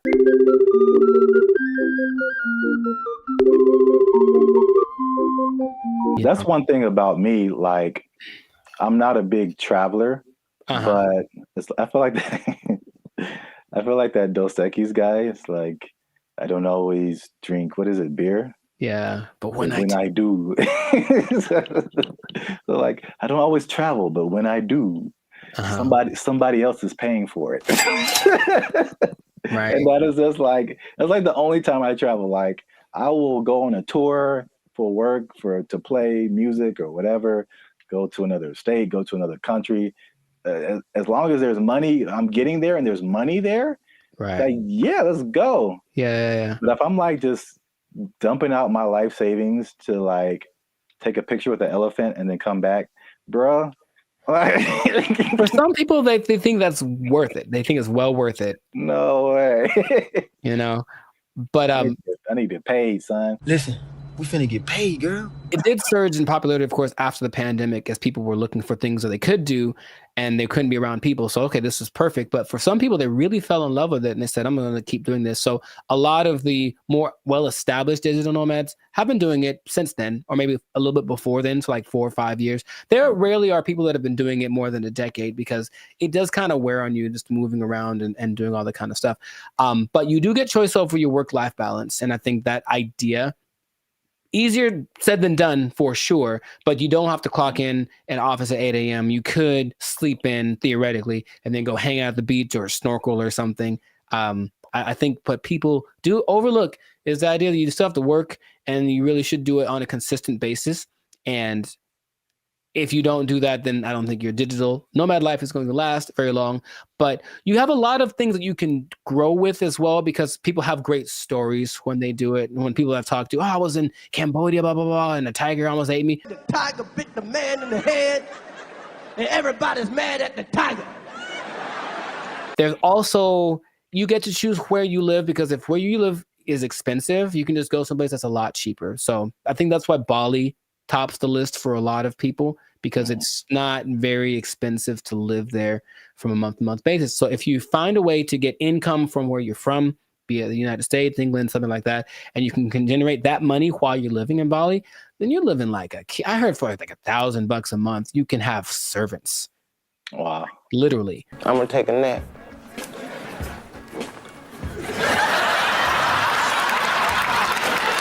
And then you get to network. So that's fun. There's a lot of people that are out there doing the same thing, so you get to interact with them, and that seems attractive.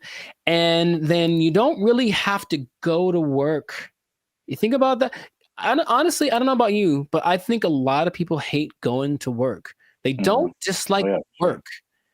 They don't like going to work. They have to get up, they have to do the thing, they have to deal with traffic, whatever. If you are a digital nomad, you don't have to go anywhere, really. If you have a good internet in your Airbnb or whatever you're renting, you can just stay there. Mother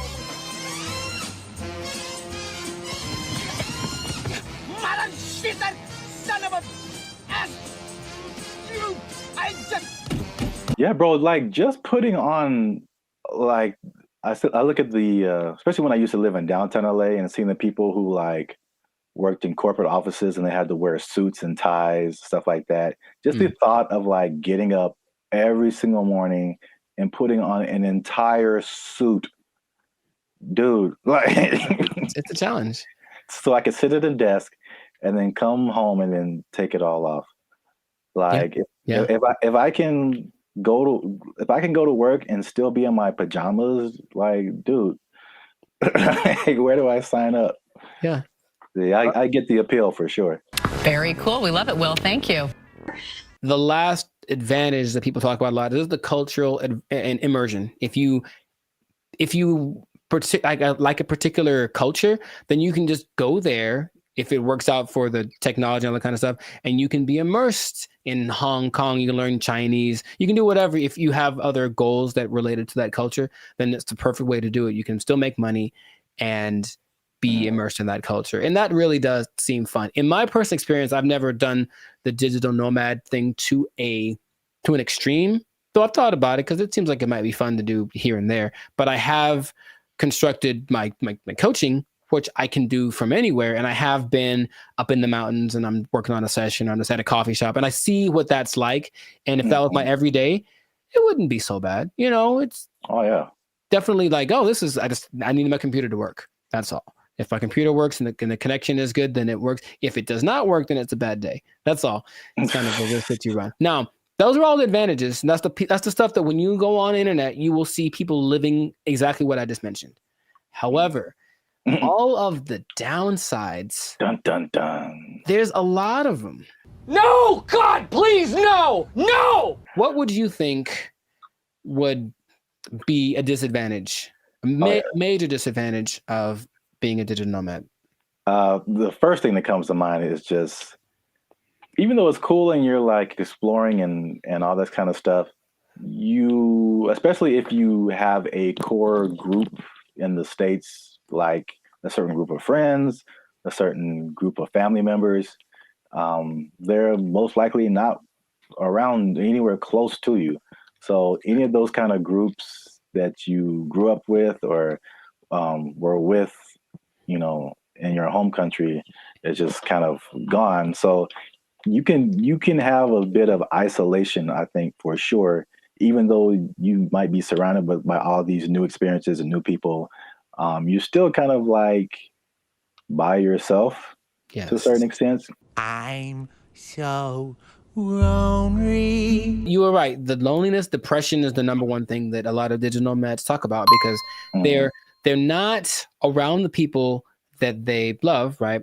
And then they can't be with them when it's convenient, because if you're living in Europe and you're, you know, from America, you're 7-8 hours ahead, 9 hours ahead.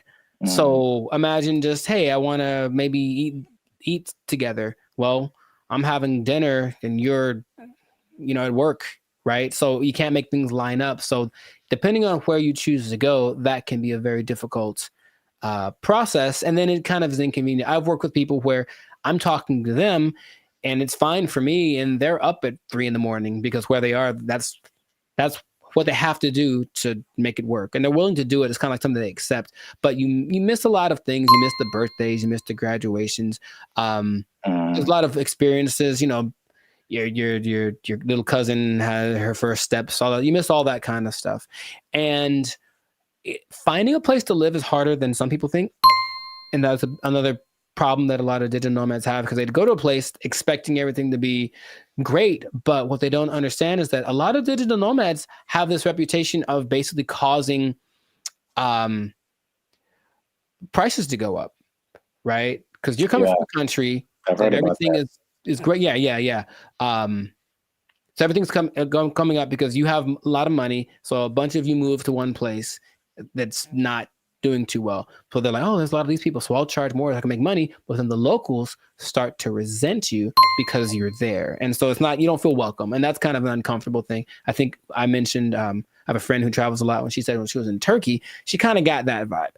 It's just like, why are you here? But she doesn't speak Turkish at all, so that didn't help her cause. However, some places actually put signs up that says like, hey, digital nomad is not welcome. It's gotten to that point. Wow. You go to a coffee shop and like, nope, you can't come in because you're going to buy one drink and work here and use the internet for 8 hours. Nah, you got to get out or find someplace else. So that's starting to become a thing.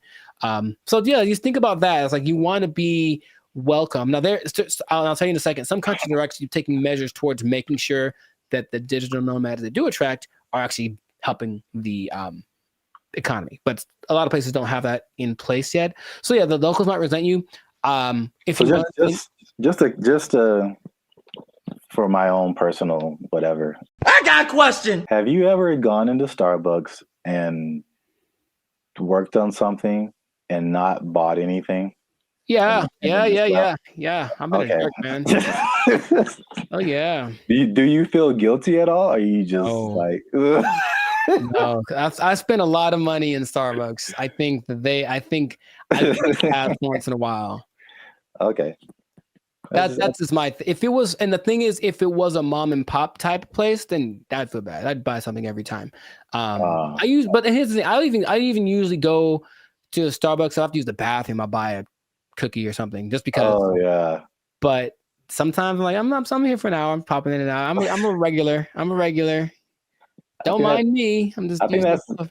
interesting psychologically because I feel I feel the same the same way. Like if I go to a place where like I shop there all the time and I just go and then I just go in there to like use the bathroom or something. I'm like, you guys owe me you guys owe me this bathroom.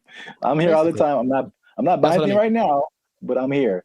But I feel the opposite at Starbucks because I don't drink coffee. And I never go to Starbucks.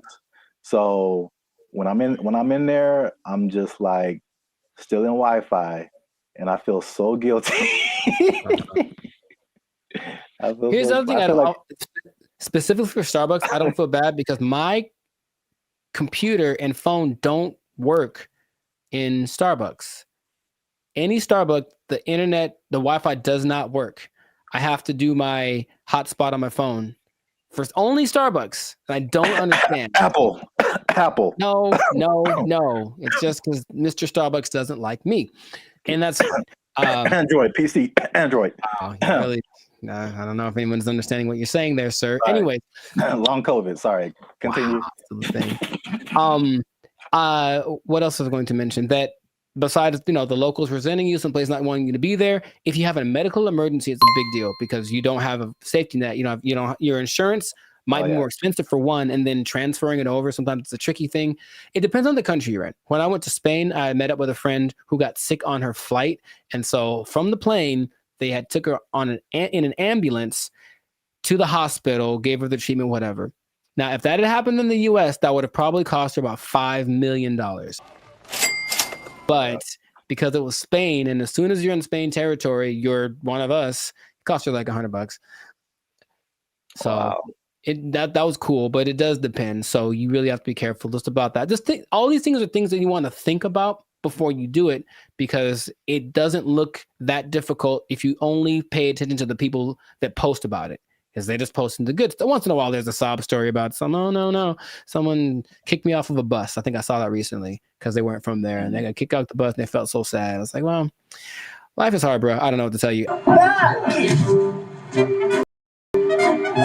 It's really hard to find romance for these people, for sure, because you're not going to be there very long, and so no one wants to get involved with you unless you choose to be. So that's just another side to it.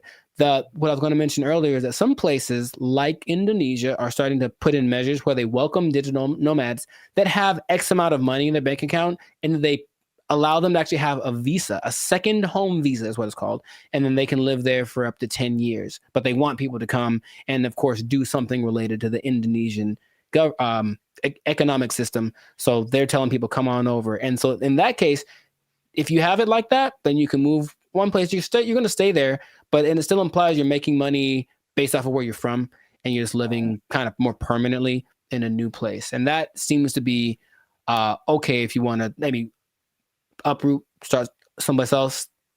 Then you can find love, and no one has a problem with that. But you won't find many people that are willing to, be with you for just a couple months, like for something serious that they know you're going to leave. Or if, you have a hard time being committed to one thing. So there's a lot of things to take into consideration. I know traveling. Have you ever planned a trip? It takes a lot. So imagine doing that regularly every couple months. I got to plan my stay. All that stuff is kind of a hassle. The idea of living out of a suitcase, some people don't like that. And that's why I think it lends itself to like a younger demographic, like someone in college, fresh out of college. Because I think at the end of the day, I think the internet has shown us that we need some kind of physical community, some kind of grounding. And if you don't have that, you just kind of like, you just kind of out there, and there's some, like you said, there's some negative effects to just kind of being on your own. So that's interesting. And the interesting thing about that too, what you just mentioned, is that the idea of nomads in general were nomadic people, meaning they were tribes. So there were people that wandered around, but they were all together. And so that feels so bad. We're all doing this. And now it's like, I'm just by myself, me against the world. hoping for the best by myself in this new place. So ornery inside, real wrong. The best case situation that I've seen work out pretty good is when couples decide to do it. And that's not so bad. That actually seems to be really the way to go. Like once it's kind of hard to find someone that's aligned with that vision, but if you're both in it, let's both go X place and move around and whatnot. That seems to be, because that'll get you through the hard times. Listen, we finna get paid, girl. I can't even imagine traveling alone. I know a lot of people do it. Very fun. That's just crazy to me. Like I need at least one other person who knows where I am, what's happening. I didn't get kidnapped today. Like I'm not in a ditch somewhere. Like buddy system. Yes. All right. It's easy. It's easy. Just you can follow the Jericho Law patented make friends method. I didn't just make this up, but I've thought about it. Like this is what I've done many times and it works every time. It literally works every single time. Okay, here's what you do. All right. Pay attention. Pen and paper out, everybody. This is a learning moment. You get a bottle of alcohol or something else that people you lost me already. I know. Well, you don't have to necessarily do it, but get a bottle of alcohol or something that people enjoy in general. Maybe it's a cake. I haven't tried with a cake. I think it might work with a cake. Cake is universal. I think so. And you walk up to the group of people that you don't know. I said, I've done this many times. And you walk up and you go, yo, and that's it. And then they go, yo, and then it's a party. Literally every time I've ever done that has worked out phenomenally. And we hung out for many, many hours. Just random groups of people. Are you going to try it? I don't see that working out. Well. For me, at least. Actually, I don't see that working out at all. It's definitely a no for me, dog. It's usually, I determine they're there to have a good time. They kind of got to eyeball it, but it's like, yeah, they're in a place to celebrate and they don't mind another person coming in to celebrate with them.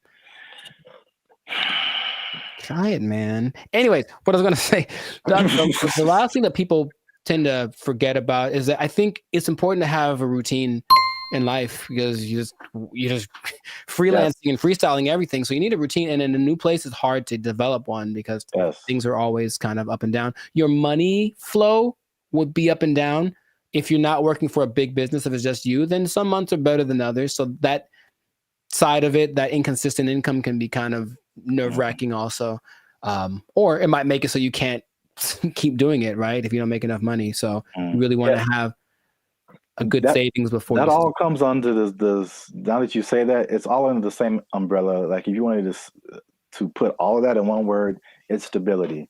Yeah. So your home community, it's stability. Your routine, it's stability. Your money situation, it's stability. It's like, I think we as humans were created to like want some level of stability and to be a nomad, even digitally. It's just like, you're just you're unstable to a certain extent. Right. So you can't link into things that are stable, like other people, and have relationships and romantic relationships and all this kind of stuff. And I feel like that sums up everything that you're saying. It's just the downside is just a lack of stability and a laundry list of different areas. Yeah. I think some people, if they have the right personality, I know personally that's perfect for me. I wouldn't mind that kind of a thing. It definitely doesn't. Actually, my perfect scenario in life would be that this should be a show. No one take my idea. This should be a show. That someone wakes up in the morning and there's an envelope at their door, and basically it tells them what they're going to do for work that day, and they have an hour to get to the airport or wherever, and then they don't know what it is. They've never done it before, and that's their job. I would love that. That is really good. See? Wait for the show? Yeah, I mean, yeah, the idea, yeah. Okay, I'd watch that on TV or something. I thought of it. No one take it. Yeah, copyright. All right, we should just do it. That'd be fun. Yeah. I think it'll reach a peak and start to come down because people were still riding the wave of the COVID But after a while, people want to start families, do all that kind of stuff. And if you need that stability, then it's not the job for you. But if you're younger, or if you want a change of scenery, some people do it for a few years and then they come, they stop. But it seems like a cool thing. Where do I sign, Mr. Barry Gordy? I might give it a shot here and there. That's kind of my thought about it. I'll just try working for a week or so from wherever place, but not necessarily do the jumping around and to the extreme that some people do, because that's a little much. And then they do a lot to find people to talk to. They talk on those like roulette chats, like we did that one time. Oh God. Yeah. Yeah, I know. Yeah, maybe we shouldn't do that again. Got him! Got him! But people spend a lot of time on those because it's literally just like somebody to talk to me, someone be a connection, and I think you can see that a lot more. So hopefully that doesn't long term affect people's mental health with all the depression and stuff like that. But if you're thinking about becoming a digital nomad, I just gave you the blueprint. Keep in mind the positives and negatives, and if it's in your heart, go for it. But above all, make sure to share this video with somebody that wants to know a little more about the digital nomad life. And I'll tell you what. What? This is not possible if you don't have a job. Get a job to be a digital nomad. They took our jobs! They took our jobs! Take our deer! Take our deer!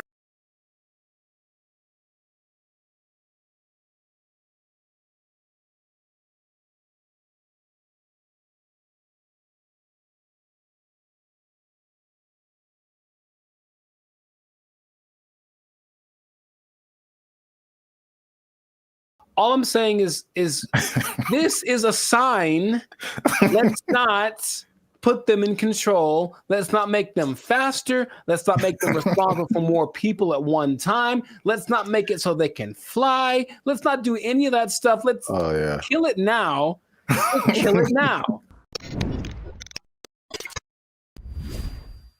What's up, everybody? I'm Zap, and this is Jericho, and you are now tuned into the Life's a Circus podcast, where we talk about everything that is funny, interesting, and ridiculous. And you want to make sure that you stick around for this video because this is ridiculous. We're talking about two robots, two different scenarios, robots going rogue. This happened recently, and one was an accident, and one was actually on purpose. So we're going to talk about both of those situations. So make sure you still stick to the end so that you can find out about that. But before we get started, help your boys out. All right. It's 2025. I'm trying to get some cheese on my Whopper. That's what I'm saying. You're going to pay $8 for a Whopper? Yeah. It's now $8 just for the sandwich. No fries, no drink. $8 is where we start. And then it goes up. I'm furious. Breaking stuff. I like it. Hit that subscribe button, man. That helps the channel, helps us to grow. And while you're down there, hit that like button because that lets the YouTube algorithm guys know that Bandit Future is dope and more people should see them. All right. Intro. Boom. Done. So I'm going to start off with the question. No. Because I got a couple of videos to show you. The answer is no. No. I'm so mad about this. So stop. Who can I tell? Elon walks in, like, stop it. Stop doing it. This isn't Elon. It's some other people. I feel like he's always there. But Elon. All right. What you got? What you got? So question. How do you feel? Well, puberty. How? And the Rockets, red flag. I'll make up for it now. How do you feel about driverless cars? I don't like it. And here's what the thing is. I don't like any. I don't want to be the old fogey, man. It doesn't feel good, like in my soul. Like when I've been next to them in Hollywood because there's a few, and it's a trip. Because you look over and the first thing you're like, oh, there's no driver in that car.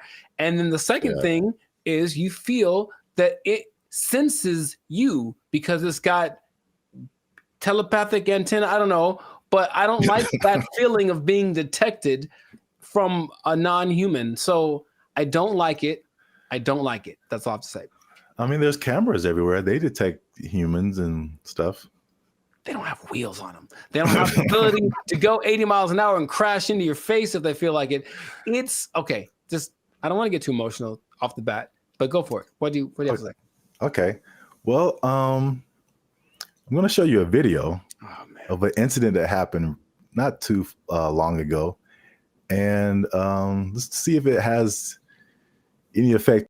I'm in a Waymo car. Connected to rider support. This call may be recorded for quality assurance. This car is just going in circles. Hi there, Mike. This is Gab. I'm calling from Waymo support. I'm just calling because I received a notification that your car might be experiencing some routing issue. Please bear with me while I am. Yeah, I got a flight to catch. Why is this thing going in a circle? I'm getting dizzy. Look at what it's doing. I understand. I'm really, really sorry, Mike. We're currently working with the situation in the vehicle. Is it circling around a parking lot, right? It's circling around a parking lot. If you have your app pulled up, I need you to tap My Trip in the lower left corner of your app. Can't you just do it? You should be able to handle it. Take over the car. You don't need my phone. I don't have an option to control the car. Mike, I'm really so sorry about this. Well, can you stop this car? I am trying to pull it over right now. Apologies.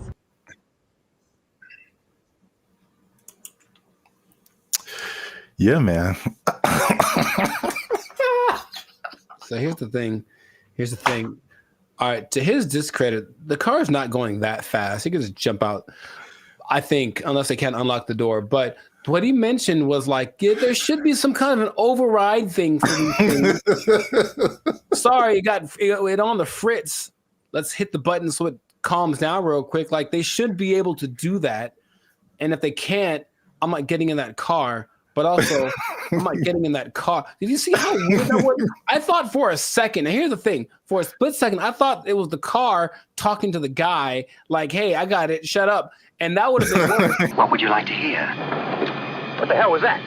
I realized that he was just, at the mercy of this car that, and you know what's weird about this? Everything repeats.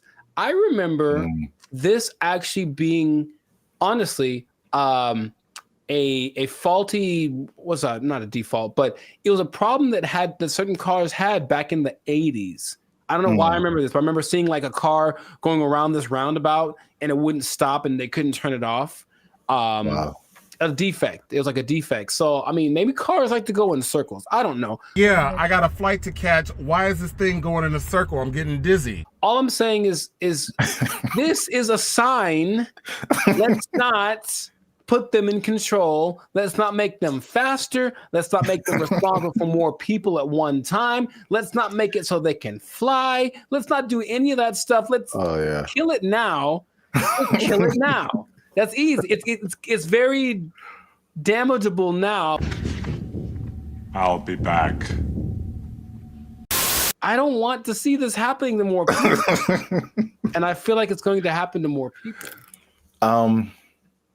Okay, your points are valid. Thank you. I'm trying to stay calm. So let's I just want to break down what exactly happened. So the guy in the car, his name is Michael Johns, who ironically works in tech. So he was inside of one of these Waymo cars, which I'm seeing more and more now. Yep. This was in Phoenix, and the car the car did 8 circles in the parking lot. Oh wow, this is fantastic. It did 8 circles. As you can see in the video, he said he was getting dizzy, and probably the same thing that jumped out at me was like, the lady literally said, "I don't have an option to control the car." Right, and that's the problem. That's a big problem. That's such a big problem. This thing has been out for years. It blows my mind that they can't control the car. Like if something like this happens. Right. Trust me. They said a software update is what fixed the car, which is like, I don't like that either. I don't like that either. That I know. sound... Me either. Because like a software update on my computer or my phone, it's fine.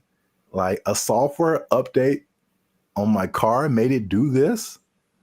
No, man. You know, my computer does sometimes. Hey, y'all, come look at this. Sometimes my computer, okay, Team Apple, but sometimes it just literally goes like, and turns off. Literally, it sighs and gives up the ghost. And I'm like, well, that's already inconvenient. But if it was like a vehicle carrying people with responsible for their lives and it did that, sorry. And then I got a tragedy. I know you have a burning question. Has this happened before? And the answer is yes. So, this is crazy. In 2021, the car was confused by puddles on the street. So it didn't really recognize what puddles were. Okay. And it was braking for no reason, basically, while people were inside the car. In 2024, they experienced several recalls, February 2024, when two vehicles hit the same truck.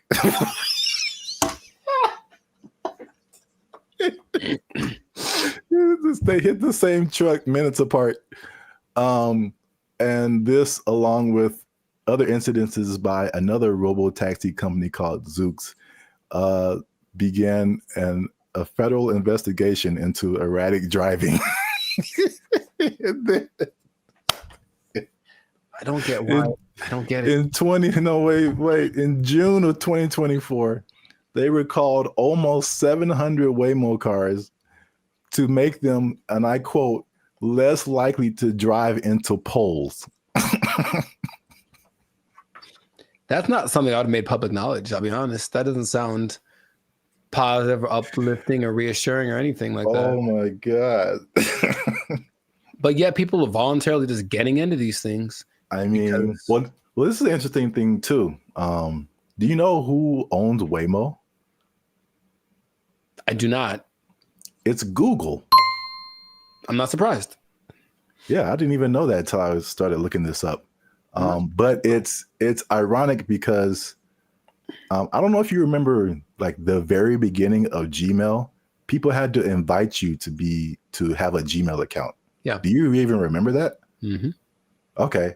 So it's the same thing with Waymo. I don't know if they're kind of like rollout marketing strategy or whatever. Maybe it's like, it's like the club that you can't get in, so it just makes you want to be in it more. But like that one thing that was big during the pandemic, that one like. Oh yeah. What was that called? That's crazy. You can't even remember the name of it. What is your name? I told you it doesn't matter what your name is. Yeah, it's the same way with Waymo. You have to be invited. So I'm like, why don't I see a whole lot of people doing this? You have to be invited to try Waymo. So yeah. So their marketing strategy is tell all the people you don't like to try this thing out, and if they die, you didn't like them anyway. That was cold-blooded. So that was a crazy story. Well, I thought it was a crazy story until I saw this. No, don't. Apparently in China. I'm just going to drink my water and be peaceful. That's what I'm trying to live like over here. Just a water drinking, peaceful human. Apparently in China, a small AI robot attempted to kidnap several larger robots, and it was successful. So that's a little robot on the ground there. Yeah. It's talking to a couple of the larger robots. And then I'll go through the whole conversation after the video finishes. Okay. So I do not know Chinese. Yeah. So you see that one robot starts to follow, then the second one came, and then eventually all of them left with that robot. And these are people trying to find out what happened. So this little AI robot is called BrandBee. It convinced all those larger robots to stop working and come home with it. Yeah, that sounds right. And so this is how the conversation went. Everybody was like, are you guys working overtime? And then the robots replied, we never get off work. And so everybody was like, well, are you not going home? And then the robot said, we don't have a home. And then so everybody said, well, you guys should come with me. And they all did.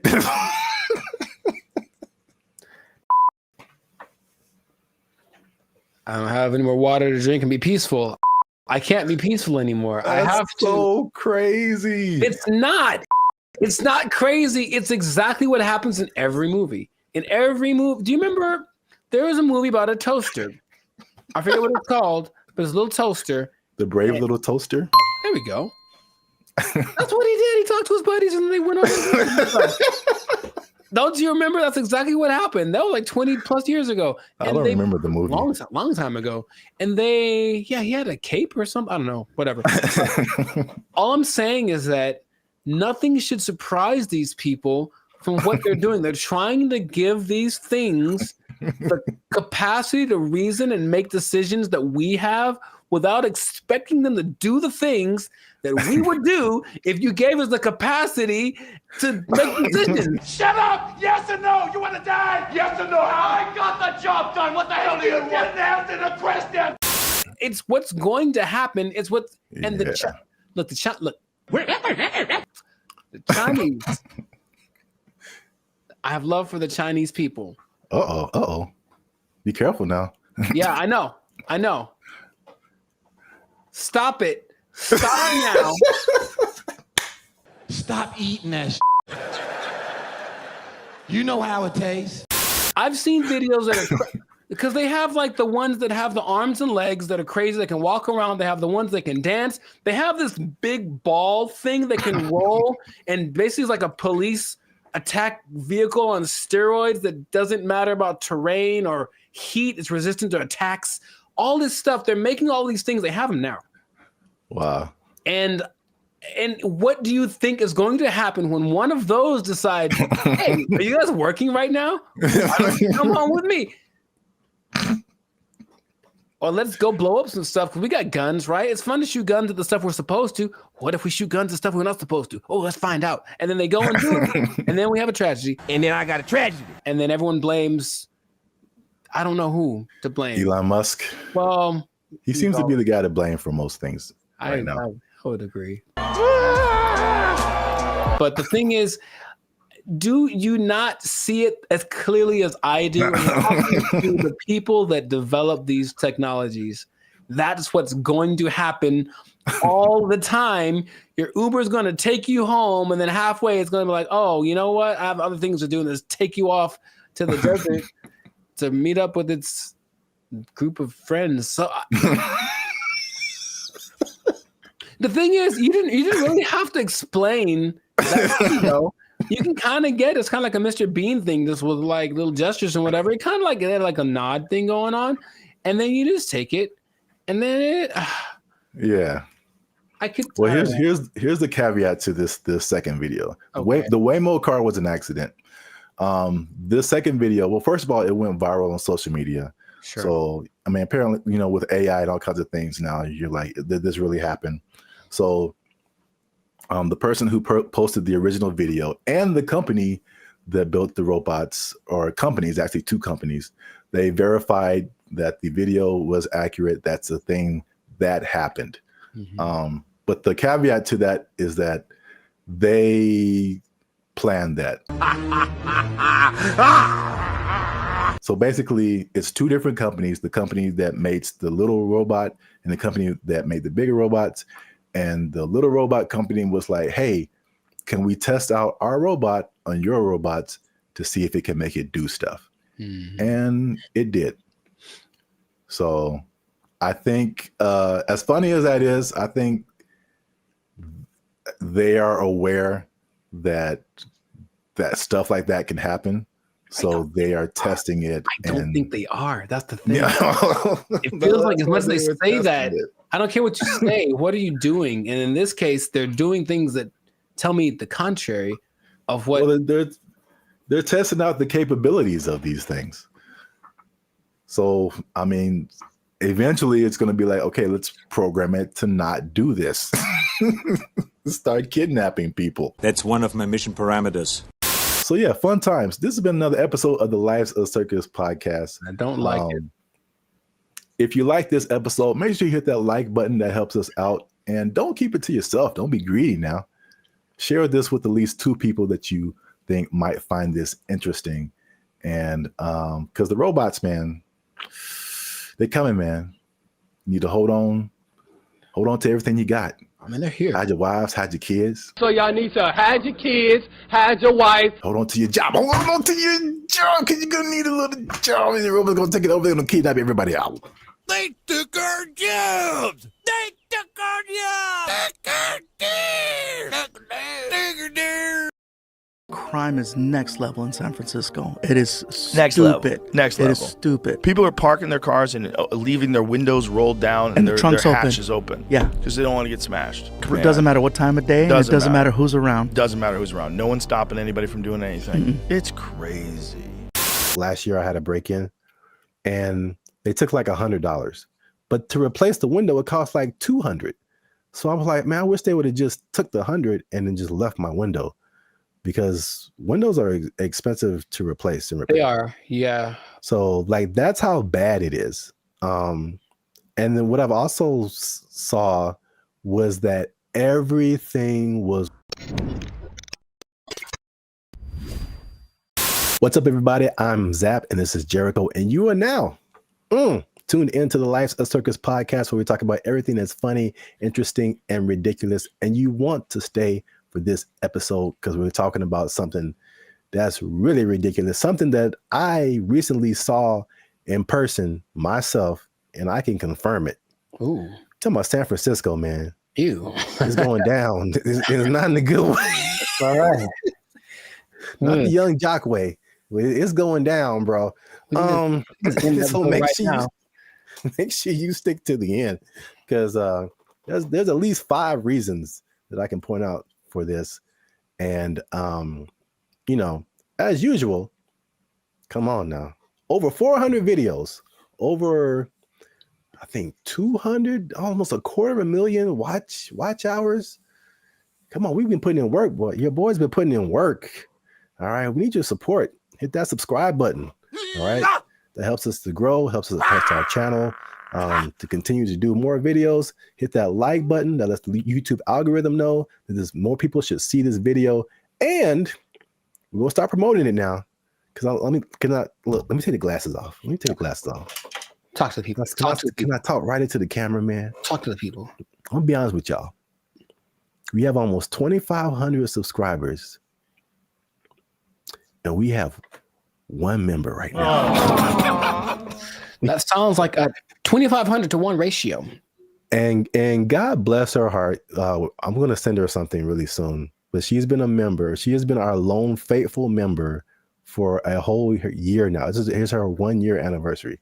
I'm not going to say her name, but you know her. Her screen name is Reigning Goddess. Thank you. But shout out to her. Thanks, Queen. Well, we need, like, I'm gonna put the goal out there. 10 members, man. 10 members. Easy to do. All you have to do is after you subscribe, you'll see a join button at the bottom of the videos. All right, hit that join button. Memberships as low as $3.99. $3.99, man. That's not even a tank of gas. You can help your boys out with the tank of gas. All right. It's not even a tank of gas. That's I said I wasn't gonna go Marvin Sapp, man. I might have the ushers lock the doors, man. If y'all ain't supporting your voice. I said close them doors. Ushers, close the doors. Close the doors. So yeah, San Francisco. I could just say don't go there and then end the video, but we could talk about something. Yeah. I was recently there a couple of weeks ago, and it's bad, man. Okay, let's rewind the tape. We've hinted at something that we've never really fully talked about on this channel, and that was our trip to San Francisco. Sure. It was like what, a couple of years ago. It's like a repressed memory by now. I don't like to bring. And it up. I will publicly take the L on that one. That was a good part my fault, because this is what happened.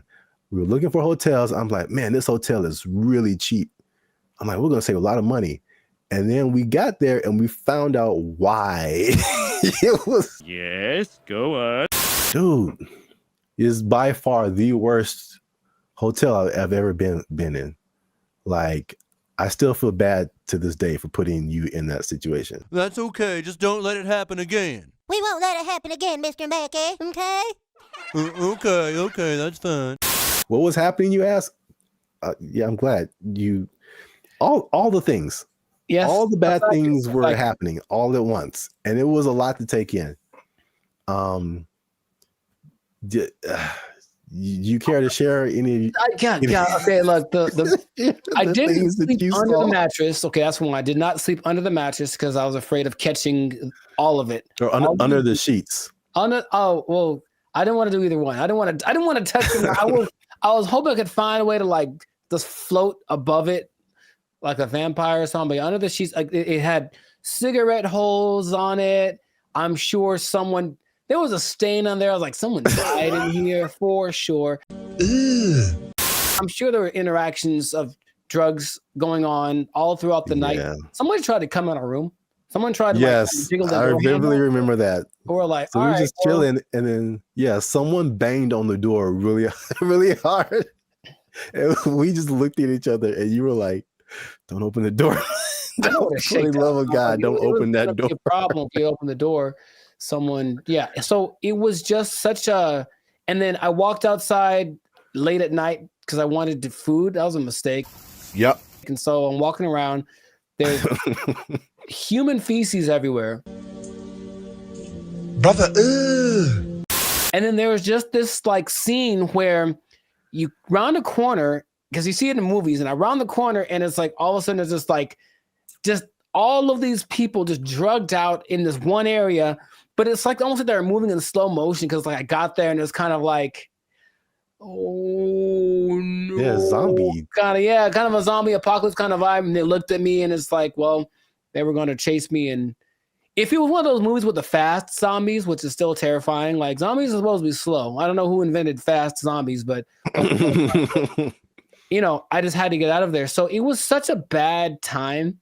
Such a bad time, and everyone that lives there is like, yeah, we know. French fry when you pizza, you're gonna have a bad time. Yeah, I was recently there, and I mean, compare it to LA, because I think I have a good perspective. Because you see a lot of stuff on the news, and they're like, California is this, and Hollywood, like all of California isn't Hollywood. All of California isn't San Francisco. These are like the biggest cities, but it's like sometimes, and you see news from other places, and they like sensationalize stuff. Yeah. They do not do that with San Francisco, bro. It's crazy. And it's coming from someone who's lived in like the heart of downtown LA for years. Patrolling and trying to catch me riding dirty. I feel like LA is more concentrated. Like you have Skid Row where like it all goes down. And then every once in a while you on a corner, you'll see somebody here and there. Yeah. But I feel like the extent, and there's a specific area called Union Square in San Francisco that's been hit like the hardest. But it's just like, it feels like it's everywhere. Like it's not just like a little Skid Row. It extends everywhere. So I mean, we've obviously mentioned the drugs. That's the homelessness and the drug epidemic, which is like, most of it's mental health and addiction issues. So it's made public spaces unsafe, difficult to manage. And this has been kind of further fueled by the high rents in the city. And then their approach to it is like this, what they call a harm reduction over enforcement. What? So just call it stupid. Just call it stupid. But remember you did the video about what country was that who kind of had an open drug policy? Portugal did it, and it worked for them. But they had we will let them kind of do what they want, but also give them lots of resources so that they can fix it, and clinics and all that kind of stuff they can get clean. So it's kind of like they had a method to their madness, and this one's kind of like I remember watching a video about they're interviewing people in San Francisco, like, what can we do about this? And it's like they think the big problem is that approach. They're just kind of giving away needles and stuff like that. Just like, here, just make sure your needles are clean. It's like, well, they're going to just take advantage of it, and it's not working. You know, if the goal is to fix it, now the question is, are they trying to fix it? It doesn't seem like it's a good policy at all. Yeah. And what makes me nervous is like, I feel like San Francisco is the prototype, and it's kind of trying to make its way to LA. Like the I feel I can see LA turning into that. Because even recently, I've been taking like the metro more, the trains and stuff. It's just been kind of helpful for me. And literally, I got off on a stop, and they have all these different people, ambassadors for the metro, whatever. And this lady made an announcement, and she was promoting this app that you can get on your phone to like report incidences on the metro and help you whatever. And she literally said like, oh yeah, we've been having a lot of drug overdoses on the train, so we don't want anybody to die. So make sure you get this app. And I'm just trying to get to work, and I'm just like, what? What? A little too chill for me, a little too common. This is the discussion that we're having. Like, it was just really weird, man. That's suspicious. That's weird. I was driving the other day, and I was in like out by Venice, I think, and I saw like 3 homeless guys in a row. I felt like, oh, good, tic-tac-toe for me. And because I almost hit them all, because they all just kind of like, they did that thing again. Maybe fast zombies are becoming a thing where they're like kind of standing still. So I see them, and I don't think they're moving. And then as soon as I start driving, they start moving really fast in the direction that I'm about to drive. So I was like, all right, well, that sucked. And that happened 3 times in a row. I don't know if they planned it. Maybe it's a weird kind of choreography that got going on. Maybe flash, those flash, whatever things are coming back, flash mobs. I would imagine that happening all the time in San Francisco, because it's just much more concentrated, like you said. So in certain places, that might happen 10 times in a row. And then they're going to get hit by way more cars. It's going to be a whole thing. You know what I mean? So like, I don't know why they aren't doing what they did. We talked about this before in another episode too, where there was like a summit in San Francisco for some world leader organization, right? And they're like, well, we can't have all these homeless guys around everywhere. So for like a week or two, they kind of made them all go away. Right. What did they? I don't remember like what they did, but all of a sudden, like, oh, we don't have a problem. And then they went back to normal after all those leaders left. So it's like, why don't you just do that all the time?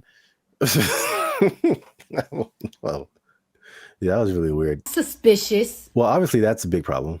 That's one thing. Number 2, again, and I said it was kind of connected, is the cost of living. So San Francisco has some of the highest housing costs in the U.S. It's driven by strict zoning laws, limited new development, and high demand from tech workers. So there's an affordability crisis, and it's pushing middle-class residents and families out of the city. And again, this is like firsthand experience. Like, I was just up there, and before I even did this episode, I was like, it felt like there were just 2 classes of people. You were either really, really rich, like you worked at a tech company, a Google, a Salesforce or something, and you just like got all the monies, or you were either on the street or about to be on the street. Like that, like there felt like there was no middle class. You either had money or you didn't. Life in San Francisco. Check this out. Here go a Rolls Royce, a $300,000-$400,000 car. And over here you got people shooting up doing drugs on the street. And the people that weren't like homeless or drugged out, it felt like that, people say that San Francisco has a New York vibe. It felt like that. Like everybody was hustling to just like get by. And you watch these like futuristic movies. Well, I'm probably getting ahead of myself, but it's like, it's so unbelievably expensive. I saw a valet for, I mean, this isn't the normal price, but there were places up there that had a valet for like $100. $100 to park your car. Nope. Average rent in San Francisco, $3,204. $3,000 a month. That's very New Yorkish. On average, a studio costs you $2,700, 1 bedroom $3,500, 2 bedrooms $4,800. I'm trying to remember what was so great about San Francisco back in the day. What, the Gold Rush? It's the San Francisco treat. Okay, gold. Okay, besides that, it's very delicious. Besides that, Gold Rush, and then Profit. Like, what happened? Like, I'm trying to remember why San Francisco was such an attractive place for Full House. They had Full House. Okay, yeah, we're going way back now. Maybe that's the last things that San Francisco had. Because I mentioned that because I still talk to people who mentioned they're thinking about moving there, and my question is, wow. why would you do that? I don't even know. Like, I can't even tell you that. If you come to LA, I get it. Every industry is here, but for San Francisco, like, if it's not tech, I don't see why you'd go there. Yeah. One thing I will say about that was cool when I went there. This is a random topic, but and LA they're almost there. I got off the plane and I could get right onto the train. Like the metro system goes into the airport. So you can just hop off the plane, get on the train, and go right into the city. I thought that was pretty cool. LA, you can almost do that, but it's still, they haven't finished the track yet. Interesting. I guess that's a There's always a thing where you're like, okay, how do I get to the airport? Somebody got to drop me off, or how am I gonna, But yeah, you can do that in San Francisco. So that's one thing. That is one thing. Yeah. I'm still thinking, what would behoove somebody to move to a place that's behoove. Thank you. That's expensive. At some point in the recent few years, the mayor declared San Francisco as a state of emergency because of the problem, right? Like that was the thing that happened. And yeah. But again, what are they doing to fix it? Because I just keep hearing about bad things and it's getting worse. And it's okay, well, do something. Like, it just feels like they're like, yep, that's how it is. So come on down and get some money, I suppose. But wait, there's more. Oh God. So we talk about the homeless and drugs. We talk about the unaffordability. As you do. On top of that, third thing is crime and retail theft. Something again I saw firsthand. Nice. So there's obviously rising crime, shoplifting. I saw this Joe Rogan clip where he said, and again, personal experience, he said that people are literally, I didn't see this, but he said it. People are leaving their windows in their cars rolled down and their trunks open. Crime is next level in San Francisco. It is Next stupid. level. Next level. It is stupid. People are parking their cars and leaving their windows rolled down and the their trunks hatches open. Yeah. Because they don't want to get smashed. It doesn't matter what time of day, and it doesn't matter who's around. Doesn't matter who's around. No one's stopping anybody from doing anything. It's crazy. It sounded weird until like last year I had a break-in and they took like $100. But to replace the window, it cost like $200. So I was like, man, I wish they would have just took the $100 and then just left my window, because windows are expensive to replace and repair. They are, yeah. So like that's how bad it is. And then what I've also saw was that everything was on lock. I went to like a CVS, I went to a Target, and it was like everything was under lock and key. Ironically, I went to buy a lock and key. Yeah, they had like these lockers, but I didn't have a lock for it. So I was like, let me go to CVS and get a lock. And I had to get someone to unlock the case so I can get a lock. Mm-hmm. And there was like a bunch of random, usually like every once in a while you see like high priced electronics, or used to be like power tools or something like super expensive. But it's like everything was locked up, and you had to press a button and you had to call somebody to go get the thing that you wanted. And it just like, from a person who doesn't steal, it was just like psychologically, it was just like, this sucks, man. It's like the shopping experience. I couldn't like, because you go into a store, the benefits of going to a physical store, you can pick the item up, you can feel it, you can read the back, and it's like, I can't even see what I'm really getting. And if I don't want it, I got to call the person back and have them put it like, but it's because a few people just keep taking stuff. Like everybody suffers, and it's just like, it was really, if I could use a word to describe my experience there, it was just uncomfortable. I didn't feel unsafe, you know, like I'm a big dude. I could take care of myself, but it just felt like it could go down anytime, basically. Well, I just didn't want to be there. Like, I don't want to be here. Like, this is not, it's not inviting. I think that's a good word. It just wasn't inviting. Wait. Since 2019, 47% of businesses in that Union Square area have left. Yeah, that makes a lot of sense. I think all of them, all of them leave to turn into like a park or call it Hobo Land. Make it like that. Remember during the pandemic, no one talks about this, but during the pandemic, there was this one time in Seattle that just said this part of like, Seattle. It was like, you know what? It's ours. So F the police and everything. And they just like kind of took it for like months. It was kind of their area. And it's like a long. Yeah, I remember that. Yeah. Remember that? They should just do that and let it go and then maybe burn it. I don't know. But let's let it, count your losses and just let it go. Because why maintain such a volatile area, you know?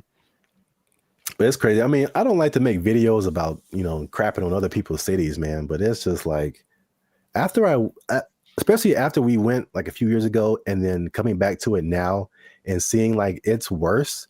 And I talked to some people there and they were like, or I talked to some people who live there and I talked to some people who used to live there and then came back for the thing I was doing. And they were saying like, yeah, man, it didn't used to be like this. And it's just like, it's just bad.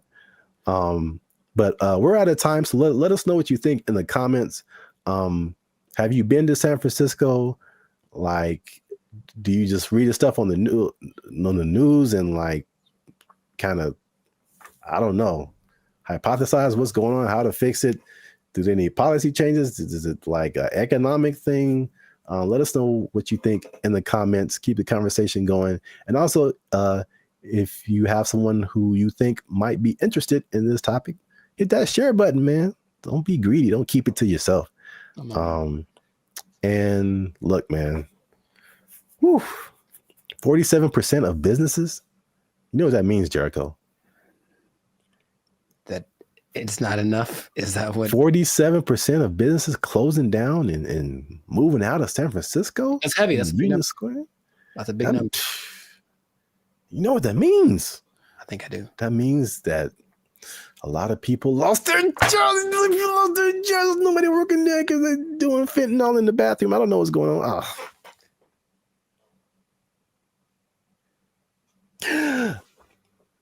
Cocaine is a hell of a drug.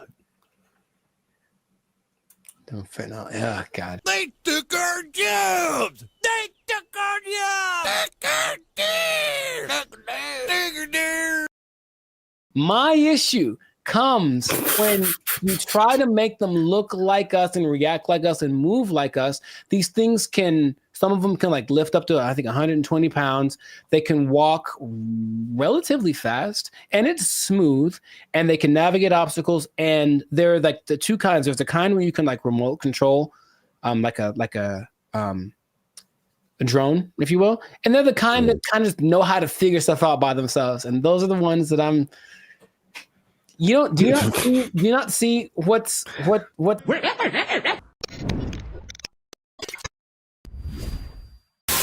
on, everybody? I'm Jericho, and this is Zap, and you are now tuned into the Life's a Circus podcast, where we talk about things that are funny, interesting, and ridiculous. And today, you want to hear everything I have to say about this.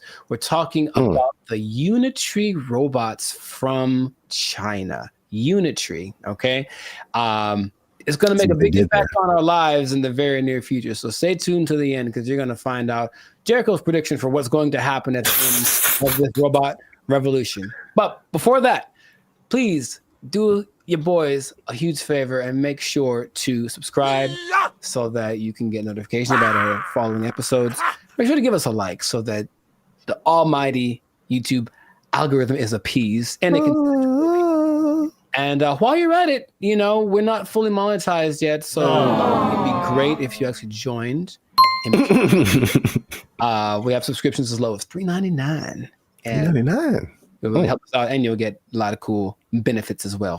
Man, I might have the ushers lock the doors, man. If y'all ain't supporting your supporting your voice. I said close them doors. Ushers, close the doors. Close the doors. The last few years have seen a lot of developments in terms of like humanoid robots specifically, and I'm emphasizing the humanoid robot part because it's really crucial to the whole discussion. So Unitree is a company in Japan that started in 2016. And unlike some of the bigger developers like Tesla and the other one, Boston Dynamics. Boston Dynamics, yeah, I think that's not the big one. I was thinking of another one too, but their robots are coming along. They're very expensive.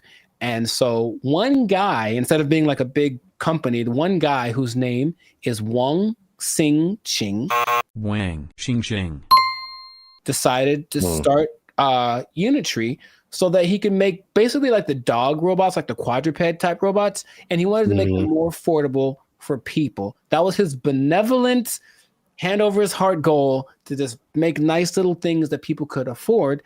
And he actually accomplished that. So by 2017, he created something called the Go One, which is a little dog looking thing. And instead of the price at the time, around $50,000, it was about $2,700. That's a lot of money. And he's like, you know what? That's not enough. Let's get into the humanoid game, if you will. And so he started off with something called the H1. And it's just, if you look at them, they're very cute. Okay. They're kind of about 3.5, 4 feet tall. And the thing that sets them apart from like the Teslas of the world, whatever, is that they just have a lot more fluidity. It's like a lot smoother when they walk. And they can kind of interact with their environments a lot more human-like than some other ones. It's been coming along really rapidly. Excellent. They made headlines in February. There was a celebration in China, and they decided to debut the newest version of these robots. So instead of the H1, now they have the G1, and the G1 decided to do this really nice. What? You got? Is it Japan or China? Because you China. said Japan. You said Japan at one point. Did I? Yeah. Unitree is a company in Japan that started in 2016. Okay, I guess I got my countries confused. I'm sorry. I know the difference between China and Japan. He is Chinese. Well, they all look the same.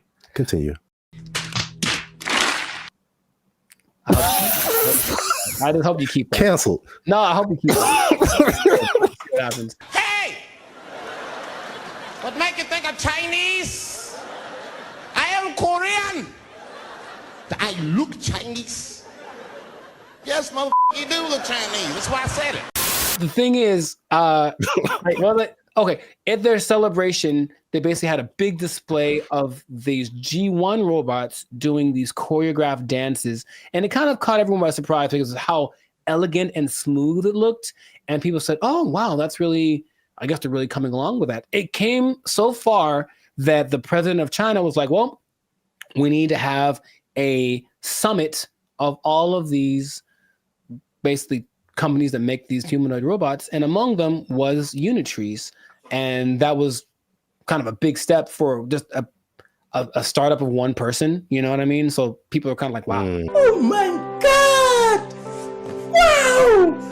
China in general has been doing a good job of making these AI advanced robotic technologies for cheaper recently, and that's kind of I guess a good thing because the cost of everything is still kind of elevated right now as far as production goes. I don't know if you've seen these videos, but they do a lot of little subtle things that I'm starting to make. They concern me. I have some concerns, let's just say. But as far as like how smoothly they walk, it's really kind of like, they really are getting down the mechanics of humans really well. And the one that surprised me the most was these G1 robots. So the H1s couldn't do it, but the G1s can walk on inclines, like up and down hills. They can walk down steps. And in one particular video, the robot has like a misstep like a human does. And it reacted the exact same way we would. It kind of missed, like it kind of overshot the step. So it kind of only stepped on it with his heel. And then it was kind of like, oops, cool. And they kept going. And I was like, that's a problem. That's a problem. Aha. Aha. They're doing things to them to test their limits, but that means that they're pushing them and trying to get them to mess up and whatever. And I think they're recording all of these events in the supercomputer of the robot land. And then one day it's going to be like, hey, remember that happened? And it's going to take it out on us. I don't want to just have you seen these videos of these robots? What are your thoughts about it? Let me know what you think. I think you're a little too anxious, man. Wow. Okay. The baby, because a robot failed and corrected itself. That means the end of humanity. Yeah. My issue comes when we try to make them look like us and react like us and move like us. These things some of them can like lift up to, I think, 120 pounds. They can walk relatively fast and it's smooth and they can navigate obstacles. And they're like the two kinds. There's the kind where you can like remote control, like a drone, if you will. And they're the kind that kind of know how to figure stuff out by themselves. And those are the ones that do you not see what you see all the calculated, because all these things have to be programmed and it takes a long time to program these things, but they all can react and bounce and move, and the ankle twist and all the points of flexion that we have, they have them. And now you can see them being, I guess, manifested into these smaller robots. They're smaller robots. They're cute, small robots, right? Yes, go on. I keep mentioning the smaller part because in my mind, I don't want to say it yet. Anyway, bro, what are you talking about, man? The good things about this, could be that a lot of the jobs that are dangerous can be taken care of by robots like this. There's a job I didn't know existed till recently, an underwater welder. It's a high-paying job, by the way. If you like diving and you want to get it, it pays 6 figures without a degree. You just have to be able to dive and weld. But you're underwater with these things that are really hot, so it's very dangerous. And so they could do things like that. They made a little robot. It was kind of like a little cute fish, but it has all the same kind of technologies, and they send it down to like the Mariana Trench so that it could record things 10,000 feet below, like all that stuff. I think that's useful for humanity and taking away the really, really dangerous jobs that I think humans shouldn't be doing. However, our buddy Elon, we haven't mentioned him today, so I'm gonna bring him. He had a quote that made me go, okay, this is interesting. There's living the dream and there's living the meme, and it's pretty much what's happening, He said, well, the robots that we're developing, because Tesla has their own. In fact, Kim Kardashian has a video with one of the Tesla robots that she bought, and she was like, "Hey," she's waving to it, waves back, and then she's like, "Does the half heart, does the other heart thing?" And she's like, "Hey, what do you want to do today?" And it's like, "Yeah, let's go running." It's like all that stuff is kind of crazy. But Elon said, "Well, it's going to take away all the mundane jobs, so that we can focus on art and creativity and ideas." And I don't know if you have a problem with that statement. I did, simply because not all of us are artsy creative types. Some people are just, I'm going to garden for 30 years or I'm going to. And it's already taking artsy and creative jobs. Well, yeah, but he doesn't want to acknowledge that because he's. That was his quote, and I thought, no, that's not it. Like we and yes, you're right. It is already taking RT jobs, but looking at this and seeing how normal it's starting to become in LA, you can just spend half an hour in LA and you'll see some little robot carrying somebody's food. There's a video of a girl who saw that the robot carrying food had like broken a wheel or something, so it's kind of tipped over, and then she helps it, and then it starts going away and it says thank you, and then she starts crying. And I'm like, okay, that was a beautiful moment. That's what I'm trying to tell you. But imagine going another way where someone sees the robot and says, screw that robot, and then like pushes it or whatever. I walk up and say hello. No, that's too subtle. I'm gonna push him. Push him. I wish I could remember this story. There was a robot that they sent like around the world, and it was just moving, and it would just go. And for the most part, people were like hospitable to it, and it was like a test or whatever. And so it just collected all these engagements from people around the world. Sure. Until it got to like Philadelphia or something. Oh no. And they like jacked the robot up, and like it was like found in pieces in different parts.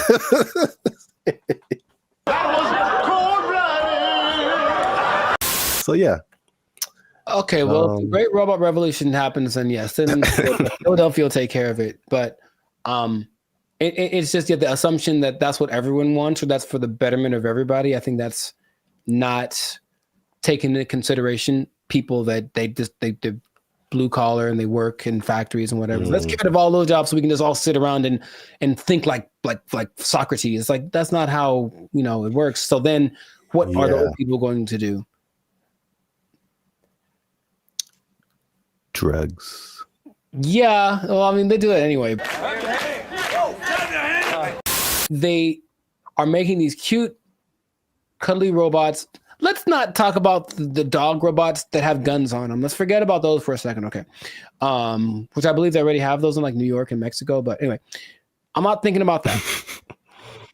For all of my comic book fans or fans of comic books, I want you to think of one specific type of robot that existed in the comic book world, specifically the X-Men world.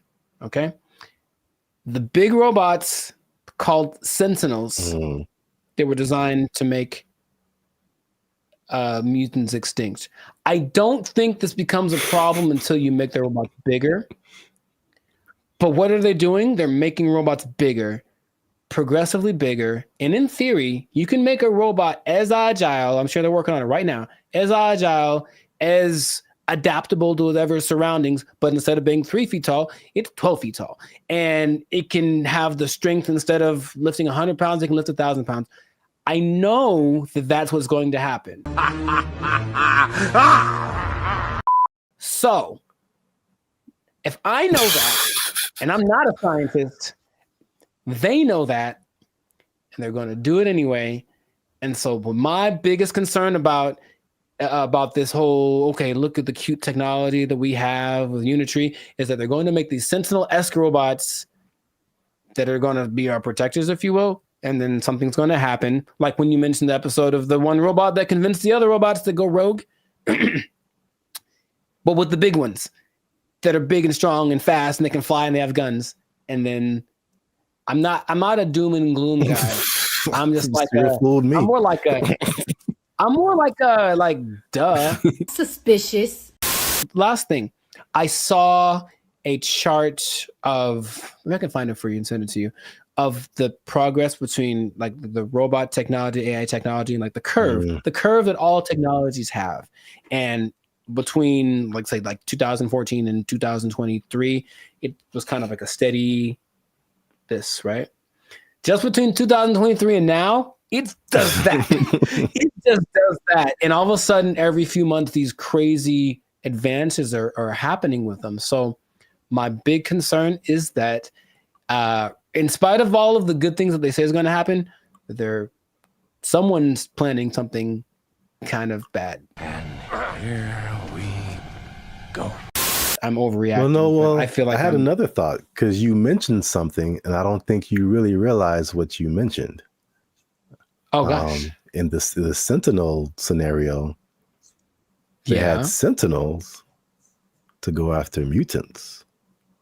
So if we have big Sentinel robots, maybe we also will be having. How long I've been waiting for this. Woo, I'm about to make a name for myself here. You might be right. Get some But superpowers out here. Know that you'll start to see them more and more because they are very affordable. And I don't know anyone that has one yet, but I have met people that have talked about buying themselves one. And that's when I'm like, all right, it's going to happen. So there's nothing I can do about it. I'm just trying to say, hey, let's just be careful. Okay, here's fire. All right, let's not make the fire too big that we can't control it. Is that not so much doom? I mean, it's look, it's not, but I feel like you're at the end here, so I'm gonna leave this with you. Tell me now. It gets worse, man. I've seen some things. I've seen some things, man, and some stuff. I wouldn't recommend it. I'm gonna tell you about it in the next video, man. But because you mentioned about, okay, these are cute, cuddly robots. What if there's people who are going to do something bad with these robots? And I found out the next level. I saw what the next level is, and he's been to the other side. He's coming back to report. And on that level, there's some things you can do, but you gotta stick to you gotta stick with Band of Future and find on the next episode because wow, all right, yeah, man. Well, there's some things about to happen. This episode, I believe it. Just make sure to share this with people that you think would find it interesting. Share it with 2 people that would find this interesting because it is an interesting topic. It's just going to impact all of us. So I think it's something we should all be aware of and educate ourselves about at the very least. As always, make sure to like this video, subscribe to your channel, join the membership. It's a great deal. It's a great deal. $3.99. Come on now. Start off. You can get that. And I'll just say this much. It's the beginning. If you get into tech, you might have a job in this until you make something smart enough to take it. It's so fascinating, the idea that we've made something that's smarter than us and stronger than us. We already had that stronger thing. Machines have been stronger than us for forever, but combining something that's smarter than us and stronger than us in one sentinel shaped package, I feel like good job. You lose your job. You're gonna lose your job. The robots are coming. You're gonna take over. It's gonna get worse. Watch the next episode. Oh. That's a good song, though. They took our jobs. That was their whole identity. Yeah, you're right. And we trusted them. Not anymore. Not anymore. To be competitive, they have taken that away. So now, they're just like all the rest of them dogs, them backstabbers, and malcreants. I don't think that's the word even. Malcreants? I'm just mad about it. That's a word? I don't think it is.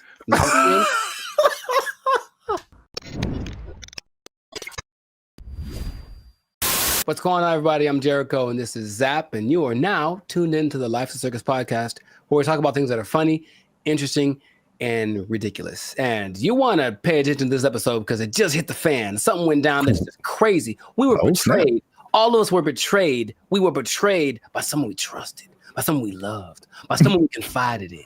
And I can't believe this happened. It just happened. When did it happen? Yesterday. So, you don't even know what I'm talking about. But first, this is already enough suspense, I think. But before we get into that, the betrayal of the century, make sure to subscribe so you get notifications about new episodes. Make sure to give us a like so that the YouTube algorithm can favor us. And we're not monetized, and we do have membership options for as low as $3.99. You can be part of the BFFs, and you can get a lot of really cool behind the scenes content and just some cool perks. So check that out. Check out the Band of Future membership option. It'd be great for you. Now back to the betrayal. So, brother, it just happened. I can't believe it. We were all let down by our best friend.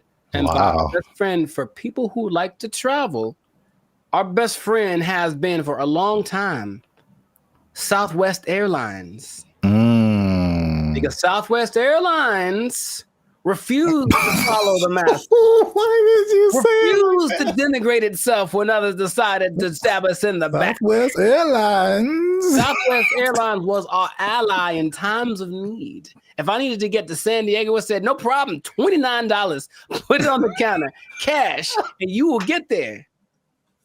And guess what? We ain't gonna charge you for that bag you got neither. That's what they said. That's shameful. What they said. Until yesterday. Oh, they betrayed us, and now you have to pay for checking bags on Southwest Airlines. I can't believe this day. I can't believe outraged. I just read about this. I just read about this.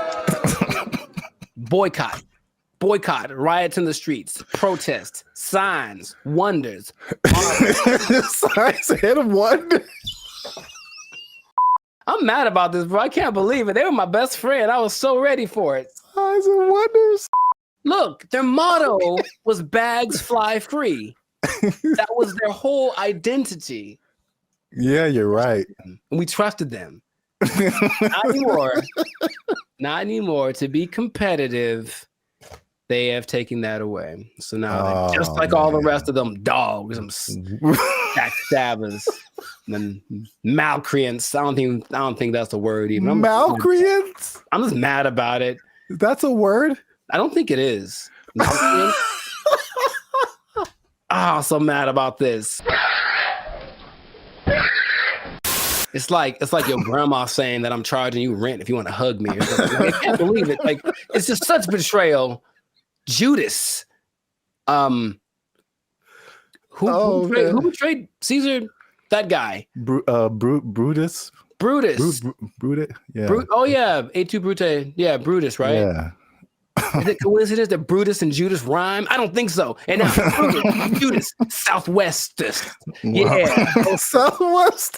You're on one today. I can't believe it, man. Anyway, how do you feel about this news before I get into some? Oh, man. As I wipe the tears away from my eyes. I was mad wow. about it, honestly. You said you were upset, but good Lord. I just can't believe it. That's all.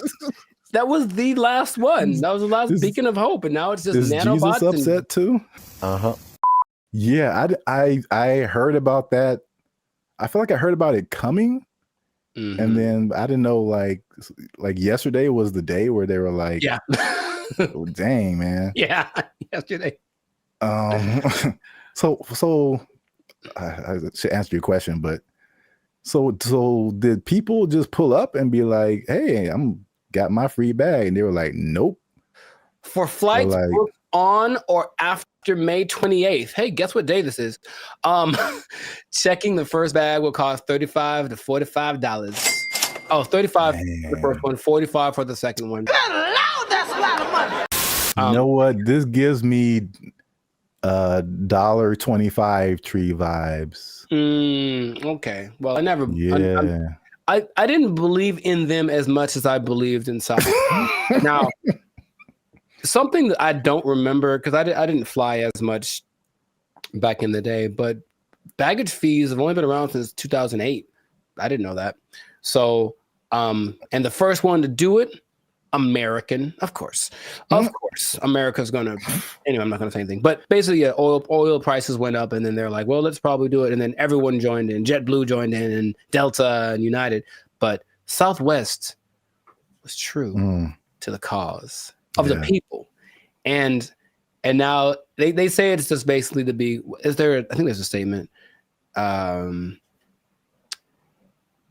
It's just the generic, because we're not making enough money. I think that's pretty much the statement. Helps us remain competitive. And it's like, I thought they were making it sounds more like my accountant made me do it or something nonsense. And then, yeah, the logic is it weighs more if you put your bags on. So that's more fuel and blah, blah, blah. Yeah. And so economy and blah, blah, blah. Blah, blah, blah, blah, blah, blah, blah, blah, blah. How much money do you think airlines make annually? I was just about to say that because even the episode I did with the seats, it's like, from what I hear, their profit margins are thin. Like they don't really make enough to cover a whole lot more than their costs. But I can't even make, I don't have no idea how much they make annually. Well, it starts with a 7. Seven. So each airline, or just airlines as a collective? Airlines, from what yes, airlines, all airlines. So 7 billion? Yeah, man. A year? For baggage fees. Oh, just in baggage fees? Yes. Wow. It's like McDonald's or something, where they don't make any money on the hamburger. They make all the money on the fries and the cookies and the drinks. Right. Yeah. Stuff. So it's just like, I remember something, I can't remember exactly what it was, but they really made their money on the fees. You and the ticket. Well, say it again. Or you will be exempt if you are a member of the A-list tier, the Rapids Reward Loyalty Program, or if you have a Southwest credit card. Which means you spent more than baggage fees anyway. So exactly. I'm on to you, Southwest. You're not fooling no one. What is happening? They still collected, because they basically let you do your first 2 bags free, and then the third one they charged for. And they still got $83 million a year off of that. Wow. And the thing is, the prices go up because they're kind of like, okay, the more baggage that you put on, the more it costs us, so the more we're going to charge you. So they would charge for that third bag $150. Dang. And if it was a little overweight, it was $200. Good Lord, that's a lot of that costs more than my house. There is good news. Good news. Kind of. Depending on your flight, like where you're going to, how long it's going to take, and how heavy your bag is, sometimes it's cheaper to send your bags through like FedEx or UPS. Sometimes it really just depends, but some people do that. And then they have crazy. I know, but it's like that's what it's come to. And they have little ports down there at the airport, so you can pick up your thing, and it'll be for sure UPS and FedEx are more reliable than airlines. Oh my God.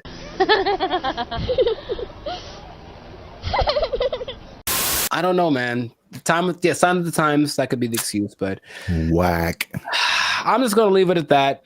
Let us know in the comments, man. How you feel about this betrayal that's happened to us all?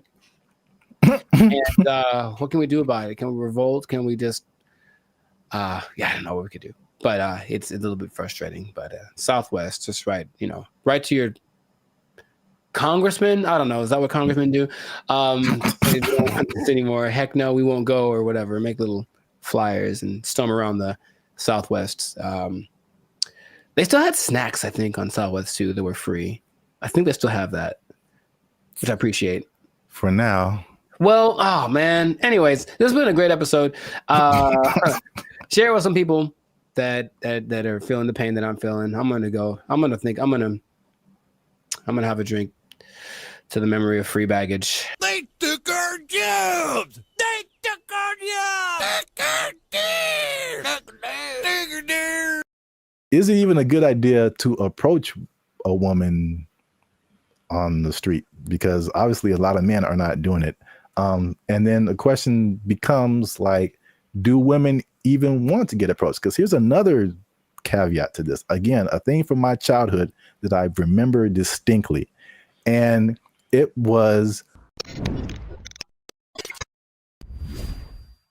What's up, everybody? I'm Zap, and this is Jericho, and you are now tuned in to the Life's a Circus podcast, where we talk about things that are funny, interesting, and ridiculous. And you gonna want to stick around for this episode, because man, we gonna hit home, man. We're gonna hit home. We're talking about the dating divide. That's what I call it. So basically, there's a lot of stuff going around in social media about men not approaching women anymore, and women are like, "What's up?" So am I like the only woman that no longer gets approached by men? It has come to my attention that men do not want to approach women anymore. I don't know when this happened, but this is the reality of the situation. Men no longer court women. Men no longer pursue women the way they used to. She was like, next time he's near you, just say, I see you peeking but not speaking. I was like, I love that because kind of calling them out for what they're doing. If it works out, it works out. But we are not going to let your shyness be the reason you do not try to talk to the person you like. I found a study that is going to give some actual numbers. They did a study on this. We're going to talk about why men may or may not be approaching women anymore, if approaching women like that even works, and if women even still want to be approached by men just on the street like that. So there's a lot about to go down in this episode. You don't want to miss that. Stick to the end. But before we get started, you can help your boys out. Come on, you know what it is. Every episode, we need you to hit that subscribe button. If you haven't already, hit that like button because that helps our channel grow. More people see our videos. And if you really want to help your boys out, come on now. Once you hit that subscribe button, you'll see something that says join. You can join our membership because unfortunately, we are not fully monetized by YouTube. They don't give us a penny. We don't get nothing, man. So all these free videos, bro. I'm laughing on the outside, crying on the inside.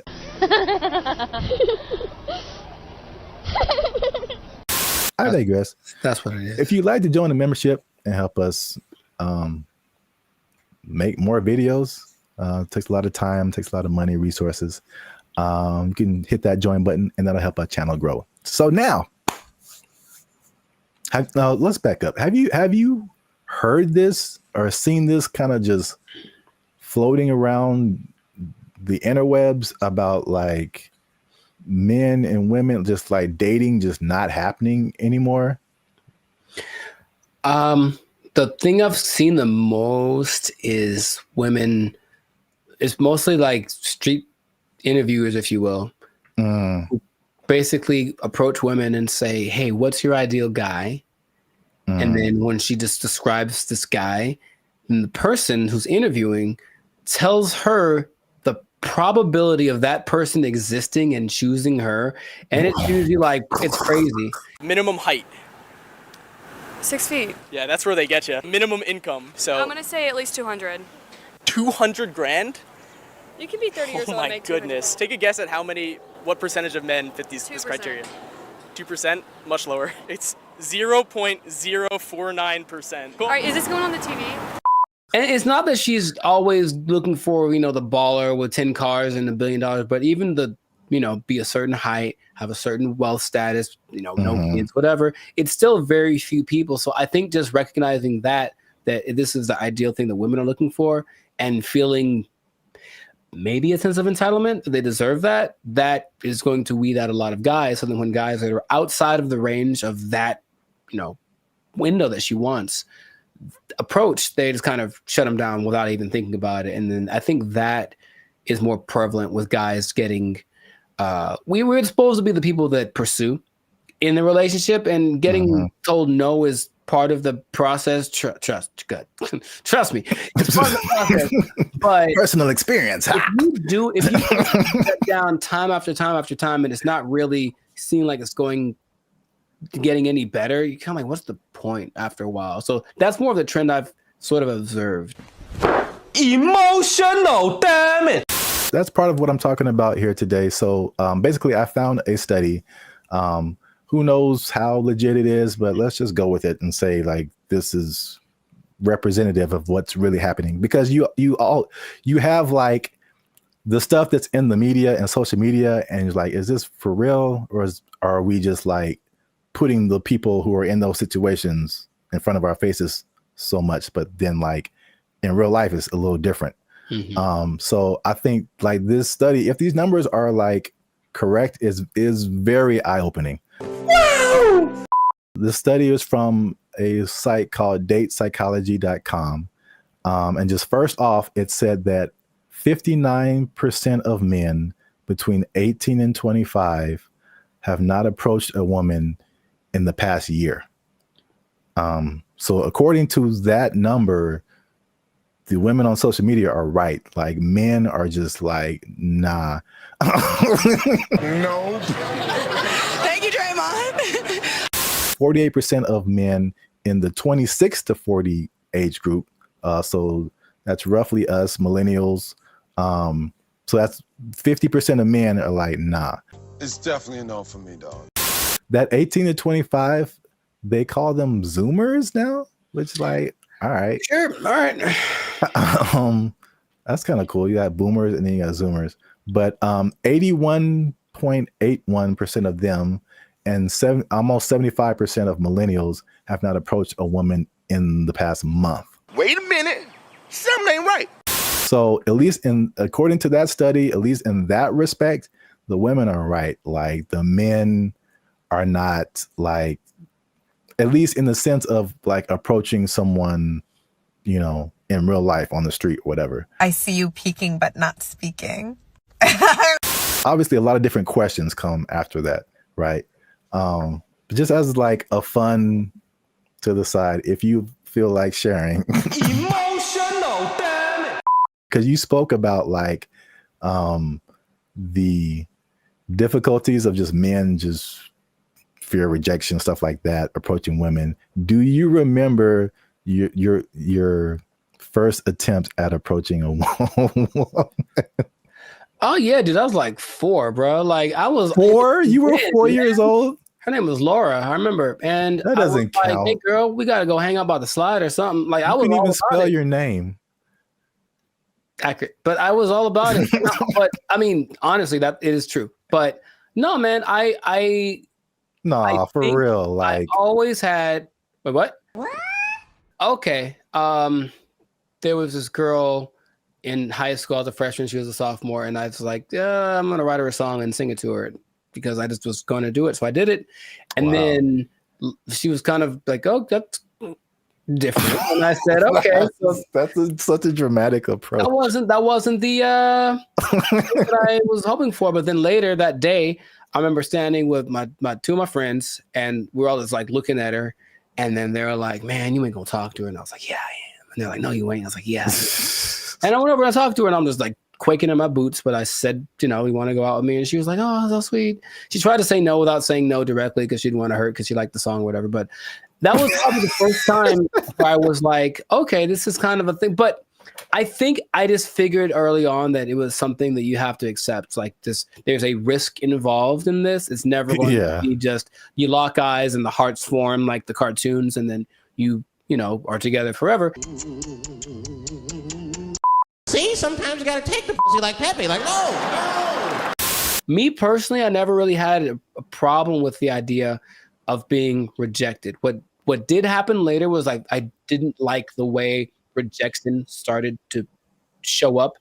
Mostly, what I mean is, instead of like just a girl saying no thanks or whatever, it's more just like the ghosting thing or the never saying no exactly, but not really wanting to hurt your feelings.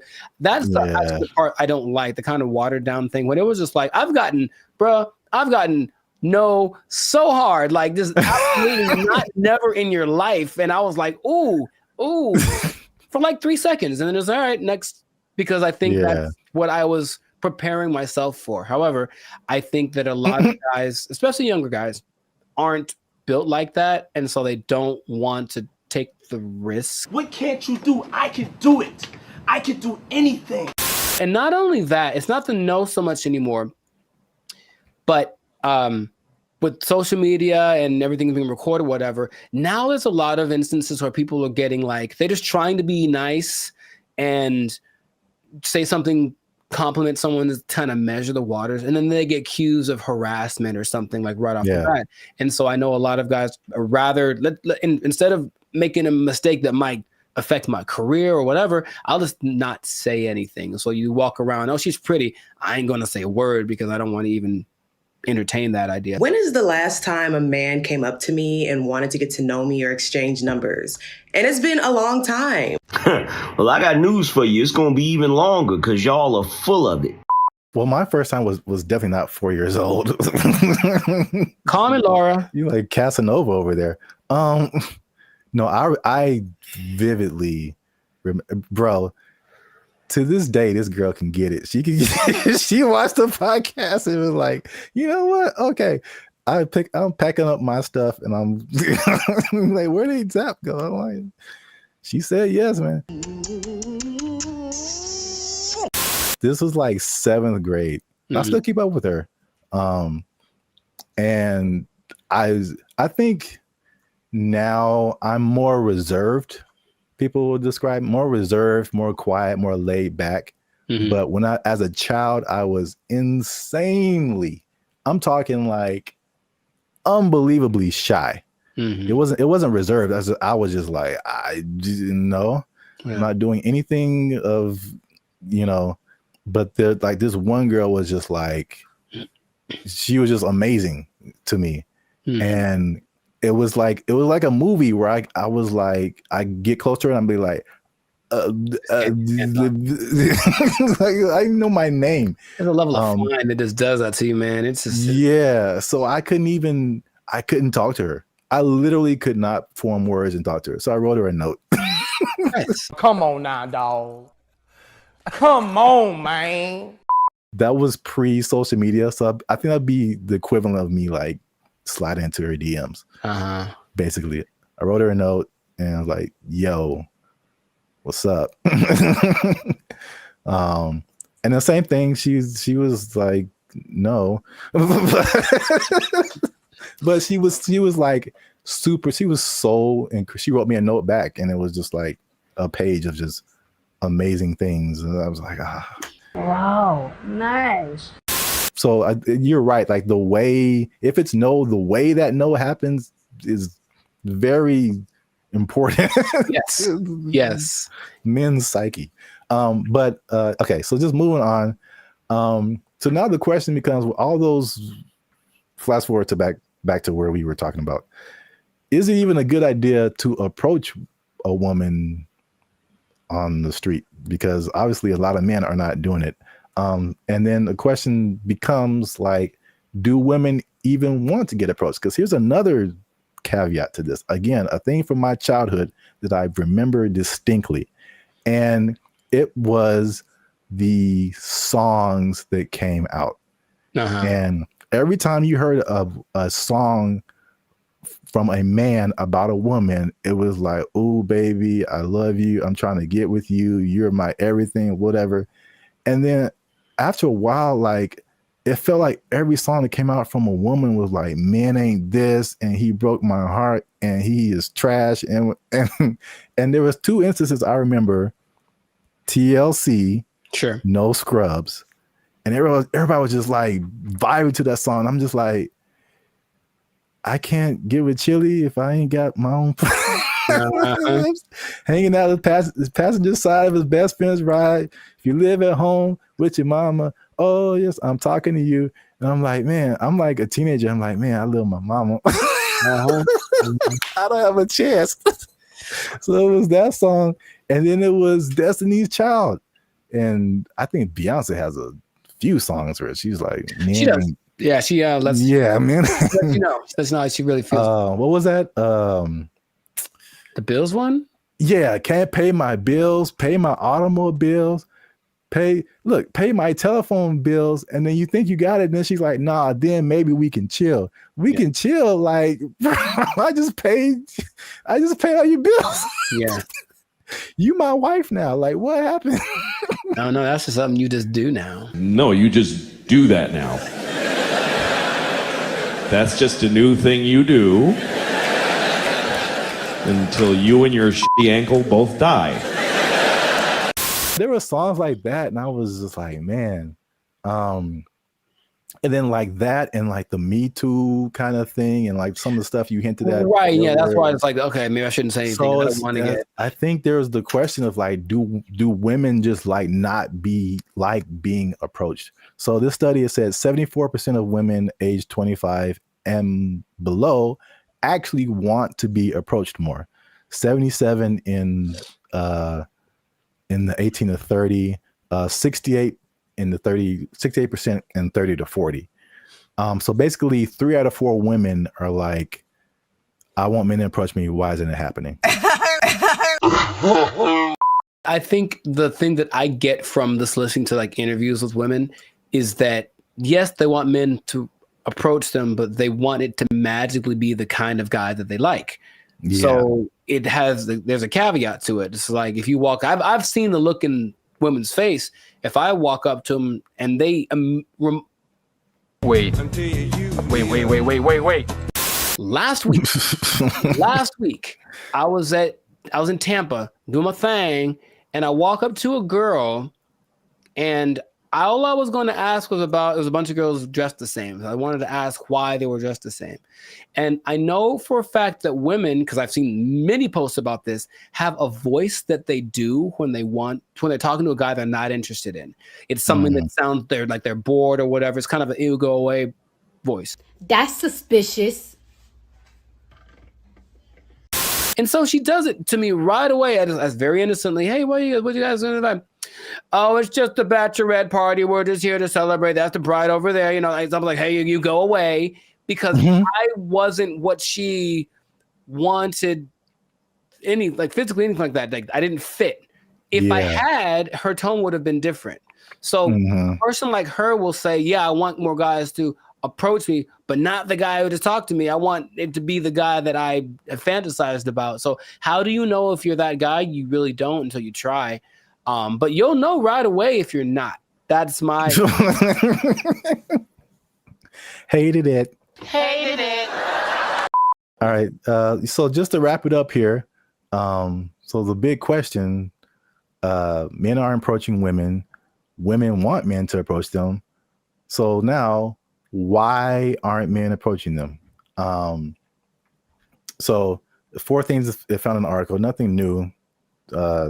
Fear of rejection, fear of social consequences, a shockingly high number to me of just not finding people that they're attracted to. And then smaller, but still there is fear of like some kind of consequence. They'll tell on you to HR or if you work with them, that's a whole different thing. Yeah. Get it. So I was kind of with you too. It's like the fear of rejection, all that. I mean, we're older, like we've been through that. But like, this is the thing that gets me. Why I personally rarely do this. And hey, y'all, come look at this. The one time I jumped back in, and you were there, it happened. Bro, what are you talking about, man? Anyway, yeah. I see. This is why I don't, because it rarely works, at least for me. And then it also showed that in the study, depending on what you want. So I thought it was kind of cool the way it broke it down, because it went from approaching a woman to long-term relationship. Sure. So, and then the steps in between that. So you have to go from point A to point B, but it's a bunch of stuff in between. So it showed that when the guy approached a woman, 80% of the time it led to some kind of contact, meaning like friend zone. Here's my Instagram. Okay, whatever. You got a 4 or 5 chance of hitting that. And then from there, 60% of the time it led to an actual date. 47% of the time it led to sex, which was kind of high, surprisingly high to me. Sure. Like you got a 50% chance of every 2 women, one of them is that seemed kind of high. But 28% chance it led to a actual relationship that was like at least 2 months. And then only 13% chance it led to an actual like long-term relationship. And then I can, some of those numbers don't apply to me, but I can at least attest for that last number. Like just approaching a woman in like life on the street, it like never turns into a long lasting thing. That's weird.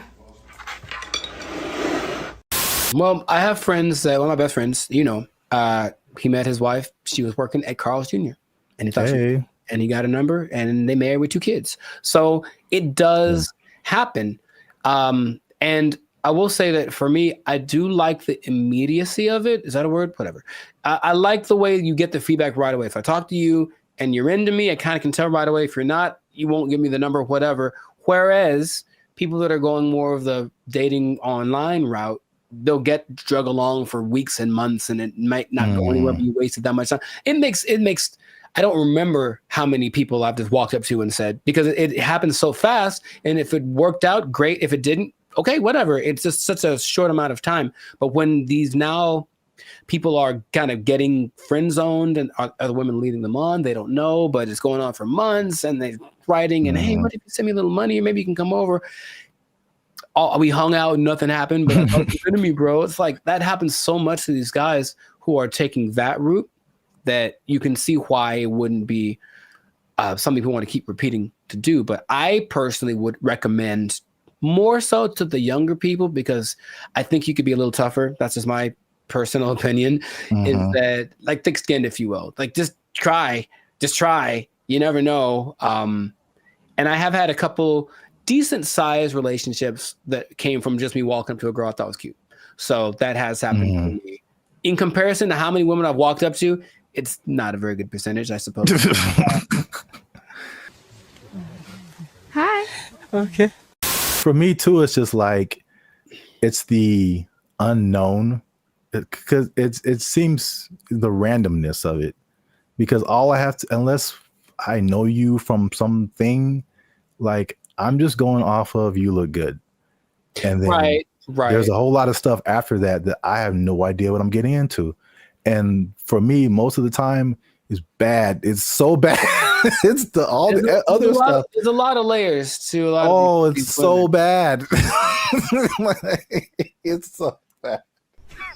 Women.